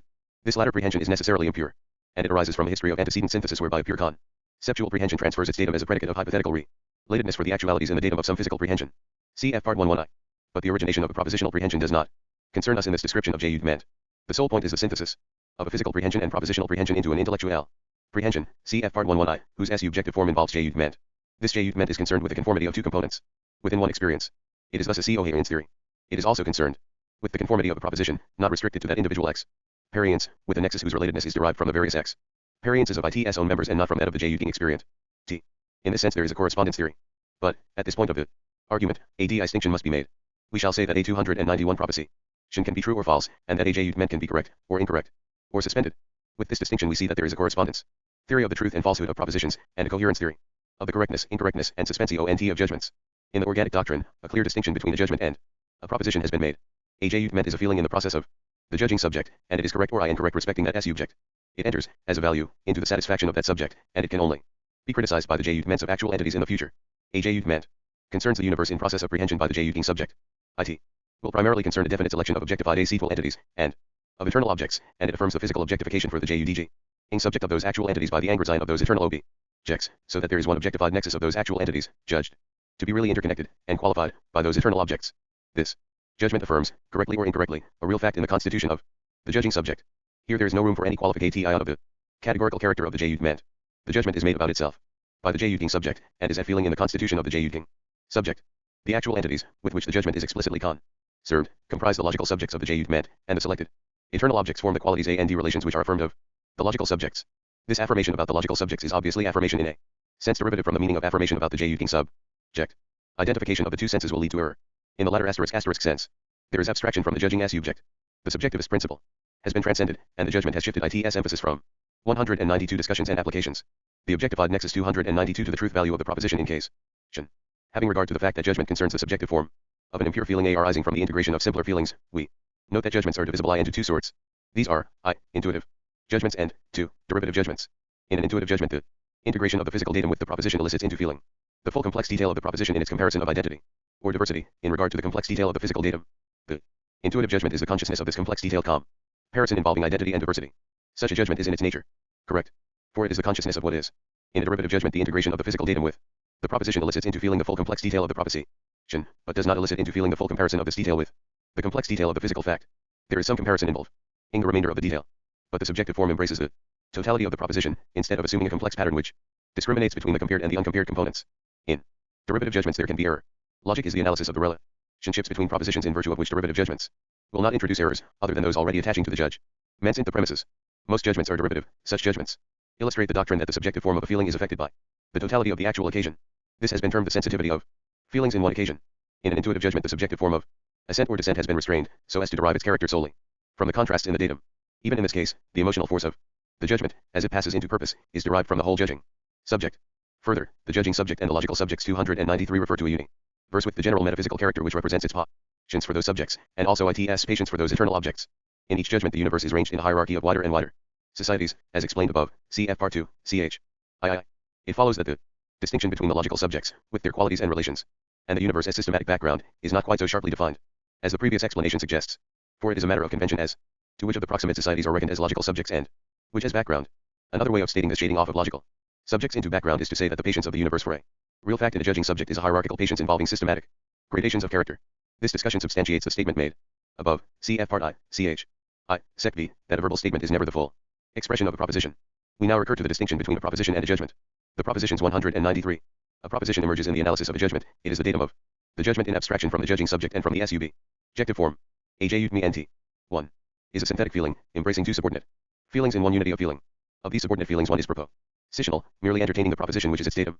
The same proposition can constitute the content of diverse judgments by diverse judging entities respectively. The possibility of diverse judgments by diverse actual entities, having the same content, of proposition in contrast with nexus, requires that the same complex of logical subjects, objectified by the same eternal objects, can enter as a partial constituent into the real essences of diverse actual entities. The judgment is a suzerain of feeling. The proposition is what is felt, but it is only part of the datum felt. But, since each actual world is relative to standpoint, 294 it is only some actual entities which will have the st and poi and ts so as to include t in their actual world, the actual e and t itas which constitute the logical subjects of the proposition. Thus every proposition defines the judging subjects for which it is a proposition. Every proposition presupposes some definite settled actual entities in the actual world of its judging subject, and thus its possible judging subjects must have these actual entities in the actual world of each of them. All judgment requires knowledge of the presupposed actual entities. Thus in addition to the requisite composition of the actual world presupposed by a proposition, there must be the required side knowledge of that world presupposed by a judgment, whether the judgment be correct or incorrect. For actual entities, whose actual worlds have not the requisite composition, the proposition is not existent. For actual entities, without the requisite knowledge, the judgment is impossible. It is quite true that a more abstract proposition can be modeled on the lines of the original proposition, so as to avoid the presupposition of some or all of these settled actual entities which are the logical subjects in the original proposition. This new proposition will have meaning for a wider group of possible subjects than the original proposition. Some propositions seem to us to have meaning for all possible judging subjects. This may be the case, but I do not dare to affirm that our metaphysical capacities are sufficiently developed to warrant any certainty on this question. Perhaps we are always presupposing some wide society beyond which our imaginations cannot leap. But the vagueness of verbal statements is such that the same form of words is taken to represent a whole set of allied propositions of various grades of abstractness. A judgment weakens or strengthens the decision whereby the urged proposition, as a constituent in the lure, is admitted as an efficient element in the concrescence with the reinforcement of knowledge. A judgment is the critique of a lure for feeling. 1. Cf. Part 3, CHVT. 194 Discussions and Applications. Section II. 295 It now remains to consider the sense in which the actual world, in some systematic aspect, enters into each proposition. This investigation is wholly concerned with the notion of the logical subjects of the proposition. These logical subjects are, in the old sense of the term, particulars. They are not concepts in comparison with other concepts, they are particular facts in a potential pattern. But particulars must be indicated, because the proposition concerns just those particulars and no others. Thus the indication belongs to the proposition, namely, those particulars as thus indicated in such and such a predicative pattern constitutes the proposition. Apart from the indication, there is no proposition because there are no determinate particulars. Thus, we have to study the theory of indication. Some definitions are required. A relation between occasions is an eternal object illustrated in the complex of mutual prehensions by virtue of which those occasions constitute a nexus. A relation is called a dual relation when the nexus in which it is realized consists of two, and only two, actual occasions. It is a triple relation when there are three occasions, and so on. There will, in general, be an indefinite number of eternal objects thus illustrated in the mutual prehensions of the occasions of any one nexus. That is to say, there are an indefinite number of relations realized between the occasions of any particular nexus. A general principle is an eternal object which is only illustrated through its instances, which are also eternal objects. Thus the realization of an instance is also the realization of the general principle of which that NAL object is an instance. But the converse is not true, namely, the realization of the general principle does not involve the realization of any particular instance, though 296 it does necessitate the realization of some instance.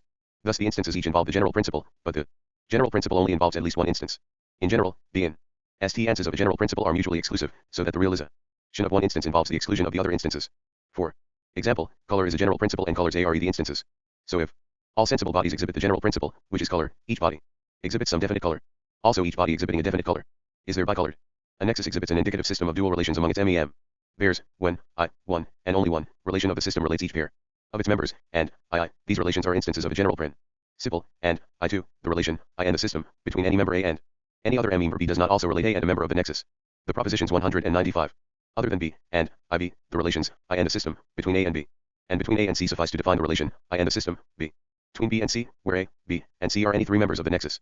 Thus if A and X be any two members of the nexus, and if X has no edge of a systematic relation to it and also of a systematic relations to B, C, and D, where B, C, and D are members of the nexus, then X has knowledge of its own systematic relations to B, C, and D, and of the mutual systematic relations between B, C, and D. Such a nexus admits of the precise indication of its members from the standpoint of any one of them. The relative where presupposes a nexus exhibiting an indicative system. More complex types of indicative systems can be defined, but the simplest type suffices to illustrate the principle involved. We have been defining Aristotle's category of positio n. It will be noticed that in a nexus with an indicative system of relations, the subjective aspect of experience can be eliminated from propositions involved. For a knowledge of B and C and D as from A 297 yields a proposition concerning C and D as from B. Thus the prevalent notion that the particular subject OF experience can, in the nature OF the case, never be eliminated from the experienced fact, is quite untrue. Every proposition presupposes some general nexus with an indicative relational system. This nexus includes its locus of J-Uking subjects and also its logical sub JECTSTHIS presupposition is part of the proposition, and the proposition cannot be entertained by any subject for which the presupposition is not valid. Thus in a proposition certain characteristics are presupposed for the J-Uking subject and for the logical subjects. This presupposition of character can be carried further than the mere requirements of indication require. For example, in Socrates is mortal the mere spatio-temporal indicative system may be sufficient to indicate Socrates. But the proposition may and the man Socrates is mortal, or the philoso for Socrates is mortal. The superfluous indication may be part of the proposition. Anyhow, the principle that a proposition presupposes the actual world as exhibiting some systematic aspect has now been explained. This discussion can be illustrated by the proposition, Caesar has crossed the Rubicon.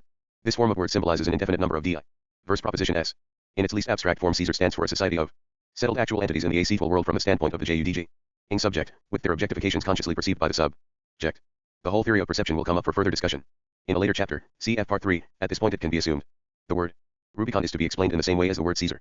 The only points left ambiguous respecting Caesar and Rubicon are that these societies either or both, and each with its defining characteristic, may be conjecturally supposed to be prolonged up to the world contemporary with the J-Uking subject, or, even more conjecturally, into the future 298 world beyond the subject. The past tense of the word has 196 discussions and applications.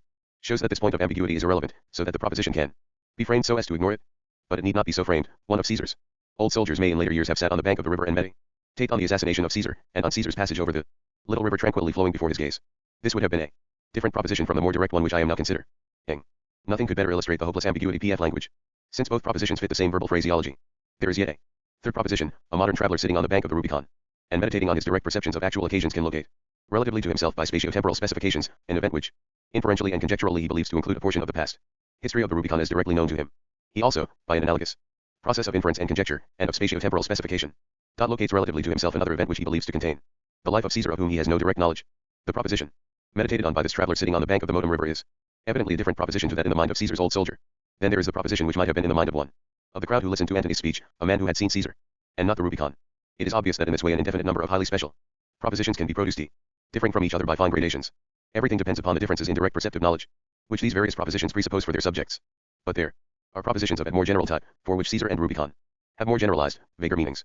In these vaguer meanings, Caesar and Rubicon indicate the entities, if any, located by any one member of a type of roots, starting from A299 certain type of inference and conjecture.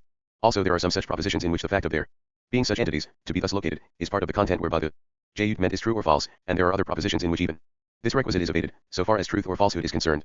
It is by reason of these various types of more abstract propositions that we can conceive the hypothetical existence of the more special propositions which, for some of us, as judging subjects, would be meaningless. This discussion should show the futility of taking any verbal statement, such as Caesar has crossed the Rubicon, and arguing about the meaning. Also any proposition, which satisfies the verbal form so as to be one of its possibilities of meaning, defines its own locus of subjects, and only for such subjects is there the possibility of a judgment whose content is that proposition. A proposition is the potentiality of the objectification of certain supposed actual entities via certain qualities and relations, the objectified cation being for some unspecified subject for which the presupposition has the propositions 197. Meaning in direct experience. The j meant is the conscious affirmation by a particular subject for which the presupposition holds that this potentiality is, or is not, realized for it. It must be noticed that realized does not mean realized in direct conscious experience, but does mean realized as being contributory to the datum out of which that judging subject originates. Since direct conscious experience is usually absent, a judgment can be erroneous. Thus a proposition is an example of what Locke calls an idea deter mind to particular existences. It is the potentiality of an idea. The realized idea, admitted to decision in a given subject, is the judgment, which may be a true or false idea about the particular things.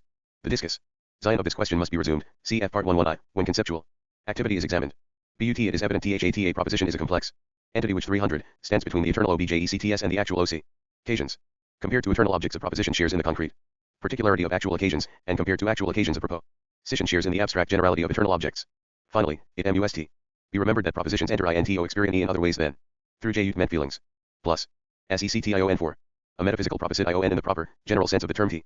Metaphysical signifies a proposition which has meaning for any actual occasion, as a subject entertaining it, and is general, in the sense that its predicate potentially relates any and every set of occasions, providing the suitable number of logical subjects for the predicative pattern, and too has a uniform truth value, in the sense that, by reason of its form and scope, its truth value is identical with the truth value of each of the singular propositions to be obtained by restricting the application of the predicate to any one set of logical subjects. It is obvious that, if a metaphysical proposition be true, the third condition is unnecessary. For a general proposition can only be true if this condition be fulfilled. But if the general proposition be false, then it is only metaphysical. When in addition each of the derivate singular propositions is false, the general proposition would be false, if any one of the derivate singular propositions were false. But the third condition is expressed in the proposition without any dependence upon the determination of the propositions, truth or falsehood. There can be no cosmic epoch for which the singular propositions derived from a metaphysical proposition differ in truth value from those of any other cosmic epoch. We certainly think that we entertain metaphysical propositions, but, having regard to the mistakes of the past respecting the principles of geometry, it is wise to 301 reserve some skepticism on this point. The 198 discussions and applications. Propositions which seem to be most obviously metaphysical are the arithmetical theorem S. I will therefore illustrate the justification both for the belief and for the residual skepticism by an examination of one of the simplest of such theorems, 1 and 1 make 2.2. Certainly, this proposition, construed in the sense one entity and an other entity make two entities, seems to be properly metaphysical without any shadow of limitation upon its generality, or truth. But we must hesitate even here, when we notice that it is usually asserted, with equal confidence as to the generality of its metaphysical truth, in a sense which is certainly limited, and sometimes untrue. In our reference to the actual world, we rarely consider an individual actual entity. The objects of our thoughts are almost always societies, or looser groups of actual entities. Now, for the sake of simplicity, consider a society of the personal type. Such a society will be a linear succession of actual occasions forming a historical root in which some defining characteristic is inherited by each occasion from its predecessors. A society of this sort is an enduring object. Probably, a simple enduring object is simpler than anything which we ordinarily perceive or think about. It is the simplest type of society.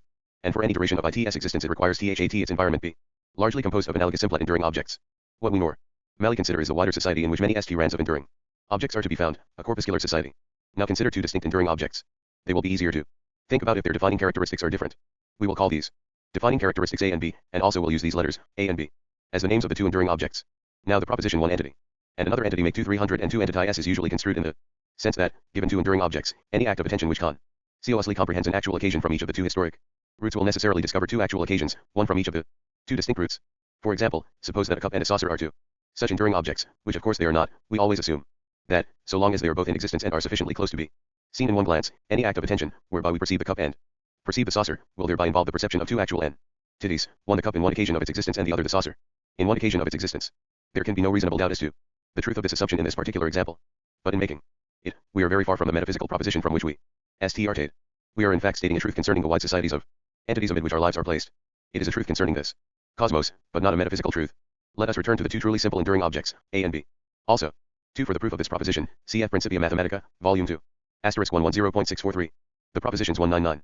Let us assume that their defining characteristics, A and B, are not contraries, so that both of them can qualify the same actual occasion. Then, there is no general metaphysical reason why the distinct roots of A and B should not intersect in at least one actual occasion. Indeed, having regard to the extreme generality of the notion of a simple enduring object, it is practically certain that with the proper choice for the defining char AC ter-istics, A and DB intersecting historic roots for A and B must have frequently come into existence. In such a contingency of being who could consciously distinguish the two distinct enduring objects A and DB, so as to have knowledge of their distinct defining characteristics and their distinct historic roots, might find A and B exemplified in one actual entity. It is as though the cup and the saucer were at one instant identical, and then, later on, resumed their distinct existence. 303 We hardly ever apply arithmetic in its pure metaphysical sense, without the addition of presumptions which depend for their truth on the character of the societies dominating the cosmic epoch in which we live. It is hardly necessary to draw attention to the fact that ordinary verbal statements make no pretense of discriminating the different senses in which an arithmetical statement can be understood. There is no difficulty in imagining a world a cosmic epoch in which arithmetic would be an interesting and evil topic for dreamers, but useless for practical people engrossed in the busy NESS of life. In fact, we seem to have been only barely rescued from such a state of things. For, amid the actual occasions located in the wilds of so-called empty space, and well removed from the enduring objects which go to form the during material bodies, it is quite probable that the contemplation of arithmetic would not direct attention to any very important relations of things. It is, of course, a mere speculation that any actual entity, occurring in such an environment of faintly coordinated AC hives the intricacy of constitution required for conscious mental operations. SECTIONV. We ask the metaphysical question, what is there in the nature of things, whereby an inductive inference, or meant of general truth, can be significantly termed correct or incorrect? For example, we believe, now July 1, 1927 that the railway timetables for the United States, valid for the previous months of May and June, represent the facts as to the past running of the trains, within certain marginal limits of unpunctuality, and allowing for a few individual breakdowns. Also we believe that the current timetables for July will be exemplified, subject to the same qualifications.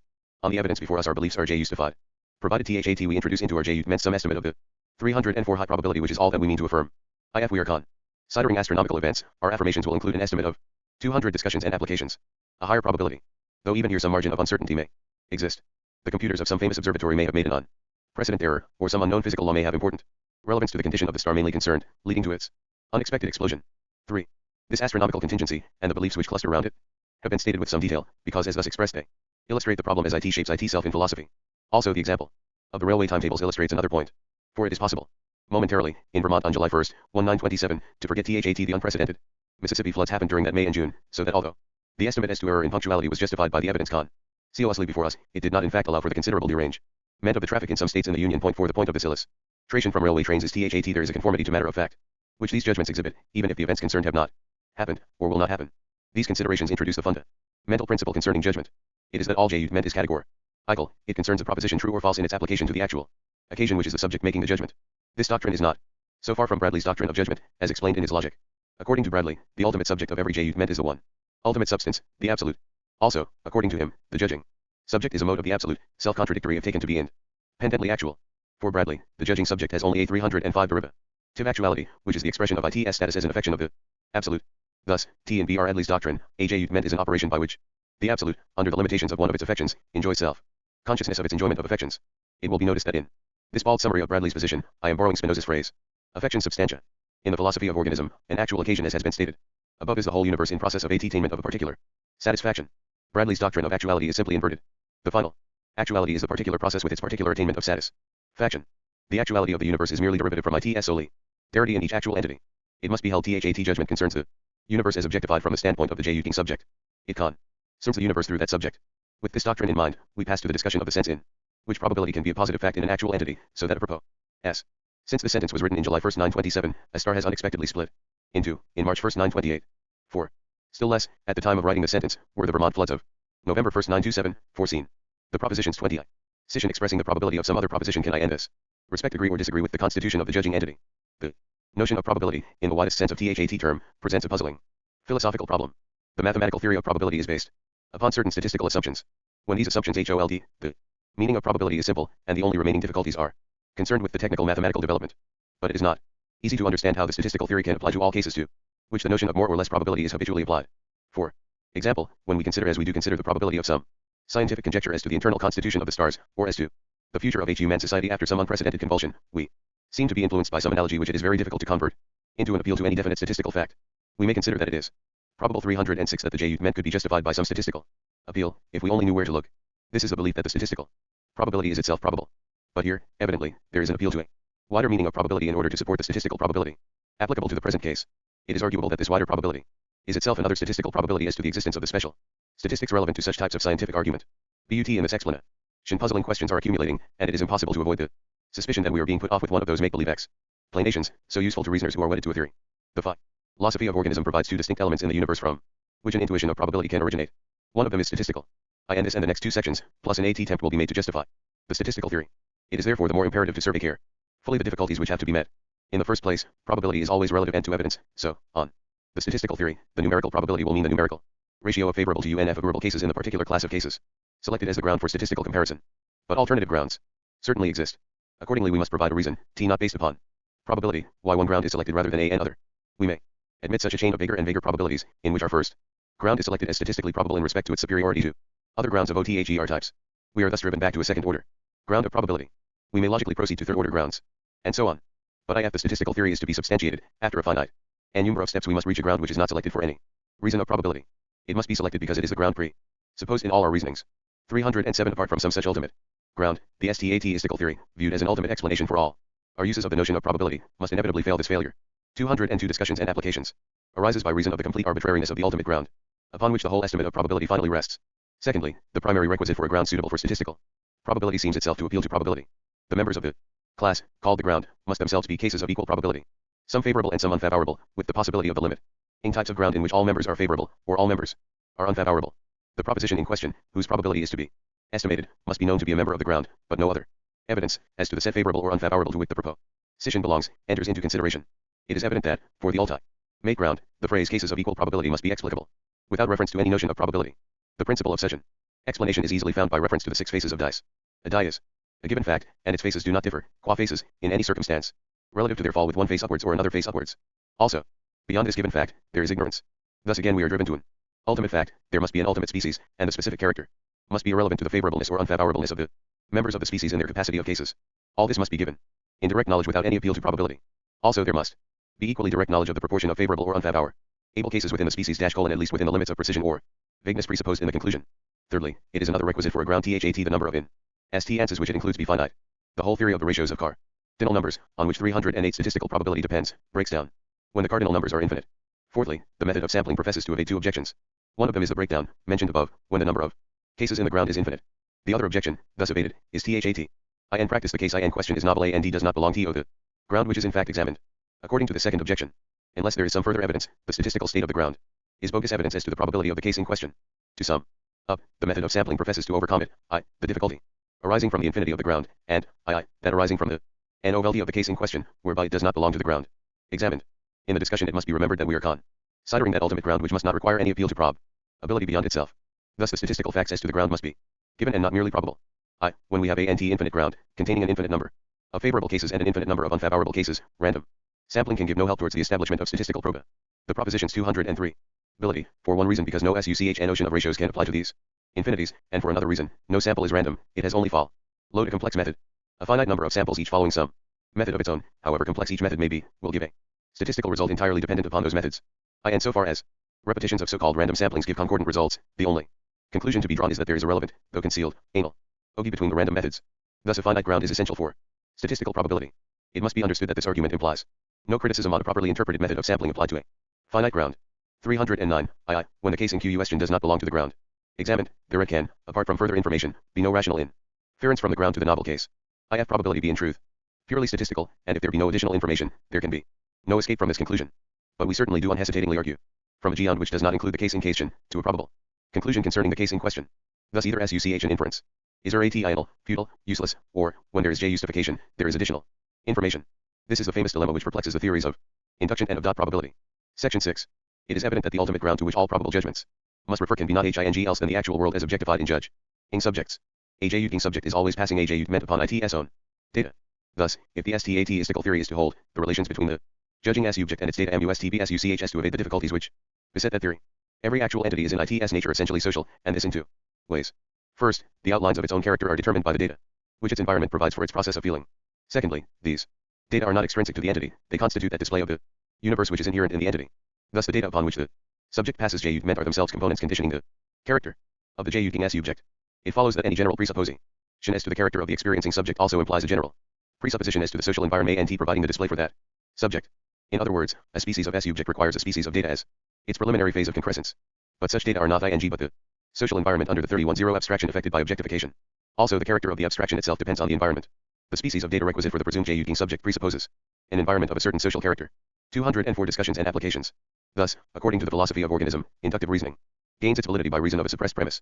This tacit presupposition is that the particular future which is the logical subject of the J-ment, inductively justified, shall include actualities which have close analogy to some contemporary subject enjoying assigned experience. For example, an analogy to the judging subject in question, or to some sort of actuality presupposed as in the actual world which is the logical subject of the inductive J-ment. It is also presumed that this future is derived from the present by a continuity of inheritance in which this condition is maintained. There is thus the presupposition of the maintenance of the general social environment either by reference to judging subjects, or by more direct reference to the preservation of the general type of material world requisite for the presupposed character of one or more of the logical subjects of the proposition. In this connection, I can only repeat, as a final summary, a paragraph from my Science and the Modern World, ch. II. You will observe that I do not hold induction to be in its essence the definite IONT of general laws. It is the derivation of some characteristics of a particular future from the known characteristics of a particular past. The wider assumption of general laws holding for all cognizable occasions appears a very unsafe addendum to attach to this limited knowledge. All we can ask of the present occasion is that it shall determine a particular common unity of occasions, which are in some respects mutually qualified by reason of their inclusion within that same community. It is evident that, in this discussion of induction, the philosophy of organism 31.1 appears as an enlargement of the premise in ethical discourse. Science, that man is a social animal. Analogously, every actual occasion is social, so that when we have presumed the existence of any persistent type of actual occasions, we have thereby made presumptions as to types of societies comprised in its environment. Another way of stating this explanation of the validity of induction is, that in every forecast there is a presupposition of a certain type of actual entities, and that the question then asked is, under what circumstances will these entities find themselves? The reason that an answer can be given is that the presupposed type of entities requires a presupposed type of data for the primary phases of these actual entities, and that a presupposed type of data requires a presupposed type of social environment. But the laws of nature are the outcome of the social environment. Hence when we have presupposed a type of actual occasions, we have already some information as to the laws of nature in operation throughout the environment.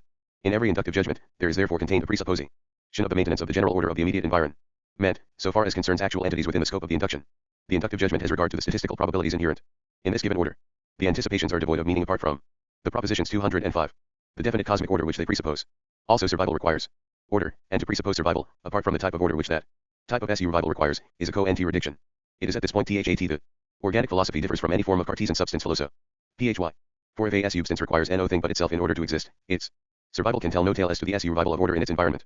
Thus, no conclusion can be drawn respecting the external relationships of the surviving substance to its future environment. 431 to the organic philosophy, anticipations as to the future of a piece of rock presuppose an environment with the type of order which that piece of rock requires. Thus the completely unknown environment never enters into an inductive judgment. The induction is about the statistical probabilities of this environment, or about the graded relevance to it of eternal objects. Thus the appeal to the mere unknown is automatically ruled out. The question, as to what will append to an unspecified entity in an unspecified environment, has no answer. Induction always concerns societies of actual entities which are import ANT for the stability of the immediate environment. Section 7. In the preceding section there has been a covered appeal to probability. It is the purpose of this section to explain how the probability, thus invoked, can be explained according to the statistical theory. First, we have to note exactly where this appeal to probability enters into the notion of induction. An inductive argument always includes a hypothesis, namely, that the environment which is the subject matter considered contains a society of actual occasions analogous to a society in the present. But analogous societies require analogous data for their several occasions, and analogous data can be provided only by the objectifications provided by analogous environment S. But the laws of nature are derived from the characters of the societies dominating the environment. Thus the laws of nature dominating the environment in question have some analogy to the laws of nature dominating the immediate environment. Now the notions of analogy and of dominance both leave a margin of uncertainty. We can ask, how far analogous, and how far dominant? If there were exact analogy, and complete dominance, there would be a mixture of certainty as to general conditions and of complete ignorance as to specific details. But such a descriptive 31 does not apply either to our knowledge of the immediate present, or of the past, or to our inductive knowledge of the future. Our conscious experience involves a baffling mixture of certainty, ignorance, and probability. Now it is evident that the theory of cosmic epochs, due to the dominance of societies of actual occasions, provides the basis for a statistical explanation of probability. In any one epoch there are a definite set of 206 discussions and applications. Dominant societies in certain ordered interconnections. There is also an admixture of chaotic occasions which cannot be classified as belonging to any society. But, having regard to the enormous extension of any cosmic epoch, we are practically dealing with infinities, so some method of sampling is required, rooted in the nature of the case and not arbitrarily adopted. This natural method of sampling is provided by the data which form the primary phase of any one actual occasion. Each actual occasion objectifies the other actual occasions in its environment. This environment can be limited to the relevant portion of the cosmic epoch. It is a finite region of the extensive continuum, so far as adequate importance is concerned in respect to individual differences among actual occasions. Also, in respect to the importance of individual differences, we may assume that there is a lower limit to the extension of each relevant occasion within this region. With these two presumptions, it follows that the relevant objectifications, forming the relevant data for any one occasion, refer to a finite sample of actual occasions in the environment. Accordingly, our knowledge of the external world, and of the conditions upon which its laws depend, is, through and through, of that numerical character which a statistical theory of probability requires. Such a theory does not require that these statistical calculations be made. All that is meant by such a theory is that our probability judgments are ultimately derivable from vague estimates of more or less in a numerical sense. 31.4 We have an unprecise intuition of the statistical basis of the sort of way in which things happen. Note by far the best discussion of the philosophical theory of probability is to be found in Mr. J. Maynard Keynes' book, A Treatise on Probability. This treatise must long remain the standard work on the subject. My conclusions in this chapter do not seem to me to differ fundamentally from those of M.R. Keynes as set out towards the conclusion of his chapter XXL, but Mr. Keynes here seems to revert to a view of probability very analogous to that form of the frequency theory which, as suggested by me, he criticized acutely, and rightly. So far as concerned that special form, in his chapter 7i, section 6i. So far the argument of the 3 plus preceding sections has been devoted to the explanation of the statistical ground for a probability judgment. But the same discussion also discloses an alternative non-statistical ground for such a judgment. The main line has been that each actual occasion has the base of its own constitution, the environment from which it springs. That in this function of the environment abstraction has been made from its indefinite multiplicity of forms of definiteness, so as to obtain a concordant experience of the elements retained. That any actual occasion belonging to an assigned species requires an environment adapted. The propositions 207 to that species, so that the presupposition of a species involves a presupposition concerning the environment, i.e., that in every inductive JUDG meant, and in every JU meant of probability, there is a presupposition, implicit or explicit, of one or more species of actual occasions implicated in the situation considered, so that, by there is a presupposition of some general type of environment. Thus the basis of all probability and induction is the fact of analogy between an environment presupposed and an environment directly experienced. The argument, as to the statistical basis of probability, then recurred to the doctrine of social order. According to this doctrine, all social order depends on the statistical dominance in the environment of occasions belonging 31.5 to the requisite societies. The laws of nature are statistical laws derived from this fact. Thus the JU of probability can be derived from an intuition in general vague and unprecise as to the statistical basis of the presupposed environment. This judgment can be derived from the analogy with the experienced environment. There will be such factors in experience adequate to justify a JU of the inductive type. But there is another factor from which, in combination with the 4 premises, a non-statistical judgment of probability can be derived. The principle of the graduated intensive relevance of internal objects to the primary physical data of experience expresses a real fact as to the preferential adaptation of selected internal objects to novel occasions originating from an assigned environment. This principle expresses the prehension by every creature of the graduated order of AP petitions constituting the primordial nature of God. There can thus be an intuition of an intrinsic suitability of some definite outcome from a presupposed situation. There will be nothing statistical in this suitability. It depends upon the fundamental graduation of aptitude, which lies at the base of THINGS, and which solves all interminations of transition. In this way, there can be an intuition of probability respecting the origination of some novelty. It is evident that the statistical theory entirely fails to provide any basis for such judgments. It must not be thought that these non-statistical judgments are in any sense religious. They lie at a far lower level of experience than do the religious emotions. The secularization of the concept of God's functions in the world is at least as urgent a requisite of thought as is the secularization of other elements in experience. The concept of God is certainly one essential element in religious feeling. But the converse is not true. The concept of religious feeling is not an essential element in the con 31 concept of God's function in the universe.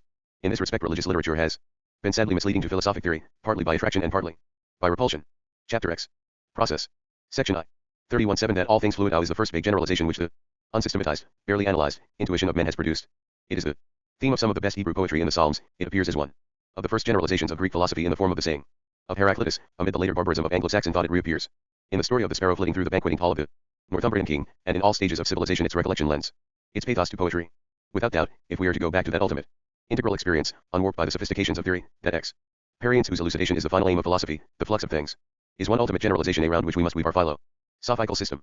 At this point we have transformed the phrase, all things fluid out, into the alternative phrase, the flux of things. In so doing, the notion of the flux has been held up before our thoughts as one primary notion for further analysis. But in the sentence all things fluid out, there are 3 words, and we have started by isolating the last word of the 3. We move back word to the next word things and ask, what sort of things fluid out? Finally, we reach the first word all and ask, what is the meaning of the many things engaged in this common flux, and in what sense, if any, can the word all refer to a definitely indicated set of these many things? The elucidation of meaning involved in the phrase all things fluid out is one chief task of metaphysics. 31.8 But there is a rival notion, antithetical to the former. I cannot at the moment recall one immortal phrase which expresses it with the same completeness as that with which the alternative notion has been rendered by Heraclitus. This other notion dwells on permanences of things, the solid earth, the mountains, the stones, the Egyptian pyramids, the spirit of man, God. The best rendering of integral experience, expressing its general form, divested of irrelevant details, is often to be found in the utterances of religious aspiration. One of the reasons of the thinness of so much modern metaphysics is its neglect of this wealth of expression of ultimate feeling. 208. Process 209. Accordingly we find in the first 2 lines of a famous hymn a full expression of the union of the 2 notions in one integral experience. Abide with me. Fast falls the eventide. Here the first line expresses the permanences, a b ita, me and the being, addressed, and the second line sets these permanences amid the inescapable flux. Here at length we find formulated the complete problem of metaphysics. Those philosophers who start with the first line have given us the metaphysics of substance, and those who start with the second line have developed the metaphysics of flux. But, in truth, the two lines cannot be torn apart in this way, and we find that a wavering balance between the two is a characteristic of the greater number of philosophers. Plato found his permanences in a static, spiritual heaven, and his flux in the entanglement of his forms amid the fluent imperfections of the physical world. Here I draw attention to the word imperfection. In any assertion as to Plato I speak under correction, but I believe that Plato's authority can be claimed for the doctrine that the things that flow are imperfect in the sense of limited and of definitely exclusive of much that they might and are not. The lines quoted from the hymn are an almost perfect expraise 31:9 of the direct intuition from which the main position of the Platonic philosophy is derived. Aristotle corrected his Platonism into a somewhat different balance. He was the apostle of substance and attribute, and of the classificatory logic which this notion suggests. But, on the other side, he makes a masterly analysis of the notion of generation. Aristotle in his own person expressed a useful protest against the Platonic tendency to separate a static spiritual world from a fluent world of superficial experience. The later Platonic schools stressed this tendency, just as the medieval Aristotelian thought allowed the static notions of Aristotle's logic to formulate some of the main metaphysical problems in terms which have lasted till today. On the whole, the story of philosophy supports Bergson's charge that the human intellect spatializes the universe, that is to say, that it tends to ignore the fluency, and to analyze the world in terms of static categories. Indeed, Bergson went further and conceived this tendency as an inherent necessity of the intellect. I do not believe this accusation, but I do hold that spatialization is the shortest route to a clear-cut philosophy expressed in reasonably familiar language. Descartes gave an almost perfect example of such a system of the difficulties of Cartesianism with its three clear-cut substances, and with its duration and measured time, well in the background, illustrate the result of the subordination of fluency. This subordination is to be found in the unanalyzed longing of the hymn, in Plato's vision of heavenly perfection, in Aristotle's logical concepts, and in Descartes' mathematical mentality. Newton, that Napoleon of the world of brusquely ordered fluency back into the world, reaching 210 discussions and applications, meant into his absolute mathematical time, flowing equably without regard to anything external. He also gave it a mathematical uniform in the shape of his theory of flux ions.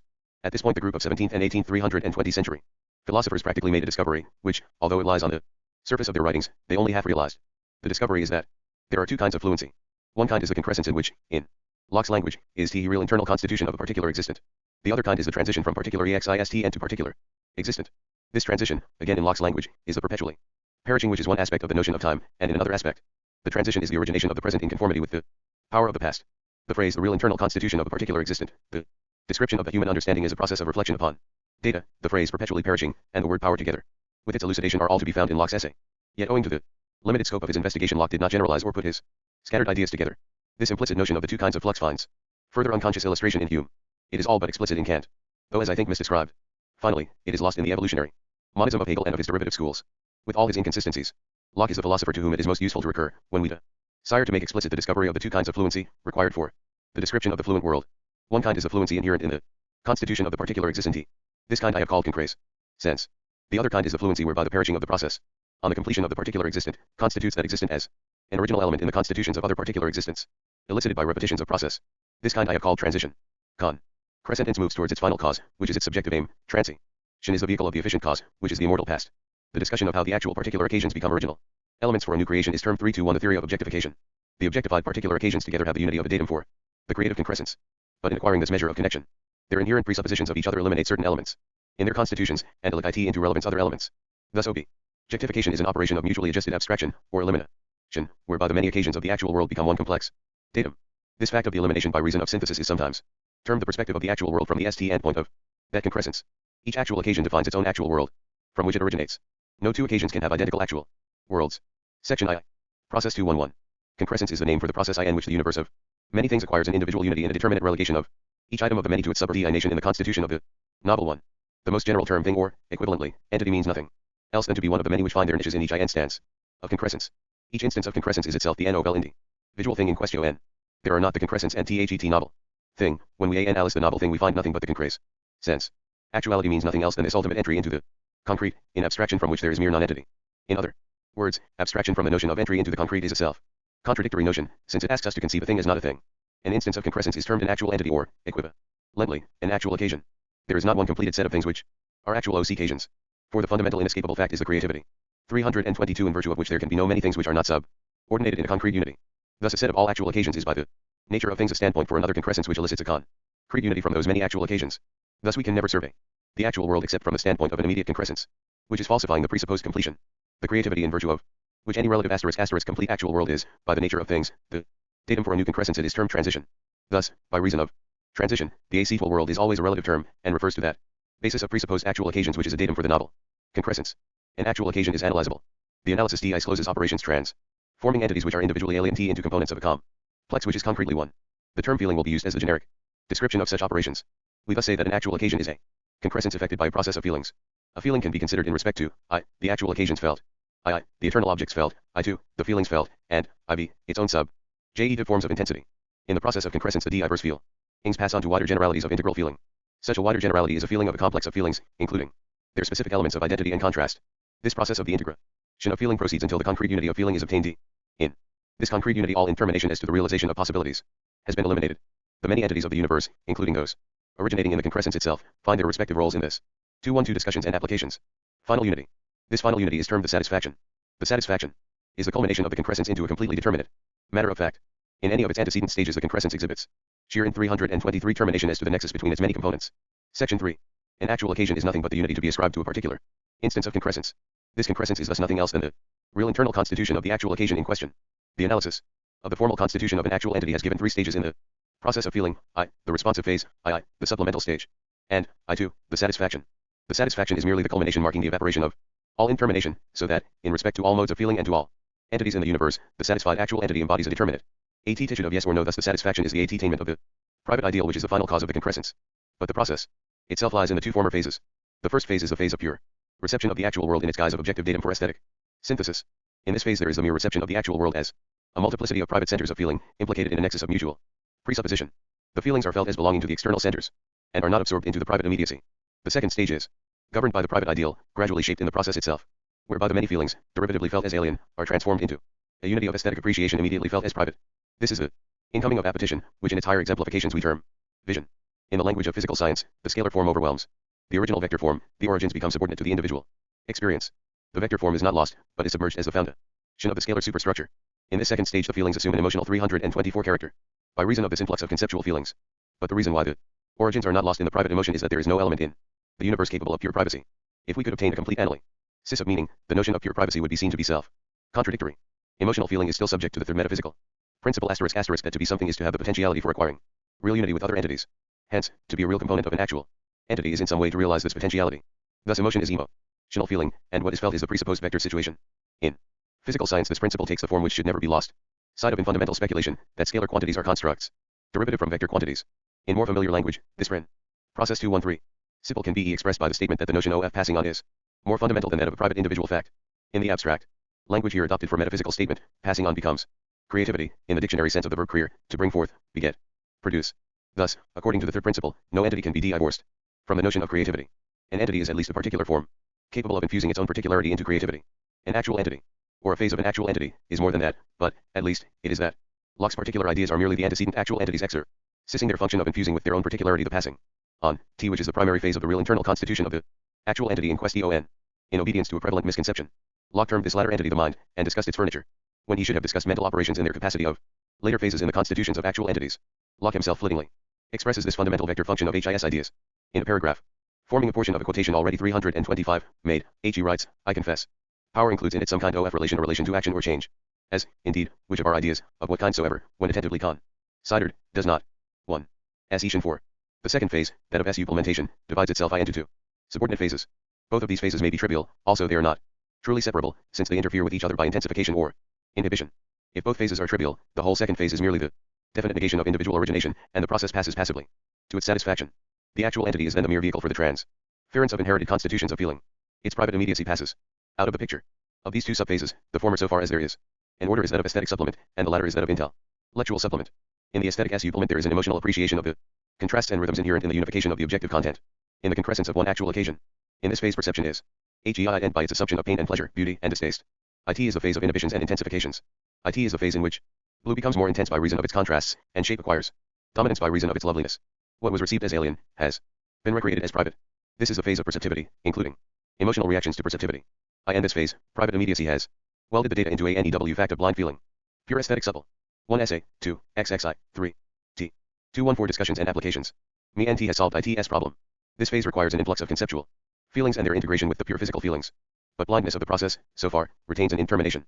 There must be either a determinate negative 326 of intellectual sight, or an admittance of intellectual sight. The negation of intellectual sig HT is the dismissal into irrelevant of eternal objects in their abstract status of pure potentials. What might be has the capability of relevant contrast with what is. If the pure potentials, in this abstract capacity, are dismissed from relevance, the second subphase is trivial. The process then constitutes a blind actual occasion, blind in the sense that no intellectual operations are involved, though conceptual operations are always involved. Thus there is always mentality in the form of vision, but not always mentality in the form of conscious intellectuality. But if some eternal objects, in their abstract capacity, are realized as relevant to actual fact, there is an actual occasion with intellectual operations. The complex of such intellectual operations is sometimes termed the mind of the actual occasion, and the actual occasion is also termed conscious. But the term mind conveys the suggestion of independent substance. This is not meant here. A better term is the consciousness belonging to the actual occasion.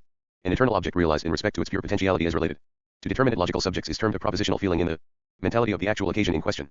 The consciousness belonging to an actual occasion is its subphase of intellectual supplementation, when that subphase is not purely trivial. This subphase is the eliciting into feeling off the full contrast between mere propositional potentiality and realized fact. Section B. To sum up, there are two species of process, macroscopic process and microscopic process. The macroscopic process is the transition from attained actuality to actuality in attainment, while the microscopic process is the conversion of conditions which are merely real into determinate actuality.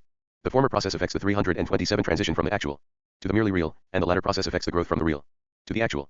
The former process is efficient, the latter process is teleological. The future is merely real, without being actual, whereas the past is a nexus of AC-dualities. The actualities are constituted by their real genetic phases. The present is the immediacy of teleological process whereby reality becomes actual. The former process provides the conditions which really govern attainment, whereas the latter process provides the ends actually attained. The notion of organism is combined with that of process in a twofold manner. The community of actual things is an organism, but it is not a static organism. It is an incompletion in process. Process 215. OF production. Thus the expansion OF the universe in respect to actual things is the first meaning of process, and the universe in any stage of its expansion is the first meaning of organism. In this sense, an organism is a nexus. Secondly, each AC-dual entity is itself only describable as an organic process. It repeats in microcosm what the universe is in macrocosm. It is a process proceeding from phase to phase, each phase being the real basis from which its successor proceeds towards the completion of the thing. In question, each AC-dual entity bears in its constitution the reasons why its conditions are what they are.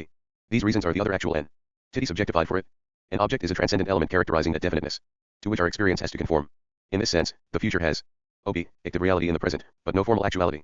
For it is inherent in the constitution of the immediate, present actuality that a future will supersede it. Also conditions to which that future must conform, including real relationships to the present, are really objective in the immediate actuality.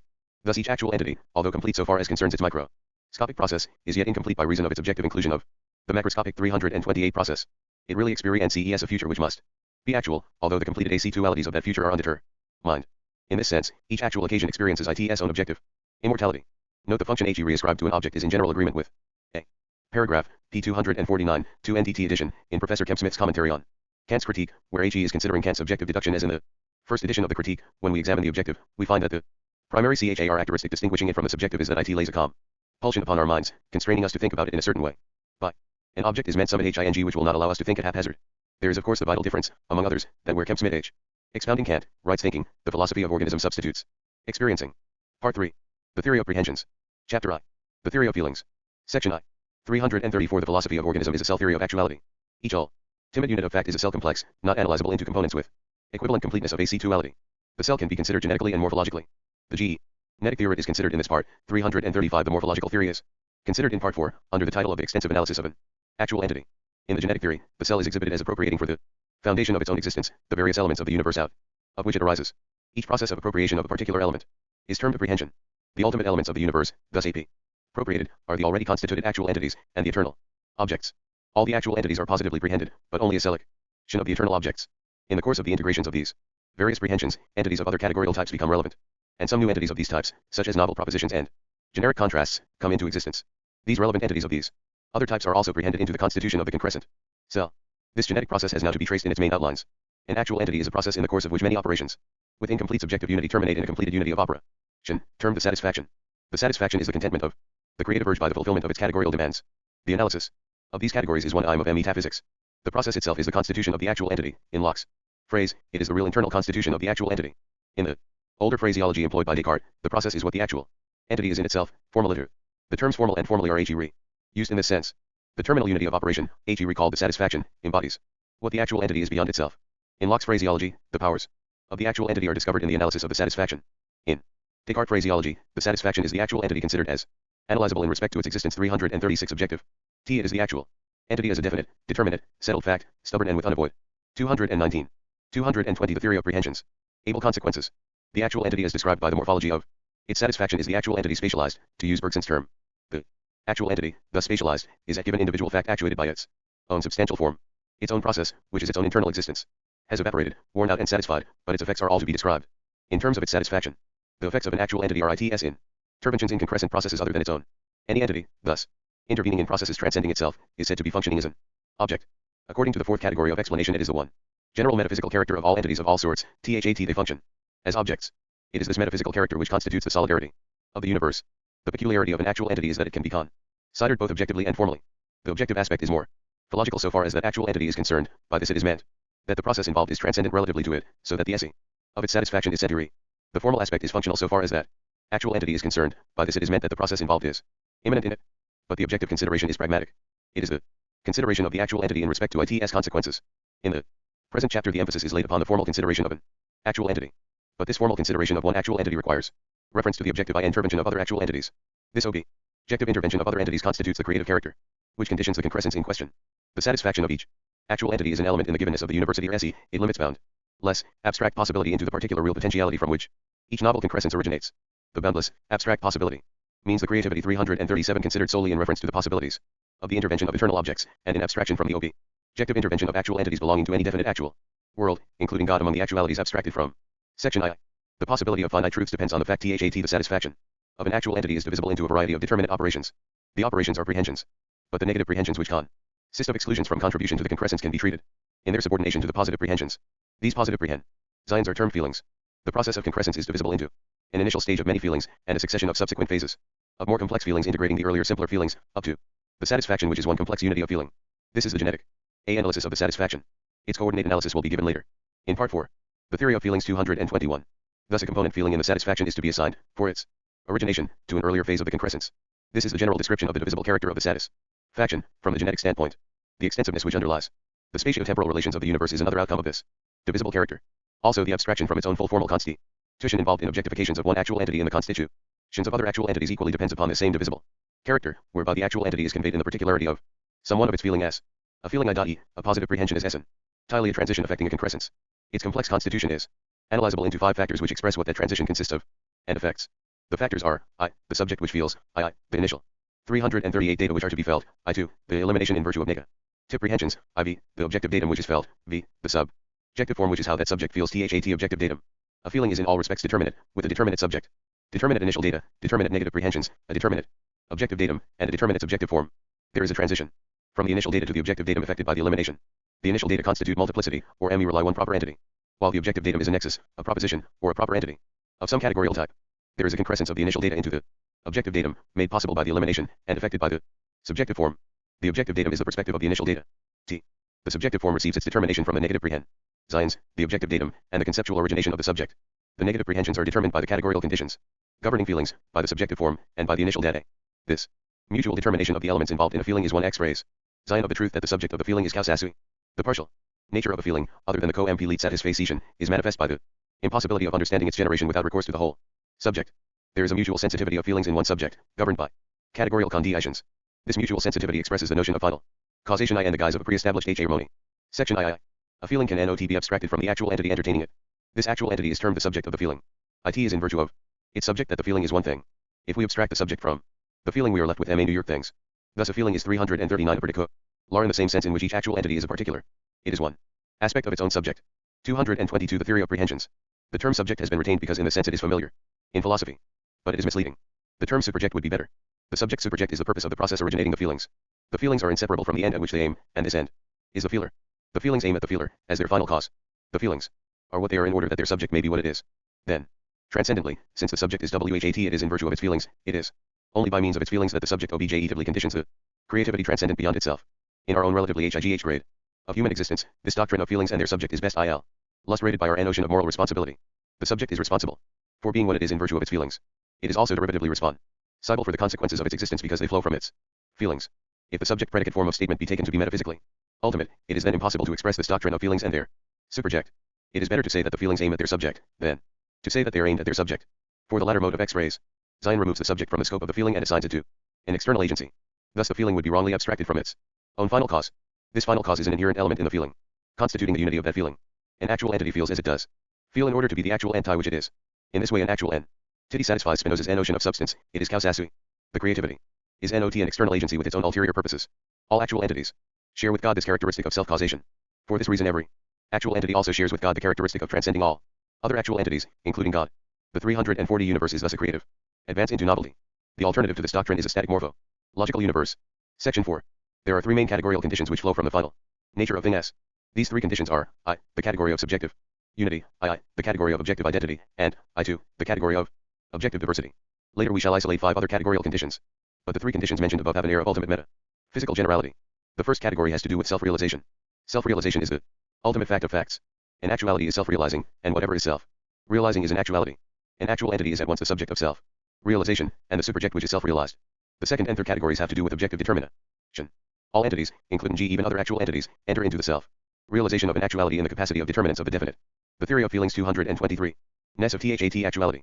By reason of this objective functioning of entities, there is truth and falsehood.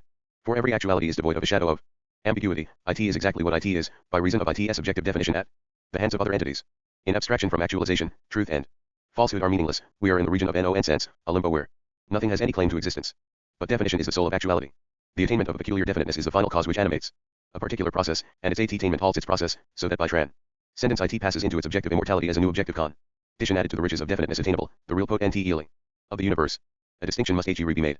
Each task of creation is a social effort, employing the whole universe. Each novel actuality is a new partner adding a new con 341 condition. Every new condition can be absorbed into additional fullness of attainment. On the other hand, each condition is exclusive, intolerant of diversities, except so far as it finds itself in a web of conditions which convert its exclusions into contrasts. A new actuality may appear in the wrong society, amid which ITS claims to efficacy act, mainly as inhibitions. Then a weary task is set for creative function, by an epoch of NEW creations to remove the inhibition.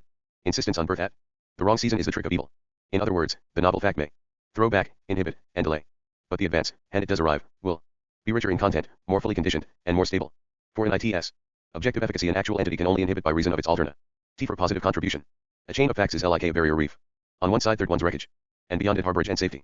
The categories governing the determination of things are the reasons why there should be evil, and are also the reasons why, in the advance of the world, particular evil facts are finally transcended. Section V. Category I. The many feelings which belong to an incomplete phase IN. The process OF an actual entity, though unintegrated by reason OF the incompleteness of the phase, are compatible for synthesis by reason of the unity of their subject. This is the category of subjective unity. This category is one expression of the general principle that the one subject is the final end which conditions each component feeling. Thus the subject is already present as a condition, determining how each feeling conducts its own process. Though in any incomplete phase there are many unsynthesized feelings, yet each of these feelings is conditioned by the other feelings. The process of each feeling is such as to render that feeling integrable with the other feelings. 342 This category of subjective unity is the reason why no feeling can. 224 The theory of prehensions be abstracted from its subject. For the subject is at work in the feeling, in order that it may be the subject with that feeling. The feeling is a NAP. So in self-production, and is referent to its aim. This aim is a certain definite unity with its companion feelings. This doctrine of the inherence of the subject in the process of its production requires that in the primary phase of the subjective process there be a conceptual feeling of subjective aim, the physical and other feelings originate as steps towards realizing this conceptual aim through their treatment of initial data. This basic conceptual feeling suffers simplification in the successive phases of the concrescence. It starts with conditioned alternatives, and by successive decisions is reduced to coherence. The doctrine of responsibility is entirely concerned with this modification. In each phase the corresponding conceptual feeling is the subjective end characteristic of that phase. The many feelings, in any incomplete phase, are necessarily compatible with each other by reason of their individual conformity to the subjective end evolved for that phase. This category of subjective unity is a doctrine of pre-established harmony, applied to the many feelings in an incomplete phase. If we recur, therefore, to the 7 kinds of proper entities, and ask how to classify an incomplete phase, we find that it has the unity of a proposition. In abstraction from the creative urge by which each such phase is merely an incident in a process, this phase is merely a proposition about its component feelings and their ultimate subject. The pre-established harmony is the self-consistency of this proposition, that is to say, its capacity for realization. But such abstraction from the process does violence to its nature, for the phase is an incident in the process. When we try to do justice to this aspect of the phase, we must say that it is a proposition seeking truth. It is allured to the supervention of those integrating feelings by which the mere 343 potentiality of the proposition, with its outstanding in terminations as to its setting amid the details of the universe, is converted into the fully determinate actuality. The ground, or origin, of the concrescent process is the multiplicity of data in the universe, actual entities, and eternal objects and propositions. And nexus. Each new phase in the concrescence means the retreat of mere propositional unity before the growing grasp of real unity of feeling. Each successive propositional phase is allured to the creation of feelings which promote its realization. Each temporal entity, in one sense, originates from its mental pole, analogously to God himself. It derives from God its basic conceptual aim, relevant to its actual world, yet with interminations, awaiting its own decisions. This subjective aim, in its successive modifications, remains the unifying factor governing the successive phases of interplay between physical and conceptual feelings. These decisions are Impossible for the nascent creature antecedently to the novelties in the phases of its concrescence. But this statement in its turn requires amplify. The theory of feelings 225. Cation. With this A amplification the DO trine, that THE primary phase OFA. Temporal actual entity is physical, is recovered. A physical feeling is here defined to be the feeling of another actuality. If the other actuality be objectified by its conceptual feelings, the physical feeling of the subject in question is termed hybrid. Thus the primary phase is a hybrid physical feeling of God, in respect to God's conceptual feeling which is immediately relevant to the universe given for that concrescence. There is then, according to the category of conceptual valuation, i.e., categorial obligation 4, a derived conceptual feeling which reproduces for the subject the data and valuation of God's conceptual feeling. This conceptual feeling is the initial conceptual aim referred to in the preceding statement. In this sense, God can be termed the creator of each temporal actual entity. But the phrase is apt to be misleading by 340 for its suggestion that the ultimate creativity of the universe is to be ascribed to God's volition. The true metaphysical position is that God is the aboriginal instance of this creative ity, and is therefore the aboriginal condition which qualifies its accession. It is the function of actuality to characterize the creativity, and God is the eternal primordial character. But, of course, there is no meaning to creativity apart from its creatures, and no meaning to God apart from the creativity and the temporal creatures, and no meaning to the temporal creature as apart from creativity and God. Category 2. There can be no duplication of any element in the objective datum of the satisfaction of an actual entity, so far as concerns the function of that element in THAT satisfaction. This is the category of objective ID entity. This category asserts the essential self-identity of any entity as regards its status in each individualization of the universe. In such a concrescence one thing has one role, and cannot assume any duplicity. This is the very meaning of self-identity. That, in any actual confrontation of thing with thing, one thing cannot confront itself in alien roles. Any one thing remains obstinately itself, playing a part with self-consistent unity. This category is one ground of incompatibility. Category 3. There can be no coalescence of diverse elements in the objective datum of an actual entity, so far as concerns the functions of those elements in that satisfaction. This is the category of objective diversity. Herein the term coalescence means the self-contradictory notion of diverse elements exercising an absolute identity of function, devoid of the contrast inherent in their diversities. In other words, in a real complex unity each particular component imposes its own particularity on its status. No entity can have an abstract status in a real unity. Its status must be such that only it can fill and only that actuality can supply. 345 The neglect of this category is a prevalent error in metaphysical reasoning. This category is another ground of incompatibility. 226 The theory of prehensions. Section 6. The importance of these categories can only be understood by considering each actual world in the light of a medium leading up to the concrescence of the actual entity in question. It will be remembered that the phrase actual world has always reference to some one concrescence. Any actual entity, which we will name A, feels other actual entities, T, which we will name B, C, and D. Thus B, C, and D all lie in the actual world of A. But C and D may lie in the actual world of B, and are then felt by it. Also D may lie in the actual world of C and be felt by it. This example might be simplified, or might be changed to one of any degree of complication. Now B, as an initial datum for A's feeling, also presents C, and D for A to feel through its mediation. Also C, as an initial datum for A's feeling, also presents D for A to feel through its mediation. Thus, in this artificially simplified example, A has D presented for feeling through three distinct sources, I, directly as a crude datum, I, by the mediation of B, and I2, by the mediation of C. This threefold presentation is D, in its function of an initial datum for A's feeling of it, so far as concerns the mediation of B and C. But, of course, the artificial simplification of the medium to two intermediaries is very far from any real case. The medium between D and A consists of all those actual entities which lie in the actual world of A and not in the actual world of D. For the sake of simplicity, the explanation will continue in terms of this threefold presentation. There are thus three sources of feeling, D direct, D in its nexus with C, and D in its nexus with B. Thus in the basic phase of A's concrescence, there arise three prehensions of the datum D. According to the first gate, Category 346 these prehensions are not independent.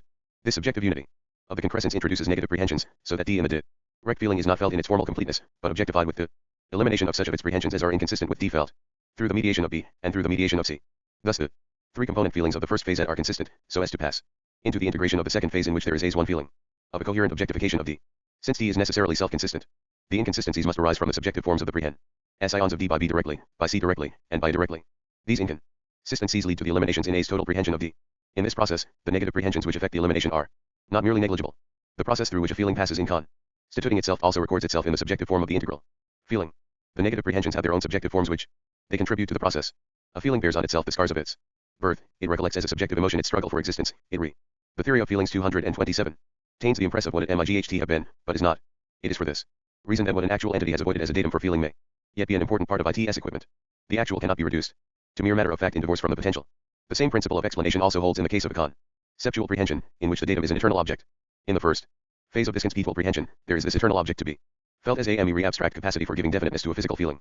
But also there are the feelings of the objectifications of innumerable acetal entities. Some of these physical feelings illustrate the same eternal object as an element providing their de finiteness. There are in this way diverse prehensions of the same eternal object, and by the first category these various prehensions must be 347 consistent, so as to pass into the integration of the subsequent phase in which there is one coherent complex feeling, namely, a conceptual feeling of that eternal object. This subjective insistence on consistency may, from the beginning, replace the positive feelings by negative prehensions. Section 7. In the explanations of the preceding section, only the first category has been explicitly alluded to. It must now be pointed out how the other categories have been tacitly presupposed. The fact that there is integration at all arises from the condition X, pressed by the category of objective identity. The same entity, be it actual entity or be it eternal object, cannot be felt twice in the formal constitution of one concrescence. The incomplete phases with their many feelings of one object are only to be interpreted in terms of the final satisfaction with its one feeling of that one object. Thus objective identity requires integration of the many feelings of one object into the one feeling of that object. The analysis of an actual entity is only intellectual, or, to speak with a wider scope, only objective. Each acetal entity is a cell with atomic unity. But in analysis it can only be understood as a process, it can only be felt as a process, that is to say, as in passage. The actual entity is divisible, but is in fact undivided. The divisibility can thus only refer to its objectifications in which it transcends itself. But such transcendence is self-revelation. 348 TT Ether category is concerned with the entity to oneness, namely, diversity. An acetal entity is not merely one, it is also definitely complex. But, to be definitely complex is to include definite diversity, meant in definite ways. The category of objective diversity expresses the inexorable condition that a complex unity must provide for each of its components a real diversity of status, with a reality which bears the same sense as its own reality and is peculiar to itself. In other words, a real unity cannot provide sham diversities of status for its diverse components. 228 The theory of prehensions. This category is in truth only a particular application of the second category. For a status is after all something, and, according to the category of objective identity, it cannot duplicate its role. Thus if the status be the status of this, it cannot in the same sense be the status of that. The prohibition of sham diversities of status sweeps away the class theory T of particular substances, which was waveringly suggested by Locke. I was more emphatically endorsed by Hume, T. Reatus, B.K. T. Part I, Sect 6, and has been adopted by Hume's followers. For the sense of a class is that it assigns no diversity of function to the members of its extensio n. The members of a class are diverse members in virtue of mere logical disjunction. The class, thus appealed to, is a mere multiplicity. But in the prevalent discussion of classes, there are illegitimate transitions to the notions of a nexus and of a proposition. The appeal to a class to perform the services of a proper entity is exactly analogous to an appeal to an imaginary terrier to kill a real rat. Plus T. The process of integration, which lies at the very heart of the concrescence, is the urge imposed on the concrescent unity of that universe by the three categories of subjective unity, of objective identity, and of objective diversity. The oneness of the universe, and the oneness of each element in the universe, repeat themselves to the crack of doom in the creative advance from creature to creature, each creature including in itself the whole of history and exemplifying the self-identity of things and their mutual diversities. Section 6I. This diversity OF status, combined with the real unity OF the components, means that the real synthesis of two component elements in the objective datum of a feeling 349 must be infected with the individual particular ties of each of the relata. Thus the synthesis in its completeness expresses the joint particularities of that pair of relata, and can relate no others. A complex entity with this individual definiteness, arising out of determinateness of eternal objects, will be termed a contrast. A contrast cannot be abstracted from the contrasted relata. The most obvious examples of a contrast are to be found by confining attention purely to eternal objects. The contrast between blue and red cannot be repeated as that contrast between any other pair of colors, or any pair of sounds, or between a color and a sound. It is just the contrast between blue and red, that and nothing else. Certain abstractions from that contrast, certai and values inherent in it, can also be got from other contrasts. But there are other contrasts, and not that contrast, and the abstractions are not contrasts of the same categorical type. In another sense, a nexus falls under the meaning of the term contrast, though we shall avoid this application of the term. What are ordinarily termed relations are abstractions from contrasts. A relation can, the theory of feelings 229, be found in many contrasts, and when it is so found, it is said to relate the things contrasted. The term multiple contrast will be used when there are or may be more two elements jointly contrasted, and it is desired to drawat attention to that fact. A multiple contrast is analyzable into component dual contrasts. But a multiple contrast is not a mere aggregation of dual contrasts. It is one contrast, over and above its component contrasts. This doctrine a multiple contrast cannot be conceived as a mere disjunction of dual contrast is the basis of the doctrine of emergent evolution. It is the doctrine of real unities by more than a mere collective disjunction of component elements. This doctrine has the same ground as the objection to the class theory of particular substances. The doctrine is a commonplace of art. Bradley's discussions of relations are confused by his 350 failure to distinguish between relations A and D contrasts. A relation is a genus of contrasts. He is then distressed or would have been distressed if he had not been consoled by the notion of merriness as in mere appearance to find that a relation will not do the work of a contrast. It fails to contrast. Thus Bradley's argument proves that relations, among other things, are mere, that is to say, are indiscretions of the absolute, apings of reality, without self-consistency. As ECTION 9. One use of the term contrast is to mean that particularity of CON jointment, unity which arises from the realized togetherness of eternal objects. But there is another, and more usual, sense of particularity. This is the sense in which the term particular is applied to an actual entity. One actual entity has a status among other actual entities, not X-rays. Sibyl wholly in terms of contrasts between eternal objects. For example, the complex anti-sus of ancient imperial Rome to European history is not wholly expressible in universals. It is not merely the contrast of a sort of city, imperial, Roman, ancient, with a sort of history of a sort of continent, sea indented, river diversified, with alpine divisions, begirt by larger continental masses and oceanic wastes, civilized, barbarized, Christianized, commercialized, industrialized. The nexus in question does involve such a complex contrast of universals. But it involves more, for it is the nexus of that Rome with that Europe. We cannot be conscious of this nexus purely by the aid of conceptual feeling s. This nexus is implicit, below COSness, and our physical feelings. In part we are conscious of such physical feelings, and of that particularity of the nexus between particular actual entities. This consciousness takes the form of our consciousness of particular spatial and temporal relations between things directly perceived. But, as in the case of Rome and Europe, so far as Con 351 assumes the mass of our far-reaching knowledge, the particular nexus between the particular actualities in question ist only indicated by constructive reference to the physical feelings of which we are conscious. 230 The theory of prehensions. This peculiar particularity of the nexus between actual entities can be put in another way. Owing to the disastrous confusion, more especially by Hume, of conceptual feelings with perceptual feelings, the truism that we can only conceive in terms of universals has been stretched to mean that we can only feel in terms of universals. This is untrue. Our perceptual feelings feel particular existence, that is to say, a physical feeling, belonging to the percipient, feels the nexus between two other actualities, A and B. It feels feelings of A which feel B, and feels feelings of B which feel A. It integrates these feelings, so as to unify their identity of elements. These identical elements form the factor defining the nexus between A and B, A and issues also retaining the particular diversity of A and B in its uniting force. Also the more complex multiple nexus between many actual entities in the actual world of a percipient is felt by that percipient. But this nexus, as thus felt, can be abstracted from that particular percipient. It is the same nexus for all percipients which include those actual entities in their actual worlds. The multiple nexus is how those actual entities are really together in all subsequent unifications of the universe, by reason of the objective immortality of their real mutual prehensions of each other. We thus arrive at the notion of the actual world of any actual entity as a nexus whose objectification constitutes the complete unity of objective datum for the physical feeling of that actual entity. This actual entity is the original percipient of that nexus. But any other actual entity, which includes in its own actual world that original percipient also includes that previous nexus as a portion of its own actual world. Thus each actual world is a nexus which in this sense is independent of its original 352 percipient. It enjoys an objective immortality in the future beyond itself. Every nexus is a component nexus, first accomplished in some later phase of concrescence of an actual entity, and ever afterwards having its status in actual worlds as an unalterable fact, dated and located among the actual entities connected in itself. If in a nexus there be a realized contrast of universals, this contrast is located in that actual entity to which it belongs as first originated in one of its integrative feelings. Tim's every realized contrast has a location, which is particular with the particularity of actual entities. It is a particular complex matter of fact, realized, and, because of its reality, a standing condition in every subsequent actual world from which creative advance must originate. It is this complete individual particularity of each actuality, and of each nexus, and of each realized contrast, which is the reason for the three categorical conditions of subjective unity, of objective identity, and of objective diversity. The word event is used sometimes in the sense of an issues of actual entities, and sometimes in the sense of a nexus as objectified by universals. In either sense, it is a definite fact with a date. The initial data of a complex feeling, as mere data, are many, though. The theory of feelings 231. As felt there ONEI and the OBJE of unity OF a pattern. Thus A and issues ISA. Realized pattern of the initial data, though this pattern is merely relative to the feeling, expressive of those factors and the many data by reason of which they can acquire their unity in the feeling. This is the second use of the term nexus, mentioned above. Thus, just as the feeling as one cannot bear the abstraction from it of the subject, so the data as one cannot bear the abstraction from it of every feeling which feels it as such. According to the ontological principle, the impartial issues is an objective datum in the consequent nature of God. Since it is somewhere and yet not by any necessity of its own nature implicated in the 353 feelings of any determined actual entity of the actual world. The nexus involves realization somewhere. This is the first use of the term issues. In two extreme CASES the initial data of a feeling have a unity of their own. In one case, the data reduced to a single actual entity, other than the subject of the feeling, and in the other case the data reduced to a single eternal object. These are called primary feelings. A particular feeling, divorced from its subject, is nonsense. There are thus two laws respecting the feelings constituting the complex satisfaction of an actual entity. An entity can only be felt once. And, the diverse feelings, in the same subject, of the same entity as datum which are to be unified into one feeling, must be compatible in their treatment of the entity felt. In conformity with this pre-established harmony, incompatibility would have dictated from the beginning that some feeling be replaced by a negative pre-HE engine. Section X. The subjective forms of feelings are best discussed in connection with the different types of feelings which can arise. This classification into types has regard to the differences among feelings in respect to their initial data, their objective data, and their subjective forms. But these sources of difference cannot wholly be kept separate. A feeling is the appropriation of some elements in the universe to be component TSI and the real internal constitution of its subject. THE elements are the initial data, they are what the feeling feels. But they are felt under an abstraction. The process of the feeling involves negative pre-HE engines, which affect elimination. Thus the initial data are felt under a perspective, which is the objective datum of the feeling. In virtue of this elimination the components of the complex objective datum have become objects intervening in the constitution of the subject of the feeling. In the phraseology of mathematical physics a feeling has a 354 vector character.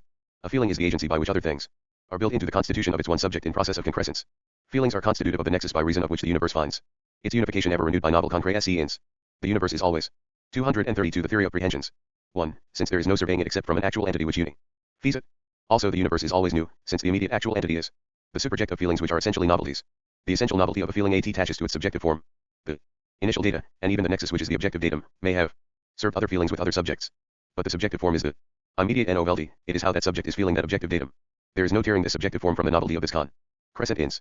It is enveloped in the immediacy of its immediate present. The fundamental example of the notion quality in hearing in particular substance is FF word by subjective form in hearing and feeling. If we abstract the form from the feeling, we are left with an eternal object as the rem. NAND of subjective form. A feeling can be genetically described in terms of its process of origination, with its negative prehensions whereby its many initial data become its complex objective datum. In this process the subjective form originates, and carries into the feeling its own history transformed into the way in which the feeling feels. The way in which the feeling feels expresses how the feeling came into being. It expresses the purpose which urged it forward, and the obstacles which it encountered, and the interminations which were dissolved by the originative decisions of the subject. There are an indefinite number of types of feeling according to the complexity of the initial data which the feeling integrates, and according to the complexity of the objective datum which it finally feels. But there are three primary types of feeling which enter into the form of 355 of all the more complex feelings. These types are I, that of simple physical feelings, II, that of conceptual feelings, and II, that of transmuted feelings. In a simple physical feeling, the initial datum is a single actual entity. In a conceptual feeling, the objective datum is an eternal object, T. In a transmuted feeling, the objective datum is a sues of actual entities. Simple physical feelings and transmuted feelings make up the class of physical feelings.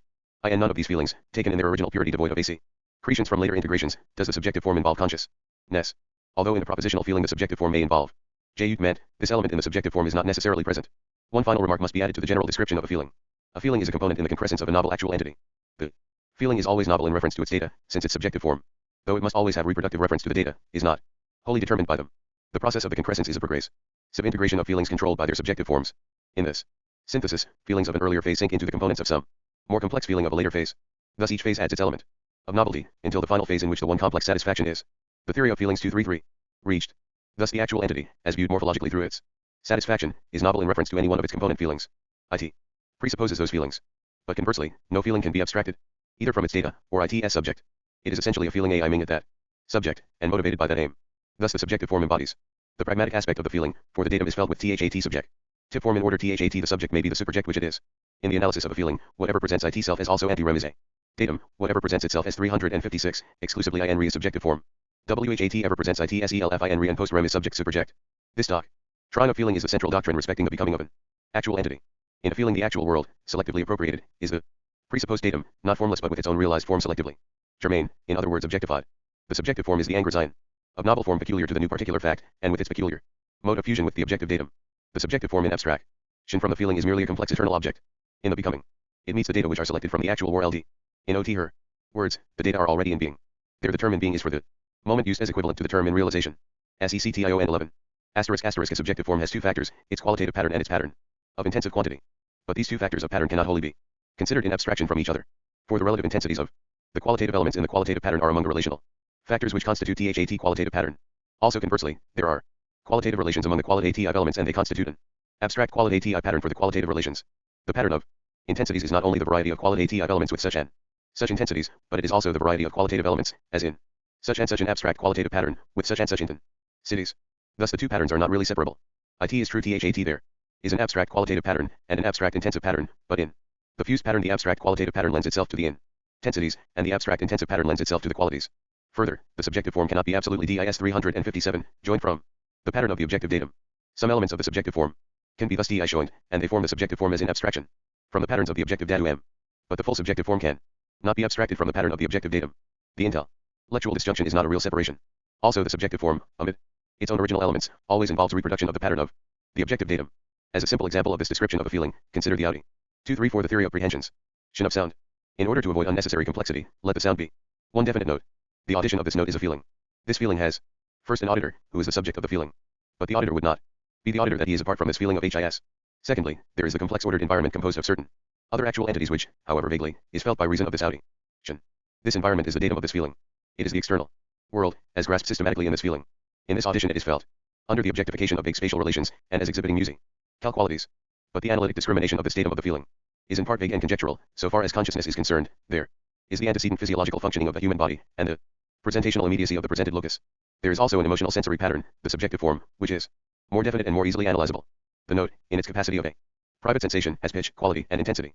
It is analyzable into its fundamental tone, and a selection of its overtones. This analysis reveals an abstract qualitative pattern which is the complex relatedness of the fundamental tone quality with the tone qualities of its select overtones. This qualitative pattern may, or may not, include relations of a spatial type, if some of the overtones come 358 from instruments spatially separate T4. Example, from a spatial pattern of tuning forks. The fundamental tone, and its overtones, have, each of them, their own intensities. This pattern of intensities can be analyzed into the relative intensities of the various tones and the absolute intensity which is the total loudness. The scale of relative intensities enters into the final quality of the note, with some independence of its absolute loudness. Also the spatial pattern of the tuning forks and the resonance of the music chamber enter into this quality. But these also concern the datum of the feeling. Also in this integration of feeling we must include the qualitative and quantitative auditory contributions derived from various nerve roots of the body. In this way the animal body, as part of the external world, takes a particularly prominent place in the pattern of the datum of the feeling. Also in the subjective form we must reckon qualities of joy and distaste, of adversion and of aversion, which attach integrally to the audition, and also differentially to various elements of the audition. In an earlier phase of the auditor, there is audition divested of such joy and distaste. This earlier bare audition does not in its own nature determine this additional cation. It originates as the audition becomes an element in a higher synthesis, and yet it is an element in the final component feeling. Thus the audition gains complexity of subjective form by its integration with other feelings. Also, though we can discern three patterns, namely, the pattern of the datum, the pattern of emotional quality, and the pattern of emotional intensity, we cannot analyze either of the latter patterns in complete separation either from the pattern of the datum, or from each other. The theory of feelings 235. The final concrete component in the satisfaction is the audition with its subject, its datum, and its emotional pattern as finally completed. It is a particular fact not to be torn away from any of its elements. SECTION 12. 359 prehensions are not atomic, they can be divided into other prehensions and combined into other prehensions. Also prehensions are not independent of each other. The relation between their subjective forms is constituted by the one subjective aim which guides their format ION. This correlation of subjective forms is termed the mutual sensitivity of prehensions. Cf. Part I, Ch2, Sect II, Categorical Obligation 7, the category of subjective harmony. The prehensions in disjunction are abstractions, each of them is its subject viewed in that abstract objectification. The actuality is the totality of prehensions with subjective unity in process of concrescence into concrete unity. There are an indefinite number of prehensions, overlapping, subdividing, and supplementary to each other. The principle, according to which a prehension can be discovered, is to take any component T in the objective datum of the satisfaction, in the complex pattern of the subjective form of the satisfaction there will be a component with direct relevance to this element in the datum. Then in the satisfaction, there is a prehension of this component of the objective datum with that component of the total subjective form as its subjective form. The genetic growth of this prehension can then be traced by considering the transmission of the various elements of the datum from the actual world, and in the case of eternal objects their origination in the conceptual prehensions. There is then a growth of prehensions, with integrations, eliminations, and determination of subjective forms. But the determination T of successive phases of subjective forms, whereby the integrations have the characters that they do have, depends on the unity of the subject imposing a mutual sensitivity upon the prehensions. Thus a prehension, considered genetically, can never free itself from the incurable atomicity 360 of the actual entity to which it belongs. The selection of a subordinate prehension from the satisfaction as described above involves a hypothetical, propositional point of view. The fact is the satisfaction as 1. There is some arbitrariness in taking a component from the datum, with a component from the subjective form, and in considering them, on the ground of congruity, as forming a subordinate prehensio. The J justify cation is that the genetic process can be thereby analyzed. If no such analysis of the growth of THAT subordinate prehension can be given, then there has been a faulty analysis of the satisfaction. This relation between the satisfaction and the genetic process is expressed in the 8th and 9th categories of explanation, cf. Part I, Ch2, Sect II. Chapter 2. The primary feelings. Section I. 361 S1 MPLE physical feeling entertained in one subject is a feeling, for which the initial datum is another single actual entity, and the objective datum is another feeling entertained by the latter actual entity. Thus in a simple physical feeling there are two actual entities concerned. One of them is the subject of that feeling, and the other is the initial datum of the feeling. A second feeling is also concerned, namely, the objective datum of the simple physical feeling. This second feeling is the objectification of its subject for the subject of the simple physical feeling. The initial datum is objectified as being the subject of the feeling, which is the objective datum. The objectification is the perspective of the initial datum. A simple physical feeling is an act of causation. The actual entity which is the initial datum is the causae, the simple physical feeling is the effect, and the subject entertaining the simple physical feeling is the actual entity, conditioned by the effect. This conditioned actual entity will also be called the effect. All complex causal action can be reduced to a complex of such primary component S. Therefore simple physical feelings will also be called causal feelings. But it is equally true to say that a simple physical feeling is the most primitive type of an act of perception, devoid of consciousness. The actual entity which is the initial datum is the actual entity perceived, the objective datum is the perspective under which that actual entity is perceived, and the subject of the simple physical feeling 362 is the perceiver. This is not an example of conscious perception, for the subjective form of a simple physical feeling does not involve consciousness, unless acquired in subsequent phases of integration. It seems as though in practice, for human beings at least, only transmuted feelings acquire consciousness, never simple physical feelings. Consciousness originates in the higher phases of integration and illuminates those phases with the greater clarity and distinctness. Thus a simple physical feeling is one feeling which feels another feeling. But the feeling felt has a subject diverse from the subject of the feeling which feels it. A multiplicity of simple physical feelings entering into the propositional unity of a phase constitutes the first phase in the concrete sense of the actual entity which is the common subject of all these feel. 236. The primary feelings 237.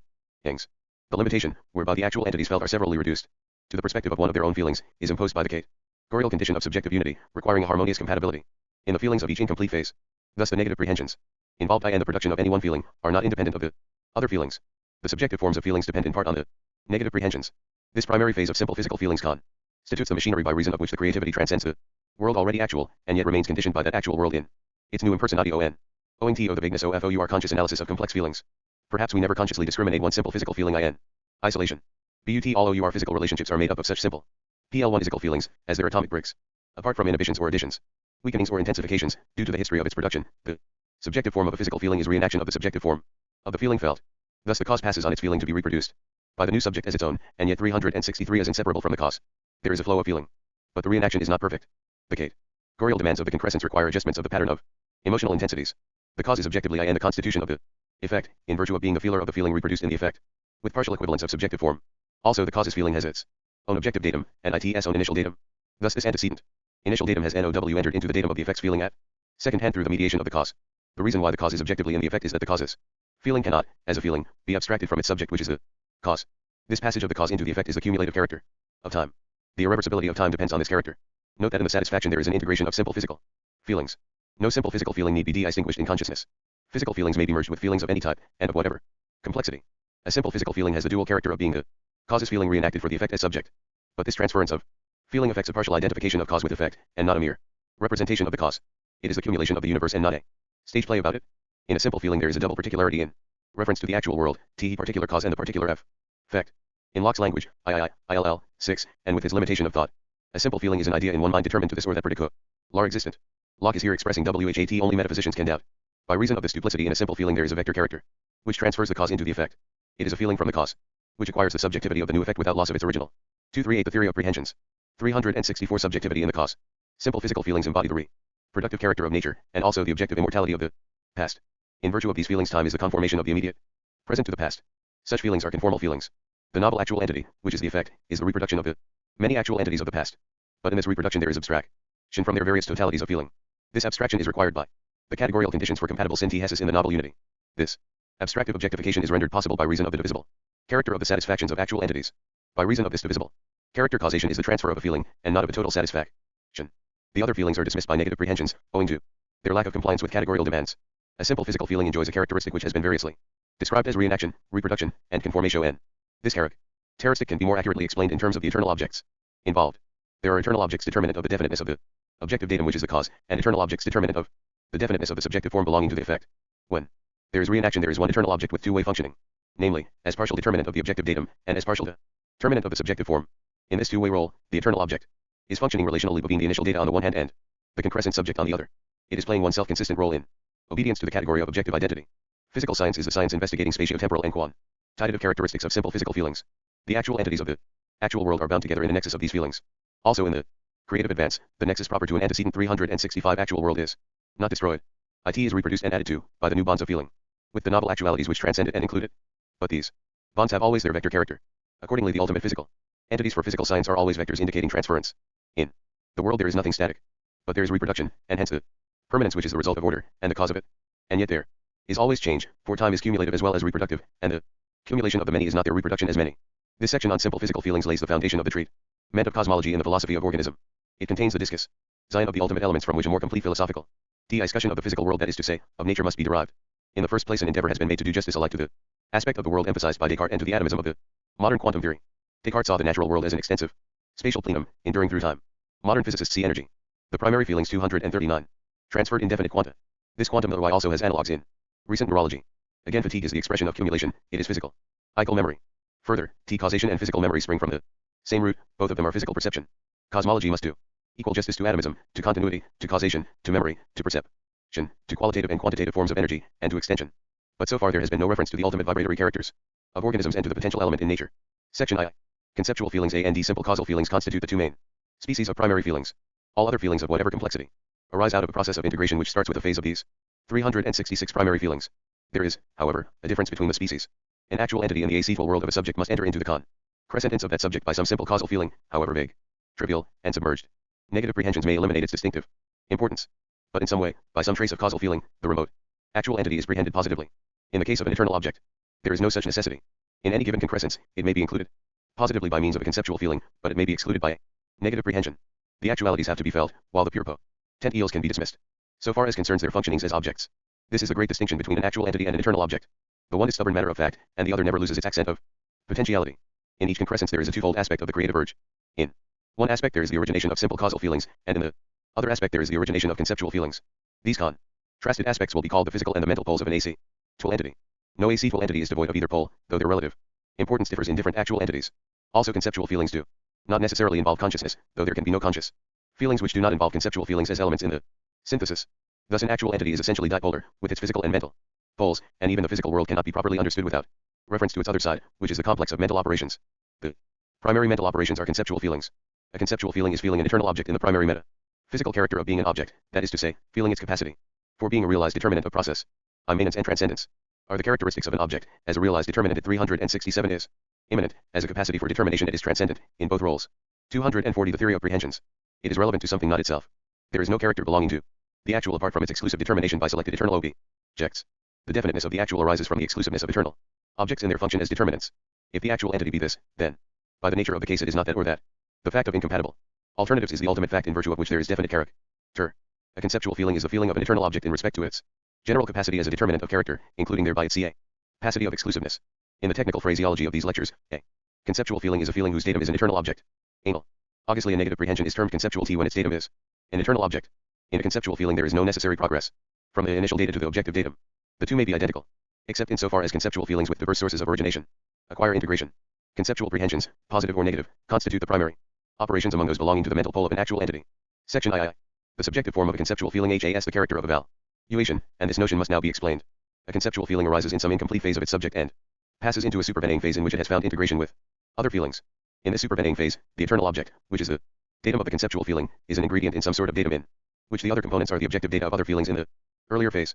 This new datum is the integrated datum. It will be some sort of contrast. By the first categorical condition, the feelings 368 of the earlier phase are compatible for integration. Thus the supervention of the later phase does not involve elimination by negative prehensions. Such eliminations of positive prehensions in the concrescent subject would divide that subject into many subjects, and would divide these many subjects from the superject. But, though there can be no elimination from the supervening phase as a whole, there may be elimination from some new integral feeling which is merely one component of that phase. But in the formation of this integrated datum there must be determination of exactly how this eternal object has ingressed into that datum jointly with the remaining eternal objects and actual entities derived from the other feelings. This determination is effected by the subjective forms of the component conceptual feelings. Again, it is to be remembered that, by the first categorical condition, this subjective form is not independent of the other feelings in the earlier phase, and thus is such as to effect this determination. Also, the integral feeling has its subjective form with its pattern of intensiveness. This patterned intensiveness regulates the primary feelings 241. Tinctive relative importance of element of the datum as felt in that feeling. This intensive regulation of that eternal object, T as felt in the integrated datum, is determined by the subjective form of the conceptual feeling. Yet again, by reference to the first and seventh categorical conditions, this intensive form of the conceptual feeling has dependence also in this respect on the other feelings of the earlier phase. Thus, according as the valuation of the conceptual feeling is evaluation up or evaluation down, the importance of the eternal object as felt in the integrated feeling is enhanced, or attenuated. Thus the valuation is both qualitative, determining HOW the eternal object is to be utilized, and is also intensive, determining what importance that utilization is to assume. Thus evaluation has three characteristics. According to the categories of subjective unity, and 369 of subjective harmony, the valuation is dependent on the other feelings in its phase of origination. 2. The valuation determines in what status the eternal object has ingressed into the integrated nexus physic i.e. felt. 3. The valuation values up, or down, so as to determine the intensive importance accorded to the eternal object by the subjective form of the integral feeling. TL, ESE. Three characteristics of an integral feeling, derived from its conceptual components, are summed up in the term valuation. But though these three characteristics are included in evaluation, they are merely the outcome of the subjective aim of the subject, determining what it is itself integrate i.e. to be, in its own character of the superject of ITS own process. Section 4. Consciousness concerns the subjective form of a feeling. But such a subjective form requires a certain type of objective datum. A subjective form, in abstraction, loses its reality, and sinks into an eternal object capable of determining a feeling into that distinctive type of definiteness. But when the eternal object informs a feeling, it can only so operate in virtue of its conformation to the other components which jointly constitute the definitines of the feeling. The moral of this slight discussion must now be applied to the notion of consciousness. Consciousness is an element in feeling which belongs to its subjective form. But there can only be that sort of subjective form when the objective datum has an adequate character. Further, the objective datum can only assume this character when it is derived from initial data which carry in their individual selves the reciprocal possibilities of the subjective synthesis. A pure conceptual feeling in its first mode of origination and either involves consciousness. In this respect, a pure mental feeling, conceptual or propositional, is analogous 370 to a pure physical feeling. A primary feeling of 242 the theory of prehensions. Either type, or a propositional feeling, can enrich its subjective form with consciousness only by means of its alliances. Whenever there is consciousness, there is some element of recollection. It recalls earlier phases from the dim recesses of the unconscious. Long ago, this truth was asserted in Plato's doctrine of reminiscence. No doubt Plato was directly thinking of glimpses of eternal truths lingering in a soul, derived from a timeless even of pure form. Be that as it may, then in a wider sense consciousness enlightens experience which precedes it, and could be without it if considered as a mere datum. Hume, with opposite limitations to his meaning, asserts the same doctrine. He maintains that we can never conceptually entertain what we have never antecedently experienced through impressions of sensation. The philosophy of organism generalizes the notion of impressions of sensation into that of pure physical feeling. Even then Hume's assertion is too unguarded according to Hume's own showing. But the immediate point is the deep-seated alliance of consciousness with recollection both for Plato and for Hume. Here we maintain the doctrine that, in the analysis of the origination of any conscious feeling, some component physical feelings are to be found. And conversely, whenever there is consciousness, there is some component of conceptual functioning. For the abstract element in the concrete fact is exactly what provokes our consciousness. The consciousness is what arises in some process of synthesis of physical and mental operations. In his doctrine of ideas, Locke goes further than Hume and is, as I think, more accurate in expressing the facts, though Hume adds something which Locke omits. Locke upholds the direct conscious apprehension of things without. Example TSA, 2, XXI, I, otherwise termed exterior things, II, XXIII, I. Or this or that particular existence, I2, 3, 6, and illustrated by an individual nurse and an individual mother, I2, 3, 7. 371 in the Philos. Ophy of organism. The nexus, which is the basis for such direct apprehend. Zion, is provided by the physical feelings. The philosophy of organism here takes the opposite road to that taken alike by Descartes and by Kant. Both of these philosophers accepted Descartes with hesitations, and Kant, without question, the traditional subjectivist sensationalism, and assigned the intuition of things without peculiarly to the intelligence. Hume's edition consists in expressing and discussing, with the utmost clarity, the traditional sensationalist dogma. Thus for Hume, as for Locke, when he remembers to speak in terms of this doctrine, an impression is the conscious apprehension of a universal. For example, he writes, TRA, Tis, BK, I, T part I, CH, I, that idea of red, which we form in the dark, and that impression which strikes our eyes in sunshine, differ only in degree, not in nature. This means that a consistent sensationalism cannot distinguish between a percept and a concept. Hume had not in his mind, at least when philosophizing, though he admits it for other sorts of proof, the primary feelings. 243. Tis, the fourth category of explanation, that no entity can be abstracted from IT's capacity to function as an object in the process of the acetal world. To function as an object is to be a determinant of the definiteness of an actual occurrence. According to the philosophy of organism, a pure concept does not involve consciousness, at least in our human experience. Consciousness arises when a synthetic feeling integrates physical and conceptual feelings. Traditional philosophy in its account of conscious perception has exclusively fixed attention on IT's pure conceptual side, and thereby has made difficulties for itself in the theory of knowledge. Locke, with his naive good sense, assumes that perception involves more than this conceptual side, though he fails to grasp the inconsistency of this assumption with the extreme subjectivist sensational doctrine. Physical feelings form the non-conceptual element in our awareness of 372 nature. Point 1 Also, all awareness, even awareness of concepts, requires at least the synthesis of physical feelings with conceptual feeling. In awareness, actuality, as a process in fact, is integrated with the potentialities which illustrate either what it is and might not be, or what it is not and might be. In other words, there is no consciousness without reference to definiteness, affirmation, and negation. Also, affirmation involves its contrast with negation, and negation involves its contrast with affirmation. Further, affirmation and negation are alike meaningless apart from reference to the definiteness of particular actualities. Consciousness is how we feel the affirmation. Negation contrast. Conceptual feeling is the feeling of an unqualified negation, that is to say, it is the feeling of a definite eternal object with the definite extrusion of any particular realization. Consciousness requires that the objective datum should involve, as one side of a contrast, a qualified negative determined to some definite situation. It will be found later, cf.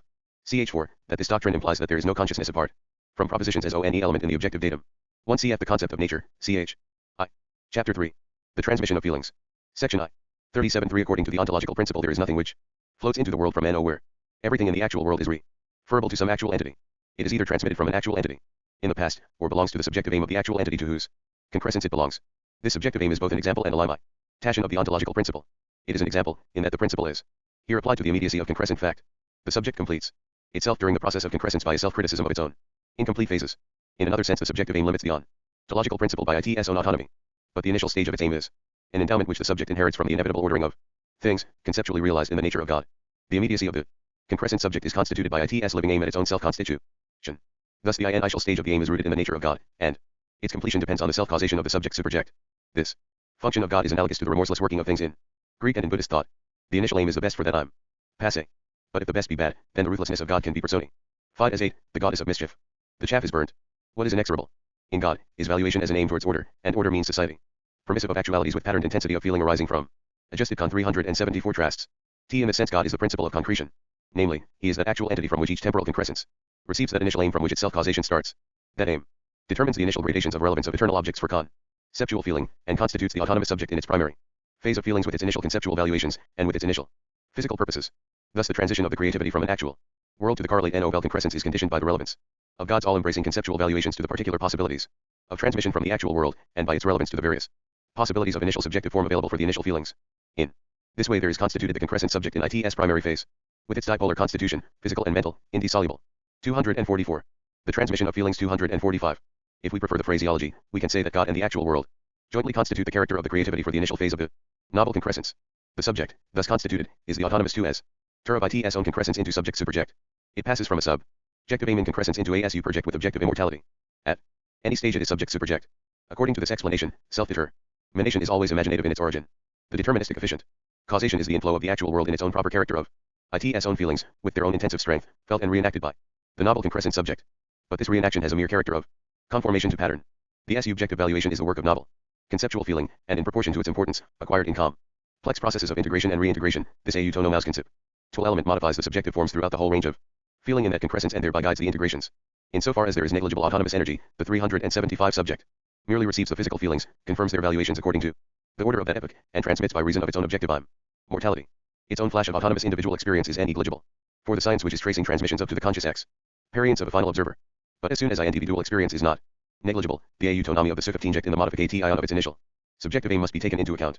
Each creative act is the universe incarnating itself as one, and there is nothing above it by way of final quantity on. Section I.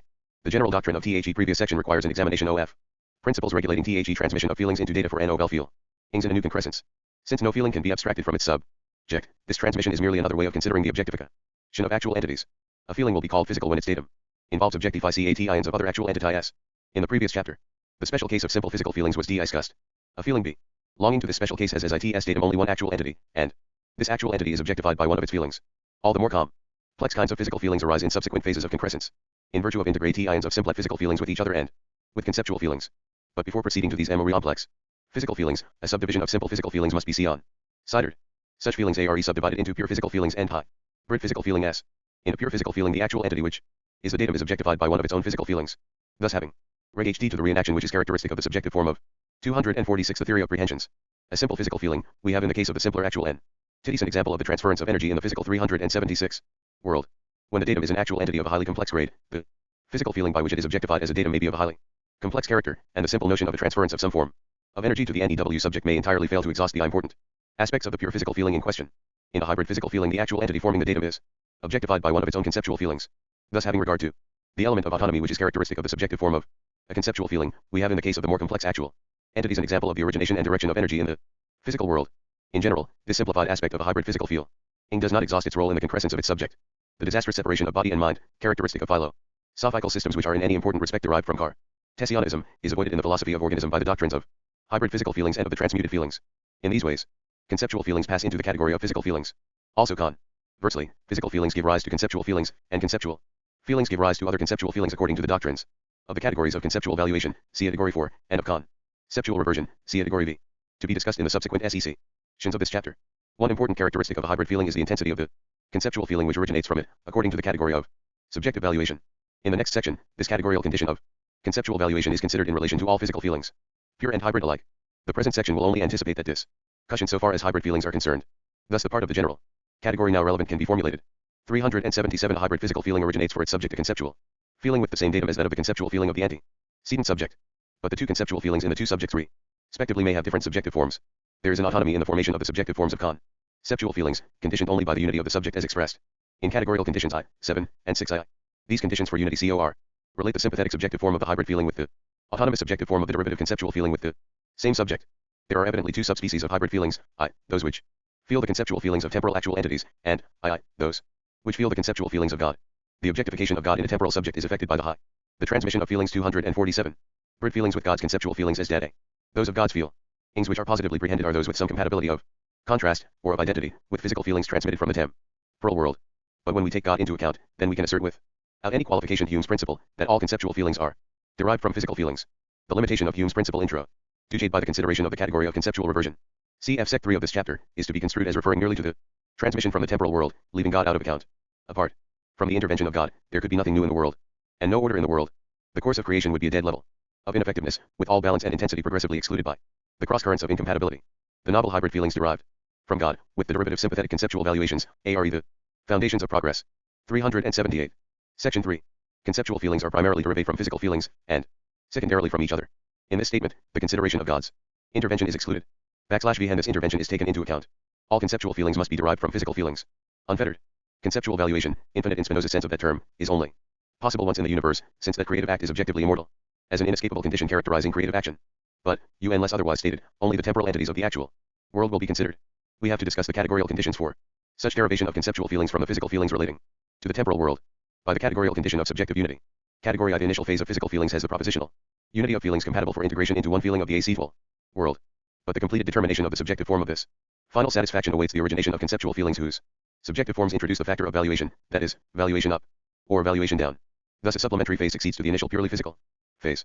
This supplementary phase starts with two subordinate phases of conceptual origination, A and D, then passes into phases of integration, and of Reintegration, in which propositional feelings and intellectual feelings may emerge. In the present chapter we are concerned with the first two phases of merely conceptual origination. These are not phases of conceptual analysis, but of conceptual valuation.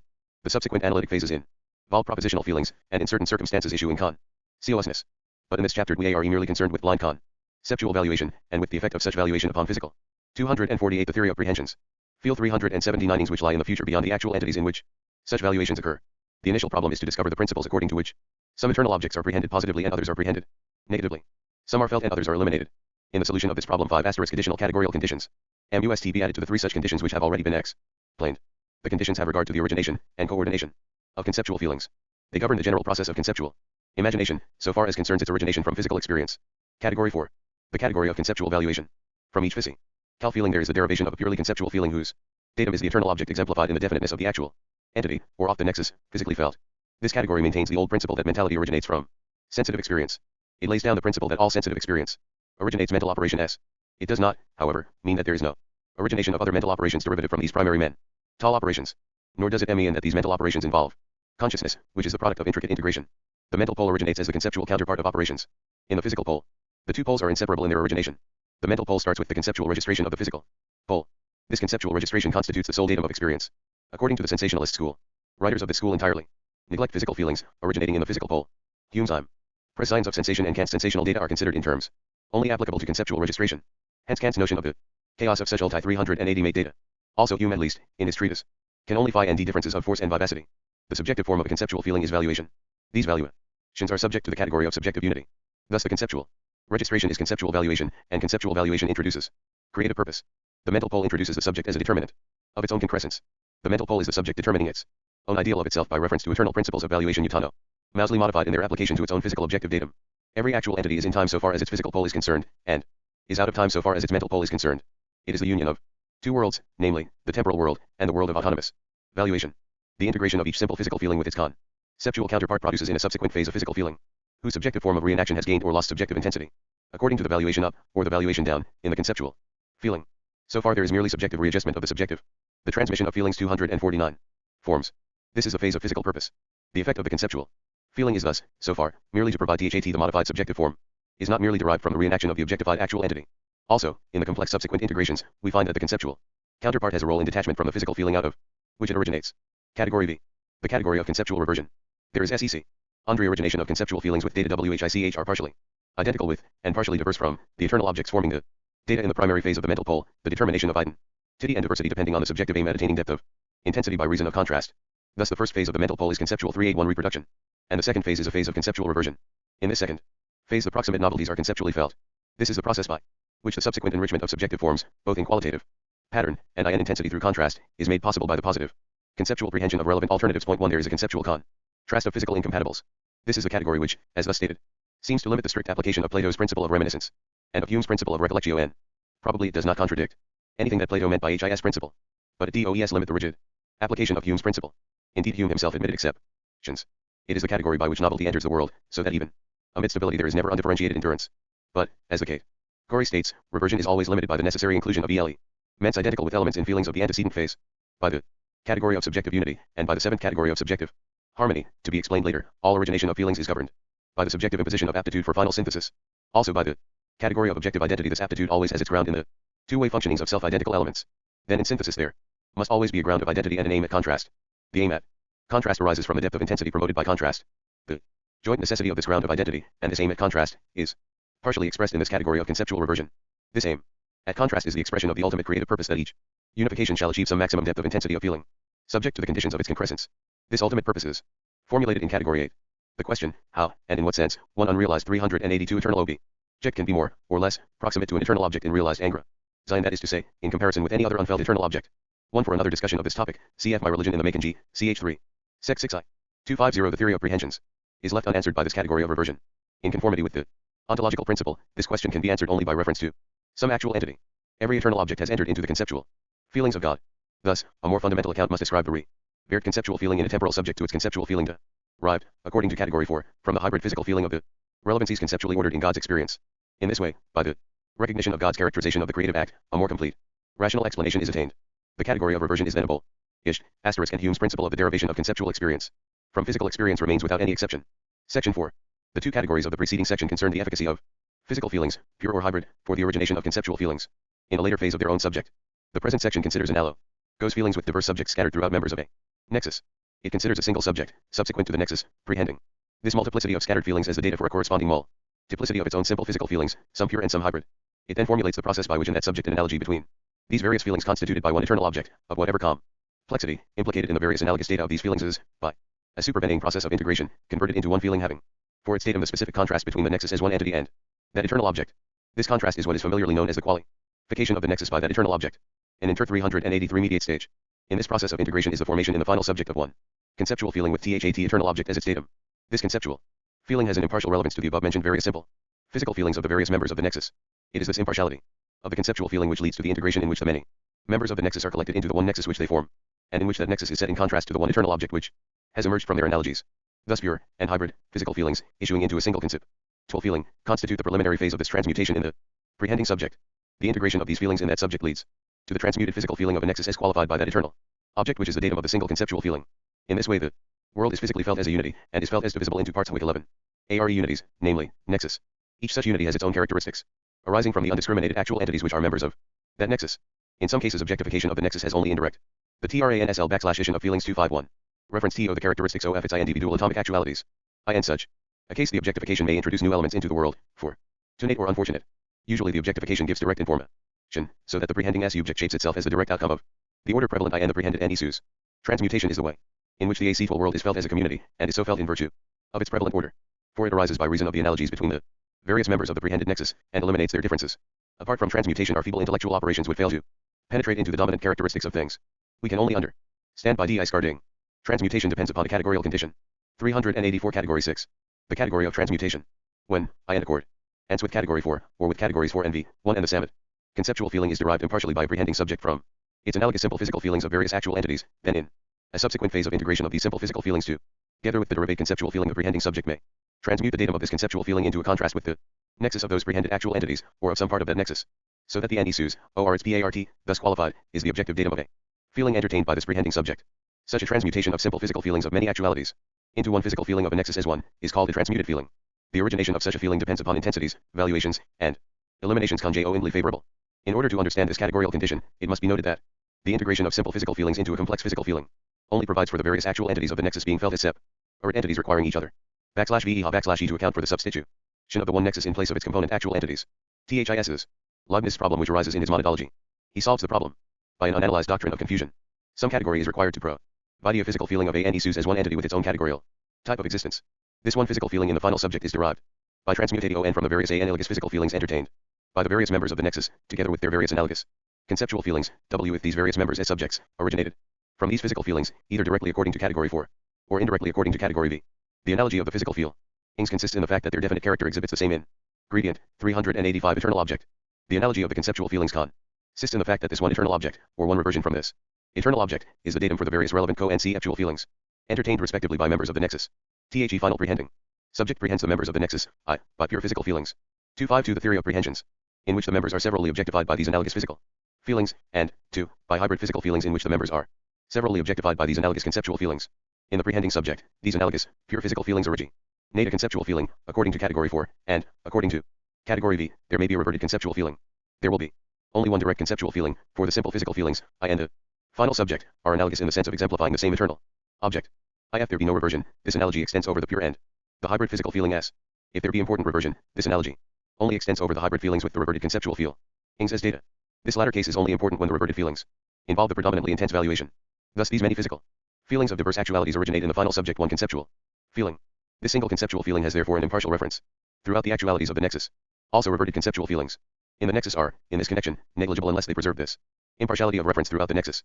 Excluding for the moment the consideration of reverted feelings in the actualities of the nexus, the hybrid physical feelings in the prehending subject also, by category 4, generate one conceptual feeling with impartial reference. Also it is the same conceptual feeling as THAT generated by the pure physical feelings, I and the final subject. Thus, W with no reversion, the influence of the hybrid physical feelings 386 is to enhance the intensity of the conceptual feeling derived from the pure physical feelings. But there may be reversions to be considered, that is to say, reversions with impartial reference throughout the nexus.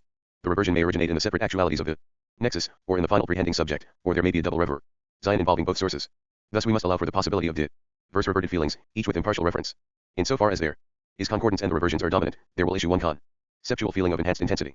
When there is discordance among these various conceptual feelings, there will be elimination, and in general, no transmutation. But when, from some, or all, of these sources of partial conceptual feelings, one dominant impartial conceptual feeling emerges with adequate intensity, transmutation will supervene. This impartiality of reference has then been transmuted into the physical feeling of that nexus, whole or partial, contrasted with some one eternal object. It will be noted that this one impartial conceptual feeling is an essential element of the process, whereby an impartial reference to the whole nexus is introduced. Otherwise there would be no element to transmute particular relevancies to the many members into general relevance to the whole. The eternal object which characterizes the nexus in this physical feeling. The transmission of feelings 253 may be an eternal object characterizing the analogous physical feelings belonging to all, or some, of the members of the NESUs. In this case, the nexus as a whole derives a character which in S only way belongs to its various members. Again, the transmuted feeling only part of the original NESUs may be objectified, and the eternal object may have been derived from MEM. Pairs of the OTHE are part of the original nexus. This is the case for perception. In the mode of presentational immediacy, to be further discussed in a later chapter, PR 4, CHV, CF ALSA 387 Part 1 CH, II, Sec I, and Part 2, CH4, Sec 7, and Part 1 CH8. Also the eternal object may be the datum of a reverted conceptual feeling, only indirectly derived from the members of the original nexus. In this case, the transmuted feeling of the nexus introduces novelty, and in unfortunate cases this novelty may be termed error. But all the same, the transmuted feeling, whatever be its history of transmutation, is a definite physical fact whereby the final subject prehends the nexus. For example, considering the example of presentational immediacy, color blindness may be called error, but nevertheless, it is a physical fact. A feeling comes under the definition of a physical feeling. Our usual way of consciously prehending the world is by these transmuted physical feelings. It is only when we are consciously aware of alien mentalities that we even approximate to the conscious prehension of a single actual entity. It will be found that transmuted feelings are very analogous to propositional feelings, and to conscious perceptions and judgments in their sequence of integration. Vagueness has its origin in transmuted feelings. For AQUality, characterizing the mutual prehensions of all the members of a NESUs, is transmuted into a predicate of the nexus. The intensity arising from the force of repetition makes this transmuted perception to be the prominent type of those feelings which in further integrations acquire consciousness as an element in their subjective forms. It represents a simplification of physical feeling, effected in the course of integration. According to this category, the conceptual feelings entertained in any nexus modify the future role of that nexus as a physical objective dat. This category governs the transition from conceptual feelings in one actual entity to physical feelings either in a supervening phase of IT self or in a later actual entity. What is conceptual earlier is felt physically later in an extended role. Thus, for INSTANCE, a new form has its emergent angra. Zion con 388 conceptually by reversion, and receives delayed exemplification physically when the other categorical conditions permit. This joint operation of categories 4 and 6 produces what has been termed invergio and diversion. For the conceptual feelings in the AC dualities of the nexus, produced according to category 4, have data identical with the pattern exemplified in the objective data of the many. 254 The theory of prehensions. Physical feelings. If in the conceptual feelings there is value ATION upward, then the physical feelings are transmitted to the new concrescence with enhanced intensity in its subjective form. This is inversion. But if in the conceptual feelings there is valuation downward, then the physical feelings are, and the later concrescence, either eliminated, or are transmitted to it with AT tenuated intensity. This is aversion. Thus Zion and aversion are types of decision. Thus the conceptual feeling with its valuation has primarily the character of purpose, since it is the agent whereby the decision is made as to the causal efficacy of its subject in its objectifications beyond itself. But it only achieves this character of purpose by its integration with the physical feeling from which it originates. This integration is considered in chapter V on comparative feelings. It is evident that aversion and aversion, and also the category of transmutation, only have importance in the case of high-grade organisms. They constitute the first step towards intellectual mentality, though in themselves they do not amount to consciousness. But an actual entity, which includes these operations, must have an important intensity of conceptual feelings able to mask and fuse the simple physical feelings. Also the examination of the category of transmutation shows that the approach to intellectuality consists in the gain of the power of abstraction. The irrelevant multiplicity of detail is eliminated, and emphasis is laid on the elements of systematic order in the actual world. In 389 so far, as there is trivial order, there must be trivialized actual entities. The right coordination of the negative prehensions is one secret of mental progress. But unless some systematic scheme of relatedness characterizes the environment, there will be nothing left whereby to constitute vivid prehension of the world. The low-grade organism is merely the summation of the forms of energy which flow in upon it in all their multiplicity of detail. It receives, and it transmits, but it fails to simplify into intelligible system. The physical theory of the structural flow of energy has to do with the transmission of simple physical feelings from individual actuality to individual actuality. Thus some sort of quantum theory in physics, relevant to the existing type of cosmic order, is to be expected. The physical theory of alternative forms of energy, and of the transformation from one form to another form, ultimately depends upon transmission conditioned by some exemplification of the categories of transmutation and reversion. Section V. The seventh categorical condition governs the efficacy of conceptual feelings both in the completion of their own subjects, and also in the objectifications of their subjects in subsequent concrescence. It is the category of subjective at harmony. Category 7. The category of subjective harmony. The valuations of TIM transmission of feelings 255. Conceptual feelings are mutually determined by their adaptation TOB. Joint elements in a satisfaction aimed at by the subject. This categorical condition should be compared with the category of subjective unity, and also with the category of conceptual reversion. In the former category, the intrinsic inconsistencies, termed logical, are the formative conditions in the pre-established harmony. In this seventh category, and in the category of reversion, aesthetic adaptation for an end is the formative condition in the pre-established harmony. These three categories 390 express the ultimate particularity of feelings. For the Subject WHICH is their outcome is also the subject which is operative in their production. They are the creation of their own creature. The point to be noticed is that the actual entity, in a state of process during which it is not fully definite, determines its own ultimate definiteness. This is the whole point of moral responsibility. Such responsibility is conditioned by the limits of the data, and by the categorical conditions of concrescence. But autonomy is negligible unless the complexity is such that there is great energy in the production of conceptual feelings according to the category of reversion. This category of reversion has to be considered in connection with the category of aesthetic harmony ** for the contrasts produced by reversion are contrasts required for the fulfillment of the aesthetic ideal. Unless there is complexity, ideal diversities lead to physical impossibilities, and thence to impoverishment. It requires a complex constitution to stage diversities as consistent contrasts. It is only by reason of the categories of subjective unity and of subjective harmony that the process constitutes the character of the product, and that conversely the analysis of the product discloses the process plus. Chapter 4. Propositions and Feelings. Section I. 391 The nature of consciousness has not yet been adequately analyzed. The initial basic feelings, physical and conceptual, have been mentioned, and so also has the final synthesis into the affirmation negation. Contrast. But between the beginning and the end of the integration into consciousness, there lies the origination of a propositional feeling. A propositional feeling is a feeling whose objective datum is a proposition. Such a feeling does not in itself involve consciousness. But all forms of consciousness arise from ways of integration of propositional feelings with other feelings, either physical feelings or conceptual feelings. Consciousness belongs to the subjective forms of such feelings. A proposition enters into experience as the entity forming the datum of a complex feeling derived from the integration of a physical feeling with a conceptual feeling. Point 1 Now a conceptual feeling does not refer to the actual world, in the sense that the history of this actual world has any peculiar relevance to its datum. This datum is an eternal object, and an eternal object refers only to the purely general any among undetermined actual entities. In itself, an eternal object evades any selection among actualities or epochs. You cannot know what is red by merely thinking of redness. You can only find red things by adventuring amid physical experiences. In this actual world, this doctrine is the ultimate ground of empiricism, namely, that eternal objects tell no tales as to their angrasigns. 392 But now a NEW kind of entity presents itself. As UCH entities are the tales that perhaps might be told about particular actualities. Such entities are neither actual entities, nor eternal objects, nor feelings. They are propositions. A proposition must be true or false. Herein a proposition differs from an eternal object, for no eternal object is ever true or false. This difference between propositions and eternal objects arises from the fact that truth and falsehood are always grounded upon a reason. But according to the ontological principle, the 18th category of explanation, a reason is always a reference to determinate actual entities. Now an NAL object, in itself, abstracts from all determinate actual entities, including even God. It is merely referent to any such entities, in the absolutely general sense of any. Then there can be no reason upon which to found 1.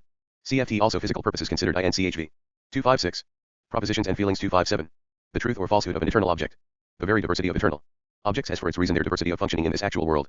Thus the endeavor to understand and eternal objects in complete abstraction from the actual world results in reducing them to mere undifferentiated at non-entities.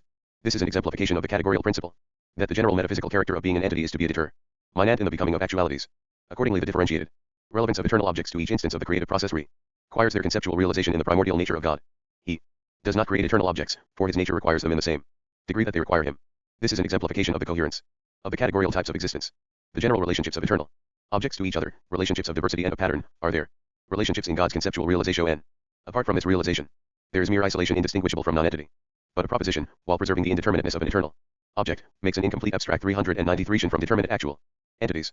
IT is a complex entity, with determinate actual entities among its components.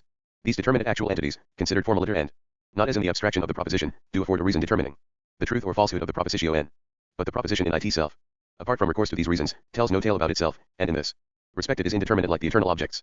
A propositional feeling, as has been stated, arises from a special type of integration synthesizing a physical feeling with a conceptual feeling. The objective datum of the physical feeling is either one actual entity, if the feeling be asimple, or is a determinate nexus of actual entities, if the physical feeling be more complex. The datum of the conceptual feeling is an eternal object which is referent, QUA possibility, T to any actual entities, where the any is absolutely general and devoid of selection. In the integrated objective datum the physical feeling provides its determinate set of actual entities, indicated by their felt physical relationships to the subject of the feeling. These actual entities are the logical subjects of the proposition. The absolute generality of the notion of any, inherent in an eternal object, is thus eliminated in the fusion. The proposition, the eternal object, in respect to its possibilities as a determinate OF nexus, T is restricted to these logical subjects. The proposition may have the restricted generality of referring to any among these provided logical subjects, or it may have the singularity of referring to the complete set of provided logical subjects as potential relata, each with ITS assigned status, in the complex pattern which is the eternal object. The proposition is the potent title of the eternal object, as a determinant of definiteness, in some determinate mode of restricted reference to the logical subjects.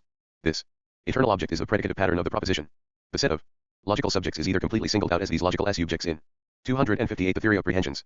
This predicative pattern or is collect 394 tively singled out as any of these logical subjects in this pattern, or as some of these logical subjects in this pattern. Thus the physical feeling indicates the logical subjects and provides them respectively with that individual definition necessary to assign the hypothetic status of each in the predicative pattern. The conceptual feeling provides the predicative pattern. Thus in a proposition the logical subjects are reduced to the status of food for a possibility. Their real role in actuality is abstracted from, they are no longer factors in fact, except for the purpose of their physical indication. Each logical subject becomes a variant among actualities, with its assigned hypothetical relevance to the predicate point to. It is evident that the datum of the conceptual feeling reappears as the predicate in the proposition which is the datum of the integral, propositional feeling. In this synthesis the eternal object has suffered the elimination of its absolute generality of reference. The datum of the physical feeling has also suffered elimination. For the peculiar objectification of the actual entities, really affected in the physical feeling, is eliminated. Except in so far as it is required for the services of the indication. The objectification remains only to indicate that definiteness which the logical subjects must have in order to be hypothetical food for that predicate.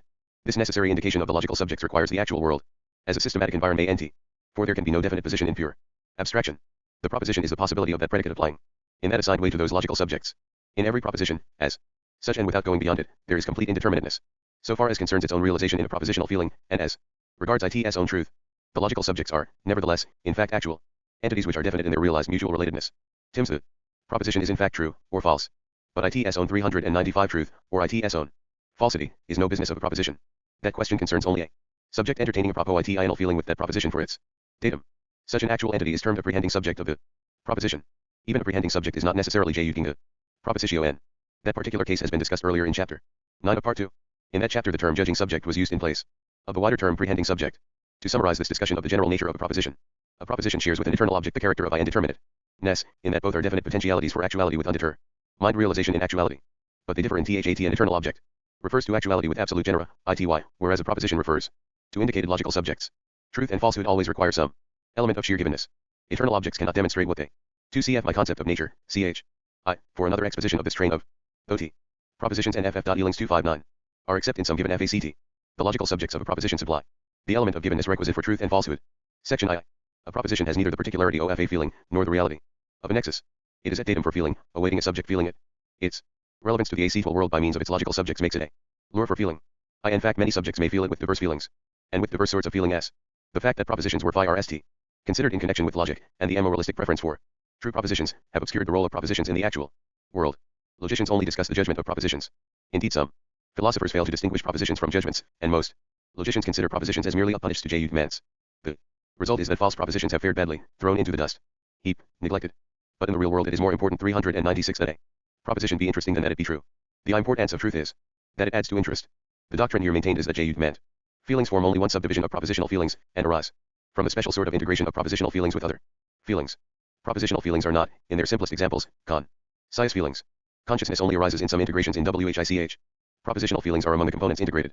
Another point to notice is that the physical feeling, which is always one component in the history of an integral propositional feeling, has no unique relation to the proposition in question, nor has the subject of that feeling, which is also a subject prehending the proposition. Any subject with any physical feel which include in its objective datum the requisite logical subjects, can in a supervening phase entertain a propositional feeling with that proposition as its datum. It has only to originate a conceptual feeling with the requisite predicative pattern as its datum, and then to integrate the two feelings into the required propositional feeling.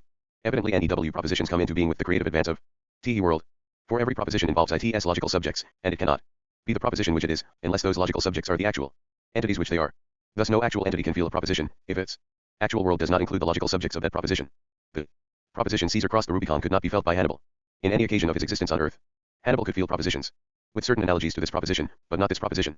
It is, further, to be noticed that the form of words in which propositions are framed also includes an incitement to the origination of an affirmative judgment feeling. In imaginative literature, this incitement is inhibited by the general context, and even by the form and makeup of the material.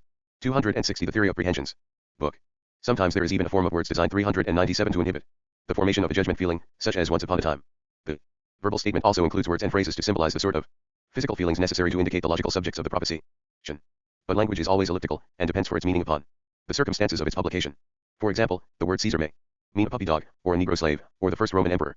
The actual entities whose actual worlds include the logical subjects of a proposition will be said to fall within the locus of that proposition. The proposition is prehensible by them.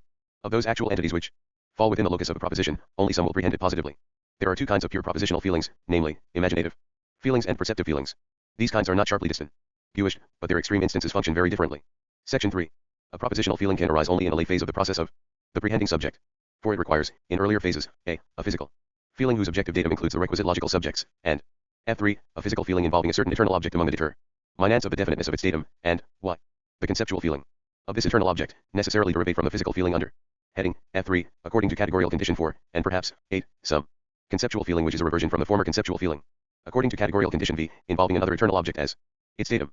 The physical feeling under the heading A will be termed the indica Tip feeling, the physical feeling under heading F3, will be called the physical recognition. The physical recognition is the physical basis of the conceptual feeling which provides the predicative pattern. 398 The predicative pattern is either the eternal object which is the datum of the conceptual feeling under the heading Y, or it is the eternal object which is the datum of the conceptual feeling under the heading 8. In the former case, the second conceptual feeling, namely, that under the heading 8, is irrelevant to the consideration of the propositional feeling. In either case, that conceptual feeling whose datum is the predicative pattern is called the predicative feeling. In this account of the origin of the predicative feeling, we are in general agreement with Locke and Hume, who hold that every conceptual feeling has a physical basis. But Hume lays down the principle that all eternal objects are first felt physically, and thus would only allow of the origination of the predicative feeling under heading Y. However, he makes two concessions which ruin his general principle. For he allows the independent origination of intermediate shades in a scale of shades, and propositions and feelings 261. Also of new matters of pattern. Both of these cases are allowed for by the principle of reversion, which is appealed to under heading 8. The propositional feeling arises in the later phase in which there is integration of the indicative feeling with the predicative feeling. In this integration, the two data are synthesized by a double elimination involving both data. The acetyl entities involved in the datum of the indicative feeling are reduced to a bare multiplicity in which each is a variant with the elimination of the eternal object really constituting the definiteness of that nexus. But the integration rescues them from this mere multiplicity by placing them in the unity of a proposition with the given predicative at pattern. Thus the actualities, which were first felt as sheer matter of fact, have been transformed into a set of logical subjects with the potentiality for realizing an assigned predicative pattern. The predicative pattern has also been eliminated by elimination. For as a datum in the conceptual feeling, it held its possibility for realization in respect to absolutely any acetyl entities, but in 399 the proposition its possibilities are limited to just these logical subjects. The subjective form of the propositional feeling will depend on circumstances, according to categorical condition 7. It may, or may not, involve consciousness, it may, or may not, involve demand. It will involve aversion, or adversion, that is to say, de caesarean. The subjective form will only involve consciousness when the affirmation negation contrast has entered into it. In OTHER words, consciousness enters into the subjective forms of feelings, when those feelings are components in an integral feeling, whose datum is the contrast between a nexus which is, and a proposition which in its own nature negates the decision of its truth or falsehood. The logical subjects of the proposition are the actual entities in the nexus. Consciousness is the way of feeling that particular real and issues, as in contrast with imaginative freedom about it. The consciousness may confer importance upon what the real thing is, or upon what the imagination is, or upon bod h. Section 4. A proposition, as such, is impartial between its prehending subjects, and in its own nature it does not fully determine the subjective forms of such prehensions. But the different propositional feelings, with the same proposition as datum, in different prehending subjects, are widely different. According to differences of their histories in these subjects, they can be divided into two main types, here termed, respectively, perceptive feelings and imaginative feelings. This difference is founded on the comparison between the indicative feeling from which the logical subjects are derived, and the physical recognition from which the predicative pattern is derived. 400 These physical feelings are either identical or different. If they 262 The theory of prehensions be one and the same feeling, the derived propositional feeling is here called a perceptive feeling. For in this case, as will be seen, the proposition predicates of its logical subjects a character derived from the way in which they are physically felt by that prehending subject. If the physical feelings be different, the derived propositional feeling is here called an imaginative feeling. For in this case, as will be seen, the proposition predicates of its logical subjects a character without any guarantee of close relevance to the logical subjects. Since these physical feelings are complex, there are degrees of difference between them. 2. Physical feelings may be widely diverse or almost identical. Thus the distinction between the two types of propositional feelings is not as sharp cut as it might be. This distinction is still further blurred by noting that 3 distinct cases arise which differentiate perceptive feelings into 3 species, which in their turn shade off into each other. Since we are now dealing with perceptive feelings, we have on hand only one physical feeling which enjoys the role both of the indicative feeling and of the physical recognition. In the first place, suppose that the predicative pattern is derived straight from the physical recognition under the heading Y, so that there is no reversion and the heading 8 is irrelevant. In this case the derived propositional feeling will be termed an often. Take perceptive feeling. Such a feeling, by virtue of its modes of origination, has as its datum a proposition whose predicate is in some way realized in the real nexus of its 401 logical subjects. Thus the proposition felt poses a predicate derived from the real nexus, and not refracted by the prehending subject. But any vertilus the proposition need not be true, so far as concerns the way in which it implicates the logical subjects with the predicate. For the primary physical feeling of that nexus by the prehending subject may have involved transmutation according to categorical condition 6. In this case, the proposition ascribes to its logical subjects the physical enjoyment of a nexus with the definition of its predicate, whereas that predicate may have only been enjoyed conceptually by these logical subjects. Thus, what the proposition proposes as a physical fact in the nexus was in truth only a mental fact. Unless it is understood for what it is, error arises. Such understanding belongs to the subjective form. But if the primary physical feeling involves no reversion in any stage, then the predicate of the proposition is that eternal object which constitutes the definiteness of that nexus. In this case, the proposition is, without qualification, true. The authentic perceptive feeling will then be termed direct. Thus there are indirect perceptive feelings, W. Henry. Version is involved, and direct perceptive feelings, and feelings of both these species are termed authentic. In the case of these authentic feelings, the predicate has realization in the nexus, physically or ideally, apart from any reference to the prehending subject. Plus T. Herdley, and lastly, the predicate of feeling may have arisen in the prehending subject by reversion, according to the heading 8 of the previous Propositions and Feelings 263. Section. In this case the predicate has in it some elements which really contribute to the definiteness of the nexus, but it has also some elements which contrast with corresponding elements in the nexus. These latter elements have been introduced in the concrescence of the prehending subject. The predicate is thus distorted from the truth by the subjectivity of the prehending subject. Such a perceptive feeling will be termed authentic. Unauthentic feelings are feelings derived from a tied imagination, in the sense that there is only one physical basis for the whole origination, namely, that physical feeling which is both the indicative feeling and the physical recognition. The imagination is tied to one ultimate fact. Section V. Imaginative feelings belong to the general case when the indicative feeling and the physical recognition differ. 402 But there are degrees of difference, which can vary from the case when the two nexus, forming the objective data of the two feelings respectively, and JOY the extreme of remote disconnection, to the case at the other extreme when the two nexus are almost identical. But insofar as there is diversity between the feelings, there is some trace of a free imagination. The proposition which is the objective datum of an imaginative feeling has a predicate derived, with or without reversions, from a and sus which in some respects differs from the and sus providing the logical subjects. Thus the proposition is felt as an imaginative notion concerning its logical subjects. The proposition, in its own nature, gives no suggestion as to how it should be felt. In one prehending subject it may be the datum of a perceptive feeling, and in another prehending subject it may be the datum of an imaginative feeling. But the subjective forms of the two feelings will differ according to the differences in the histories of the origination of those feelings in their respective subjects. The subjective forms of propositional feelings are dominated by valuation, rather than by consciousness. In a pure propositional feeling the logical subjects have preserved their indicated particularity, but have lost their own real modes of objectification. The subjective form lies in the twilight zone between pure physical feeling and the clear consciousness, which apprehends the contrast between physical feeling and imagined possibility. A propositional feeling is a lure to creative emergence in the transcendent future. When it is functioning as a lure, the propositional feeling about the logical subjects of the proposition may in some subsequent phase promote decision involving intensification of some physical feeling of those subjects in the nexus. Thus, AC according to the various categorical conditions, propositions intensify, attenuate, inhibit, or transmute, without necessarily entering into clear consciousness, or encounter in judgment. 264 The theory of prehensions. It follows that in the pursuit of truth even physical 403 feelings must be criticized, since their evidence is not final apart from an analysis of their origination. This conclusion merely confirms what is a commonplace in all scientific investigation, that we can never start from dogmatic certainty. Such certainty is always an ideal to which we approximate as the result of critical analysis. When we have verified that we depend upon an authentic perceptive feeling, whose origination involves no reversions, then we know that the proposition which is the datum of that feeling is true. Thus there can be no immediate guarantee of the truth of a proposition, by reason of the mode of origination of the propositional feeling. Apart from a critical scrutiny of that mode of origination, the feeling has to be perceptive, authentic, and direct, where a definite meaning has, in the preceding section, been assigned to each of these conditions. TT here is, however, always this limitation to the security of direct knowledge, based on direct physical feeling, namely, that the creative emergence can import into the physical feelings of the actual world pseudo-determinants which arise from the concepts entertained in that actual world, and not from the physical feelings in that world. This possibility of error is peculiarly evident in the case of that special class of physical feelings which belong to the mode of presentational immediacy. The proposition which is the datum of an imaginative feeling may be true. The two questions of the origination of consciousness in the subjective forms of feelings, and of the intuitive judgment of a proposition, apart from the mode of origination of the feeling of it, must now be considered. Section 6. Language, as usual, is always ambiguous as to the exact proposition which it indicates. Spoken language is merely a series of squeaks. Its function is a. To arouse in the prehending subject some physical feeling indicative of the logical subjects of the proposition, /3, to arouse in the prehending subject some physical feeling which plays the part of the physical recognition, y. To promote the sublimation of the physical recognition into the conceptual predicative feeling, 8. To promote the integration of the indicative feeling and the predicative feeling into the required propositional feeling. But in this complex function there is always a tacit reference to 404 the environment of the occasion of utterance. Consider the traditional example, Socrates is mortal. This proposition may mean it is mortal. In this case the word Socrates, in the circumstances of its utterance, merely promotes a physical feeling, indicating the it which is mortal. The proposition may mean it is Socratic and mortal, where Socratic is an additional element in the predicative pattern. Propositions and feelings 265. We now turn to the words denoting the predicative pattern, namely, either mortal, or Socratic and mortal. The slightest consideration discloses the fact that it is pure convention to suppose that there is only one logical subject to the proposition. The word mortal means a certain relationship to the general nexus of acethyl entities in this world which is possible for any one of the acethyl entities. Mortal does not mean mortal in any possible world, it means mortal in this world. Thus there is a general reference to this actual world as exemplifying a scheme of things which render mortality realizable in it. The word Socratic means realizing the Socratic predicate in Athenian society. It does not mean Socratic in any possible world, nor does it mean Socratic anywhere in this world, it means Socratic in Athens. Thus Socratic, as here used, refers to a society of actual entities realizing certain general systematic properties such that the Socratic predicate is realizable in that environment. Also the Athenian SOCD requires that this actual world exemplifies a certain systematic scheme, amid which Athenianism is realizable. Thus in the one meaning of the phrase Socrates is mortal, the logical subjects are one singular it, as Socrates, and the actual entities of this actual world, forming a society amid which mortality is realizable and including the former it in the other meaning, there are also included among the logical subjects the acethyl entities forming the Athenian SOCIETI. These actual entities are 405 required for the realization of the predicative pattern Socratic and amortal and are the definitely indicated logical subjects. They also require that the general scheme of this actual world be such as to support Athenianism in conjunction with mortality t. Chapter V. The higher phases of experience. Section I. 406 Comparative feelings are the result of integrations not yet considered. Their data are generic contrasts. The infinite variety of the more complex feelings come under the heading comparative feelings.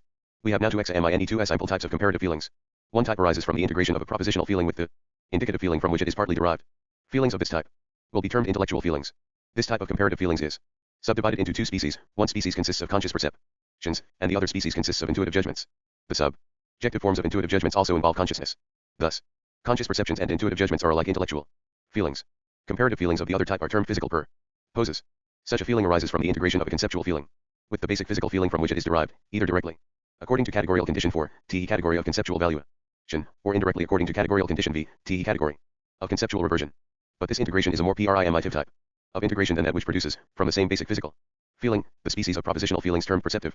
The subjective forms of these physical purposes are either adversions or aversions. The subjective forms of physical purposes do not involve consciousness unless these feelings acquire integration with conscious perceptions or intuitive judgments. 407. Section I. INAN intellectual feeling. The datum is the generic contrast between a nexus of actual entities and a proposition with its logical subjects MEM. Pairs of the nexus. In every generic contrast its unity arises from the two-way functioning of certain entities which are components in each of the contrasted factors. This unity expresses the conformation to the second categorical condition, T category of objective identity. The common subject entertaining the two feelings affects an integration whereby each of these actual entities obtains its one role of a two-way functioning in the one generic contrast. As an element in the subject no objectified actual. 266. The higher phases of experience. 267. Entity can play two disconnected parts. There can only be one analyzable part. Thus what an origination is describable as a pair of distinct ways of functioning of each actual entity in the two factors of the generic contrast respectively is realized in the subject as one role with a two-way aspect. This two-way aspect is unified as contrast. This one analyzable part involves in itself the contrast between the sheer matter of fact, namely, what the objectified actual entity in question contributes to the objectified nexus in the physical feeling, and the mere potentiality of the same actual entity for playing its assigned part in the predicative pattern of the proposition, in the eventuality of the proposition's realization. This contrast is what has been termed the affirmation-negation contrast. It is the contrast between the affirmation of objectified fact in the physical feeling, and the mere potentiality, which is the negation of such affirmation, in the propositional feeling. It is the contrast between in fact and might be. In respect to particular instances in this actual world, the subjective form of the feeling of this contrast is consciousness. Thus in experience, consciousness arises by reason of intellectual feelings, and in proportion to the variety and intensity of such feelings. But, in conformity with the 408 categorical condition, T category of subjective harmony, subjective forms, which arise as factors in any feeling, are finally in the satisfaction shared in the unity of all feelings, T all feelings acquire their quota of irradiation in consciousness. This account agrees with the plain facts of our conscious experience. Consciousness flickers, and even at its brightest, there is a small focal region of clear illumination, and a large penumbra region of experience, which tells of intense experience in dim apprehension. The simplicity of clear consciousness is no measure of the complexity of complete experience. Also this character of our experience suggests that consciousness is the crown of experience, only occasionally attained, not its necessary base. Section 3. A feeling is termed a belief, or is said to include an element of belief, when its datum is a proposition, and its subjective forming eluta, as the defining element in its emotional pattern, a certain form, or eternal object, associated with some gradation of intensity. This eternal object is belief. Character. When the CHAR actor enters into the emotional pattern, then, according to the intensity involved, the feeling, whatever else it be, is to some degree of belief. This variation in the intensity of belief character is insisted on by Locke. In his essay, he writes, IV, 15:3. The entertainment the mind gives the sort of propositions is called belief, assent, or opinion, which is the admitting or receiving any proposition for true, upon arguments or proofs that are found to persuade us to receive it as true, without certain knowledge that it is so. 268 The theory of prehensions. And herein lies the difference between probability and certainty. Faith and knowledge, that in all that parts of knowledge there is intuition. Each immediate idea, each step has its visible and certain connection. In belief not so. 409 Locke's distinction between certainty and uncertain belief is admirable. But it is not nearly so important as it looks. For it is not the immediate intuition that we are usually concerned with. We only have its recollection recorded in words. Whether the verbal record of a recollection recalls to our minds a true proposition must always be a matter of great uncertainty. Accordingly our attitude towards an immediate intuition must be that of the gladiators, morituri te salutamus. As we pass into the limbo where we rely upon the uncertain record, it must be understood that we are not speaking of the objective probability of a proposition, expressing its relation to certain other propositions. Comparative firmness. A belief is a psychological fact which may, or may not, be justified by the objective evidence. This belief character takes various forms from its fusion with consciousness derived from the various types of intellectual feeling as. Section 4. Conscious perception is the feeling of what is relevant to immediate fact in contrast with its potential irrelevance. This general description must now be explained in detail. Conscious perceptions are of such importance that it is worthwhile to rehearse the whole sequence of their origination. It will be seen that alternative modes of origination are involved, and that some of these modes produce erroneous perceptions. Thus the criticism of conscious perceptions has the same importance as the criticism of judgments, intuitive and inferential.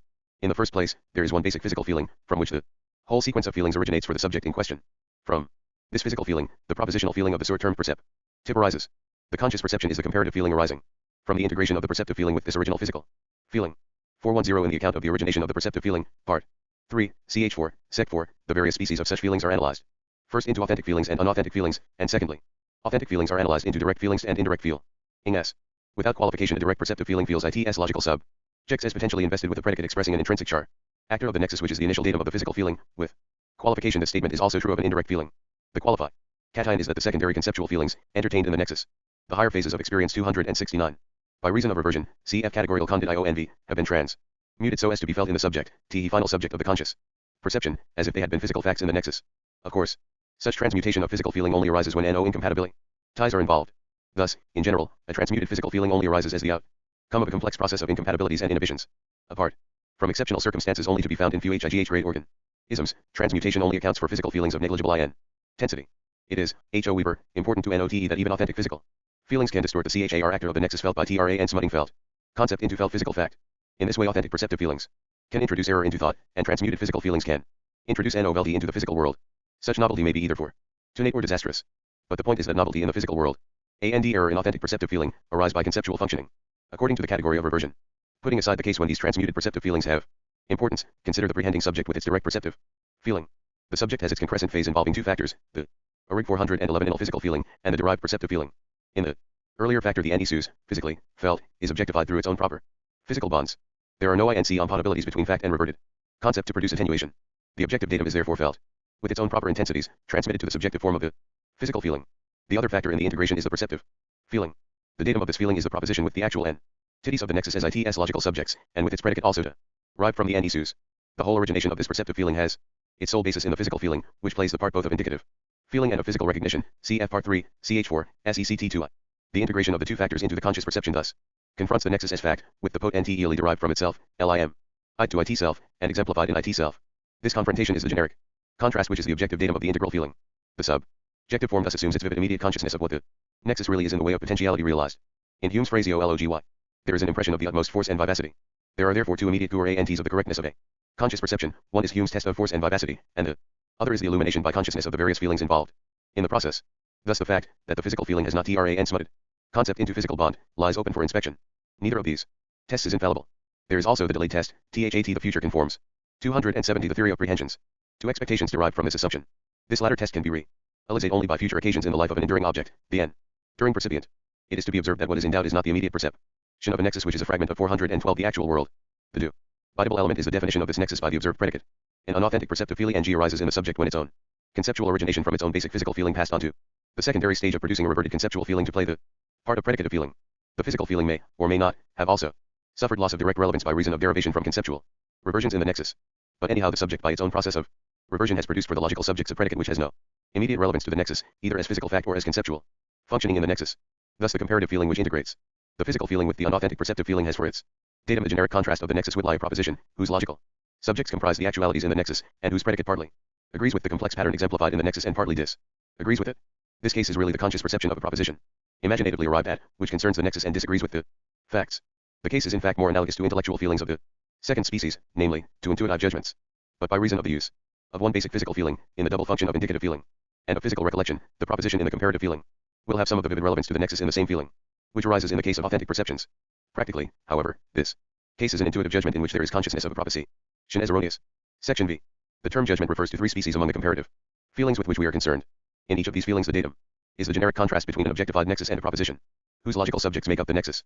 The three species 413 are composed of I, those feelings in the yes form, I, those feelings in the no form, and I2, those feelings in the suspense form. In all three species of felt contrast, the datum obtains its unity by reason of the objective identity of the actual entities on both sides of the contrast. In the yes form there is the further ground of unity by reason of the identity of the pattern of the objectified nexus with the predicate. In the no form this latter ground of unity is replaced by a contrast involving I incompatible diversity. In the suspense for MT the predicate is neither identical, nor incompatible, with the pattern. It is diverse from, and the higher PHASES of experience 271. Compatible with, the pattern in the nexus as objectified, the nexus, in its own formal existence, may, or may not, in fact exemplify both the pattern and the predicate. In this species of comparative feeling there is therefore contrast between pattern and predicate, without incompatibility. In intuitive judgments, as has been stated, the comparative feeling is the integration of the physical feeling of a nexus with a propositional feel, in whose logical subjects are the actual entities in the nexus. So far as this general description is concerned, intuitive judgments and conscious perceptions do not differ, and are therefore classed together as intellectual feelings. But in the case of intuitive judgments there is a more complex process of origination. There are two distinct physical feelings, the indicative feeling and the physical recollection, PR3, CH4, sect II. The predicative feeling originates from the physical recollection, either immediately according to categorical condition 4 or immediately according to categorical condition ONV. The integration of the predicative feeling with the indicative feeling produces the imaginative feeling T, CF part 3, CH4, sect V. This is a propositional feeling with the logical subjects of its datum derived from the indicative feeling and with the predicate tip pattern derived from THET physical recollection. These two physical feelings may be relatively 414 disconnected in their origination. Thus the imaginative feeling may have in its subjective form no bias as to belief or disbelief, or, if there be such bias, the intensity of the emotion may be slight. The intuitive J-ment is the comparative feeling with its datum constituted by the generic contrast between the nexus I involved in the indica tip feeling and the proposition involved in the imaginative feeling. In this generic contrast, each actual entity has its contrast of two-way functioning. One way is its functioning in the exemplified pattern of the nexus, and the other way is its functioning in the potential pattern of the proposition. If in addition to the contrast between exemplification and potentiality, there be identity as to pattern and predicate, then by the category of OB J of unity there is also the single complex eternal object in its two-way functioning, namely, as exemplified and as potential. In this case, the proposition coheres with the nexus and this coherence is its truth. Thus, Trot H is the absence of incompatibility or of any material contrast in the patterns of the nexus and of the proposition, and they are generic contrast. The sole contrast, involving the category of objective diversity, is merely that between exemplification and potentiality, and in all other respects, the coherence is governed by the category of objective ID entity. If a contrast arise in any respect other than that between exemplification and potentiality, then the two patterns are not identical. Then the proposition in some sense, important or unimportant, is not felt as true. It will be noted that the intuitive J-ment in its subjective form conforms to what there is to feel in its datum. Thus error cannot arise from the subjective form of the integration constituting the judgment. But it 272 the theory of prehensions can arise because the indicative feeling, which is one of the factors integrated, may in its origin have involved 415 reversion. Thus error arises by reason of operations which lie below consciousness, though they may emerge into consciousness and lie open for criticism. Finally, what differentiates an intuitive J-ment from a conscious perception is that a conscious perception is the outcome of an originative process which has its closest possible restriction to the fact, thus consciously perceived. But the DISTI engine between the two species is not absolute. Among the conscious perceptions we find transmutations by which concepts entertained in the nexus are transmuted into physical feelings in the nexus, and also the unauthentic propositional feelings in which a proposition with a reverted predicate has arisen. These are cases in which conscious perceptions take on the general character of intuitive J-ments. On the other hand, the diversity between the two physical feelings when they are diverse may be trivial. The nexus which is the datum of the one may be practically identical with the nexus which is the datum of the other. In such a case, an intuitive J-ment approximates to a conscious perception. The condensed analysis of the stages of origination of an intuitive J-ment is I, the physical recollection, and the indicative feeling I, the predicative feeling, derived from the physical recollection, T3, the imaginative feeling, T derived by integration of the predicative feeling with the indicative feeling, IV, the intuitive J-ment, T derived by integration of the imaginative feeling with the indicative feeling, T. It is a great mistake to describe the subjective form of an intuitive J-ment as necessarily including definite belief or disbelief in the proposition. Three cases arise. The generic contrast, which is the datum of the 1. Intuitive judgment may exhibit the predicate of the proposition as exemplified in the objectified nexus. In this case, the subjective form will include definite belief. Secondly, the predicate may be exhibited as incompatible with the 416 eternal objects exemplified in the objectified nexus. In this case, the subjective form will include definite disbelief. But there is a third case, which is in fact the more usual one. The predicate may be exhibited as irrelevant, wholly or partially, to the eternal objects exemplified in the objectified nexus. In this case, the subjective form need exhibit neither belief nor disbelief. It may include one or the other of these decisions, but it need not do so. This third case will be termed the case of suspended J-ment. Thus an intuitive J-ment may be a belief, or a disbelief, or a suspended J-ment. It is the task of the inferential process sometimes to convert a suspended judgment into a belief, or a disbelief, so far as the final satisfaction is concerned. But the main function of intellectual feelings is neither belief, nor disbelief, nor even suspension of J-ment. The main function of these feelings is to heighten the emotional intensity accompanying the valuations in the conceptual feelings involved, and in the word physical, the higher phases of experience 273. Purposes which are more primitive than any intellectual feeling as they were form this function by the sharp cut way in which they limit abstract valuation to express possibilities relevant to definite logical subjects. Insofar as these logical subjects, by reason of other prehensions, are topics of interest, the proposition becomes a lure for the conditioning of creative action. In other words, its prehension affects a modification of the subjective aim. Intellectual feelings, in their primary function, are concentration of attention involving increase of importance.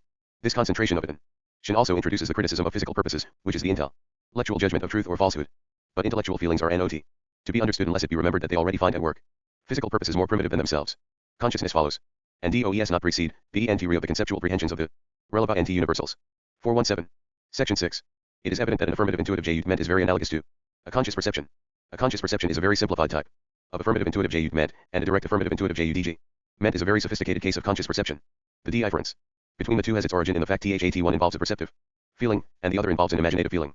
Only one set of actual entities is involved in the formation of the perceptive feeling. These actual entities are the logical subjects of the proposition which is felt. But two sets of actual entities are involved in the formation of an imaginative feeling. Only one of these sets provides the logical subjects of the proposition which is felt, the other set is finally eliminated in the process of origination. The difference between the two feelings, the perceptive feeling and the imaginative feeling, does not therefore lie in the proposition which is felt. It lies in the emotional patterns of the two feelings. In either case, this emotional pattern is derivative from the process of origination. In the case of the perceptive feeling, the emotional pattern reflects the close connection of the predicate with the logical subjects throughout the process of origination. In the case of the imaginative feeling, this emotional pattern reflects the initial disconnection of the predicate from the logical subjects. This example illustrates that in the integration of feelings, components which are eliminated from the matter of the integral feeling may yet leave their mark on its emotional pattern. The triumph of consciousness comes with the negative intuitive J-ment. In this case there is a conscious feeling of WHAT might be, and is not, the feeling directly concerns the definite negative prehensions enjoyed by its subject. It is the feeling of absence, and it feels this absence as produced by the definite exclusiveness of what is really present. Thus, the explicitness of negation. 274 The theory of prehensions. 418 Which is the peculiar characteristic of consciousness, is here at its maximum. The two cases of intuitive judgment, namely, the affirmative intuitive judgment and the negative intuitive judgment, are comparatively rare. These two cases of intuitive judgment, together with conscious perception, correspond to what Locke calls knowledge. Locke's section, IV, 14.4t. On this subject is short enough to be quoted in full. Judgment is the presuming things to be so without perceiving it. Thus the mind has two faculties conversant about truth and falsehood. First, knowledge, whereby it certainly perceives, and is undoubtedly satisfied of the agreement or disagreement of any ideas. Secondly, judgment, which is the putting ideas together, or separating them from one another in the mind, when their certain degree meant or disagreement is not perceived, but presumed to be so, which is, as the word imports, taken to be so before it certainly appears. And if it so unites or separates them as in reality things are, it is right. Judgment. What Locke calls judgment is here termed inferential judgment. The process of origination of a suspended judgment consists in I, the physical recollection, and the indicative feeling, I, the conceptual imagination, derivative from the physical recollection, I, the propositional imagination, derived by integration of the indicative feeling with the conceptual imagination, IV, the suspended judgment, derived by integration of the indicative feeling with the propositional imagination. The relation between the objectifying predicate and the imagined predicate and being such as to preclude either case of direct judgment. The suspended judgment thus consists of the integration of the imaginative feeling with the indicative feeling, in the case where the imagined predicate fails to find identification with the objectifying predicate, or with 419 any part of it, but docs find compatible contrast with it. It is the feeling of the contrast between what the logical subjects evidently are, and what the same subjects in addition may be. This suspended judgment is our consciousness of the limitations involved in objectification. If, in the comparison of an imaginative feeling with fact, we merely knew what is, and WHAT is not, then we should have no basis for discovering the work of objectification in effecting omissions from the formal constitutions of things. It is this additional knowledge of the compatibility of what we imagine with what we physically feel that gives this information. We must not oversimplify the formal constitutions of the higher grade of acts of concrescence by construing a suspended judgment as though it were a negative judgment. Our whole progress in scientific theory, and even in subtlety of direct observation, depends on the use of suspended judgments. It is to be noted that a suspended judgment is not a judgment of probability. It is a judgment of compatibility. The judgment tells us what may be additional information respecting the formal constitutions of the logical, the higher phases of experience. 275 subjects, information which is neither included nor excluded by our direct perception. This is a judgment of fact concerning ourselves. Suspended judgments are weapons essential to scientific progress. But in intuitive judgments the emotional pattern may be dominated by indifference to truth or falsehood. We have then conscious imagination. We are feeling the actual world with the conscious imputation of imagined predicates, be they true or false. When we compare these three cases of intuitive judgment, I involving attention to truth, with conscious imagination, I involving inattention to truth, that is to say, with imputative feeling, we note that, except in the case of negative judgments, the datum of the conscious imagination is identical with the datum of the corresponding judgment. Nevertheless, the feelings are very different in their emotional patterns. One emotional 420 pattern is dominated by indifference to truth, and the other emotional pattern by attention to truth. This indifference to truth is otherwise to be expressed as readiness to eliminate the true objectifying pattern exemplified in the objective datum of the physical feeling in question, while the attention to truth has merely the refusal to eliminate this pattern. But these emotional elements and the subjective forms are not dictated by any diversity of data in the two feelings. For except in the case of the direct negative judgment, the datum is the same in both types of feeling. The emotional form of a feeling cannot be merely deduced from datum felt, though it has close relation to it. The emotional pattern in the subjective form of one feeling arises from the subjective aim dominating the entire concrescent process. The other feelings of the subject may be conceived as catalytic agents. They are intellectually separable from the feeling in question. But that feeling is in fact the outcome of the subjective aim of the subject, which is its locus, and the emotional pattern is the peculiar way in which the subject asserts itself in its feeling. This explanation of the status of the emotional pattern is merely an application of the doctrine that a feeling appropriates elements of the universe, which in themselves are other tha and the subject, and absorbs these elements into the real internal constitution of its subject by synthesizing them in the unity of an emotional pattern expressive of its own subjectivity. This mutual dependence of the emotional pattern of a feeling on the other feelings of the same subject may be termed the mutual sensitivity of feelings. It is also one aspect of the incurable particularity of a feeling, in the sense that no feeling can be abstracted from its subject.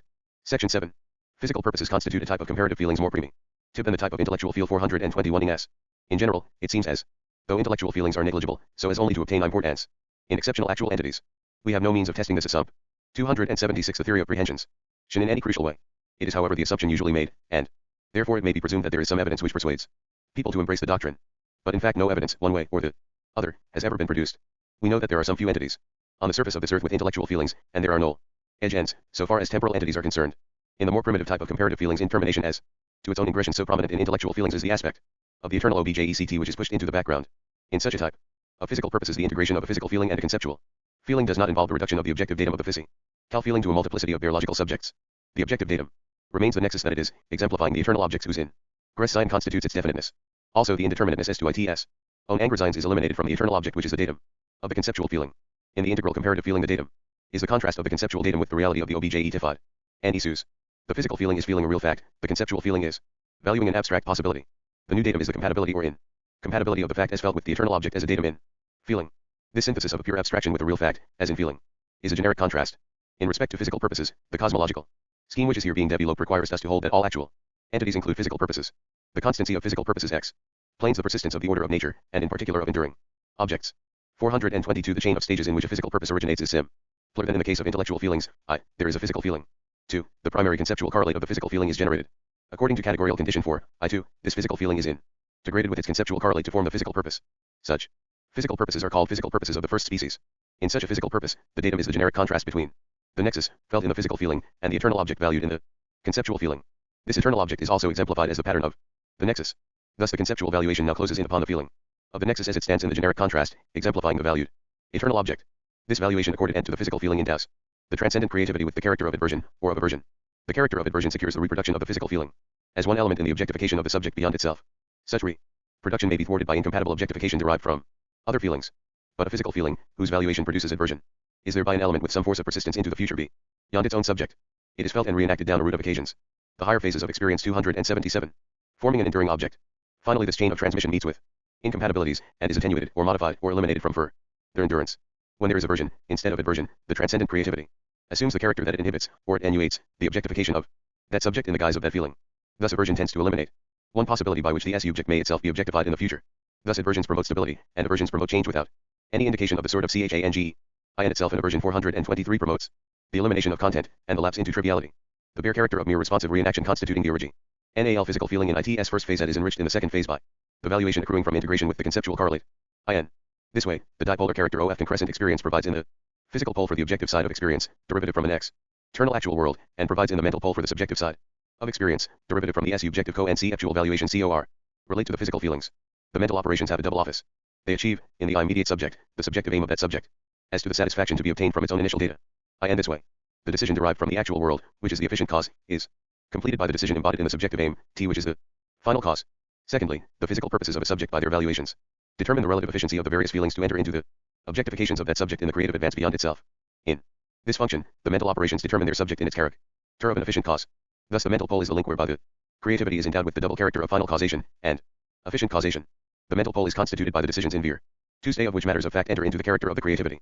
It has no necessary connection with consciousness, thog H, where there is origination of intellectual feelings, consciousness DOES in fact enter into the subjective forms. Section 8. The second species of physical purposes is due to the origination of reversions in the mental pole. It is due to the second species that vibration and rhythm have a 424 dominating importance in the physical world. Reversions are the conceptions which arise by reason of the lure of contrast, as a condition for intensity of experience. This lure is expressible as a categorical condition. Categorical condition 8. The category of subjective intensity. The subjective aim, whereby there is origination of conceptual feeling, is at plus intensity of feeling. A. In the immediate subject, and /3, in the relevant NT. Future. 278 The theory of prehensions. We first note, that intensity of feeling due to any realized angersein of an eternal object is heightened when that eternal object is one element. In a realized contrast between eternal objects, and that two or more contrasts may be incompatible for joint angersein, or may jointly enter into a higher contrast. It follows that balanced complexity is the outcome of this end category of subjective aim. Here complexity means the realization of contrasts, of contrasts, and so on, and balance means the absence of attenuations due to the elimination of contrasts which some elements in the pattern would introduce and other elements inhibit. Thus there is the urge towards the realization of the maximum number of eternal objects subject to the restraint that they must be under conditions of contrast. But this limitation to conditions of contrast is a MANT for balance.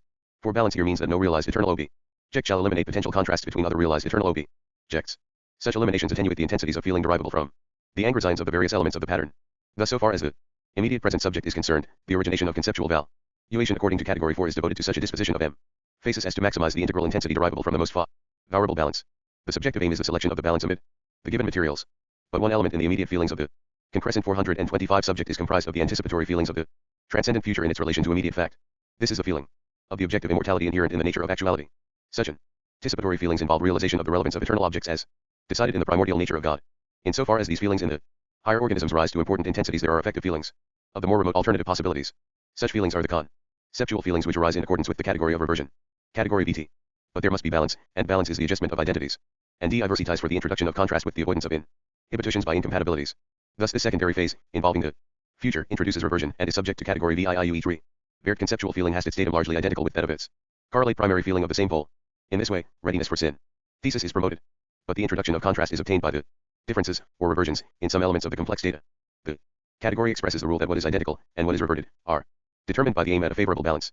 The reversion is due to the aim at complexity as one condition for intensity. When this reverted conceptual feeling acquires a relatively high intensity of upward valuation in its subjective form, the resulting integration of physical feeling, primary conceptual feeling, and secondary two stay higher phases of experience 279. Conceptual feeling produces a more complex physical purpose than in the former case when the reverted conceptual feeling was negligible. There is now the physical feeling is valued by its integration with the primary conceptual feeling, the integration with the contrasted secondary conceptual feeling, the heightening of the scale of subjective intensity by the introduction of conceptual contrast, and the concentration of this height and intensity upon the reverted 426 feeling in virtue of its being the novel factor introducing the contrast. The physical purpose thus provides the creativity with a complex character, which is governed, I, by the category of conceptual reversion, in virtue of which the secondary conceptual feeling AR is as, I, by the category of transmutation, in virtue of which conceptual feeling can be transmitted as physical feeling, I2, by the category of subjective harmony, in virtue of which the subjective forms OF. The two conceptual feelings are congested to procure the subjective aim, and, IV, be the category of subjective INT entity, in virtue of which the aim is determined to the attainment of balanced intensity from feelings, integrated in virtue of near identity, and contrasted in virtue of reversions. Thus in the successive occasions of an enduring object in which the inheritance is governed by this complex physical purpose, the reverted conceptual feeling is transmitted into the next occasion as physical feeling, and the pattern OF, the original physical feeling NOW, reappears as the datum in the reverted conceptual feeling. Thus along the route of the life history, there is a chain of contrasts in the physical feelings of the successive excisions.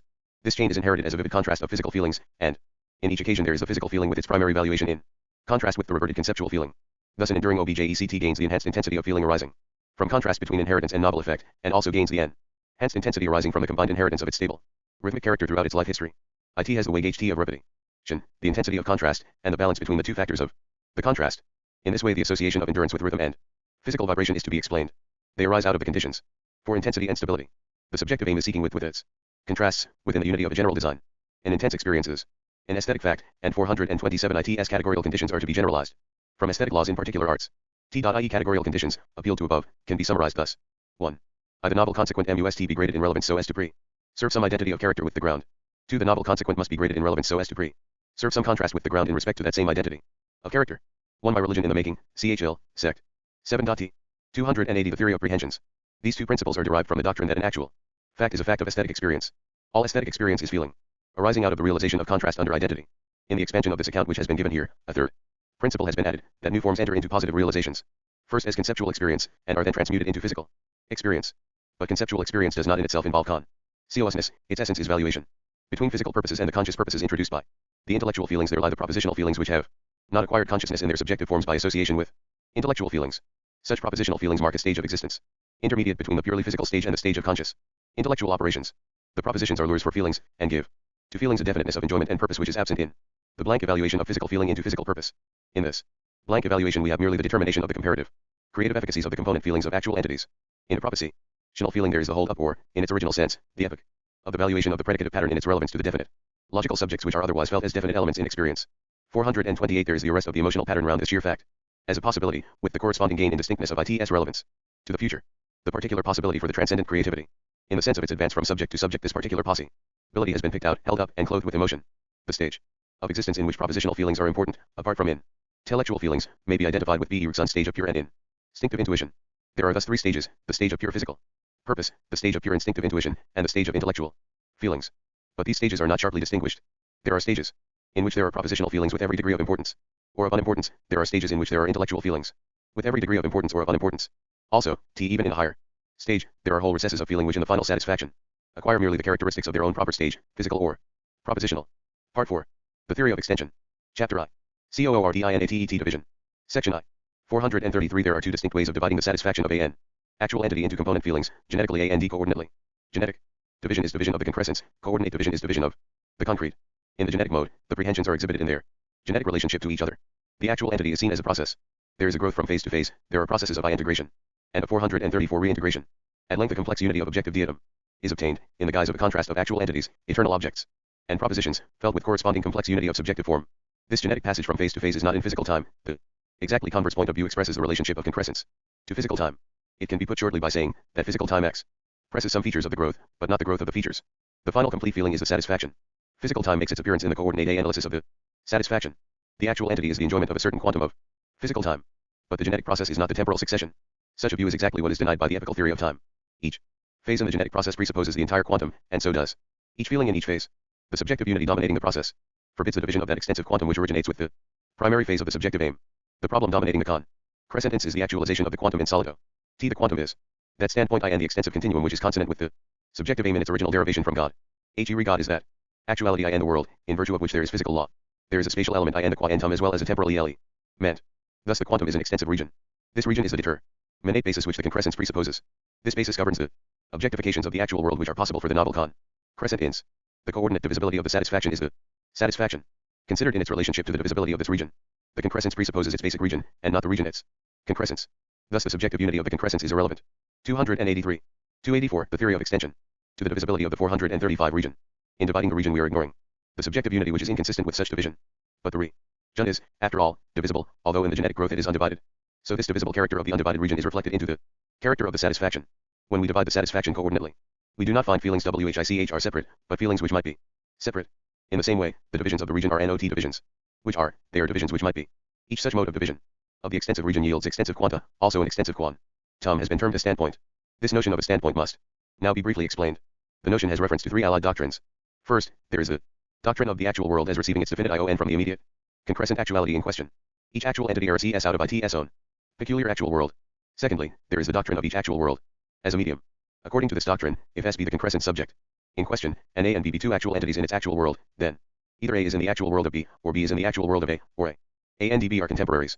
If, for example, A be in the actual world of B, then for the immediate subject S there are I, the direct objectification of A in S, and 2, the indirect objectification by reason of the chain of objectification, A in B and B in S.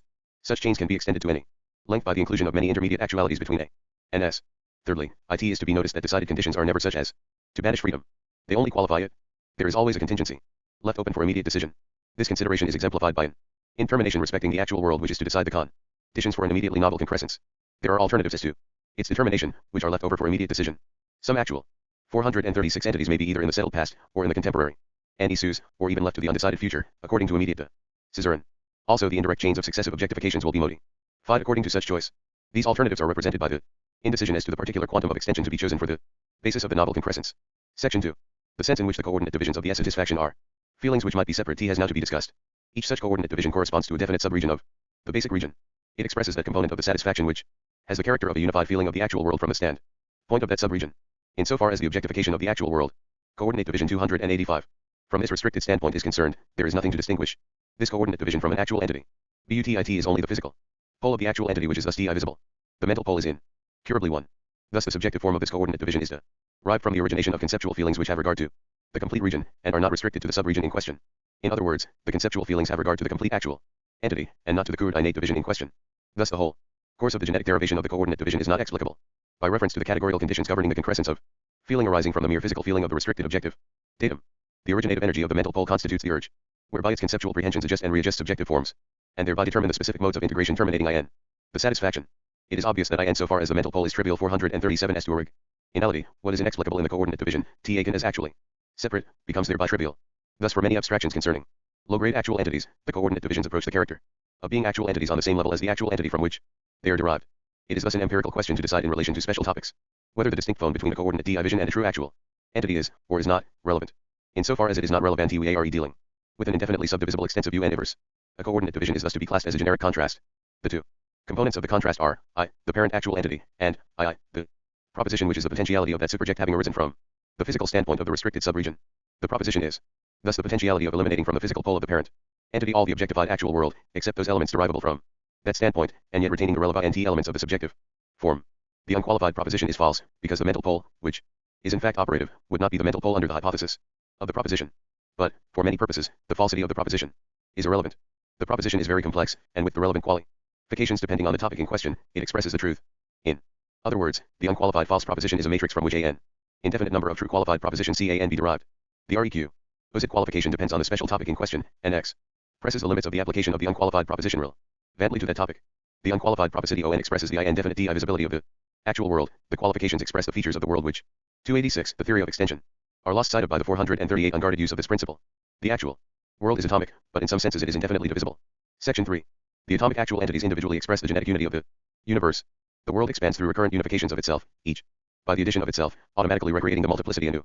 The other type of indefinite multiplicity, introduced by the indefinite coordinate divisibility of each atomic actuality, seems to show that, at least for certain purposes, the actual world is to be conceived as a mere indefinite multiplicity y. But this conclusion is to be limited by the principle of extensive order, which steps in. The atomic unity of the world, expressed by a multiplicity of atoms, is now replaced by the solidarity of the extensive continuum. This solidarity embraces not only the coordinate divisions within each Atomic actuality, but also XHI bits the coordinate divisions of all atomic actualities from each other in one scheme of relationship. In an earlier chapter, Part 1.1, CH4, Sex 4 to 9 plus, the sense in which the world can be conceived as a medium for the transmission of influencest has been discussed. This orderly arrangement of a variety of routes of transmission, by which alternative objectifications of an antecedent actuality A can be indirectly received into the constitution of a subsequent AC-duality B, is the foundation of the extensive relationship among diverse actual entities. But this scheme of external extensive relationships links itself with the schemes of internal division which are internal to the several actual entities. There is, in this way, one basic scheme of extensive connection which expresses on one uniform PLANT, the general conditions to which the bonds, uniting the atomic actualities into a nexus, form, and, 2, the general conditions to which the bonds, uniting the infinite number 439 of coordinate subdivisions of the satisfaction of any actual entity, conform. As an example of II, suppose that P is a coordinate division of an actual occasion A. Then P can be conceived as an actual occasion with its own actual world forming ITS initial datum in its first phase of genetic origination. In fact, PIS the hypothetical satisfaction of a hypothetical process of concrescence with this standpoint. The other coordinate divisions of A are either in the actual world for P, or are contemporary with P, or are coordinate divisions of P, or have a complex relation to Px, pressed by the property that each one of them is coordinately divisible into prehensions Q1 Q2, such that each of them has one or other of the three above mentioned relations to P.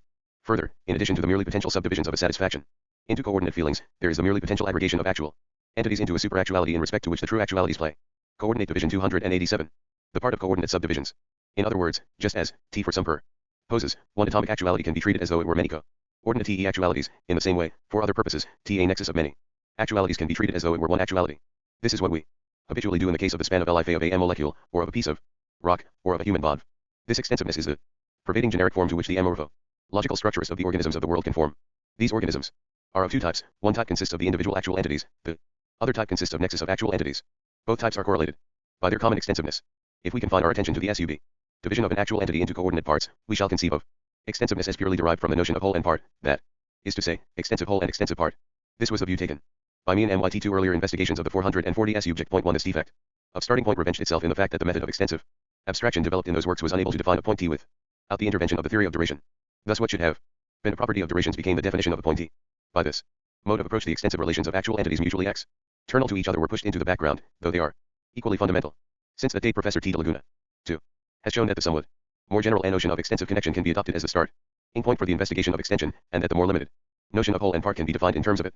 In this way, as Professor de Laguna has shown, my difficulty in the definition of a point, without recourse to other considerations, can be overcome. This whole question is investigated in the succeeding chapters of this part.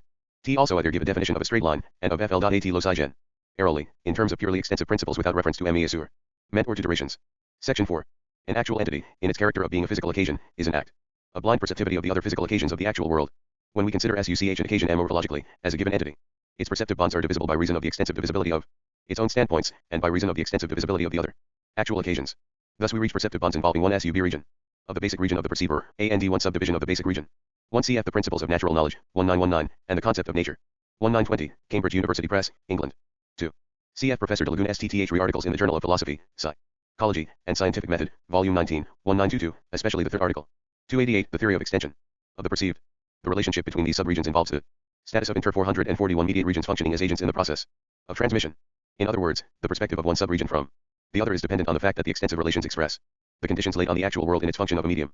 These extensive relations do not make determinate what is transmitted, but they do determine conditions to which all transmission must conform. They represent the systematic scheme which is involved in the real potentially from which every actual occasion arises. This scheme is also involved in the attained fact which every actual occasion is. The extensive scheme is nothing else than the generic morphology of the internal relations which bind the actual occasions into a nexus, and which bind the prehensions of any one actual occasion into a unity, coordinately divisible. For Descartes the primary attribute of physical bodies is extension. For the philosophy of organism the primary relationship of physical occasions is extensive connection. This ultimate relationship is sui generis, and can not be defined or explained, but its formal properties can be stated. Also, T. In view of these formal properties, there are definable derivative notions, which are of importance in expressing the morphological structure. Some general character of coordinate divisibility is probably an ultimate physical character, persistent in every cosmic epoch of physical occasions. Thus some of the simpler characteristics of extensive connection, as here stated, are probably such ultimate metaphysical necessities. But when we examine the characteristics considered in the next chapter, it is difficult to draw the line distinguishing characteristics so general that we cannot conceive any alternatives from characteristics so special that we imagine them to belong merely to our cosmic epoch. Such an epoch may be, relatively to our powers, of immeasurable extent, temporally and spatially. But in reference to the ultimate nature of things, it is a limited nexus.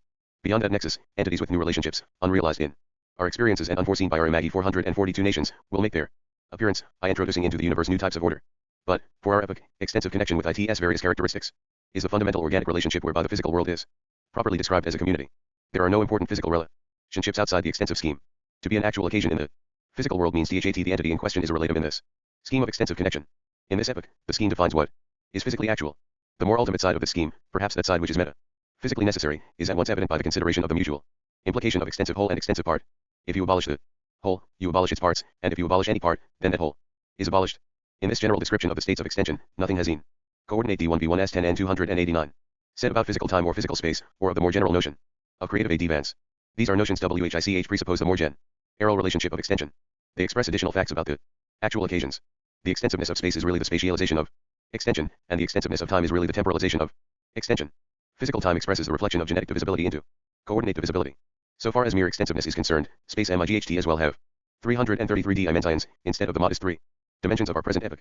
The 3 dimensions of space form an additional fact about the physical occasions. Indeed, the sheer dimensionality of space, apart from the precise n number of dimensions, is such an additional fact, not involved in the mere notion of extension. Also, the seriality of time, unique or multiple, cannot be derived from the sole notion of extension. 443 The notion of nature as an organic extensive community omits the equally essential point of view that nature is never complete. It is always passing beyond itself. This is the creative advance of nature. We come to the problem of time. The immediately relevant point to notice is THAT time and space are characteristics of nature which presuppose the scheme of extension. Rod extension does not in itself determine the special facts which are true respecting physical time and physical space. Section V. The consideration of coordination and genesis raises a question wider than any yet discussed in this chapter. The theory of prehensions embodies a protest against the bifurcation of nature. It embodies even more than that. Its protest is against the bifurcation of actualities. The analysis of actuality, the antithesis between publicity and privacy obtrudes itself at every stage.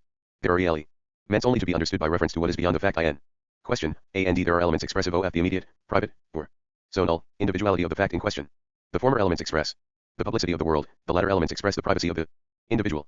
An actual entity considered in reference to the publicity of things is a subject, namely, it arises from the publicity which it finds, and it adds itself to the publicity which it transmits.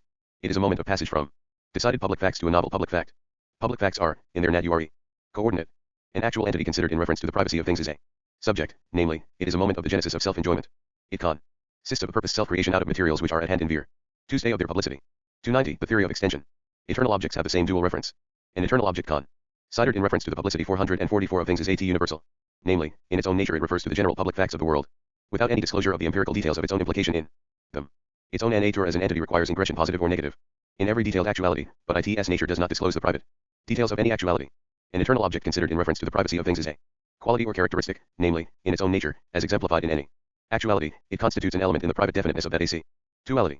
It refers itself publicly, but it is enjoyed privately. The theory of prehensions is founded upon the doctrine that there are no concrete facts which are merely public, or merely private. The distinction between publicity and privacy is a distinction of reason, and is not a distinction between mutually exclusive concrete facts.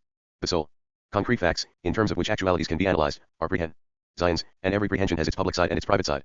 Its public side is constituted by the complex datum prehended, and its private side is constituted by the subjective form through which a private quality is imposed on the public datum.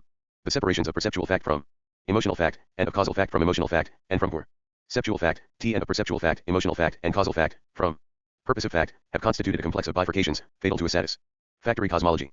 The facts of nature are the actualities, and the facts into which the actualities are divisible are their prehensions, with their public origins, their private forms, and their private aims. But the actually ties are moments of passage into a novel stage of publicity, and the co-ordination of prehensions expresses the publicity of the world, so far as it can be considered in abstraction from private genesis. Prehensions have public careers, but they are born privately. 445. Section 6. The antithesis between publicity and privacy is reflected in the classification of eternal objects according to their primary modes of angrizine into actual entities.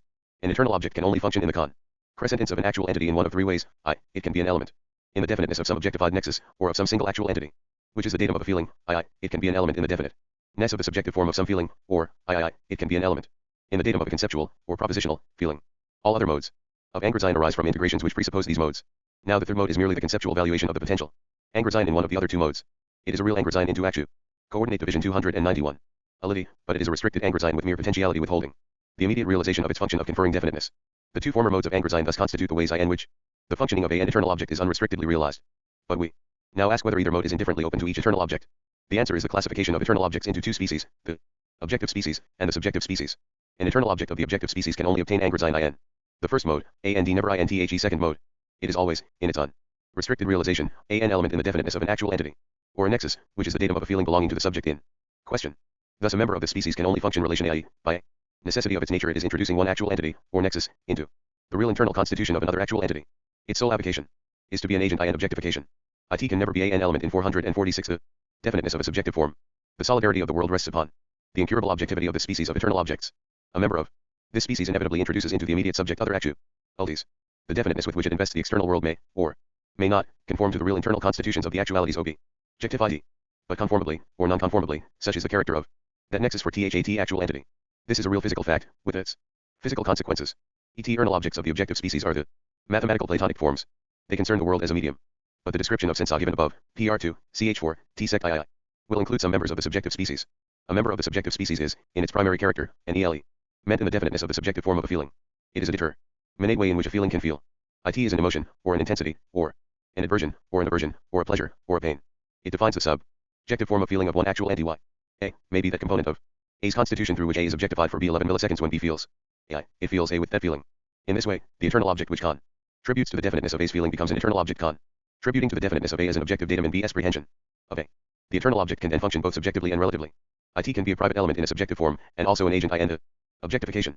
In this latter character it may come under the operation of the category of transmutation and become a CHAR characteristic of Ilexis, as objectified for a percipient. In the first stage of B's physical feeling, the subjective form of B's feeling is conformed to the subjective form of A's feeling. Thus this eternal object in B's experience will have a two-way mode of functioning. It will be among the determinants of A for B, and it will be among 447 to 292, the theory of extension. Determinants of B's way of sympathy with A. The intensity of physical energy belongs to the subjective species of eternal objects, but the peculiar form of the flux of energy belongs to the objective species. For example, redness may phi RST be the definiteness of an emotion which is a subjective form in the experience of A. It then becomes an agent, whereby A is objectified for B, so that A is objectified in respect to its apprehension with this emotion. But A may be only one occasion of a nexus, as UCH that each of its members is objectified for B by apprehension with an analogous subjective form. Then by the operation of the category of transmutation, the nexus is objectified for B as illustrated by the characteristic redness.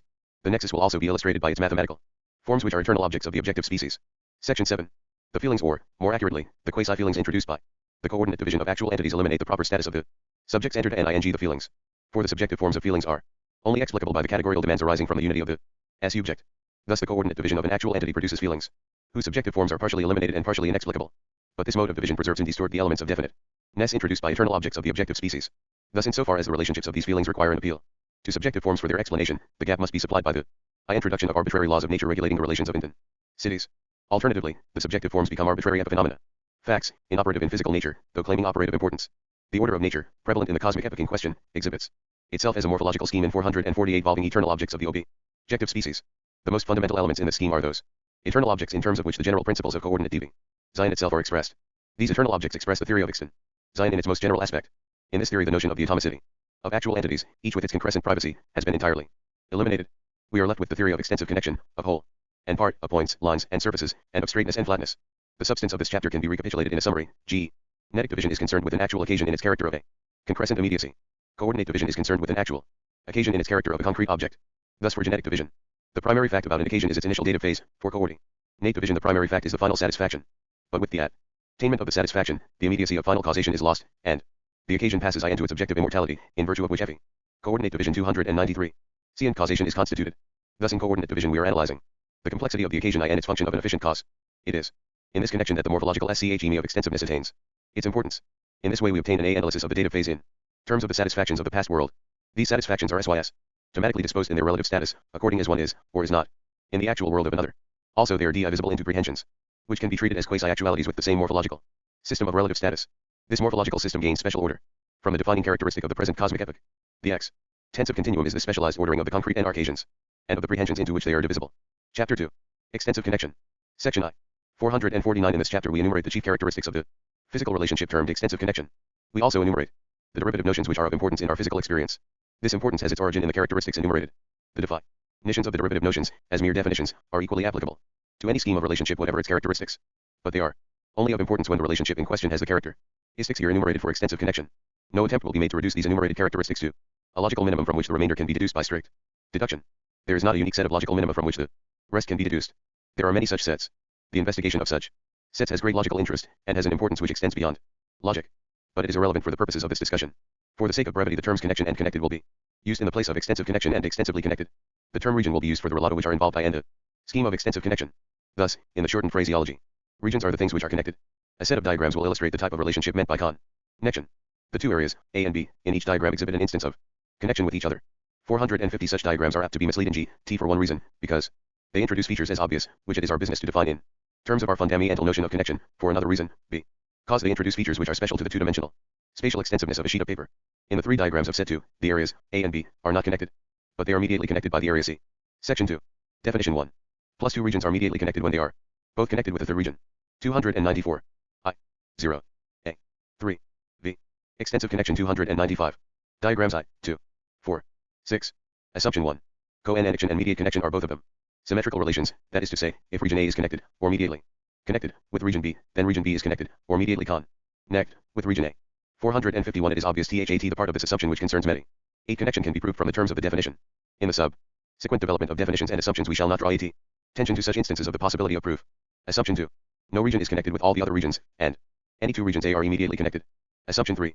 Connection is not transitive, that is to say, if A be connected with B, and B with C, it does not thereby follow that A is connected with C, though in certain cases it does happen that A is connected with C. Assumption 4. No region is connected, or mediately connected, with itself.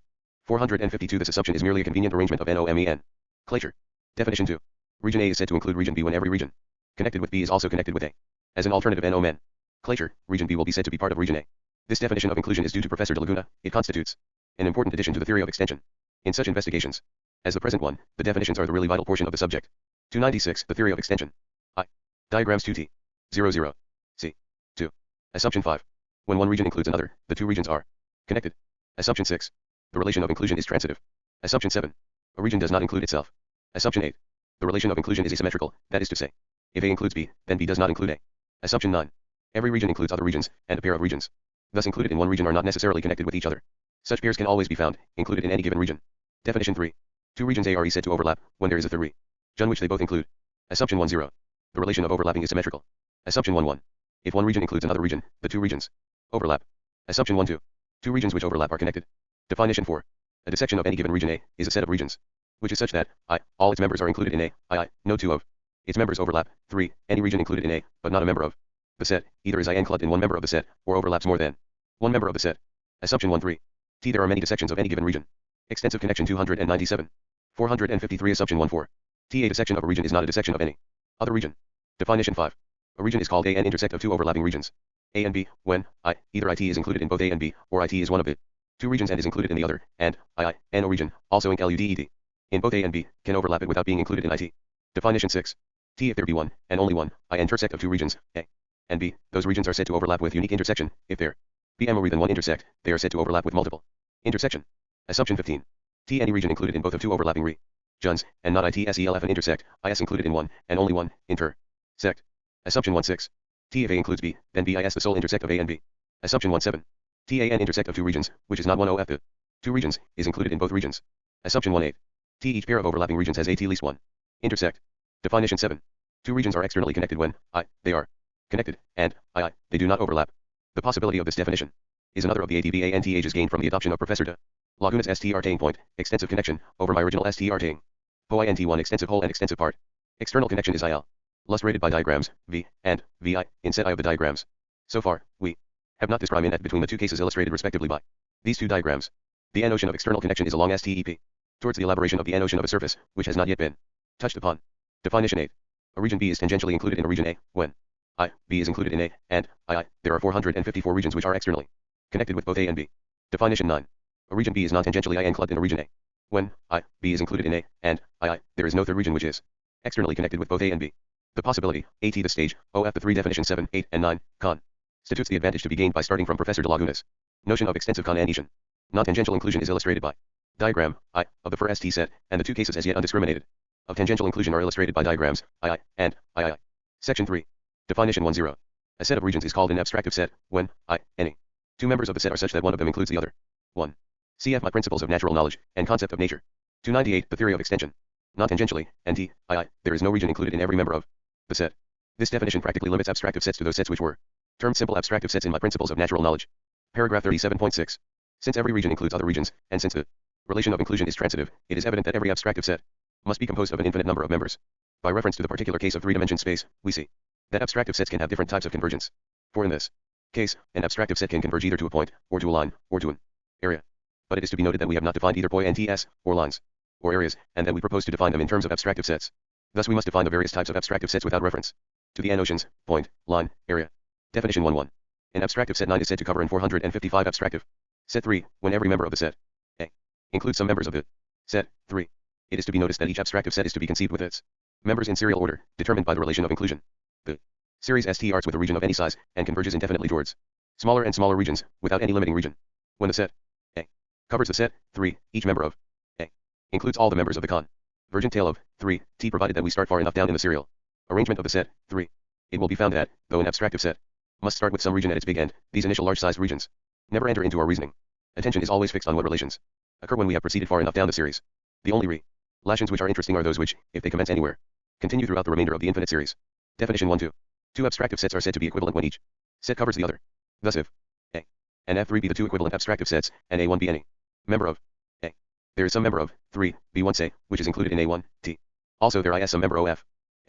A2 say, which is included in B1, also. There is some member of 3, B2 say, which is included in A2, F, and so on indefinitely.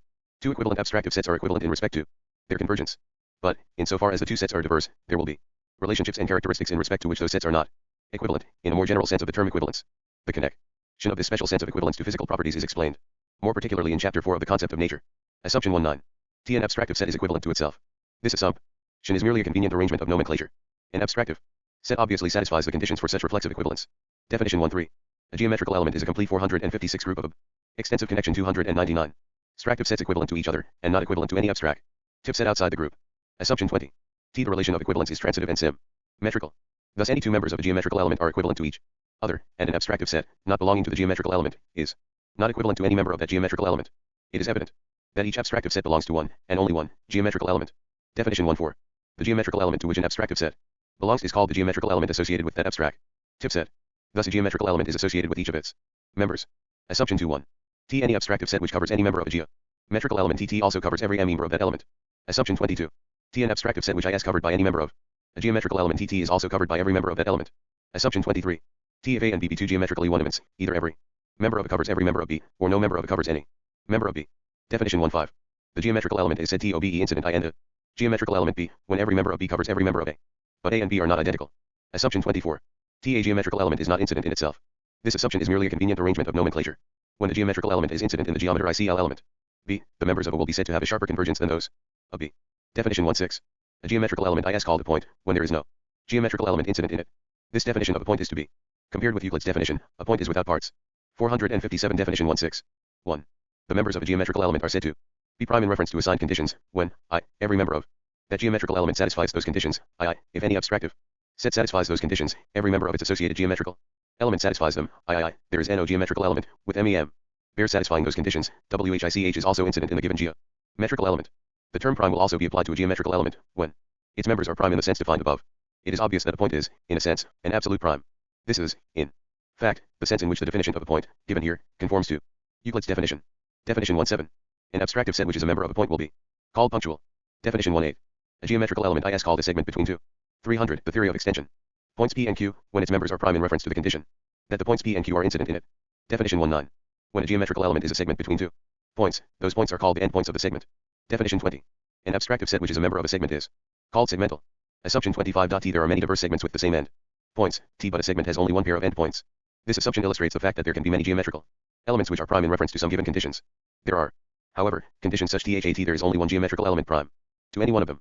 For example, the set of points incident in one geometrical element uniquely defines a geometrical element T.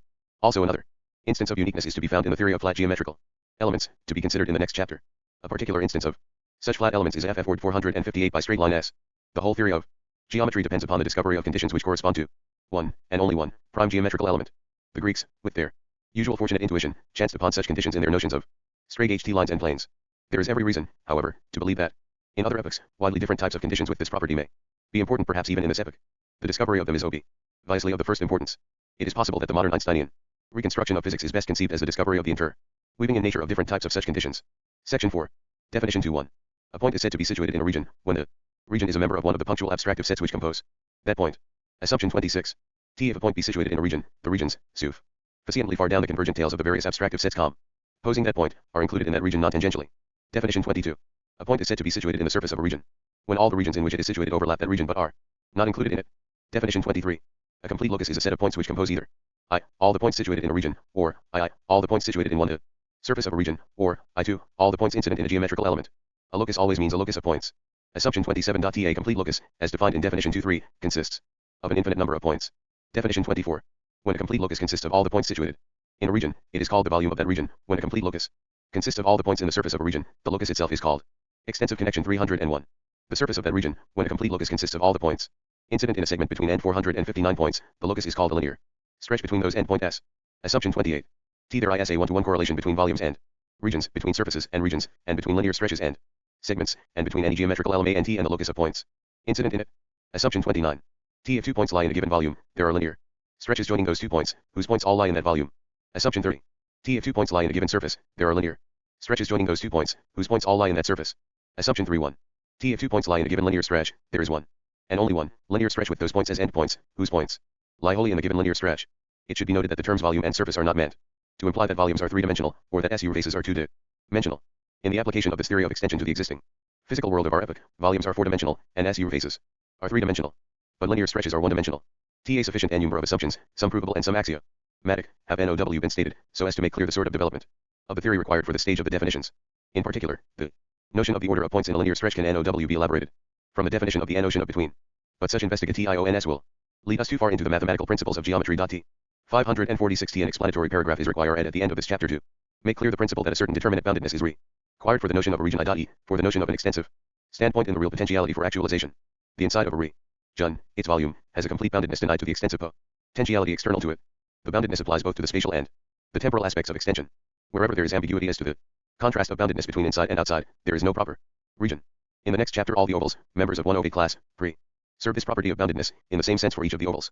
Thus in the case of elliptic geometry, pH 330, no oval can include half a straight line. On page 304, condition 7 has been expressed carelessly, so as to apply only to the case of infinite spatiality, i.e., to Euclidean and hyperbolic geometry. Chapter 3. Flat loci. Section I. 460 Modern physical science, with its dependence on the exact notions of mathematics, began with the foundation of Greek geometry. The phi-rst definition of its elements runs. A point is that of which there is no part. The second definition runs. A line is breadthless length. The fourth definition runs. A straight line is any line which lies evenly with the points on itself. These translations are taken from Euclid in Greek, Book I, edited with notes by Sir Thomas L. Heath, the greatest jibing authority on Euclid's elements. Heath ascribes the second definition to the Platonic school, if not to Plato himself. For the GRE phrase translated evenly, Heath also suggests the alternatives on a footing of equality, evenly placed, without bias. Euclid's phi-rst postulate is, Heath's translation. Let the FO11 owing be postulated, to DRI a straight line from any point to any point. Heath points out this postulate was meant to imply existence and uniqueness. As these statements occur in Greek science, a muddle arises between forms and concrete physical things. Geometry starts with the purpose of investigating 461 forms of physical things. But in its initial definitions of the point and the line, it seems immediately to postulate certain ultimate physical things of a very peculiar character. Plato himself appears to have had some suspicion of this confusion when, Heath, LOC, CIT, he objected to recognizing points as a separate das of things at alj. He ought to have gone further, and have made the same objection to in the geometrical entities, namely, points, lines, and surfaces. He wanted forms, and he obtained new physical entities. According to the previous chapter, extension should be construed in terms of extensive connection, that is to say, extension is a form of relationship between the actualities of a nexus. A point is a nexus of actual entities with a certain form, and so is a segment. Thus geometry is the investigation of the morphology of nexus. 302. Section 2. Flat loci. 33. The weak point of the Euclidean definition of a straight line is that nothing has been deduced from it. The notion expressed by the phrases evenly, or evenly placed, requires definition. The definition should be such that the uniqueness of the straight segment between 2 points can be deduced from it. Neither of these demands has ever been satisfied, with the result that in modern times the notion of straightness has been based on that of measurement t. A straight line has, in modern times, been defined as the shortest distance between 2 points. In the classic geometry, the converse procedure was adopted, and measurement presupposed st rate lines. But, with the modern definition, the notion of the shortest distance, in its turn requires explanation. Point 1. This notion is practically defined to mean the line which is the root of certain physical occurrences. In this section it will be shown that the gap in the old 462 classical theory can be remedied. Straight lines will be defined in terms of the extensive notions, developed in the preceding chapter, and the uniqueness of the straight line joining 2 points will be proved to follow from the terms of the definition. A class of oval regions must first be defined. Now the only weapon which we have for this definition is the notion of regions which overlap with a unique intersect, cf. DEF 6 of previous chapter. It is evidently a property of a pair of ovals that they can only overlap with a unique intersect. But it is equally evident that some regions which are not ovals also overlap with a unique intersect. However, the class of ovals has the property that any region, not a member of it, intersects some ovals with multiple intersects. Also subsets of ovals can be found satisfying various conditions. Thus we proceed to define a class whose region shall have those relations to each other, and to other regions, which we ascribe to the class of ovals. In other words, we cannot define a single oval, but we can define a class of ovals. Such a class will be called ovate. The definition of an ovate class proceeds by enumerating all those peculiar properties possessed by individual members of the class, or by subsets of members of the class.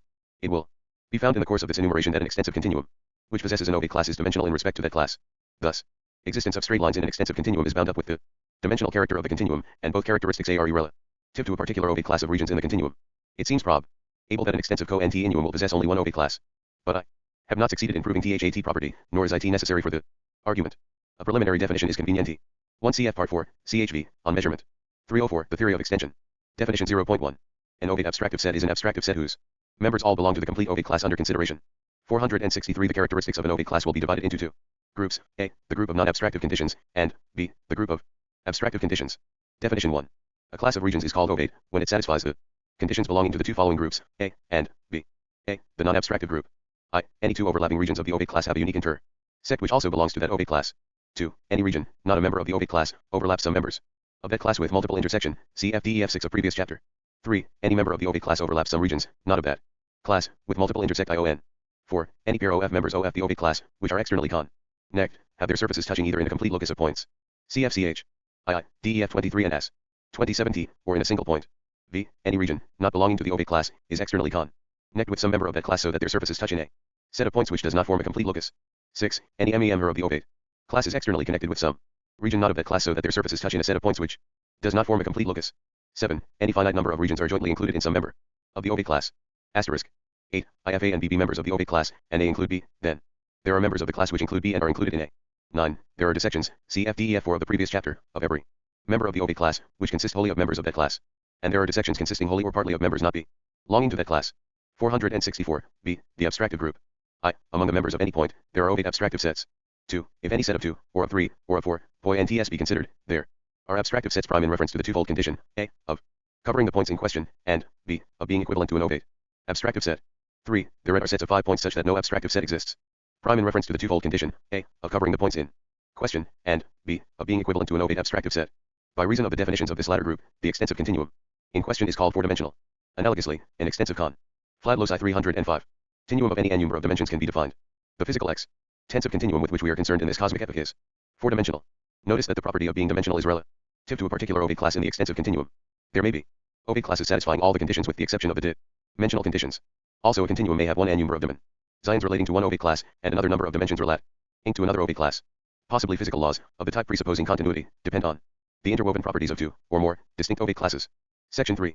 Assumption 1. In the extensive continuum of the present epoch there is at least one ovate class, with the characteristics of the two groups, A and B, of the previous section. Definition 2. One such ovate class will be denoted by A. All definitions will be made relatively to the selected ovate class. 465 It is indifferent to the argument whether or no there be an alternate IBE ovate class. If there be, the derivative entities defined in reference to this alternative class A are entirely different to those defined in reference to A. It is sufficient for us that one SUCH class interests us by the importance of its physical relations. Assumption 2. I have two abstractive sets are prime I in reference to the same twofold condition, A, of covering a given group of points, A and D, B, of B, being equivalent to some ovate abstractive set, then they are equivalent. By reason of the import and CE of this proposition a proof is given. Proof. The two abstractive sets are either equivalent to the same ovate abstractive set, or to different ovate abstractive sets. In the former alternative, the required conclusion is obvious.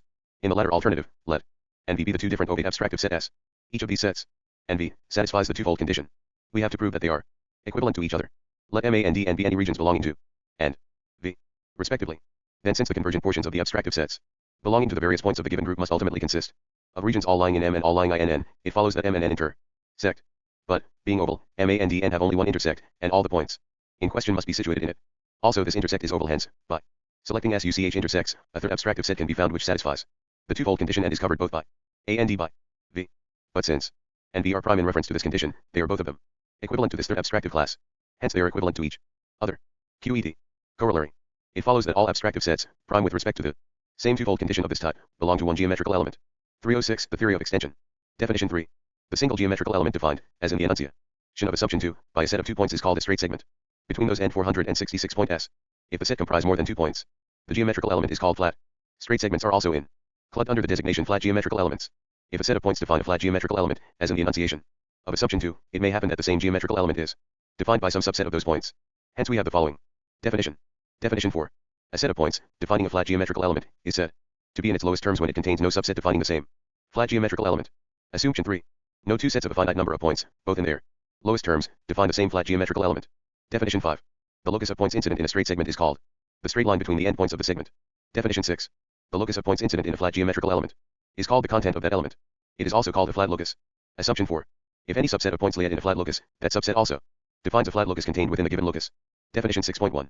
TA complete ST rate line is a locus of points such that The straight line joining any two members of the locus lies wholly within the locus, every subset in the locus, which is in its lowest terms, consists of a pair of points, I2, no points can be added to the locus without loss of one, or both, of the characteristics, and I. Definition 7. A triangle is the flat locus defined by 3 points which are not colon AR. The 3 points are the angular points of the triangle. Definition 8. A plane is a locus of noncollinear points such that, the triangle defined by any 3 noncollinear members of the locus lies wholly within the locus. 467, any finite number of points in the locus lie in some triangle wholly contained in the locus, no set of points can be added to the locus without loss of one, or both, of the characteristics, and I. Definition 9. A tetrahedron is the flat locus defined by 4 points which are not coplanar. The 4 points are called the corners of the tetrahedron. Definition 10. A three-dimensional flat space is a locus of non-coplanar points such that, the tetrahedron defined by any 4 non-coplanar points of the locus lies wholly within the locus, any finite number of points in the locus laid in some tetrahedron wholly contained in the locus. 3. No set of points can be added to the locus without the loss of one, or both, of the characteristics, and I. Any further development of definitions and propositions will lead to mathematical details irrelevant to our immediate purposes. It suffices to have proved that characteristic properties of straight lines, planes, and three-dimensional flat spaces are discoverable in the extensive continuum. Flat loci 307. Without any recourse to measurement, the SYSTEmatic character of a continuum depends on its possession of one or more ovate classes. Here, the particular case of a dimensional ovate class has been considered. Section 4. The importance of the notion of external connection requires further discussion. First, there is a purely geometrical question to be noted. The theory of the external connection of oval regions throws light on the Euclidean concept of evenness. A pair of ovals, cf sect II, can only be externally connected in a complete locus, or in a single point. We NOW consider that species of complete loci which can be the points common to the surfaces of a pair of ovals externally connected. We exclude the case of one-point contact. The species SEMS to have what the 468 Greeks meant by their term even, I.OC. On either side of such a locus, there is the interior of one oval and the exterior of another oval, so that the locus is even in respect to the contrasted notions of concavity and convexity. It is an extra assumption provable or otherwise according to the particular logical development of the subject which may have been adopted that all even loci are flat, and that all flat loci are even. The second question for discussion concerns the physical importance of external connection. So long as the atomic character of actual entities is unrecognized, the application of Zeno's method of argument makes it difficult to understand the notion of continuous transmission WHICH reigns. In physical science, BUT the concept of actual occasions, adopted in the philosophy of organism, allows of the following explanation of physical transmission. Let two actual occasions be termed contiguous when the regions constituting their standpoints are externally conneated. Then by reason of the absence of intermediate actual occasions, the objectification of the antecedent occasion in the later occasion is peculiarly complete. There will be a set of antecedent, contiguous occasions objectified in any given Zion, and the abstraction which attends every objectification will be due to the necessary harmonizations of these objectificatio ns. The objectifications of the more dist and past will be termed mediate. The contiguous occasions will have immediate objectification. The mediate objectifications will be transmitted through various routes of successive mediate objectifications. Thus the notion of continuous transmission in science must be replaced by the notion of immediate transmission through a route of successive quanta of extensiveness. These quanta of extensiveness are the basic regions of successive contiguous occasions. It is not NECES. Sorry for the philosophy of organism entirely to deny that there 469 is direct objectification of one occasion in a later occasion which is not contiguous to it. Indeed, the contrary opinion would seem the Amorinat. 308, the theory of extension. URL for this doctrine. Provided that physical science maintain as its denial of action at a distance, the safer guess is that direct objectification is practically negligible except for contiguous occasions, but that this practical negligibility is a characteristic of the present cosmic epoch, without any metaphysical generality. Also a further distinction should be introduced. Physical prehensions fall into two species, pure physical prehensions and hybrid physical prehensions. A pure physical prehension is a prehension whose datum is an antecedent occasion objectified in respect to one of its own physical prehensions. A hybrid prehension has as its datum an antecedent occasion objectified in respect to a conceptual prehension. Thus a pure physical prehension is the transmission of physical feeling, while hybrid prehension is the transmission of mental feeling. There is no reason to assimilate the conditions for hybrid prehensions to those for pure physical prehensions. Indeed the contrary hypothesis is the more natural, for the conceptual pole does not share in the coordinate divisibility of the physical pole, and the extensive continuum is derived from this coordinate divisibility. Thus the doctrine of immediate objectification for the mental poles and of immediate objectification for the physical pole seems most consonant to the philosophy of organism in its application to the present cosmic epoch. This conclusion has some empirical support, both from the evidence for peculiar instances of telepathy, and from the instinctive apprehension of a tone of feeling in ordinary social intercourse. But of course such immediate objectification is also reinforced, or weak, and by roots of mediate objectification. Also pure and hybrid prehensions are integrated and thus hopelessly intermixed. Hence it will only be in exceptional circumstances that an immediate hybrid 470 prehension has sufficient vivid definition to receive a subjective form of clear science attention. Section V. We have now traced the 4 N characteristics of that real potentiality, from which the first phase of a physical occasion takes its rise. These characteristics remain inwoven in the constitution of the subject throughout its adventure of self-formation. The actual entity is the product of the interplay of physical pole with mental pole. In this way, potentiality passes into actuality, and extensive relations mold qualitative content and objectifications of other particulars into a coherent finite experience. In general, consciousness is negligible, and even the approach to it in vivid propositional feelings has failed to attain importance. Blind physical purposes reign. It is now obvious that blind prehensions, physical and mental, are the ultimate bricks of the physical universe. They are bound together within each actuality by the subjective unity of aim which governs their allied genesis and their final concrescence. They are also bound to flat loci 309. gather beyond the limits of their peculiar subjects by the way in which the prehension in1 subject becomes the objective datum for the prehen. Zion in a later subject, thus objectifying the earlier subject for the later subject. 111 Two types of interconnection of prehensions are themselves bound together in one common scheme, the relationship of extension. It is by means of extension that the bonds between prehensions take on the dual aspect of internal relations, which are yet in a sense external relations. It is evident that if the solidarity of the physical world is to be relevant to the description of its individual actualities, it can only be by reason of the fundamental internality of the relationships in question. On the other hand, if the individual discreteness of the actualities is to have its weight, there must be an aspect in these relationships 471 from which they can be conceived as external, that is, as bonds between divided things. The extensive scheme serves this double purpose. The Cartesian subjectivism in its application to physical science became Newton's assumption of individual existent physical bodies, with merely external relationships. We diverge from Descartes by holding that what HAS described as primary attributes of physical bodies are really THE forms of internal relationships between actual occasions and within actual signs. SUCH a change of thought is the shift from materialism to organism, as the basic idea of physical science. In the language of physical science, the change from materialism to organic realism as the new outlook may be termed as the displacement of the notion of static stuff by the notion of fluent energy. Such energy has its structure of accretion and flow, and is inconceivable apart from SUCH structure. It is also conditioned by quantum requirements.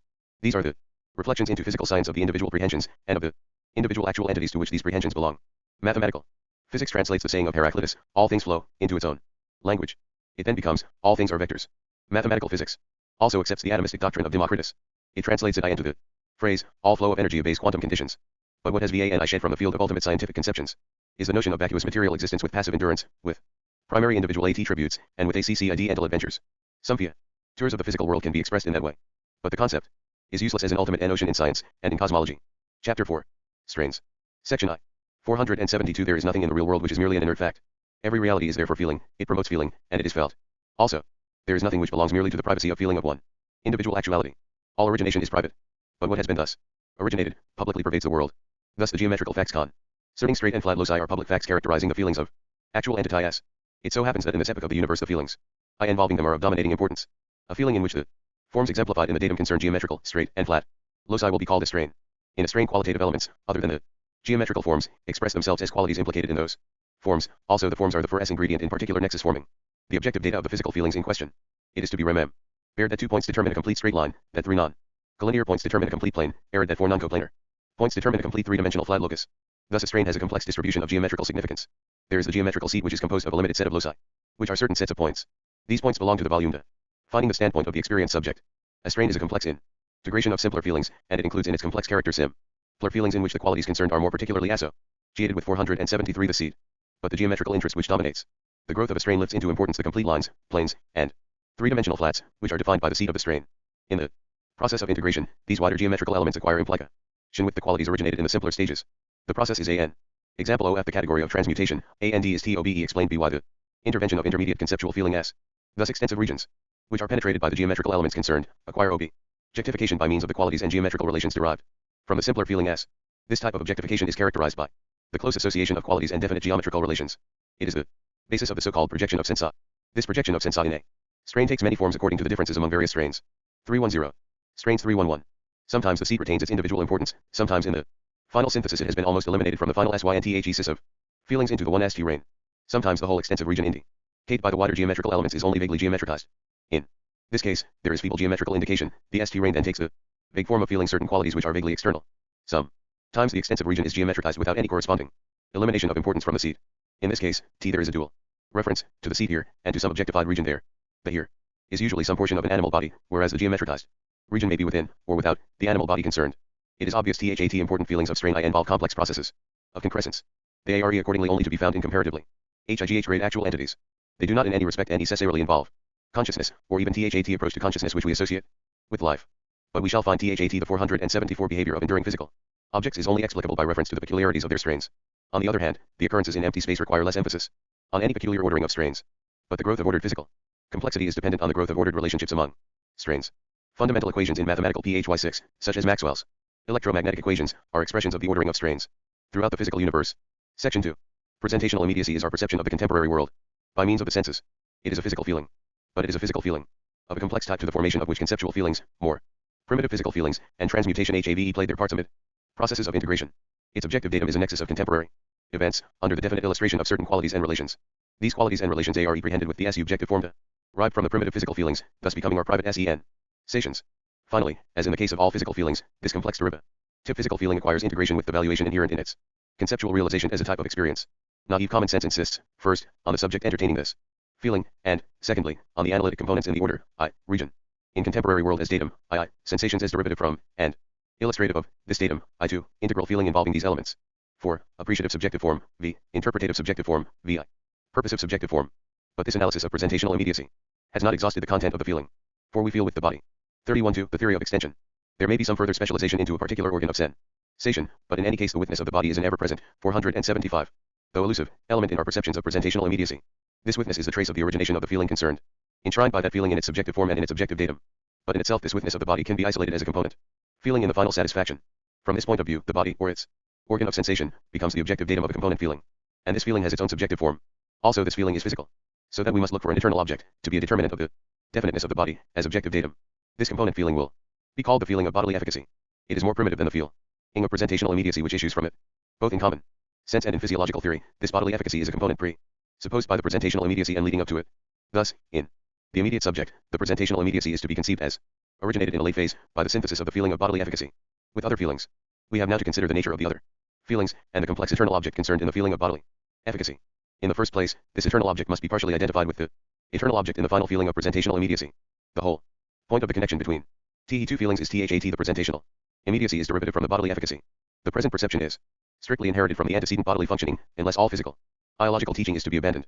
Both eternal objects are HIGHLY complex, and the complex elements of the second eternal object must at least be involved in the complex elements of the former eternal object.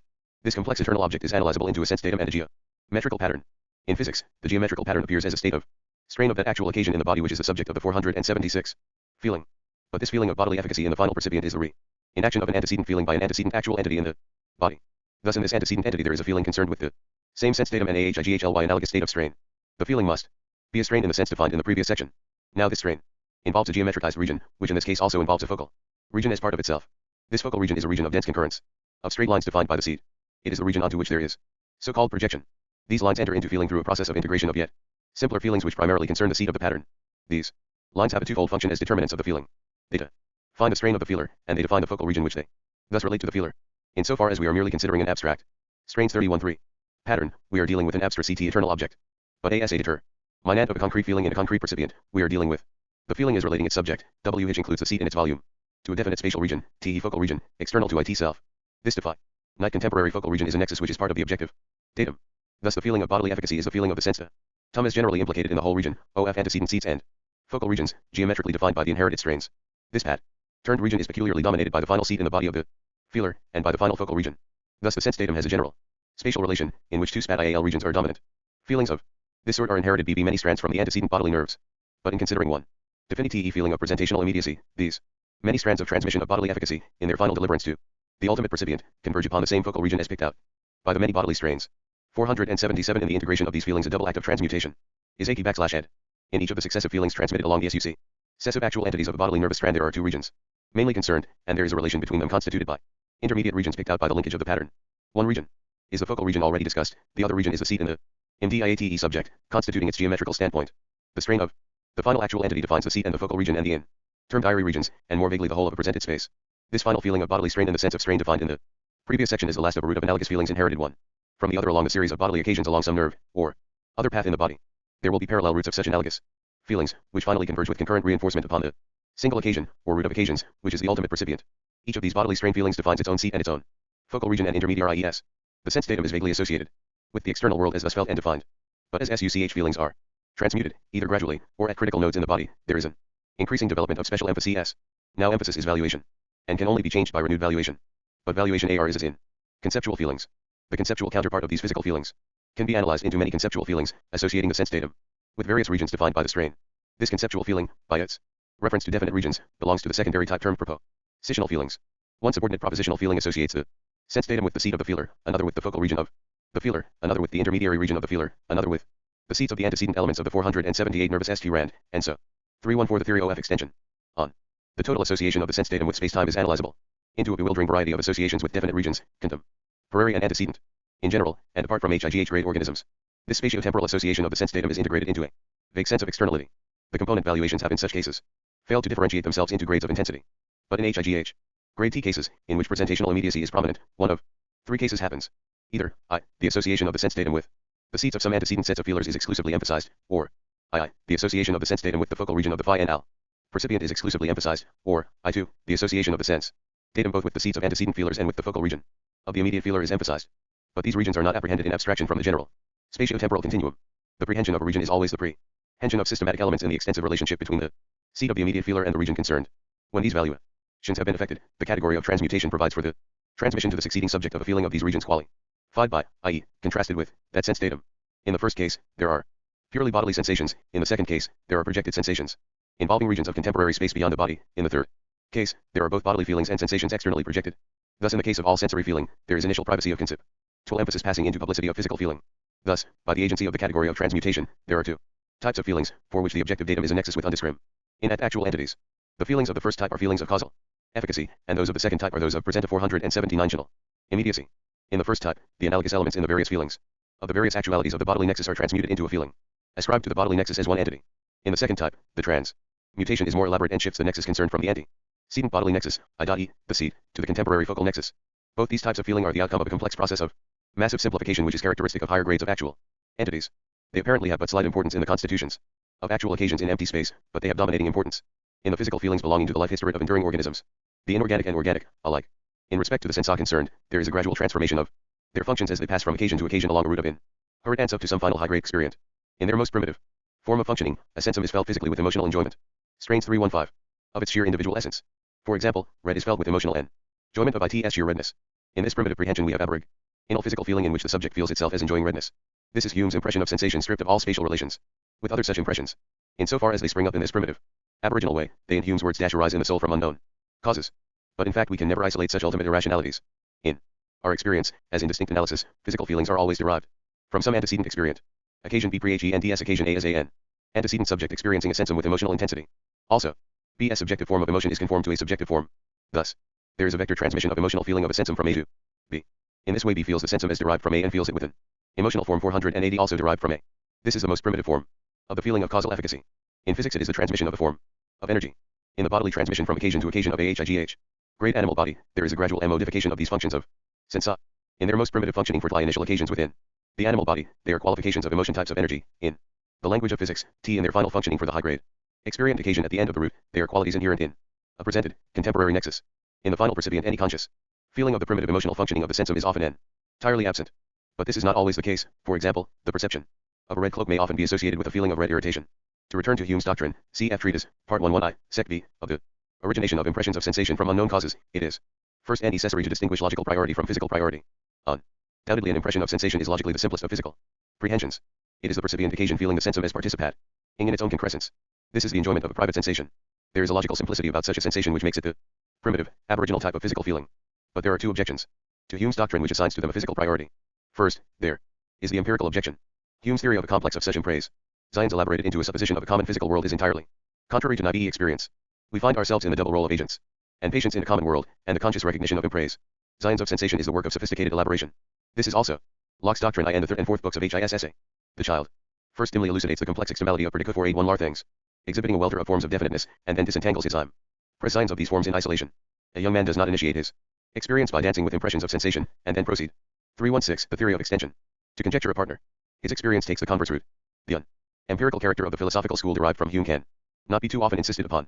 The true empirical doctrine is that physical feelings are in their origin vectors, and that the genetic process of crescentance introduces the elements which emphasize privacy. Secondly, Hume's doctrine is necessarily irrational.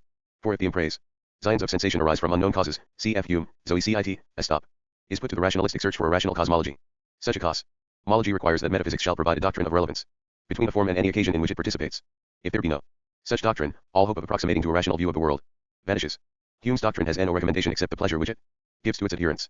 The philosophy of organism provides for this relevance by means of two doctrines, I, the doctrine of God embodying a basic completeness of appetition, and II, the doctrine of each occasion affecting a concrete sense of the universe, including God. Then, by the category of conceptual reproduction, the vector prehensions of God's appetition, and of other occasions, issue in the me-antal pole of conceptual prehensions, and by integration of this pole with the pure physical prehensions there arise the primitive physical feelings of SENSA, with their subjective forms, T emotional and purposive. These feelings, with their primitive simplicity, ARISE into T distinctness by reason of the elimination effected by this integration of the vector prehensions with the conceptual appetitions. Such PRIMITIV feelings cannot be separated from their subjective forms. The subject never loses its triple character of recipient, patient, and agent. These primitive Field 482ings have already been considered under the name of physical purposes, cf. Part 3, CHV. They correspond to Hume's impressions of sensation, but they do not originate the process of experience. We see that a feeling of presentational immediacy comes into being by reason of an integration of a conceptual feeling drawn from bodily efficacy, khaki with a bare regional feeling which is also a component in a complex feeling of bodily efficacy. Also, this bare regional feeling is reinforced with the general regional feeling which is the whole of our direct physical feeling of the contemporary world, and the conceptual feeling is reinforced by the generation of physical purpose.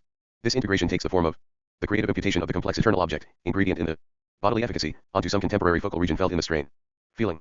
Also, the subjective form is transmitted from the conceptual valuation and the derived physical purpose. But this subjective form is that suitable to the bodily efficacy out of which it has arisen. Thus the mere region with its imputed eternal object is felt as though there had been a feeling of its efficacy. But there is no immutable efficacy of contemporary strains 317 regions. This transference of subjective form is termed symbolic transference. 1.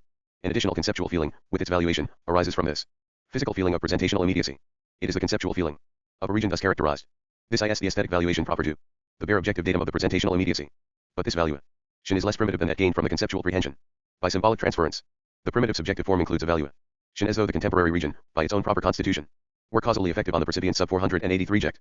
The secondary valuation is the aesthetic appreciation of the bare fact. This bare fact is merely that region, thus qualified. Thus the contemporary world, as felt through the senses, is valued for its own sake, by means of a later conceptual feeling, but it is also valued for its derivation from antecedent khaki, by means of transmutation from earlier conceptual feeling combined with derived physical purpose. But none of these operations can be segregated from nature into the subjective privacy of a mind. Mental and physical operations are incurably intertwined, and both issue into publicity, and are derived from publicity. The vector character of prehension is fundamental. Section 3. IT is the mark of a high-grade organism to eliminate, by negative prehension, the irrelevant accidents in its environment, and to elicit massive attention to every variety of systematic order. For this purpose, the category of transmutation is the master principle. By its operation each nexus can be prehended in terms of the analogies among its own members, or in terms of analogies among the members of other nexus but yet relevant to it. In this way the organism in question suppresses the mere multiplicities of things, and designs its own contrasts. The canons of art are merely the expression, in specialized forms, of the requisites for depth of experience. The principles of morality are allied to the canons of art, in that they also express, in another connection, the same requisites. Owing to the principle THAT contemporary actual entities occur in relative independence, the nexus of contemporary acetal entities are peculiarly favorable for this transference of systematic qualities from other nexias to themselves. For a difficulty arises in the operation of the category of transmutation, when a characteristic prevalent among the individual entities of one nexus is to be transferred to another nexus treated as a unity. The difficulty is that the individual actually 484 ties of the recipient nexus are also 1 cf. My 3 Barber Page lectures. Symbolism, at the University of Virginia and New York, Macmillan, 1927, and Cambridge University Press, 1928, T. End. Also above, Part 2, ch. 7i. 318, the theory of extension, respectively objectified in the percipient subject by systematic characteristics which equally demand the transference to their own nexus, but this is the nexus which should be the recipient of the other transference. Thus, there are competing qualities struggling to effect the objectification of the same nexus. The result is attenuation and elimination. When the recipient nexus is composed of entities contemporary with the percipient subject, this difficulty vanishes. For the contemporary entities do not enter into the constitution of the percipient subject by objectification through any of their own feelings. Thus their only direct connection with the subject is their implication in the same extensive scheme. Thus a nexus of actual entities, contemporary with the percipient subject, puts up no alternative characteristics to inhibit the transference to it of characteristics from antecedent nexias. A high-grade percipient is necessarily an occasion in the historic root of an enduring object. If this root is to propagate itself successfully into the future, it is above all things necessary that its decisions in the diet occasion should have the closest relevance to the concurrent happenings among contemporary occasions. For these contemporary entities will, in the near future, form the immediate past for the future embodiment of the enduring object. This immediate past is of overwhelming influence, for all routes of transmission from the more remote past must pass through it. Thus the contemporary occasions tell nothing, and yet are of supreme importance for the survival of the enduring object. This gap in the experience of the percipient subject is bridged by presentational immediacy. This type of experience is a lesson of the past reflected into the present. The more important contemporary occasions are those in the near neighborhood. Their actual worlds 485 are practically identical with that of the percipient subject. The percipient hence the nexius of contemporary occasions by the mediation of eternal objects which it inherits from its own past. Also it selects the contemporary nexius thus prehended by the efficacy of strains whose focal regions are important elements in the past of those nexias. Thus, for successful organisms, presentational immediacy though it yields no direct experience about the contemporary world, and though in unfortunate instances the experience which it does yield may be irrelevant, does yield experience which expresses how the contemporary world has in fact emerged from its own past. Presentational immediacy works on the principle that it is better to obtain information about the contemporary world, even if occasionally it be misleading. Section 4. Depth of experience is gained by concentrating emphasis on the systematic structural systems in the environment, and discarding individual variations. Every element of systematic structure is emphasized, every in strains 319. Individual aberration is pushed into the background. The variety sug T is the variety of structures, A and D never the variety of individuals. For example, T. We neglect empty space in comparison with the structural systematic nexus which is the historic root of an enduring object. In every possible way, the more advanced organisms simplify their experience so as to emphasize those nexus with some element of tightness of systematic structure. In pursuance of this principle, the regions, geometricized by the various Strains in such an organ ISM not only lie in the contemporary RY world, T, but they coalesce so as to E111 phase one unified locus in the contemporary world. This selected locus is penetrated by the straight lines, the planes, and the three-dimensional flat LOCI associated with the strains. THIS is the strain locus belonging to an occasion in the history of an enduring object. 486 This occasion is the immediate percipient subject under consideration. Each such occasion has its one strain locus which serves for all its strains. The focal regions of the various strains all lie within the strain locus, and are in general distinct. But the strain locus as a whole is common to all the strains. Each occasion lies in its own strain locus. The meaning of the term rest is the relation of an occasion to its strain locus, if there be one. An occasion with no unified strain locus has no dominating locus with which it can have the relationship of rest. An occasion rests in its strain locus.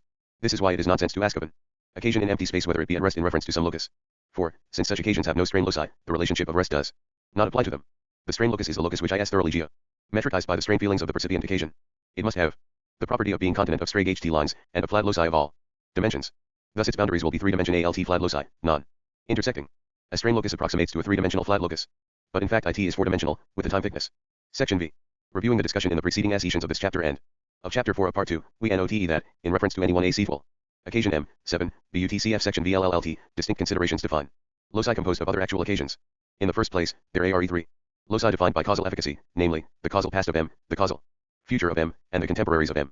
An AC full occasion P, B, longing to M's causal past, is objectified for M by a perspective representation of its own, I.E, P's, qualities of feeling and intensities of feeling. There is a quantitative and qualitative vector FLOW of feeling from P to M. And in this way, what P is subjectively, belongs to M objectively. In 487, actual occasion Q, belonging to M's causal future, is in the converse relation to M, compared to P's relation.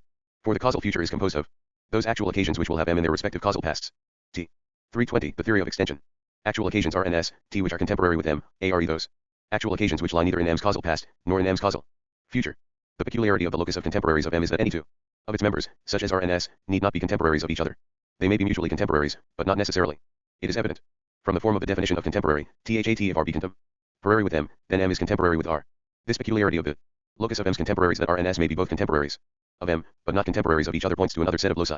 A duration is a locus of actual occasions, such that, 9, any two members of the locus are contemporaries, and, F3, that any actual occasion, not belonging to the duration, is in the causal past or causal future of some members of the duration.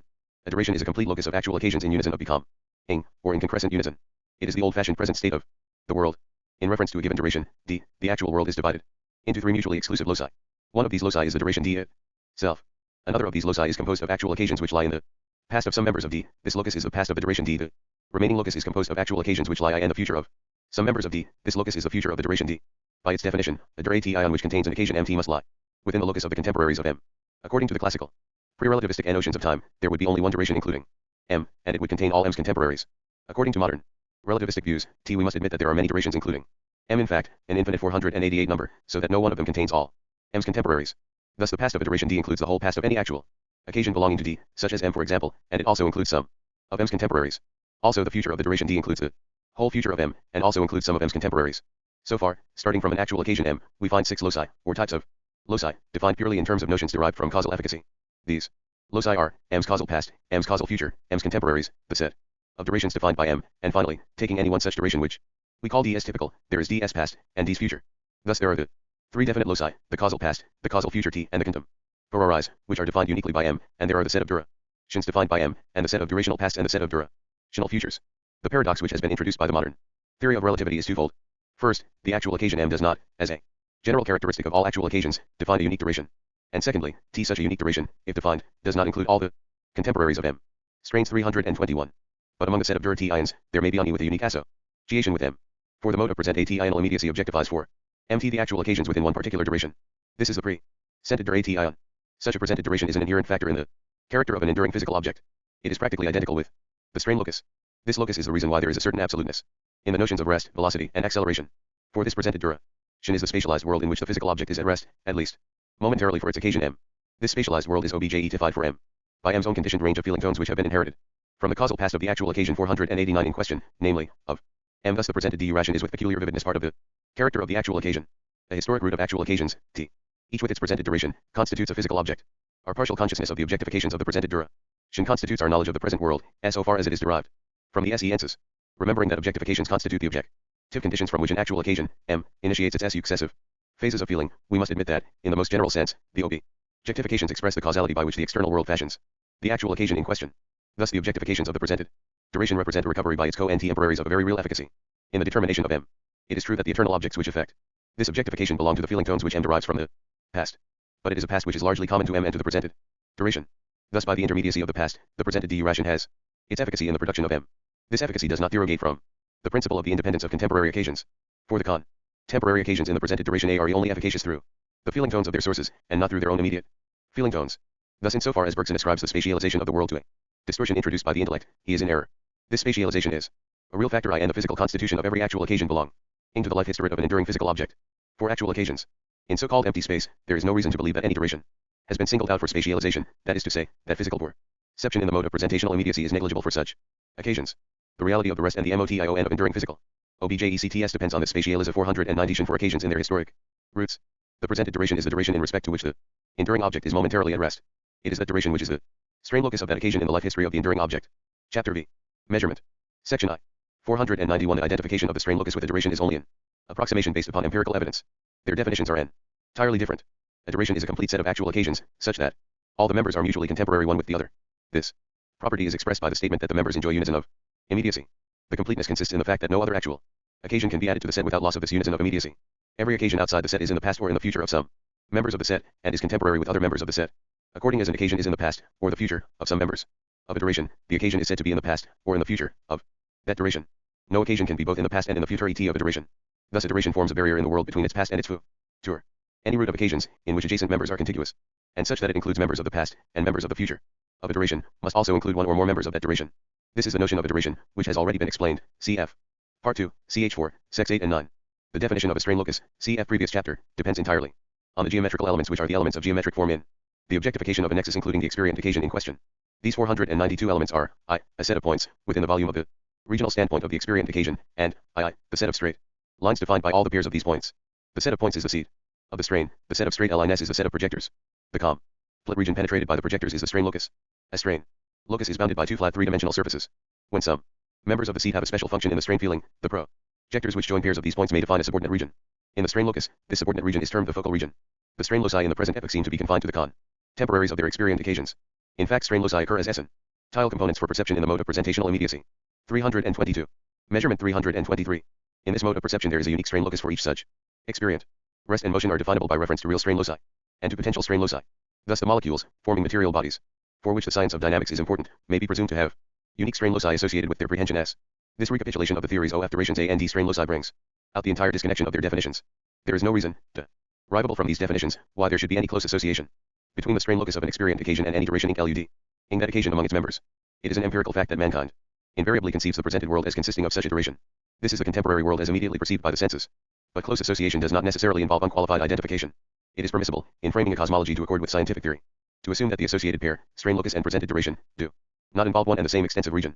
From the point of view of conscious per 493 section, the divergence may be negligible, though important for scientific theory. Section I. THET notions which have led to TOTHE phraseology characterizing the projected sensi secondary qualities arise out of a fundamental difference between strain loci and their associated presented durations. A strain locus is entirely determined by the experient in question.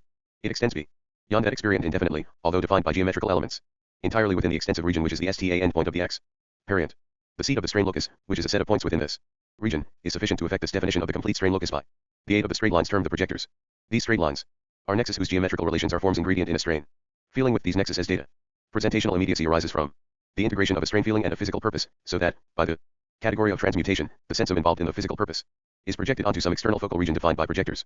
It is to be noted that this doctrine of presentational immediacy and of the strain locus entirely depends upon a definition of straight lines in terms of mere extensiveness. If the definition depends upon the actual physical occasions beyond the experient should find the actual physical eichel structures of his environment and a block, or an assistance, to his projection to focal regions beyond them. The projection of sensi in presentational immediacy depends entirely upon the state of the brain and upon systematic geometrical relations characterizing the brain. How the brain is excited, whether by visual stimuli through the eye, or by auditory stimuli through the ear, or by the excessive consumption of alcohol, or by hyster. 324. The theory of extension. Eichel emotion is completely indifferent. Granted the proper excitement of the brain, the experient will per 494 see some definite contemporary region illustrated by the projected sensi. The indifference of presentational immediacy to contemporary actualities in the environment cannot be aggravated. It is only by reason of the fortunate dependence of the experient and of these contemporary actualities on a common past that presentational immediacy is more than a barren aesthetic display. It does display something, namely, the real extensiveness of the contemporary world. It involves the contemporary actualities but only objectifies them as conditioned by extensive relations. It displays a system pervading the world, a world including and transcending the experient. It is a vivid display of systematic real potentiality, inclusive of the experient and reaching beyond it. Insofar as straight lines can only be defined in terms of measurements, requiring particular actual occasions for their performance, the theory of geometry lacks the requisite disengagement from particular physical fact. The requisite geometrical forms can then only be introduced after examination of the particular actual occasions required for measurement. But the theory of projection, explained above, requires that the definition of a complete straight line be logically prior to the particular actualities in the extensive environment. This requisite has been supplied by the preceding theory of straight lines, CFCH. II+. The projectors do depend upon the one experienced occasion. But even this dependence merely requires that component feelings of that occasion should participate in certain geometric elements, namely, a set of points, and the straight line S, defined by them, among their data. Thus, according to this explanation, presentational immediacy is the mode in which vivid feelings of contemporary geometrical relations, with a special emphasis on certain focal regions, enter into experience. This doctrine is what common sense always assumes. When we see a colored shape, it may be a real man, or a ghost, or an image behind a mirror, or a hallucination, 495, but whatever it be, there it is exhibiting to us a certain region of external space. If we are gazing at a nebula, 1,000 light years away, we are not looking backward through 1,000 years. Such ways of speaking are interpretative phrases, diverting attention from the primary fact of direct experience, observing the illumination of a contemporary patch of the heavens. In philosophy, it is of the utmost importance to beware of the interpretative vagaries of language. Further, the extent of the patch I illuminate will depend entirely upon the magnification and G power of the telescope used. The correlation of the patch, thus SP.N through the telescope, with a smaller patch, defined by direct projection from the observer, is again a question of scientific interpretation. This smaller patch is what we are said to have seen, magnified by the use of the telescope. What we do see is the bigger patch, and we correlate it with the smaller patch by theoretical calculation. The scientific explanation neglects the telescope and the larger patch really. Measurement 32.5. Seen, and considers them as merely instrumental intermediaries. It concentrates on the contemporary smaller patch, A and D finally deserts even that patch in favor of another region 1,000 years in the past. This explanation is only one illustration of the way in which so-called statements of direct observation are, through and through, merely interpretative statements of simple direct experience. When we say that we have seen a man, we may mean that we have seen a patch which we believe to be a man. In this case, our total relevant experience may be more than that. A bare sight. In Descartes phraseology, our experience of the external world embraces not only an inspectio of the realitas objectiva in the prehensions in question, but also a eudicium which calls into play the totality of our experience beyond those prehensions. The objection to this doctrine of presentational immediacy that it presupposes a definition of straight lines, free from dependence on external actualities, has been removed by the production of such a definition in CHJIU 496. Of course, the point of the definition is to demonstrate that the extensive continuum, apart from the particular actualities into which it is atomized, includes in its systematic structure the relationships of regions expressed by straight lines. These relationships are there for perception. Section 3. The Cartesian doctrine of the realitas objectiva attaching to presentational immediacy is entirely denied by the modern doctrine of private psychological fields. Locke's doctrine of secondary qualities is a halfway house to the modern position, and indeed so is Descartes' own position. Considered as a whole, Descartes' doctrine on this point is obscure, and is interpretable as according with that of the philosophy of organism. But Locke conceives the sensae as purely mental additions to the facts of physical naturae. Both philosophers conceive the physical world as an essential independence of the mental world, though the two worlds have ill-defined accidental relationships. According to the philosophy of organism, physical and mental operations are inextricably intertwined. Also we find the sensa functioning as forms participating in the vector prehensions of one Zion by another, and finally in tracing the origin of presentational immediacy, we find mental operations transmuting the functions of sensa, so as to transfer them from being participants in causal prehensions into participants in presentational prehensions. But throughout the whole story, the sensae are participating in nature as much as anything else. It is the function of mentality to modify the physical participation of eternal objects. The case of presentational prehensions is only one conspicuous example. The whole doctrine of mentality from the case of God down wards is that it is a modifying agency. But Descartes and Locke upon Don the realitas objectiva so far as sensa are concerned, but for D.E. Scarts. Cf. Meditation I. T. It is certain all the same that the colors of 497 which 326, the theory of extension. This is composed are necessarily real, and hope to save it so far as tensive relations are concerned. This is an impossible compromise. It was easily swept aside by Berkeley and Hume. Cf. Inquiry, Sect 12, Part LT. Hume, T. with obvious truth, refers to Berkeley as the originator of this train of argument. The modern doctrine of private psychological fields is a logical result of Hume's doctrine, though it is a result which Hume, as an agent, refused to accept. This modern doctrine raises a great difficulty in the interpretation of modern science. For all exact observation is made in these private psychological fields. It is then no use talking about instruments and laboratories and physical energy. What is really being observed are narrow bands of color sensate in the private psychological space of color vision. The impressions of sensation which collectively form this entirely private experience arise in the soul from unknown causes. The spectroscope is a myth, the radiant energy is a myth, the observer's eye is a myth, the observer's brain is a myth, and the observer's record of his experiment on a sheet of paper is a myth. When, some months later, he reads his notes to a learned society, he has a new visual experience of black marks on a white background in a new private psychological field. And again, these experiences arise in his soul from unknown causes. It is merely custom which leads him to connect his earlier with his later experiences. All exact measurements are, on this theory, observations in such private psychological fields. Hume himself as an agent refused to accept this doctrine. The conclusion is that Hume's account of experience is unduly simplified. This is the conclusion adopted by the philosophy of organism. But one important fact does emerge from the discussion, that all exact measurements concern perceptions in the mode of presentational immediacy, and that such observations purely concern the systematic geometric forms of the environment, forms defined by projectors 498 from the seat of the strain and irrespective of the actualities which constitute the environment. The contemporary actualities of the world are irrelevant to these observations. All scientific measurements merely concern the systematic real potentiality out of which these actualities arise. This is the meaning of the doctrine that physical science is solely concerned with the mathematical relations of the world. These mathematical relations belong to the systematic order of extensiveness which characterizes the cosmic epoch in which we live. The societies of enduring objects, electrons, protons, molecules, material bodies, at once sustain that order and arise out of it. The mathematical relations involved in presentational immediacy thus belong equally to the world perceived and to the nature of the percipient. They are, at the same time, public fact and private experience. The perceptive mode of presentational immediacy is in one sense ren. So far as apart from symbolic transference it discloses the measurement 327. Temporary world, that world, thus objectified, is devoid of all elements constitutive of subjective form, elements emotional, appreciative, purposive. The bonds of the objectified nexus only exhibit the definiteness of mathematical relations. But in another sense this perceptive mode has overwhelming significance. It exhibits that complex of systematic mathematical relations which participate in all the nexus of our cosmic epoch, in the widest meaning of that term. These relations only characterize the epoch by RASON of their foundation in the immediate experience of the society of ions dominating that epoch. Thus we find a special application of the doctrine of the interaction between societies of occasions and the laws of nature. The perceptive mode in presentational immediacy is one of the defining characteristics of the societies which constitute the nexus termed material bodies. Also in some fainter intensity it belongs to the electromagnetic occasions in empty space. From the point of view of a 499 single experiment, that mode discloses systematic relations which dominate the environment.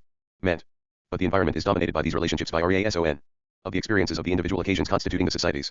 It is by reason of this disclosure of ultimate system that an intellectual comprehension of the physical universe is possible. There is a systematic framework permeating all relevant FAC.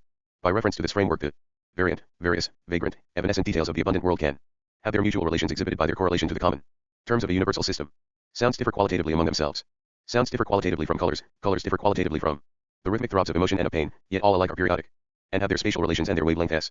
The discovery of the true relevance of the mathematical relations disclosed in presentational immediacy was the first step in the intellectual conquest of nature. Accurate science was then born. Apart from these relations as facts in nature, such science is meaningless, a tale told by an idiot and credited by fools. For example, the conjecture by an eminent astronomer, based on measurements of photographic plates, that the period of the revolution of our galaxy of stars is about 300 million years can only derive its meaning from the systematic geometrical relations which permeate the epoch. But he would have required the same reference to system, if he had made an analogous statement about the period of revolution of a child's top. Also the two periods are comparable in terms of the system. SECTION 4. Measurement depends upon counting and upon permanence. The case is, what is counted, and what is permanent? The things that are counted are the inches on a straight metal rod, a yard measure. Also the thing 500 that is permanent is this yard measure in respect both to its 328, the theory of extension, internal relations and in respect to some of its extensive relations to the geometry of the world. In the first place, the rod is straight. Thus the measurement depends on the straightness and not the straightness upon the measurement. The modem answer to this statement is that the measurement is a comparison of infinitesimals, or of an approximation to infinitesimals. The answer to this answer is that there are no infinitesimals, and that therefore there can be no approximation to them. In mathematics, all phraseology about infinitesimals is merely disguised statement about a class of finites.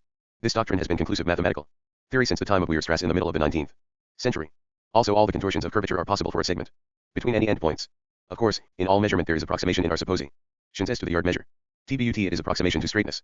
Also, having regard to the systematic geometry of straight lines, and to the type of approximation exhibited by the rod, the smaller the portion used, the more negligible are the percentage errors introduced by the defects from straightness. But unless the notion of straightness has a definite meaning in reference to the extensive relations, this whole procedure in practical measurement is meaningless. There is nothing to distinguish one contorted segment between endpoints from another contorted segment. Between those endpoints, one is no straighter than another. Also any percentage differences between their lengths can exist. Again, the inches are counted because they are congruent and are end on along the straight rod. No one counts coincident inches. The counting essentially is concerned with non-coincident straight segments. The numerical measure of length is the indication of the fact that the yard measure is a straight rod divisible into 36 congruent inch-long segments. 501 There is a modem doctrine that congruence means the possibility of coincidence. If this be the case, then the importance of congruence would arise when the possibility is realized. Alternatively, the possibility could be of importance as a lure entering into the subjective aim. If the latter alternative were true, congruence would play its part in the form of a tendency of congruent bodies to coalesce, or to resist coalescence. In fact, there would be aversion to, or aversion from, coalescence. Of course, the suggestion is fantastic.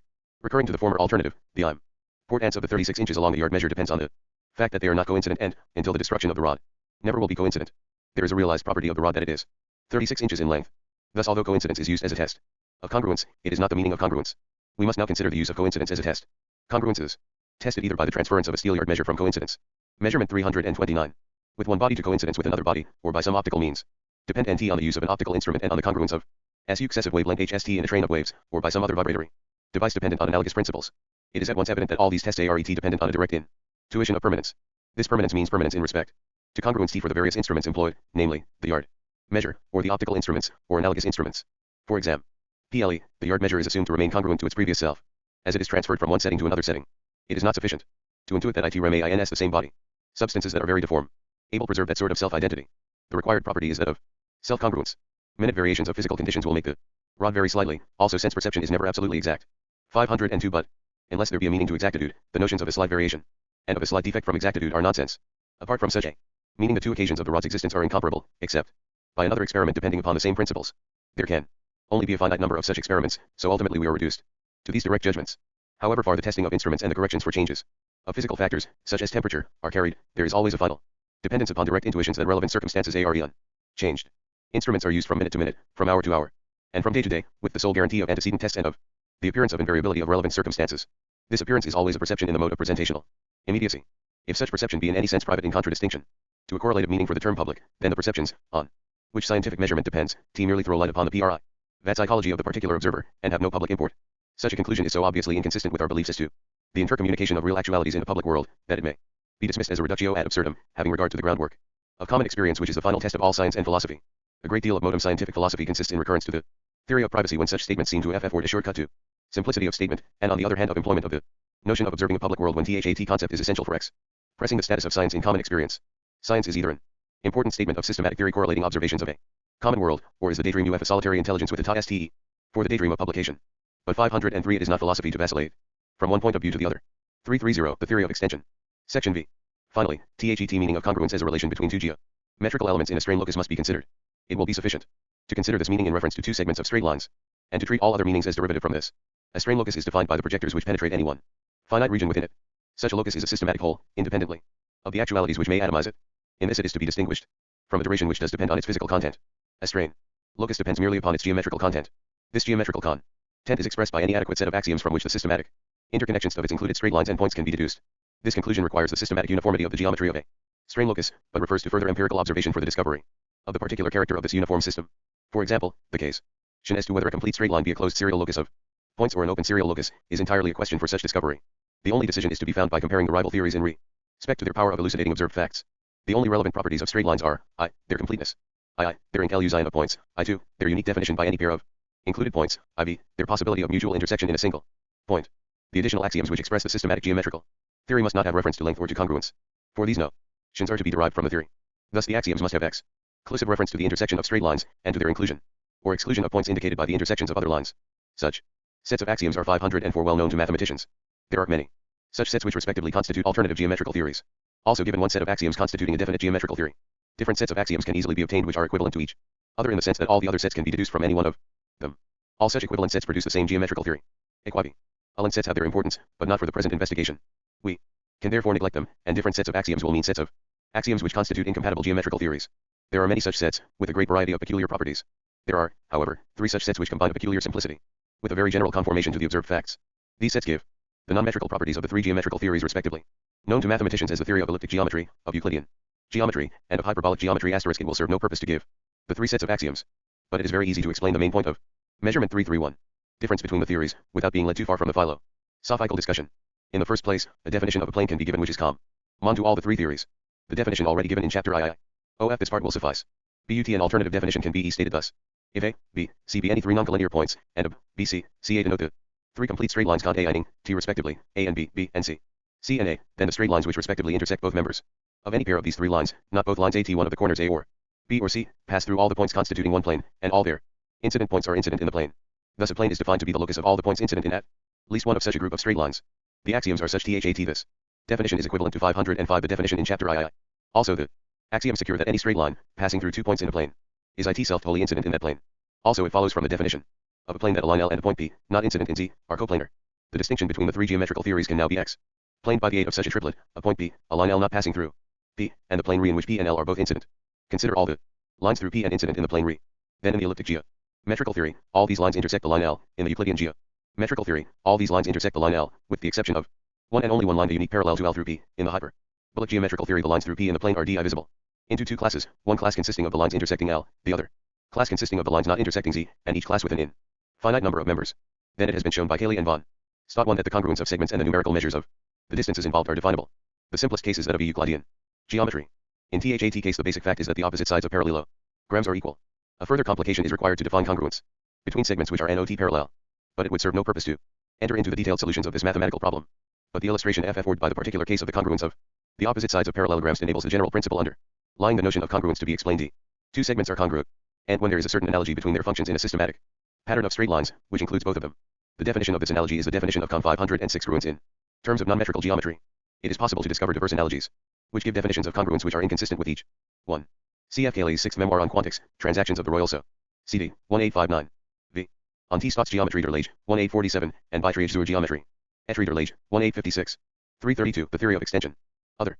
That definition which enters importantly into the internal constitutions of the dominating social entities is the important definition for the cosmic epoch in question. Measurement is now possible throughout the extensive continuum. This measurement is a systematic procedure dependent on the dominant CDs of the cosmic epoch.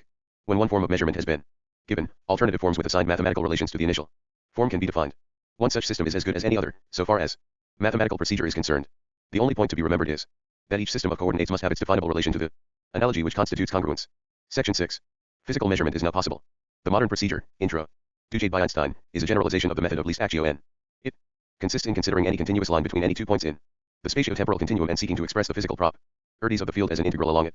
The measurements which are presupposed are the geometrical measurements constituting the coordinates of the various points involved. Various physical quantities enter as the constants involved I and the algebraic functions Ronsard. These constants depend on the actual occasions which atomize the extensive continuum.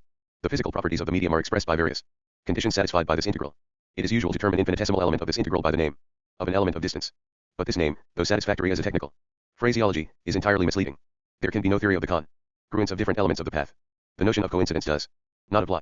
There is no systematic 507 theory possible, since the so-called infinitesimal distance depends on the actual entities throughout the environment. The only way of expressing such so-called distance is to make use of the presupposed geometrical measurements. The mistake arises because, unconsciously, the minds of physicists are infected by a presupposition which comes down from Aristotle through Kant. Aristotle placed quantity among his categories, and did not distinguish between extensive quantity and intensive quantity. Kant made this distinction, but conceived both of them as categorical notions. It follows from Cayley's and von Stott's work, CFLOCCIT, that extensive quantity is a construct. The current physical theory presupposes a comparison of so-called lengths among segments without any theory as to the basis on which this comparison is to be made, and in ignoration of the fact that all exact observation belongs to the mode of presentational immediacy. Further, the fact is neglected that there are no infinitesimals, and that a comparison of finite segments is thus required. For this reason, it would be better so far as measurement 33.3 explanation is concerned to abandon the term distance for this integral, and to call it by some such name as impetus, suggestive of its physical import. Point 2. It is to be noted, however, that the conclusions of this discussion involve no objection to the modern treatment of ultimate physical laws in the guise of a problem in differential geometry. The integral impetus is an extensive quantity, a length. The differential element of impetus is the differential element of SYST-ematic length weighted with the individual peculiarities of its rel FANT environment. The whole theory of the physical field is the interweaving of the individual peculiarities of actual occasions upon the background of systematic geometry. This system ATIC geometry X presses the most general substantial form inherited throughout the vast cosmic society which 508 constitutes the primary real potentiality conditioning concrescence. Point 0 in this doctrine, the organic philosophy HY is very near to the philosophy of Descartes. The whole argument can be summarized thus. Actual occasions are immovable, so that the doctrine of coincidence is nonsense. 2. Extensive quantity is a logical construct, expressing the number of congruent units which are a. Non-overlapping, and b. Exhaustive of the nexus in question. 3. Congruence is only definable as a certain definite analogof function in a systematic complex which embraces both fragment elements. 4. That all experimental measurement involves ultimate intuitions of congruence between earlier and later states of the instruments employed. v. That all exact observation is made by perception and the mode of presentational immediacy. 6. That if such perception merely concerns a private psychological field, science is the daydream of an individual without any public import. 7. That perception in the mode of presentational immediacy solely depends upon the witness of the body, and only exhibits the external contemporary world in respect to its systematic geometrical relationship to the body. 2. Cf. my book, The Principle of Relativity, University Press, Cambridge, 1922. 3. Ti1's theory of the derivation of the basic uniformity requisite for congruence, and hence for measurement, should be compared with that of two deeply interesting articles, Ti1e theory of relativity and the first principles of science, and the macroscopic atomic theory, Journal of Philosophy, Vol. XXV, T by Professor F.S. C. Northrop of Yale.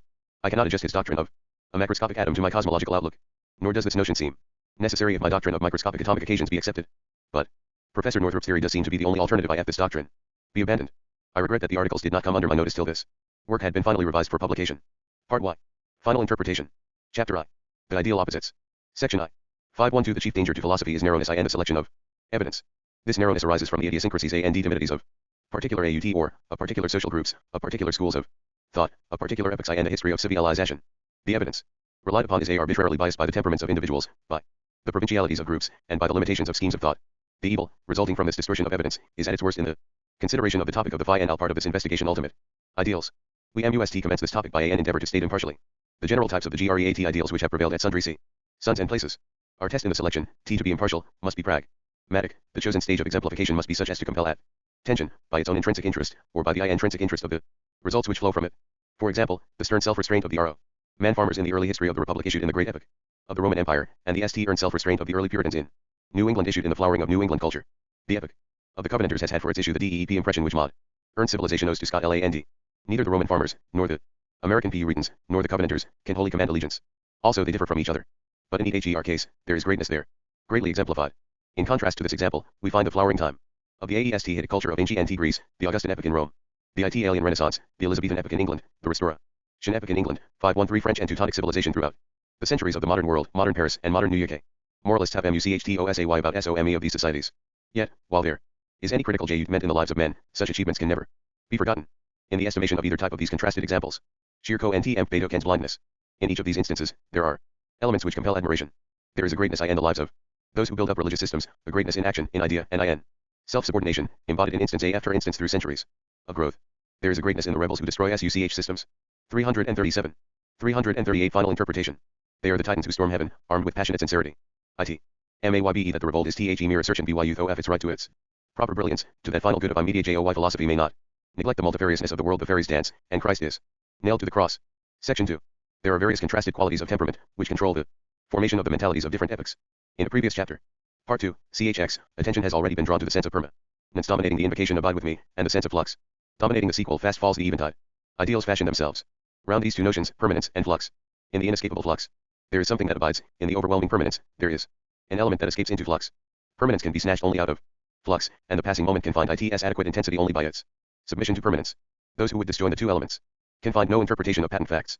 The four symbolic figures in the Medici Chapel in Florence, Michel Angelo's masterpieces of statuary, day 514 and night, evening and dawn exhibit the everlasting element ends in the passage of fact. The figures stay there, reclining in their recurring sequence, forever showing the senses in the nature of things. The perfect realization is not merely the exemplification of what in abstraction is timeless.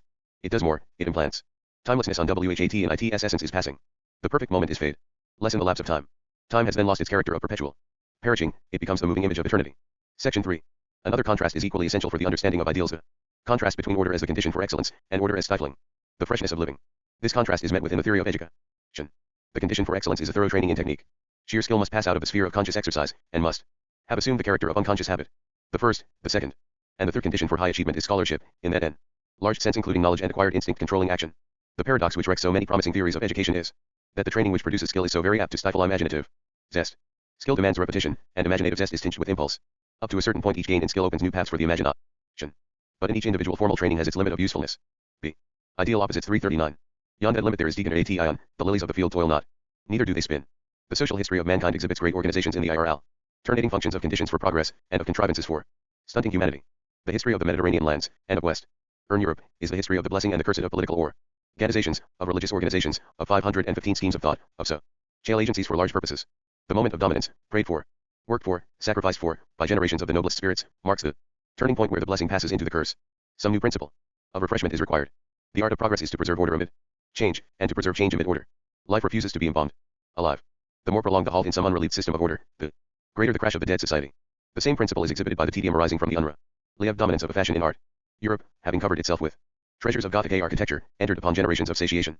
These jaded epochs seem to have lost all sense of that particular form of lovable ins. It seems as though the last delicacies of feeling require some element of novelty to relieve their massive inheritance from bygone sys. Tem. Order is not sufficient. What is required is something much more complex.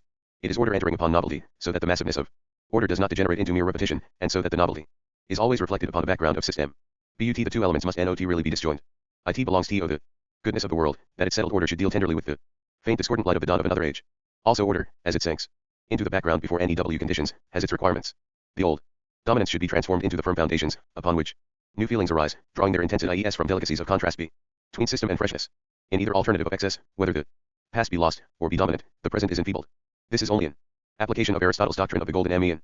The lesson of the transmutation of causal efficacy into presentational immediacy is that great ends are reached by life in the present, life novel and immediate, but deriving its richness by its full inheritance from the rightly organized 516 animal body. It is by reason of the body, with its miracle of order, that the treasures of the past environment are poured into the living occasion. The final percipient root of occasions is perhaps some thread of H.A. Pen. Ings wandering in empty space amid the interstices of the brain. It toils not, and neither does it spin. It receives from the past, it lives in the present.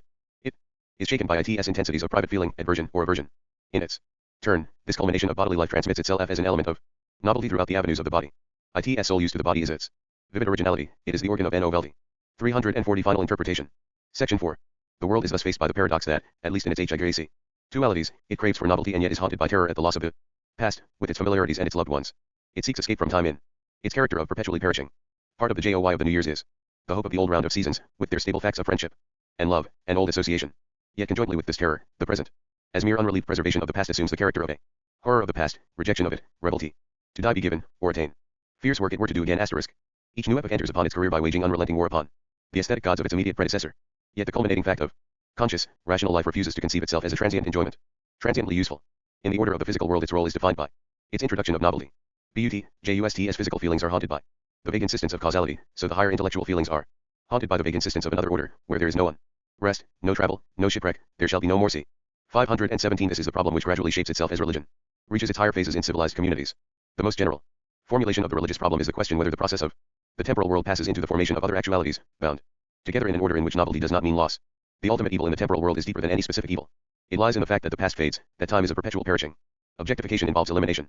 The present fact has not the past fact with it in any full immediacy. The process of time veils the past be low distinctive feeling. There is a unison of becoming among things in the present. Why should there not be novelty without loss of this direct unison of immediacy among things? In the temporal world, it is the empirical fact that process entails loss, the past is present under an abstraction. But there is no reason, of any ultimate metaphysical generality, why this should be the whole story. The nature of evil is that the characters of things are mutually obstructive. Thus the depths of life require a process of selection. But the selection is elimination as the first step towards another temporal order seeking to minimize obstructive modes. Selection is at once the measure of evil, and the process of its evasion. It means discarding the element of obstructiveness in fact. No element in fact is ineffectual. Thus the struggle with evil is a process of building up a mode of utilization by the provision of intermediate elements, introducing a complex structure of harmony. The triviality in some initial reconstruction of order expresses the fact that actualities are being produced, which, trivial in their own ideal opposites 341. Proper character of immediate ends, are proper means for the emergence of a world at once lucid, and intrinsically of immediate worth. The evil of the world is that those elements which are translucent so far as transmission is concerned, in themselves are of slight weight, and that those elements 518 with individual weight, by their di scored, impose upon vividum diac the obligation that it fade into night. He giveth hisb. Love sleep. In our cosmological construction we are, therefore, left with the final opposites, joy and sorrow, good and evil, disjunction and conjunction. That is to say, the many in one flux and permanence, greatness and triviality, freedom and necessity, God and the war ld. In this list, the pairs of opposites are in experience with a certain ultimate directness of intuition, except in the case of the last pair. God and the world introduce the note of interpretation. They embody the interpretation of the cosmological problem in terms of a fundamental metaphysical doctrine as to the quality of creative origination, namely, conceptual appetition and physical realization. This topic constitutes the last chapter of cosmology. Chapter 2. God and IBE world. Section IT. 519. So long as the temporal world is conceived as a self-sufficient completion of the creative act, explicable by its derivation from an ultimate principle which is at once eminently real and the unmoved mover. From this conclusion there is no escape. The best that we can say of the turmoil is, for so he giveth his beloved sleep. This is the message of religions of the Buddhistic type, and in some sense it is true. In this final discussion, we have to ask whether metaphysical principles impose the belief that it is the whole truth. The complexity of the world must be reflected in the answer. It is childish to enter upon thought with the simple-minded case. What is the world made of? The task of reason is to fathom the deeper depths of the many-sidedness of things. We must not expect simple answers to far-reaching questions. However far our gaze penetrates, there are always heights beyond which block our vision. The notion of God as the unmoved mover is derived from Aristotle, at least so far as Western thought is concerned. The notion of God as eminently real is a favorite doctrine of Christian theology. The combination of the two into the doctrine of an aboriginal, eminently real, transcendent creator, at whose fiat the world came into being, and whose imposed will it obeys, is the fallacy which has infused tragedy into the histories of Christianity and of Mohammedanism. When the Western world accepted Christianity, Caesar conquered, and the received text of Western theology was edited by his lawyers. The Code of Justinian and the Theology of Justinian are 2 volumes expressing 521 movement of the human spirit. The brief Galilean vision of humility flickered throughout the ages, uncertainly. In the official formula of the religion it has assumed the trivial form of a mere attribution to the Jews that they cherished a misconception about their Messiah. But the deeper idolatry of the fashioning of God in the image of the Egyptian, Persian, and Roman imperial rulers was retained. The Church gave unto God the attributes which belonged exclusively to Caesar.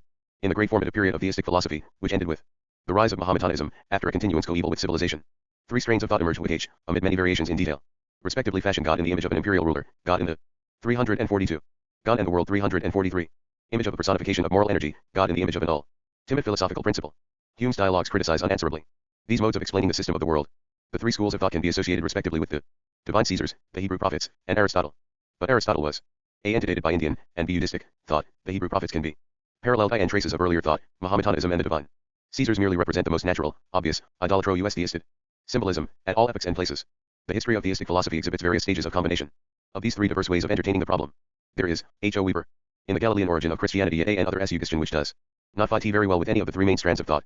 It does not emphasize the ruling Caesar, or the ruthless moralist, or the unmoved mover. It dwells upon the tender elements in the world, which slowly and In quietness operate by love, and itify NDS purpose in the priest NTMDIAC. Of a kingdom not of this world. Love any the rules, nor is it unmoved, also. It is 5-1 a little oblivious as to morals. It does not look to the future, for it finds its own reward in the immediate present. Section I. Apart from any reference to existing religions as they are, or as they ht to be, we must investigate dispassionately what the metaphysical principles, redeveloped, require on these points, as to the nature of God. There is nothing here in the nature of proof. There is merely the confrontation of the theoretic system with a certain rendering of the facts. But the unsystematized report upon the facts is itself higghly controversial, and the system is confessedly inadequate. The deductions from it in this particular sphere of thought cannot be looked upon as more than suggestions as to how the problem is transformed in the light of that system. What follows is an attempt to add another speaker to that masterpiece, Hume's dialogues concerning natural religion. Any cogency of a argument entirely depends upon the elucidation of somewhat exceptional elements in our conscious experience, those elements which may roughly be classed together as religious and moral intuitions. In the first place, God is not to be treated as an exception to all metaphysical principles invoked to save their collapse. He is their chief exemplification. Viewed as primordial, he is the unlimited conceptual realization of the absolute wealth of potentiality. And as a aspect, he is not before all creation, but with all creation. But, as primordial, so far is he from eminent reality, that in this abstraction he is deficiently actual, and this in two ways. His feelings are only conceptual and so lack the full NESS of actuality. Secondly, conceptual feelings, apart from complex integration with physical feelings, are devoid of consciousness in their subjective forms. 344 Final interpretation. Thus, when we make a distinction of reason, and com 522 cider God in the abstraction of a primordial actuality, we must ascribe to him neither fullness of feeling, nor consciousness. He is the unconditioned actuality of conceptual feeling at the base of things, so that, by reason of this primordial actuality, there is an order in the relevance of eternal objects to the process of creation, and his unity of conceptual operations is a free creative act, untrammelled by reference to any particular course of things. It is deflected neither by love, nor by hatred, for what in fact comes to pass. The particularities of the actual world presuppose it, while it merely presupposes the general metaphysical character of creative advance, of which it is the primordial exemplification. The primordial nature of God is the acquirement by creativity of a primordial character. His conceptual actuality at once exemplifies and establishes the categorical conditions. The conceptual feelings, which compose his primordial nature, exemplify in their subjective forms their mutual sensitivity and their subjective unity of subjective aim. These subjective forms are valuations determining the relative relevance of eternal objects for each zion of actuality. He is the lure for feeling, the eternal urge of desire. His particular relevance to each creative act, as it arises from its own conditioned stand point in the world, constitutes him the initial object of desire established. The initial phase of each subjective aim. A quotation from Aristotle's Metaphysics 1 expresses some analogies to, and some differences from, this line of thought and since that which is moved and movest is intermediate, there is something which moves without being moved, being eternal, substance, and actuality. And the object of desire and the object of thought move in this way, they move without being moved. The primary objects of desire and of thought are the same. For the apparent good is the object of appetite, and the real good is the primary object of rational wish. But desire is Kant's 523 quent on opinion rather than opinion. On desire, for the thinking is the starting point. And thought is moved by the object of thought, and one of the two columns of opposites is in itself the object of thought. Aristotle had not made the distinction between conceptual feelings and the intellectual feelings which alone involve consciousness. But if conceptual feeling, with its subjective form of valuation, be substituted for thought, thinking, and opinion, in the above quotation, the agreement is exact. Section 3. There is a not hr side to the nature of God which cannot be omitted. Throughout this exposition of the philosophy of organism we have been 1. Metaphysics 1072-23232, T-trans. By Professor W. D. Ross. My attention was called to the appositeness of this particular quotation by Mr. F. J. Carson. Kant and the World 345. Considering the primary accession of God on the world. From this point of view, he is the principle of concretion, the principle whereby there is initiated a definite outcome from a situation otherwise riddled with ambiguity. Thus, so far, the primordial side of the nature of God has alone been relevant. But God, as well as being primordial, is also consequent. He is the beginning and the end. He is not the beginning in the sense of being and past of all member s. He is the presupposed actuality of conceptual operation, in unison of becoming with every other creative act. Thus, by reason of the relativity of all things, there is a reaction of the world on God. The completion of God's nature into a fullness of physical feeling is derived from the objectification of the world in God. He shares with every new creation its actual world, and the concrescent creature is objectified in God as a novel element in God's objectification of that actual world. This prehension into God of each creature is directed with the subjective aim, and clothed with the subjective form, wholly derivative from his all-inclusive primordial valuation. God's conceptual nature is unchanged, by reason of its final completeness. But his derivative 524 nature is consequent upon the creative advance of the world. Thus, analogously to all actual entities, the nature of God is dipolar. He has a primordial nature and a consequent nature. The consequent nature of God is conscious, and it is the realization of the actual world in the unity of his nature, and through the transformation of his wisdom. The primordial nature is conceptual, the consequent nature is the weaving of God's physical feelings upon his primordial concepts. One side of God's nature is constituted by his conceptual experience. This experience is the primordial fact in the world, limited by NOAC. Duality which it presupposes. It is therefore infinite, devoid of all negative prehensions. This side of his nature is free, complete, primordial, eternal, actually deficient, and unconscious. The other side originates with physical experience derived from the temporal world, and then acquires integration with the primordial side. It is determined, incomplete, consequent, ever lasting, fully actual, and co-NSIs. His necessary goodness expresses the determination of his consequent nature. Conceptual experience can be infinite, but it belongs to the nature of physical experience that it is finite. An actual entity in the temporal world is to be conceived as originated by physical experience with its process of completion motivated by consequent conceptual experience initially derived from God. God is to be conceived as originated by conceptual experience with his process of completion motivated by consequent physical experience initially derived from the temporal world. Section 4. The perfection of God's subjective I'm, derived from the completeness of its primordial nature, is suesint o the character of his consequent nature. 346 Final interpretation. In it there is no loss, no obstruction. The world is felt in the unison of I'm. Immediacy. The property of combining creative advance with 525 the tension of mutual immediacy is what in the previous section is meant by the term everlasting. The wisdom of subjective apprehends every actuality for what it can be. In such a perfected system its sufferings, its sorrows, its failures, its triumphs, its immediacies of joy woven by rightness of feeling into the harmony of the universal feeling, which is always immediate, always many, always one, always with novel advance, moving onward and never perishing. The revolts of destructive evil, purely self-regarding, are dismissed into their triviality of merely individual facts, and yet the good they did achieve, in individual joy, in individual sorrow, in the introduction of needed contrast, is yet saved by its relation to the completed whole. The image and it is but an image. The image under which this operative growth of God's nature is best conceived, is that of a tender care that nothing be lost. The consequent nature of God is his judgment on the world. He saves the world as it passes into the immediacy of his own life. It is the judgment of a tenderness which loses nothing that can be saved. It is also the judgment of a wisdom which uses what in the temporal world is mere wreckage. Another image which is also required to understand his consequent nature is that of his infinite patience. The universe includes a threefold creative act composed of I, the one infinite conceptual realization, I, the multiple solidarity of free physical realizations in the temporal world. 3. The ultimate unity of the multiplicity of actual fact with the primordial conceptual fact.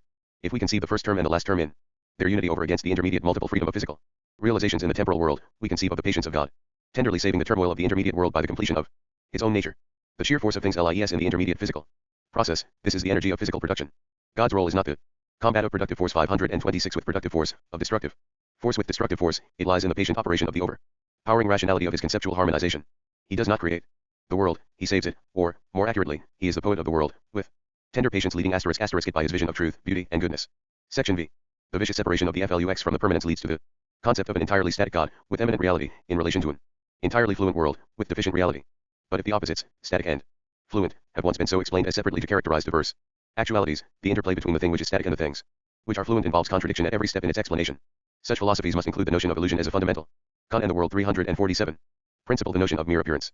This is the final Platonic problem. Undoubtedly, the intuitions of Greek, Hebrew, and Christian thought have alike embodied the notions of a static God condescending to the world, and of a world either thoroughly fluent, or accidentally static, but finally fluent. Heaven and earth shall pass away. In some schools of thought, the fluency of the world is mitigated by the assumption that selected components in the world are exempt from this final fluency, and achieve a static survival. Such components are not separated by any cohesive line from analogous components for which the assumption is not made. Further, the survival is construed in terms of a final pair of opposites, happiness for some, torture for others.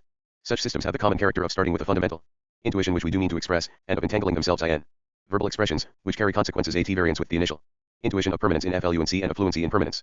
527 But civilized intuition has always, although obscurely, grasped the problem as double and not as single. There is not the mere problem of fluency and permanence. There is the double problem, actuality with permanence, requiring fluency as its completion, and actuality with fluency, requiring permanence as its completion. The first half of the problem concerns the completion of God's primordial nature by the derivation of his consequent nature from the temporal world. The second half of the problem concerns the completion of each fluent actual occasion by its function of objective immortality, devoid of perpetual perishing, that is to say, everlasting. This double problem cannot be separated into two distinct problems. Either as it can only be explained in terms of the other. The consequent nature of God is the fluent world become everlasting by its objective mortality in God. Also the objective immortality of actual occasions requires the primordial permanence of God, whereby the creative advance ever reestablishes itself endowed with initial subjective aim derived from the relevance of God to the evolving world. But objective immortality within the temporal world does not solve the problem set by the penetration of the finer religious intuition. Everlastingness has been lost, and everlastingness is the content of that vision upon which the finer religions are built, the many absorbed everlastingly in the final unity. The problems of the fluency of God and of the everlastingness of passing experience are solved by the same factor I and the universe. This factor is the temporal world perfected by its reception and its reformation, as a fulfillment of the primordial appetition which is the basis of all order. In this way God is completed by the individual, fluent satisfactions of finite fact, and the temporal occasions are completed by their everlasting union with their transformed selves, purged into conformation with the eternal order which is the final absolute wisdom. The final sum. 348 Final interpretation. Mary can 528 only be expressed in terms of a group of antitheses, whose apparent self-contradictions depend on neglect of the diverse categories of existence. In each antithesis there is a shift of meaning which converts the opposition into a contrast. It is as true to say that God is permanent and the world fluent, as that the world is permanent and God is fluent. It is as true to say that God is one and the world many, as that the world is one and God many. It is as true to say that, in comparison with the world, God is actual eminently, as that, in comparison with God, the world is actual eminently. It is as true to say that the world is immanent in God, as that God is immanent in the world. It is as true to say that God transcends the world, as that the world transcends God. It is as true to say that God creates the world, as that the world creates God. God and the world are the contrasted opposites in terms of which creativity achieves its supreme task of transforming disjoint multiplicity, with its diversities in opposition, into concrescent unity, with its diversities in contrast. In each actuality there are two concrescent poles of realization, enjoyment, and appetition, that is, the physical and the conceptual. For God the conceptual is prior to the physical, for the world the physical poles are prior to the conceptual poles. A physical pole is in its own nature exclusive, bounded by contradiction. A conceptual pole is in its own nature all-embracing, unbounded by contradiction. The former derives its share of infinity from the infinity of appetition, the latter derives its share of limitation from the exclusiveness of enjoyment. Thus, by reason of its priority of appetition, there can be but one primordial nature for God, and, by reason of their priority of enjoyment, there must be one history of many actualities in the physical world. 529 God and the world stand over against each other, expressing the final metaphysical truth that appetitive vision and physical enjoyment have equal claim to priority in creation. But no two actualities can be apart, each is all in all. Thus each temporal occasion embodies God, and is embodied in God. In God's nature, permanence is primordial and flux is derivative from the world. In the world's nature, flux is primordial and permanence is derivative from God. Also the world's nature is a primordial datum for God, and God's nature is a primordial datum for the world. Creation achieves the reconciliation of permanence and flux when it has reached its final term, which is everlastingness, the apotheosis of the world. Opposed elements stand to each other in mutual requirement. In their unity, they inhibit or contrast. God and the world stand to each other in this opposed requirement. God is the infinite ground of all mentality, the unity of vision seeking physical multiplicity. The world is the multiplicity. Gu and the world 349. Of finites, actuality seeking a perfected unity. Neither God, nor the world, reaches static completion. Both are in the grip of the ultimate metaphysical ground, the creative advance into novelty. Either of them, God and the world, is the instrument of novelty for the other. In every respect God and the world move conversely to each other in respect to their process. God is primordially one, namely, he is the primordial unity of relevance of the many potential forms, in the process he acquires a consequent multiplicity, which the primordial character absorbs into its own unity. The world is primordially many, namely, the many actual occasions with their physical finitude, in the process it acquires a consequent unity, which is a novel occasion and is absorbed into the multiplicity of the primordial character. Thus God is to be conceived as one and as many in the converse sense in which the world is to be conceived as many and as one. The theme of cosmology, which is the basis of Algebra 530 Juns, is the story of the dynamic effort of the world passing into everlasting unity, and of the static majesty of God's vision, accomplishing its purpose of completion by absorption of the world's multiplicity of effort. Section 6. The consequent nature of God is the fulfillment of his experience by his reception of the multiple freedom of actuality into the harmony of his own actualization. It is God as really actual, completing the deficiency of his conceptual actuality. Every categorical type of existence in the world presupposes the other types in terms of which it is explained. Thus the many eternal objects, conceived in their very isolated multiplicity, lack any existent character. They require the transition to the conception of them as efficaciously existent by reason of God's conceptual realization of them. But God's conceptual realization is sense if thought of under the guise of a barren, eternal hypothesis.